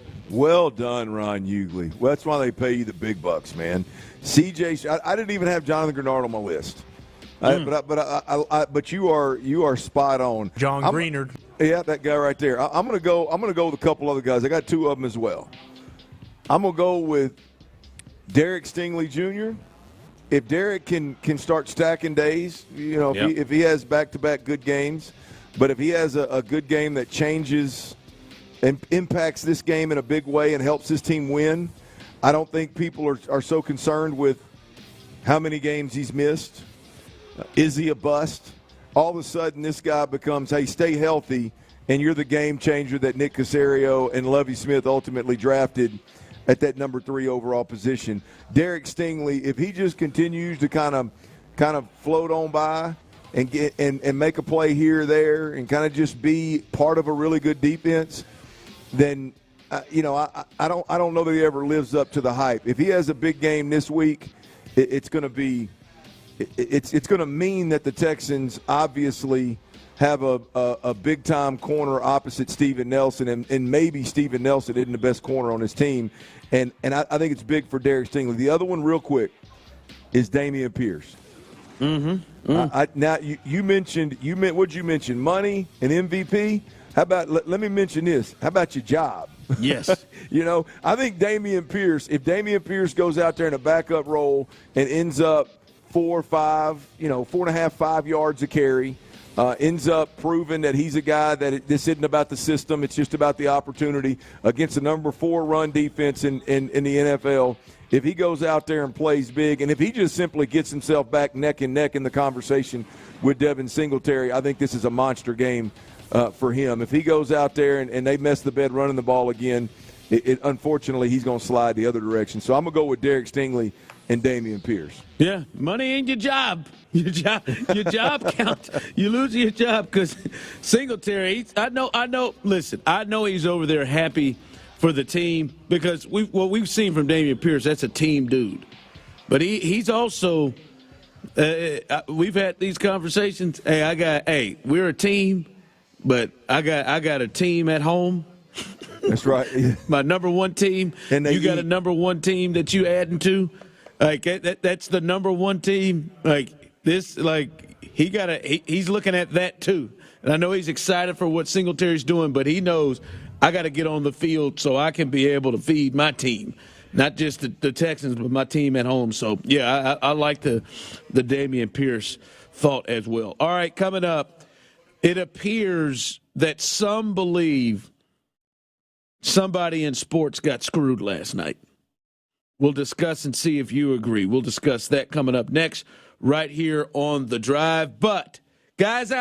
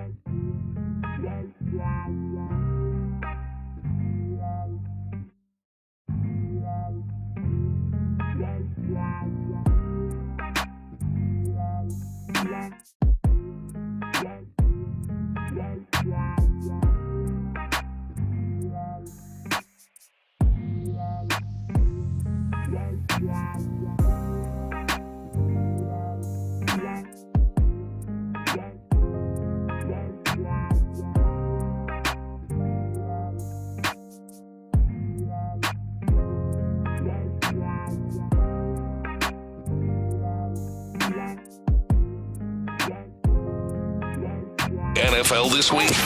The best football show with Brian Baldinger is just what you need. Baldy breaks down the most exciting moments and biggest performances around the league, all in the time it takes you to drive to the office. Just follow the best football show in the Odyssey app or wherever you get your podcast. It's a Thirsty Thursday on a Wednesday with our friends at Bud Light on Sports Radio 610. Live from Buffalo Wild Wings in Sugar Land, here's The Drive with Stoerner and Hughley. Woo! That's right, baby. Thanksgiving is near. It is the biggest game week that the Texans have had.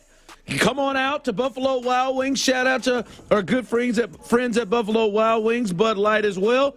Got a chance to win another gift card coming up around 5 o'clock. Get you some wings, get you some beer. It's a good time, man. It's a good day to be around, baby. I'm getting messed up tonight. I just want to put that out there. What are you getting into? I mean, hell, it's 4:30. If you're talking about getting messed up tonight, what's the party? Where are we at? Where the guy is drunk. I'm gonna, meet up with a couple of the fellas and gonna hang out a little bit. And I plan on this being an Uber night. He's going to hang out with the producer he prefers. I said friends, buddies. Mm-hmm. All right. Mm-hmm. It's not preferring. Just stop making this about you. I'm just saying I'm getting I'm gonna get pretty messed up. Hey, how were tacos last night? They were the tacos. How were the tacos last night? They were the same damn tacos as the last 79 weeks is what they were. Yeah, but somebody else made them, didn't they? Yeah, it's all running in the same right now at this point. So you just said to hell with it. You're going to get out and get loose with the fellas tonight, huh? Oh, I'm getting messed up. I really am. I am. Listen, I'm not going to get, blackout drunk. Now, I'm not, I'm trying to step in front of where Tyler gets.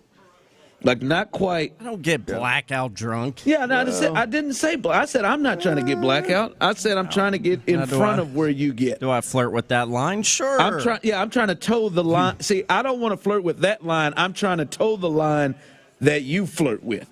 That's where I am. I got you. Tyler, when was the last time you went out, with drinking on your mind and things weren't just a tad bit fuzzy the next morning? I ain't talking about blackout drunk, but the next morning and you were like, man, did I say that or did I go to this place? When was the last time that you went out with drinking on your mind and the next day it wasn't at least a tad bit foggy? Well, if I'm being honest with you here, Clint, it's a bit foggy when the last time that occurred is. There you go. I'm not sure foggy when the last that occurred is. Yeah, I'm here for a good time, That's right. It's that last time he woke up with McDonald's all over himself. That was more than a bit foggy. That was waking up with a headache. I don't know. I'm just saying, I don't know when's the last time you woke up with just food that you ordered on you. That one y'all know about is probably that doesn't happen too often, but I did wake up with those nuggies on my chest. Tyler had a rough run when you what'd you hurt? You fell down and hurt something. Oh, God, I broke my ribs, man. Oh, you broke your ribs? Sucked. You woke up with your chicken nuggets on your stomach or something with your PlayStation controller in your hand. Yeah. You were in a bad spot for about a month there, man. That was a good run. I mean, that was a good or bad, depending on how you look at it. Yeah, it was a good/bad run there for you. I think it was a hell of a run. Yeah. Well, but wait a minute, Ron. What's the? Where y'all going tonight? I mean, you can't just talk about you gonna get a little loose with it. You don't know where it is. Going. I mean, we're gonna hang out. You know what? Hey, you do know. Hey, we're gonna grab some drinks and we might head up to Old Mercury Room where I take you. I think that's where a Wednesday night before Thanksgiving in KC, the Mercury Room. I bet it's popping. Yeah, man, it's gonna be good. Made a little reservation. You got to make a reservation of that piece, and yeah, man, it's be good. So we do some drinking there, and then it'll be See good, where man. the night takes you.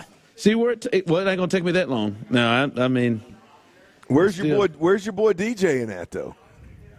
No, I don't know. That's where I'm lying. Courtney must have downloaded the Odyssey app. He's not DJing. He's participating. He's not DJing. He's out for the drink. Oh, hell, you got the DJ with you. Yeah, I got it. Oh, hey, hell. You know what I didn't know? I did not, I feel so stupid. I did not know this for, until I was, deep in college. Not necessarily tonight, but Thursday, Thanksgiving is one of the biggest party nights of the year. Yes. I never knew that Thanksgiving until, I remember I was in college. I was in Nashville. They're like, we're going out. I'm like, what are you talking about? I'm watching the games. No, man, we're going out.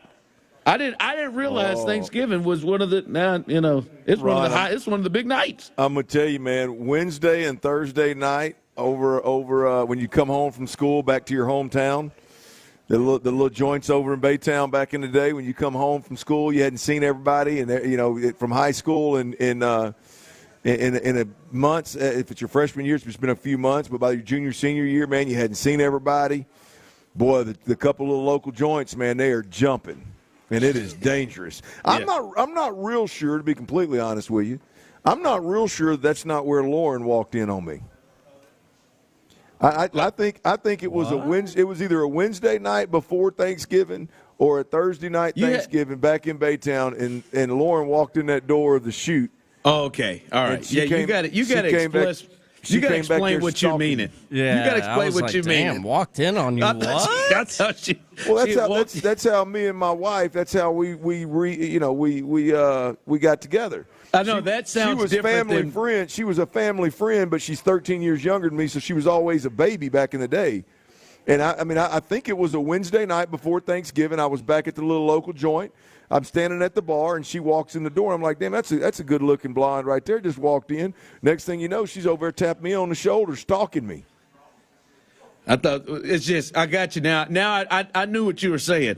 When I heard of that, I think there are a lot of people thought, God, Lauren walked in on you? Well, look here. I mean, if my wife's ever walked in on me, it was me doing something to myself. There wasn't nobody else involved. I promise you that. Hell, I didn't wait 45 years to get caught doing something stupid. Yeah, that happened to me in that closet that one time.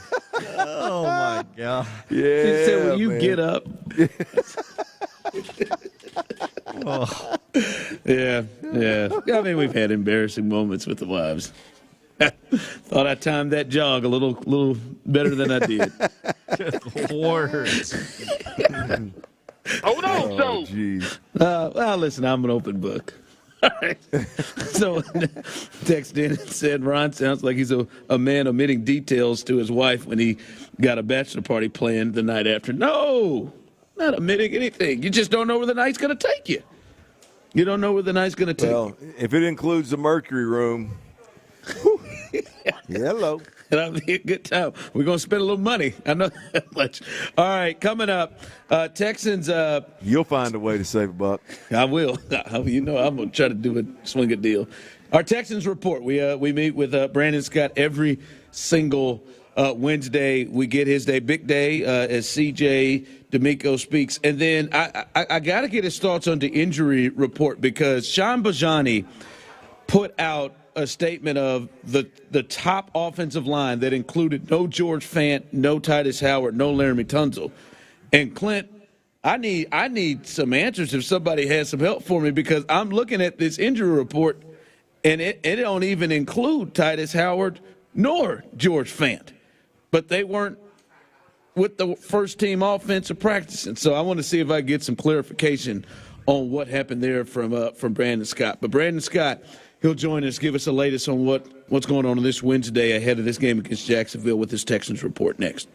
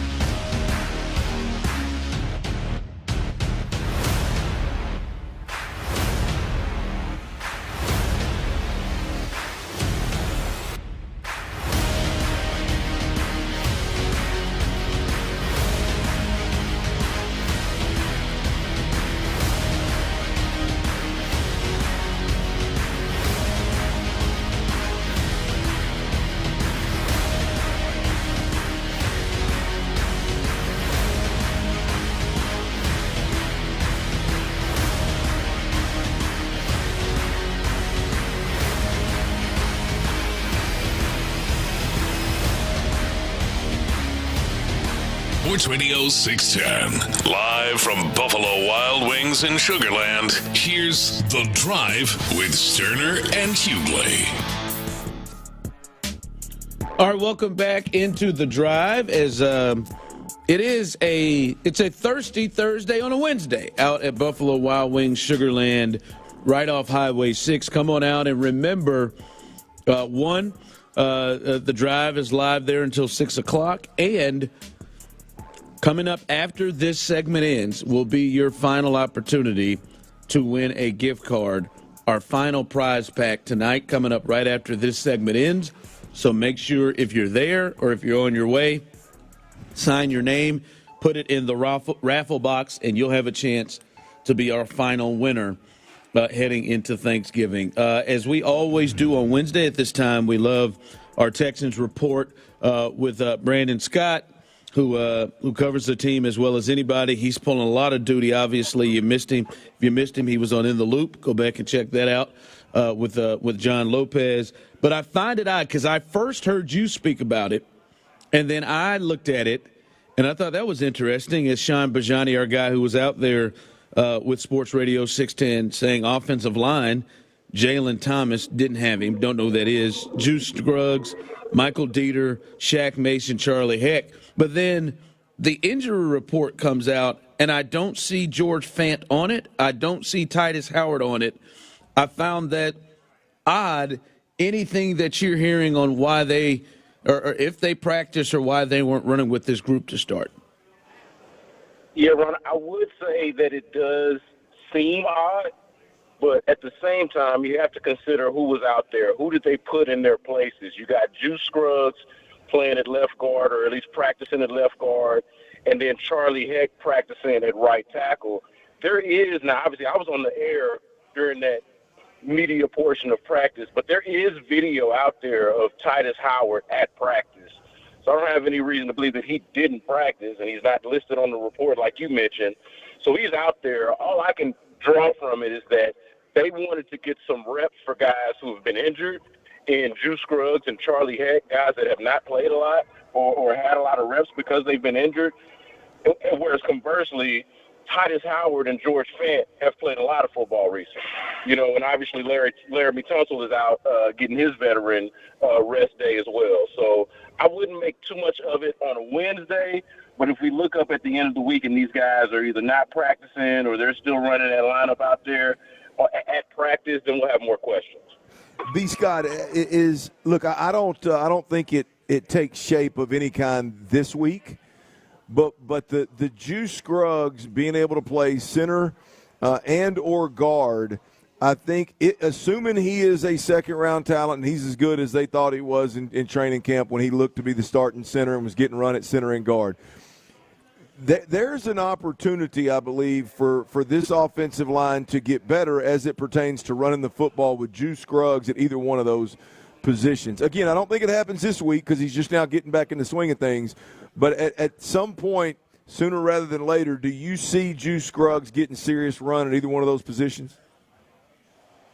Yeah, I think along the lines that you're thinking, it's pretty logical. Like, this guy is someone that they valued enough to take with a high pick. You have to assume that that's somebody that they think is talented and they want to play, especially if he's healthy, or obviously if he's healthy. But the question that I have, Clint, the part of it that makes me wonder, in terms of who gets displaced in all of this, if this goes as we're saying it might go, if Juice Scruggs goes to left guard, are you putting Titus Howard back at right tackle and benching George Fant, or are you putting Juice Scruggs at center and benching Michael Dieter, in which case does that mean that Titus Howard is still playing left guard? Like there are follow-up questions to each question that you might ask about the offensive line and how Juice Scruggs fits into the mix.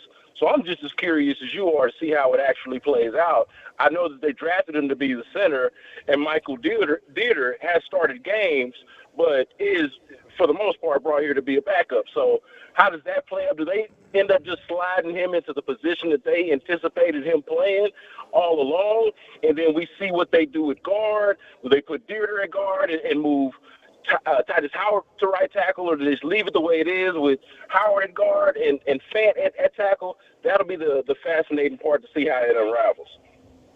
Yeah, to me, man, Michael Dieter, hell, you cut him when the season started. You didn't. There was some lack of belief there. You never even rolled with him when you had injuries at those interior positions until you absolutely had to. You moved up in the second round to get Juice Scruggs. That makes a lot of sense to make that move. Brandon, another move that happened this week.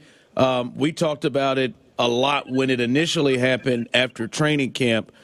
Were you surprised being around the group, listening to the coaches and listening to how they do things? Were you surprised that they brought back Dez King?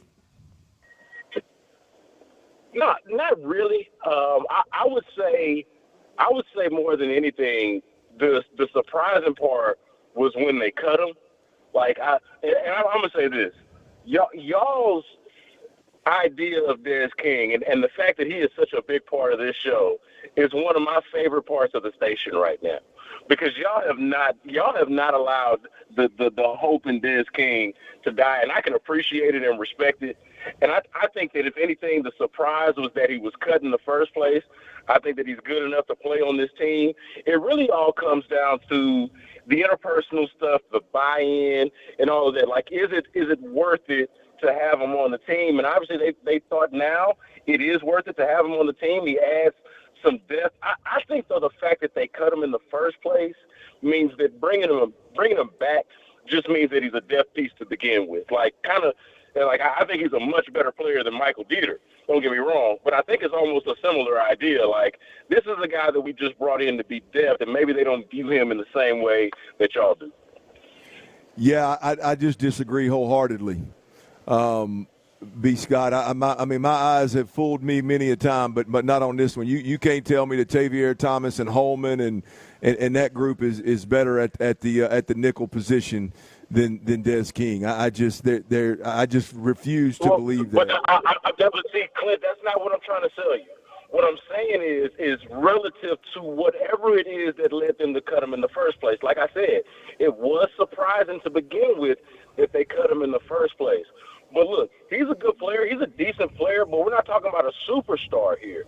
So, whatever it was underlying for the reason why they would cut a player that clearly should make their team, has been on their team the last 2 years, and you haven't brought in anybody at his position that's better than him. Tavier Thomas has been his backup in previous years.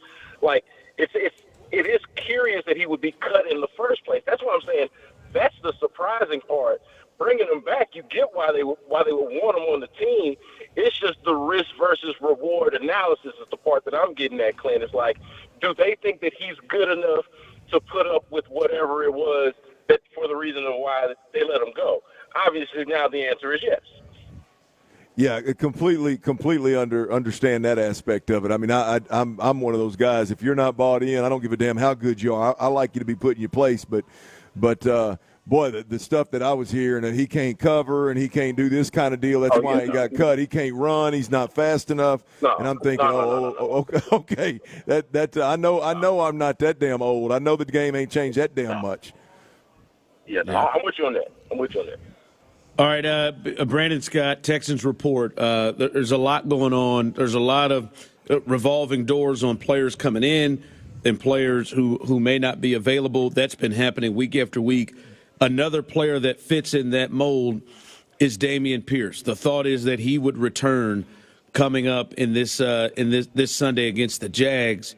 What's the feel you get? Do you think things have changed completely since he last played and that he is now more of a backup? Or do you think that they kind of go as business as usual before he got injured where he was the lead back? What's your feel from what they're talking about with Dameon Pierce as he arrives?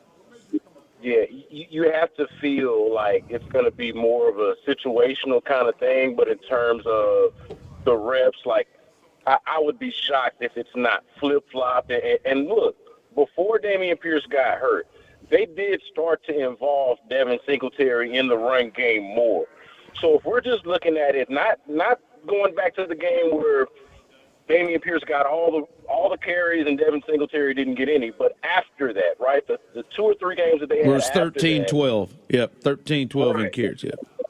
I think it's going to be more along those lines, but probably leaning more heavily towards Devin Singletary. Maybe a little more of a ratio towards Devin Singletary, because I do think that they're going to be smart enough to stick with what works.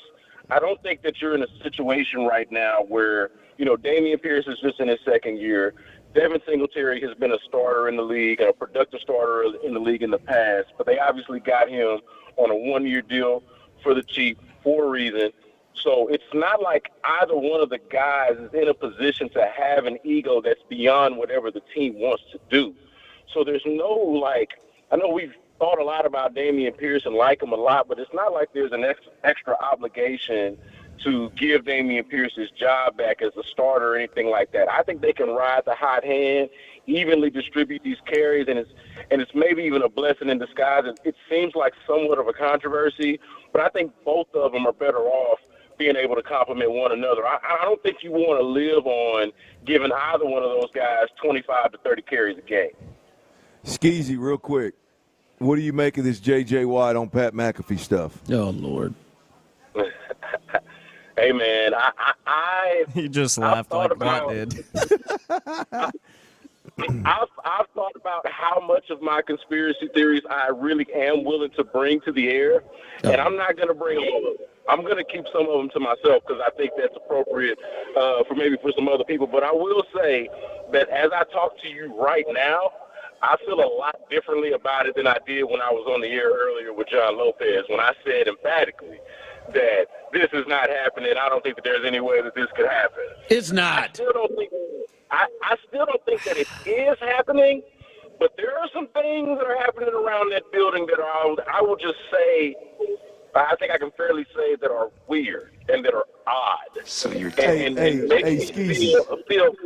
feel differently after having gone up there, having left the station and gone up to NRG Stadium for a little bit. I feel differently now than I did then. Skeezy, I'm going to need to know what these odd things are. That's what I'm going to need to know. Hey, Skeezy, Ron, and Tyler, I straight up, what amount of money would you bet right now that this has happened, right? And this is that DeMeco Ryans has seriously and to some degree talked to J.J. Watt and gauged his interest in coming back. What would you bet that that's at least happened since he's been in the building and things have been this last 3 weeks? I don't think it's happened. Oh, you're crazy. I don't think if you're DeMeco, how do you not? Oh, I bet it happened. No. You said seriously asked him. No, I don't think so. Hold on. The question is, how much money would I bet? And so the answer has to be basically how much money would I be willing to lose if I bet it? 50 cents. Right? Yes. I put $50 on it. That's a lot more than your 50 cent, Ron. I put 50 cent on it. I put 50 cent. All right, that's Brandon Scott, man. I can afford to lose 50. I put $50 on it. Yeah, I'm going 50 cent, and it's going to be nickels. That's our guy, Brandon Scott, who joins us each and every Wednesday, gives us his Texan report. Always does a great job on that. 5 o'clock fire, we'll give you the full injury report and some news that broke earlier on one of the rookies. News on Dylan Horton. He'll be away from the team. We'll give you the latest on that coming up next. All right, genetics, stress, hormones, aging, father time. Hell, they're all natural factors that lead to hair loss, guys. Look, if you're struggling with hair loss, there's a proven way to reverse common and even rare patterns of balding, and it's advanced.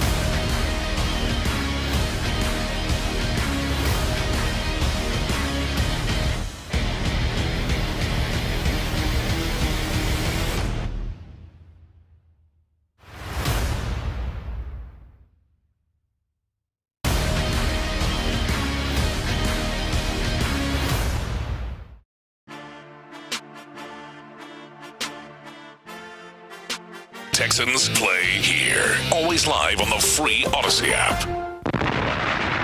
Sports Radio 610 presents The Drive with Stoerner and Hughley. It's the 5 o'clock fire. Brought to you by Regions Bank.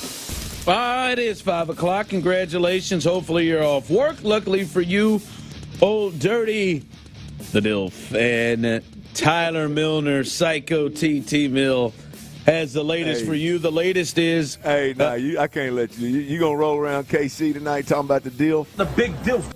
Big DILF's in the building, baby. Hey, Big DILF's back in the KC, baby. Back in the KC, baby. Back in the K tonight. He's out the cage, baby.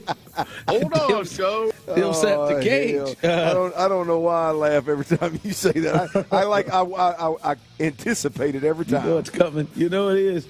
But congratulations. Do we have our latest winner? Our latest winner. I didn't pull it. Oh, God. I didn't pull it, Ron. It's Matt. Don't worry. Damn it, man. No. It's Matt. Hey, man, let's 5:15 will be all right. 5:15. We'll do it. 5:18. Our latest winner. Sometime in that 5 o'clock hour, you got to stick around now. That's I right. got no Come on use out. for you. There you go. Come on out. You still got time. You still got about 15 minutes. If you're out rolling about, head to Buffalo Wild Wings, Sugarland Highway 6.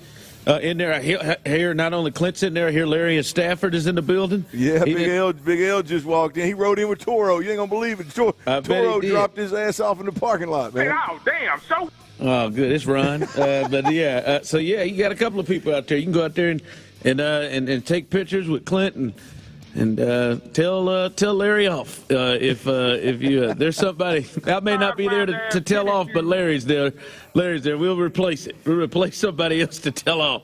Hey, I tell you what I was going to do, Ron. I was going when Larry walked off, I was going to take a picture of his old shoes and send them to you. See if you can't hit him with the most sidewinders. I'd have something else. Hey, Larry probably got on some K-Swisses. No, hell no. Larry got some clean-ass J's on. You know, Larry can't do all that talking he does and walk around. Yeah, you know he was going to come up there in his best. He was either going to have some J's or some Stacey Adams or some Gators. Hey, look, you do all that talking Larry does. You walk into Buffalo Wild Wings half-step and you're asking for it, boy. Yeah, you are. All right. You know better than that. All right, here's the injury report. First thing off here, a little 5 o'clock fire, Clint. I'll read it off. There's a healthy amount, and we're starting to learn on Wednesdays. It's one to keep an eye on, especially guys who haven't been practicing. But when you see them show up, it's one to look at. It'll really be big coming up later on in the week to see if these guys are practiced. But Will Anderson Jr. with the knee did not practice. Noah Brown, who missed last week's game, thought he was getting closer. With the knee, did not practice. Jake Hansen, he's missed several games in a row, did not practice with that hamstring. Dylan Horton did not practice. Injury, not injury-related illness. We'll get to that in just a second. Case Keenum didn't practice with the calf injury. Laramie Tunzel, which many people reported the rest day on that knee. Jimmy Ward as well, hamstring, did not practice. He's not played in the last 2 games and hasn't practiced, going on his 3rd week. Robert Woods got a rest day, did not practice. But Charlie Heck, Damian Pierce, Juice Scruggs, who just returned back from IR, and Henry To'oTo'o, who's missed the last 2 weeks in concussion protocol, they were all full participants in practice today, Clint. So that is the latest news. I think the big news is Juice Scruggs and the thought of how quickly could he be ready to get on the field. And with that, Clint, how quickly do the Texans feel like they need to get him on the field? And I guess I'll shoot this off to you and the people. Do you think that Drew Scruggs becomes a starter at some point this year for the Houston Texans? Absolutely. Yeah. Absolutely he does. I don't know if he ends up at center or guard, but there is, and really all of this boils down to what kind of risk does Bobby Slowick and D'Amico Ryans want to make, right, with the change. You can continue status quo, and you're not going to run the football well, but you're going to pass protect, and you're a pass-first football team, and so maybe you just keep on keeping on. Until I see this group run the football against a better than bottom 5 run defense, I'm not convinced that you can't significantly improve the run game. And I think the one place you can do that is at left guard. And so I don't know how they manage all that, but if Juice Scruggs is a second-round interior offensive lineman that was going to be a starter during training camp, and he's that talented and that gifted, and you believe he's a legit starting interior offensive lineman, then hell yeah, he's going to play at some point. Michael Dieter and Michael Dieter, a guy that you cut originally, who's playing well, by the way, playing really well, by the way. That guy and a right guard that you're having to play at left guard, a right tackle that you're having to play at left guard is going to keep Juice Scruggs off the field. I don't think it's happening. I think Juice becomes a starter sooner rather than later, yes. I just don't know. I just don't know exactly where because, look, I've been hell-bent to this point of, like, don't move Titus Howard, leave him at left guard, pass protect for C.J. Stroud. But we're at a point where this offense is – they've reached a certain point to where they're really good in the pass game. But if you want to take the next step, you got to continue to run it well and allow C.J. Stroud to cook. I don't know that you can do that against better defenses right now the way you're built up front. And are they willing, Ron, to make that adjustment? That's the key. Do you take the risk that comes with changing up an offensive line that pass protects really well and runs the ball well against poor run defenses? You know what I mean? Those defenses aren't going to be around in the playoffs. You know, do you take the gamble of upgrading potentially, or do you just stay status quo? I don't know. I don't know what they do, but I think Juice Scruggs works his way into this lineup sooner rather than later. Yeah, when it comes to the run blocking, obviously at left guard, that is not at all Titus Howard's strength. That's what it's not shown to be his strength. Well, it's not. But Ron, it's not. But Ron, you're being too nice. You're being too nice. Did you say Juice Scruggs or Titus Howard? I said Titus. It's not his strength at left guard. You're being too nice. It's bad. Like look, they paid him to be tackle. Play tackle. You mentioned that, Ron. It's not.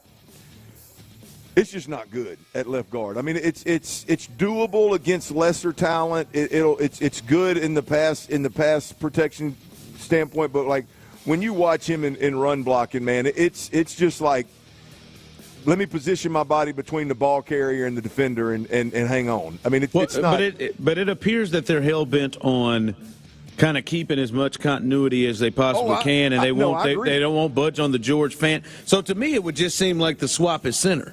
You're down to your fourth center in Michael Dieter, and you got the center who you drafted to be the guy to run that in, and maybe that helps. That's the run easy game. one. No. That's the easy one. That's probably the one that makes more sense. But I'm going to tell you, Ron, I'm not sure, and this is coming from a guy that's been, hey, leave George Fant alone, leave him at right tackle.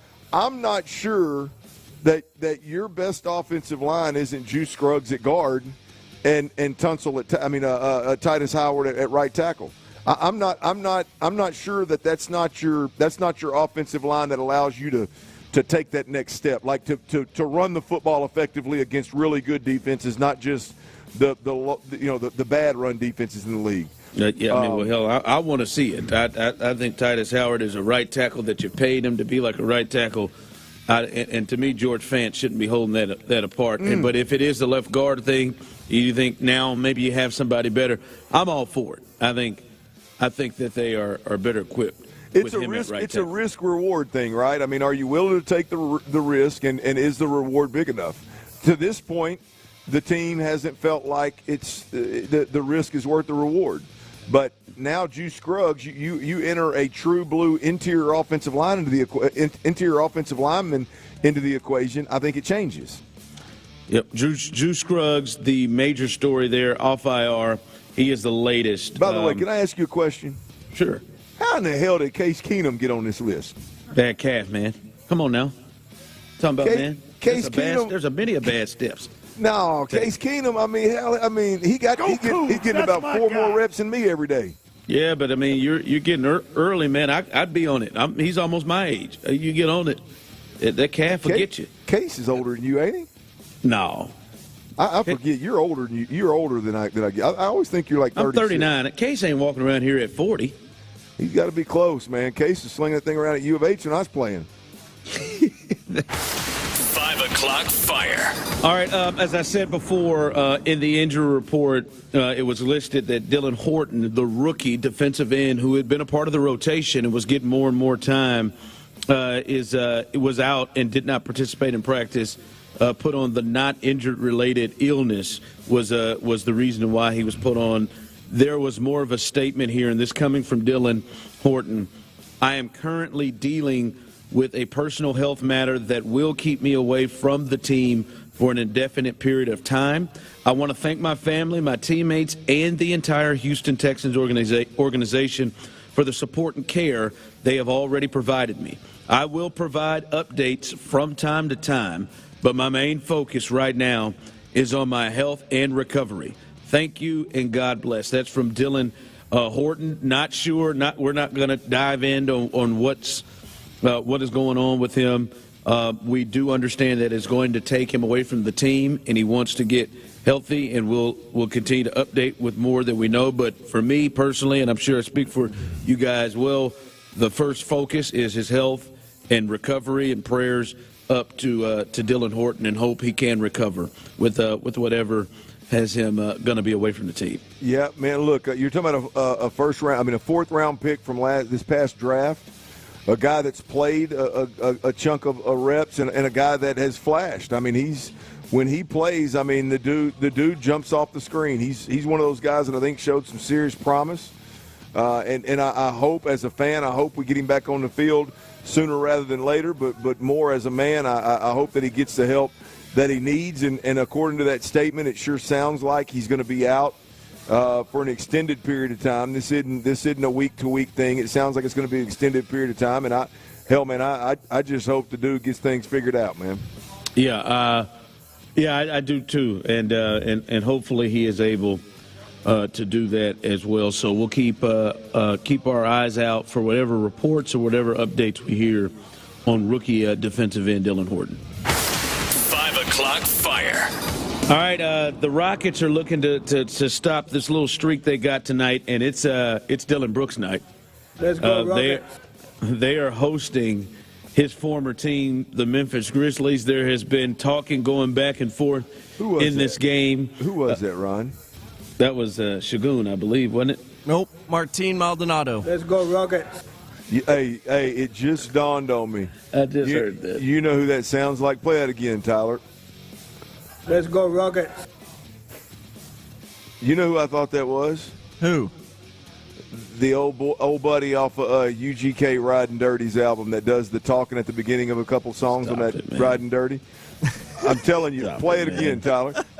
I'm not joking. Play it again, Tyler. Let's go, Rockets. All right, Tyler, now while we discuss this Rocket situation, I believe it's the intro on the Riding Dirty album. Look at what he's cooking up for Tell you me to I'm do. wrong. Tell me I'm wrong, T. I thought that's who it was, for real. Hopefully, listen, they've been going back and forth, the Grizzlies and the Rockets, or at least the Grizzlies with Dylan Brooks. And Dylan Brooks really feels slighted and was upset and felt like he got all the blame, which I don't blame him. There was a certain individual there that far impacted the issues of that team than Dylan Brooks did, in John Morant, and he got all of the blame. And they were pretty, I believe, and I can see from his standpoint, pretty disrespectful the way that ended with him. I just hope Dylan is able to concentrate on basketball and not do anything crazy. But I get the feeling, Clint, that Dylan Brooks is going to do something. And there's going to be some sort of a standoff, some sort of a scuffle. Something is going to happen with Dylan Brooks tonight with the Grizzlies. I'd be okay with it. I mean, look, I'm fine with it. Dylan Brooks has done a good job. I mean, I heard Brandon Scott. I've heard you.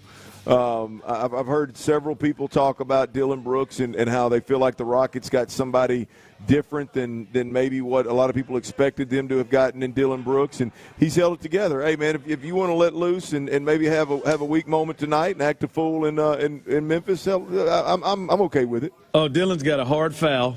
He's gonna talk some. I mean, come on, we know Dylan's fearless in his talking. I mean, he tried to come at LeBron James last year, so there ain't nobody on that Memphis Grizzlies team that he ain't going to be afraid to go at. I can't believe that you overcame that. I know once he went at LeBron, I mean, you just kind of feel some kind of way about him. But no, I mean, I knew it was a tactic. I'm Dylan proud didn't of believe you, it. It was a tactic. Dylan didn't believe it. And the King got over it, so I did. The King. All right, coming up. This is something I'm thinking in this game. Yep. Because Clint made a point in the Bengal game that I wonder, does that hold the same need for the Texans in this game? We'll discuss that coming up next right here on The Drive. All right, before we do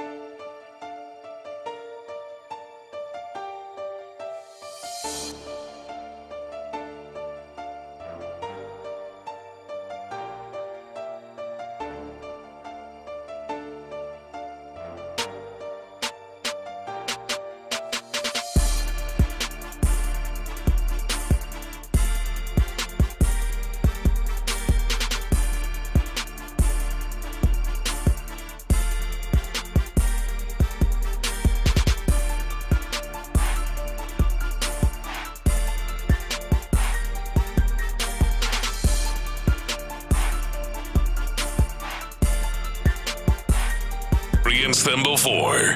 Every show, every day, live on Twitch and YouTube. Subscribe and follow, then join the Houston sports conversation in a brand new way. Houston's sports leader, Sports Radio 610.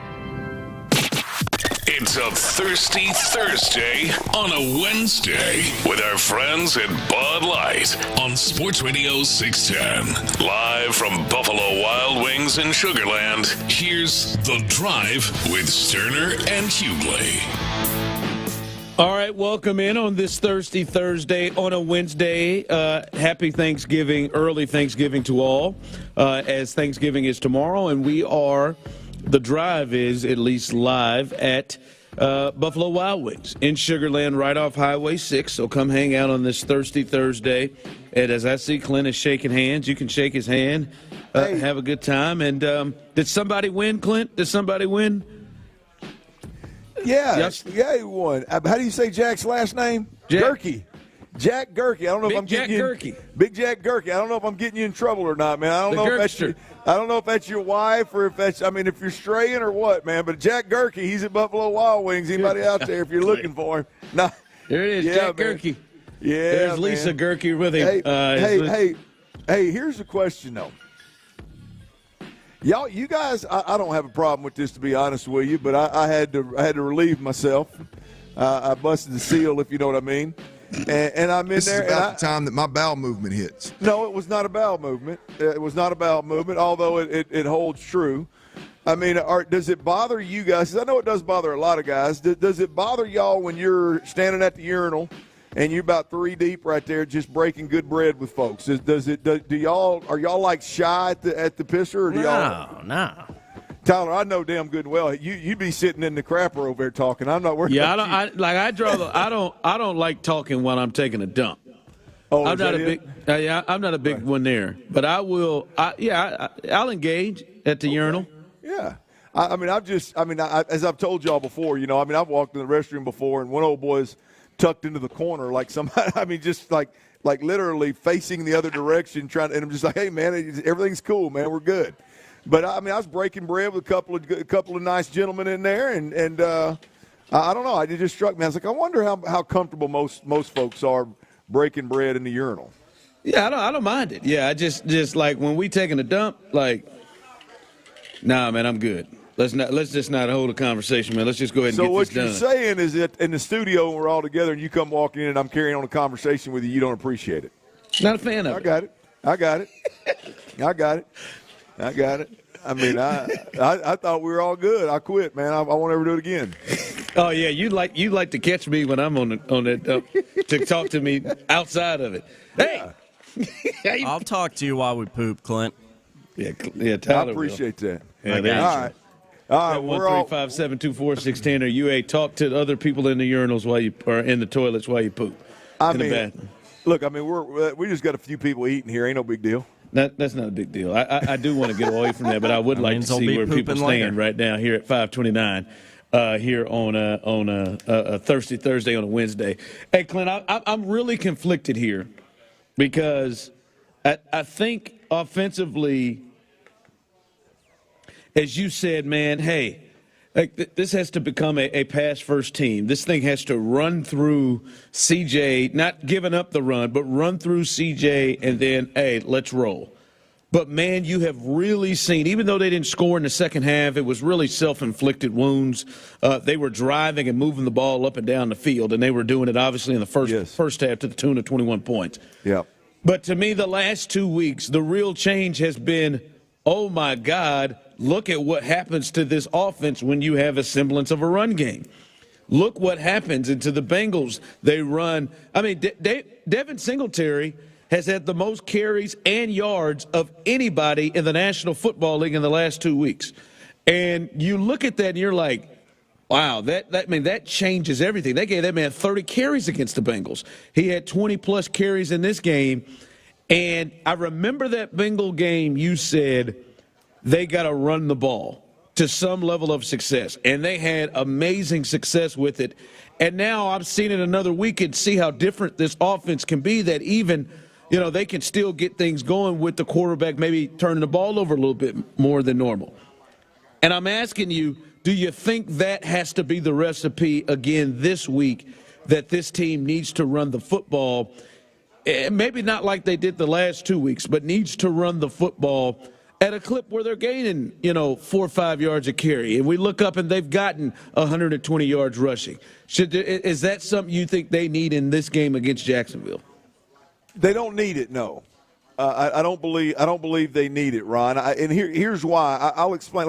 The reason that I thought they needed to run it against Cincinnati is because Cincinnati's defense, while they don't have a ton of superstars, they do have 11 dudes that are on a string. They do have 11 dudes that can give you multiple coverages, multiple pressures.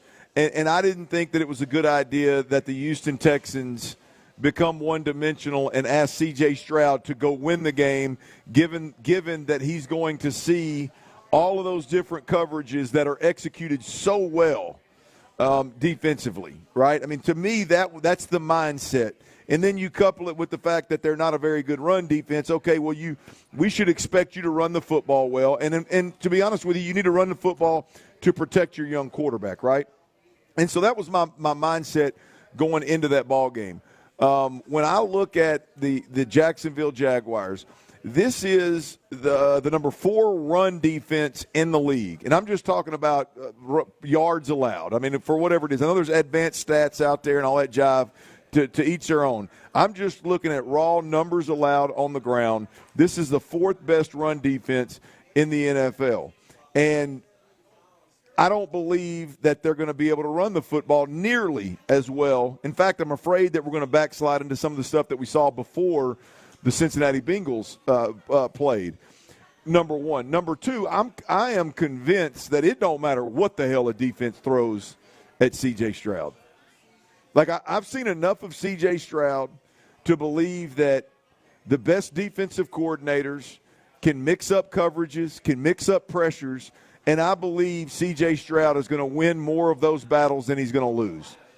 And so I just, right now, given what I've seen from the Jacksonville Jaguars, I believe that, now, best case scenario, you run it and throw it, obviously. Yeah. But I don't believe that there there's a problem if this game becomes a shootout and it's put on C.J. Stroud's shoulders down the stretch. I think you still got a really good chance of winning that ball game, and I think C.J. Stroud is in command of it. Yeah, that's basically how they won the first game, right? And they were under 100 yards, 86 yards total running, with C.J. adding to the total as well. It is as you said, man, it is just night and day to me, the levels of their offense, what they've had the last couple of weeks. And I know you've watched the film, and maybe it is not as attainable for them to be able to do with this Jags defensive front, their front seven, which is pretty good against the run. But I'm with you. I don't think they need overkill. I don't think they need to kind of push the run as much to say, hey, we're going to try to replicate what we've done the last 2 weeks. But I do think having some level of, yes, we're going to try to establish something of it, I think it is something. Not overkill, not crazy, but just some level of let's try to establish it, because when we get that balance, it is scary, the extra time that helps for CJ and these receivers. Hey, look. If they get the balance, if they get the run game that's effective to slightly above effective, Ron, they'll win the game convincingly if CJ doesn't turn it over twice. Yeah. You know what I mean? Like that. I believe this team is that good against teams that they're able to be balanced, and they're able to get their run game going. And Devin Singletary and Damian Pierce and Mike Boone and whoever hell else they want to give, whoever, if that is effective to above effective, to where you now you're running the ball at will the way it has been in the last couple of games, then I don't think Jacksonville stays on the field with them. Yeah. I mean, I firmly believe that. Now, the bad thing is, I don't believe the Texans are going to run it at will. Yeah.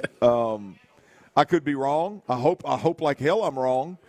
But Larry, I hope I'm wrong too. Hell, I hope I'm dead ass wrong. To be honest, I hope you're calling in Sunday night going, "Sir, you don't know what the hell you're talking about." I really do. But I'm not as sold. I know those inflated numbers, man, will sell you quick. I'm just not there yet, man. So we'll see. All right, coming up, should Texans fans believe that something's brewing with J.J. Watt potentially returning?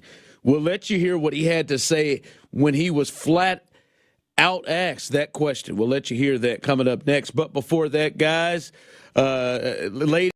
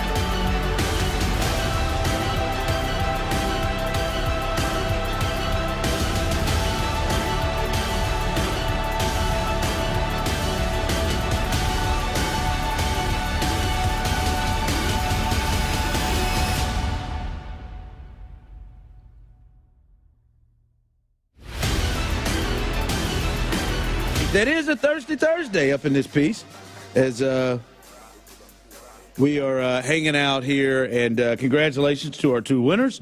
Everybody else, you can still come out there. Hey, why not? Go party. Start your Wednesday before Thanksgiving off, and have yourself a good time. Hey, Ron, they got a really good vibe here, man. It's a good, and all Buffalo Wild Wings they've been great, but the vibe here is really good. They got that lighting. I'm telling you, man, it's a Buffalo Wild Wings. They're setting the mood out here. It's a theme, and I greatly appreciate it. I'm a big lounge guy. I don't need the club. I don't need the glow sticks. I don't need all the neon lights and everything. I do appreciate a little low lighting to set the mood. And Buffalo Wild Wings, I'm telling you, man, They're doing it for me, and this is a good one. There's some good people here. The vibe in the building is good. Not a bad seat in the house in terms of watching live sports, and we got a bunch of them. A bunch of the live sports these days, and so come on out and hang.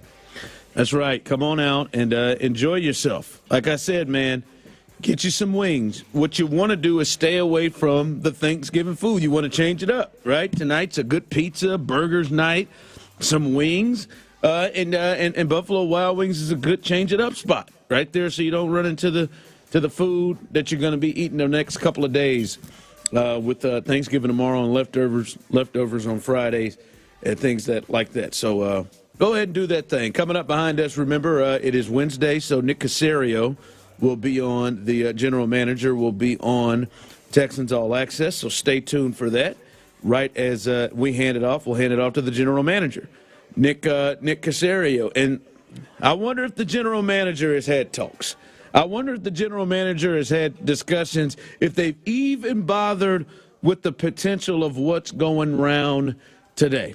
Tyler, first, I could feel the enjoyment in his message when he first sent it to us about the fact that, something's going on with J.J. Watt. He was on Pat McAfee. Something's going on with J.J. Watt. And Pat McAfee, actually, for the last couple of weeks, has been kind of pushing and prodding on J.J. Watt, just kind of playfully. You going to play? You going to come back? Because he looks like he's in good shape. The Texans are playing well. He's been high on the Texans, as you would expect. And he's actually been in Houston working out with the Texans all week. This was his response from Pat McAfee today about his week with the Texans. We working out, maybe? Great. Doing a physical? Beautiful. Doing a physical down? I told you I was working out down here. I've been working out at the stadium all week. I told you that. At the stadium? Anybody watching these workouts with Penn and Caserio there? Looks like he can still bend a little bit. Look at this thing. Bend good. So is that how? Are you in the gym all by yourself? Who's in there? The whole team was in there this last. You're lifting with the team? This guy's at team workouts? Yeah. Okay. What's practice? Practices right now. They're at practice right now. Oh, you're taking a G day. You just said, you know what? I'll lift with the boys. Oh, I'm going over there. I'm not hiding it. I'm going over there after this to go work with some of the young guys. I'm not hiding it. Coaching. I'm going over there right after I'm done here. Going to work with the young guys. Look, here's the deal. You're not hiding it, JJ, but the problem is you're not denying it. That's the problem. That's where I'm at. You got to go Dan Lanning here. Guys, I've pumped the brakes for 3 weeks on this, man. The first time, I love Pat McAfee. The first time I saw J.J. Watt on there, I thought, J.J. ain't just flat out denying it now, but I'm going to let this breathe a little bit. The next week, I asked J.J. about it. He took another little step. He took another step. He talked about CJ, talked about D'Amico. Hey, you do know they got a lot. They got good things going on in Houston. Yeah, they got great things going on. And it was all in response to, are you going to play? Pat, and to credit to Pat, Pat's constantly hammering him, peppering him with, are you going to play? This is the third week. Then all of a sudden he comes out. Now all of a sudden his ass is out there working out. And I'm going to tell you, as a new dad, I'm going to leave here, and I'm going to race my ass back to Baytown so I can catch my baby girl for about 30 minutes before she goes to bed. Right? I'm going to tell you, and it's not, and I'm not trying to pound my chest to being a great dad or anything, but my entire life, there are very few things that take priority over me spending time with that little one. J.J. Watt got a little one, and I'm not sure, about the same age as my first one, maybe a little younger. You mean to tell me J.J. Watt on day before Thanksgiving just going to choose to spend about 5-6 hours over at NRG Stadium because Matt Burke was his guy in Arizona? Right? No, man. He feels a lot to this team. Last time, you know what it was last time, Ron? It was, I've been working out. I'm strong enough. I just hadn't ran, guys. I just hadn't ran. You know what it was? You just heard it. You know what it was now? Now he's out there running. Now he's working out. Now he's putting his hand in the dirt, supposedly working with some young guys. Come on, man. Fellas, because, see, now you're doing it, and Tyler had real excitement. Do y'all really think something's up with this? Y'all think this is more than – you think this is more than him just – working out, helping out, working with the team, messing around with Pat McAfee? You think there's something to this? I'm over here talking with my hands. I'm over here talking with my hands while I'm on radio. I don't look. I still think the odds of it happening are slim to none. But the slim has grown. It's further from none and closer to slim for me. I mean, I just you cannot tell me that J.J. Watt had 12 sacks last year.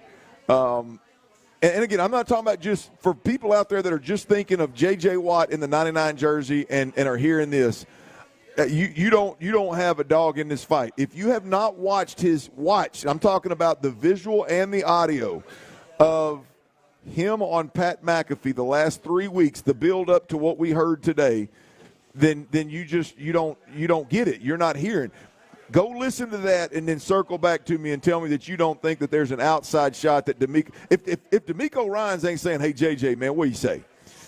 We'll give you 3 weeks. We'll give you 3 weeks. I'll give you the best trainers in the world. I'll get you back in shape and we can work. Why wouldn't you? If you're D'Amico, all D'Amico wants to do is win. Why wouldn't you? I don't know, man. It just isn't realistic. I am more open to next year. I'm open to, hey, I got a year off, got my body rested. I'm 34. And especially if the Texans are a team he's intrigued by, I'm open to next year, but I couldn't see it this year. I couldn't see him getting on the field this year. I think that's probably the fair way to look at it. The fair way to look at it. But at the end of the day, I just think in reality is what we're watching and what we're hearing. I just don't believe Ron is stirring the pot. Him, as Tyler said, Jerry Jones in this thing. That's what I said. See, Tyler, you think there's something to this, don't you? I do, but I was going off yesterday telling people how stupid and impossible it was that J.J. Watt was going to return. I have felt that way. I have felt that way until I saw him on McAfee today, and now I'm stepping back going, okay, there's one of two things happening here. It's either J.J. Watt, as Clint just said, is Jerry Jones in this thing, keeping himself fresh, keeping himself in the front of people's minds, having some fun with it.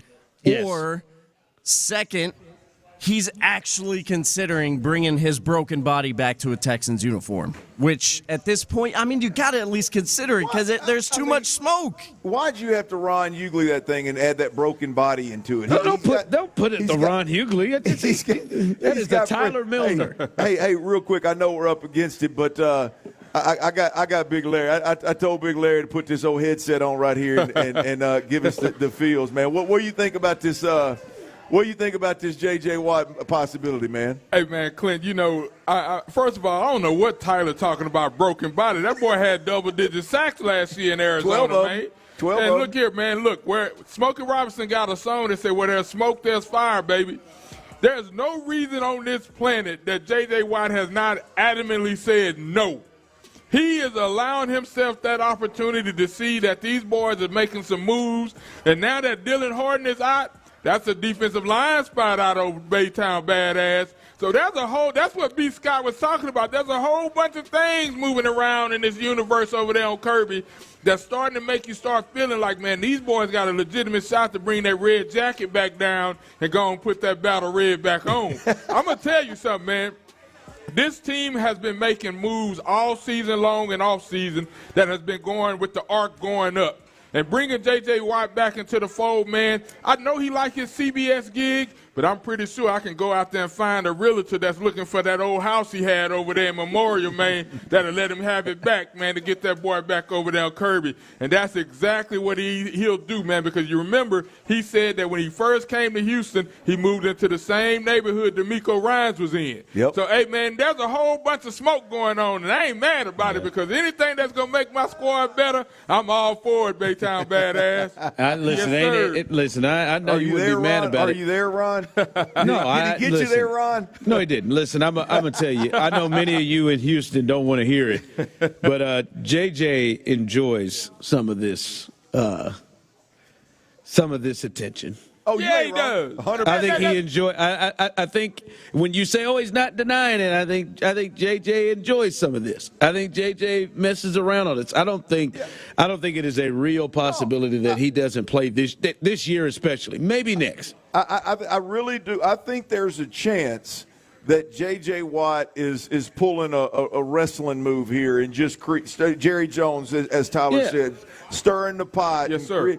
Creating value. I completely – there's a good chance that that's happening. But I'm just telling you, from a football perspective, guys, you cannot tell me that he is over there pumping iron and walking around the halls of that damn NRG Stadium and going to practice and putting his hand in the dirt, and you can't tell me that DeMeco Ryans hadn't said, hey, man, would you entertain it? Would you entertain it? Just generally speaking, would you entertain it? Clint, here's the thing. Yeah. We know that J.J. Watt has played the business game better than any pro football player in the last 10 years. He's all about the marketing of his brand and everything else. Sure. And so, of course, there's a natural feeling of that he's playing something to get some other attention, to keep the attention on him, because anytime some eyes on you, it matters. Yeah, I'm telling money. you, there's something going on there. Cal and Hannah probably already had him over for a ribeye and said, hey, man, let's do this thing, man. And it's Battle Red Week. He said he's going to be in England on Saturday. We'll just see how the next couple of weeks go, and I'll holler. Yeah, thanks for the dismount, Larry. He's going to be out there with that flag. He's going to be leading them out in them jeans and that jersey. Hey, Ron, he's gonna be where Larry was last week on the back of Toro. Yeah, he's gonna have a right fitting jersey, and he's gonna be running out there with that flag. All right, thank you all to everybody who came out to Buffalo Wild Wings, and shout out to Larry, shout out to Brandon Scott for the Texans report. Hey guys, since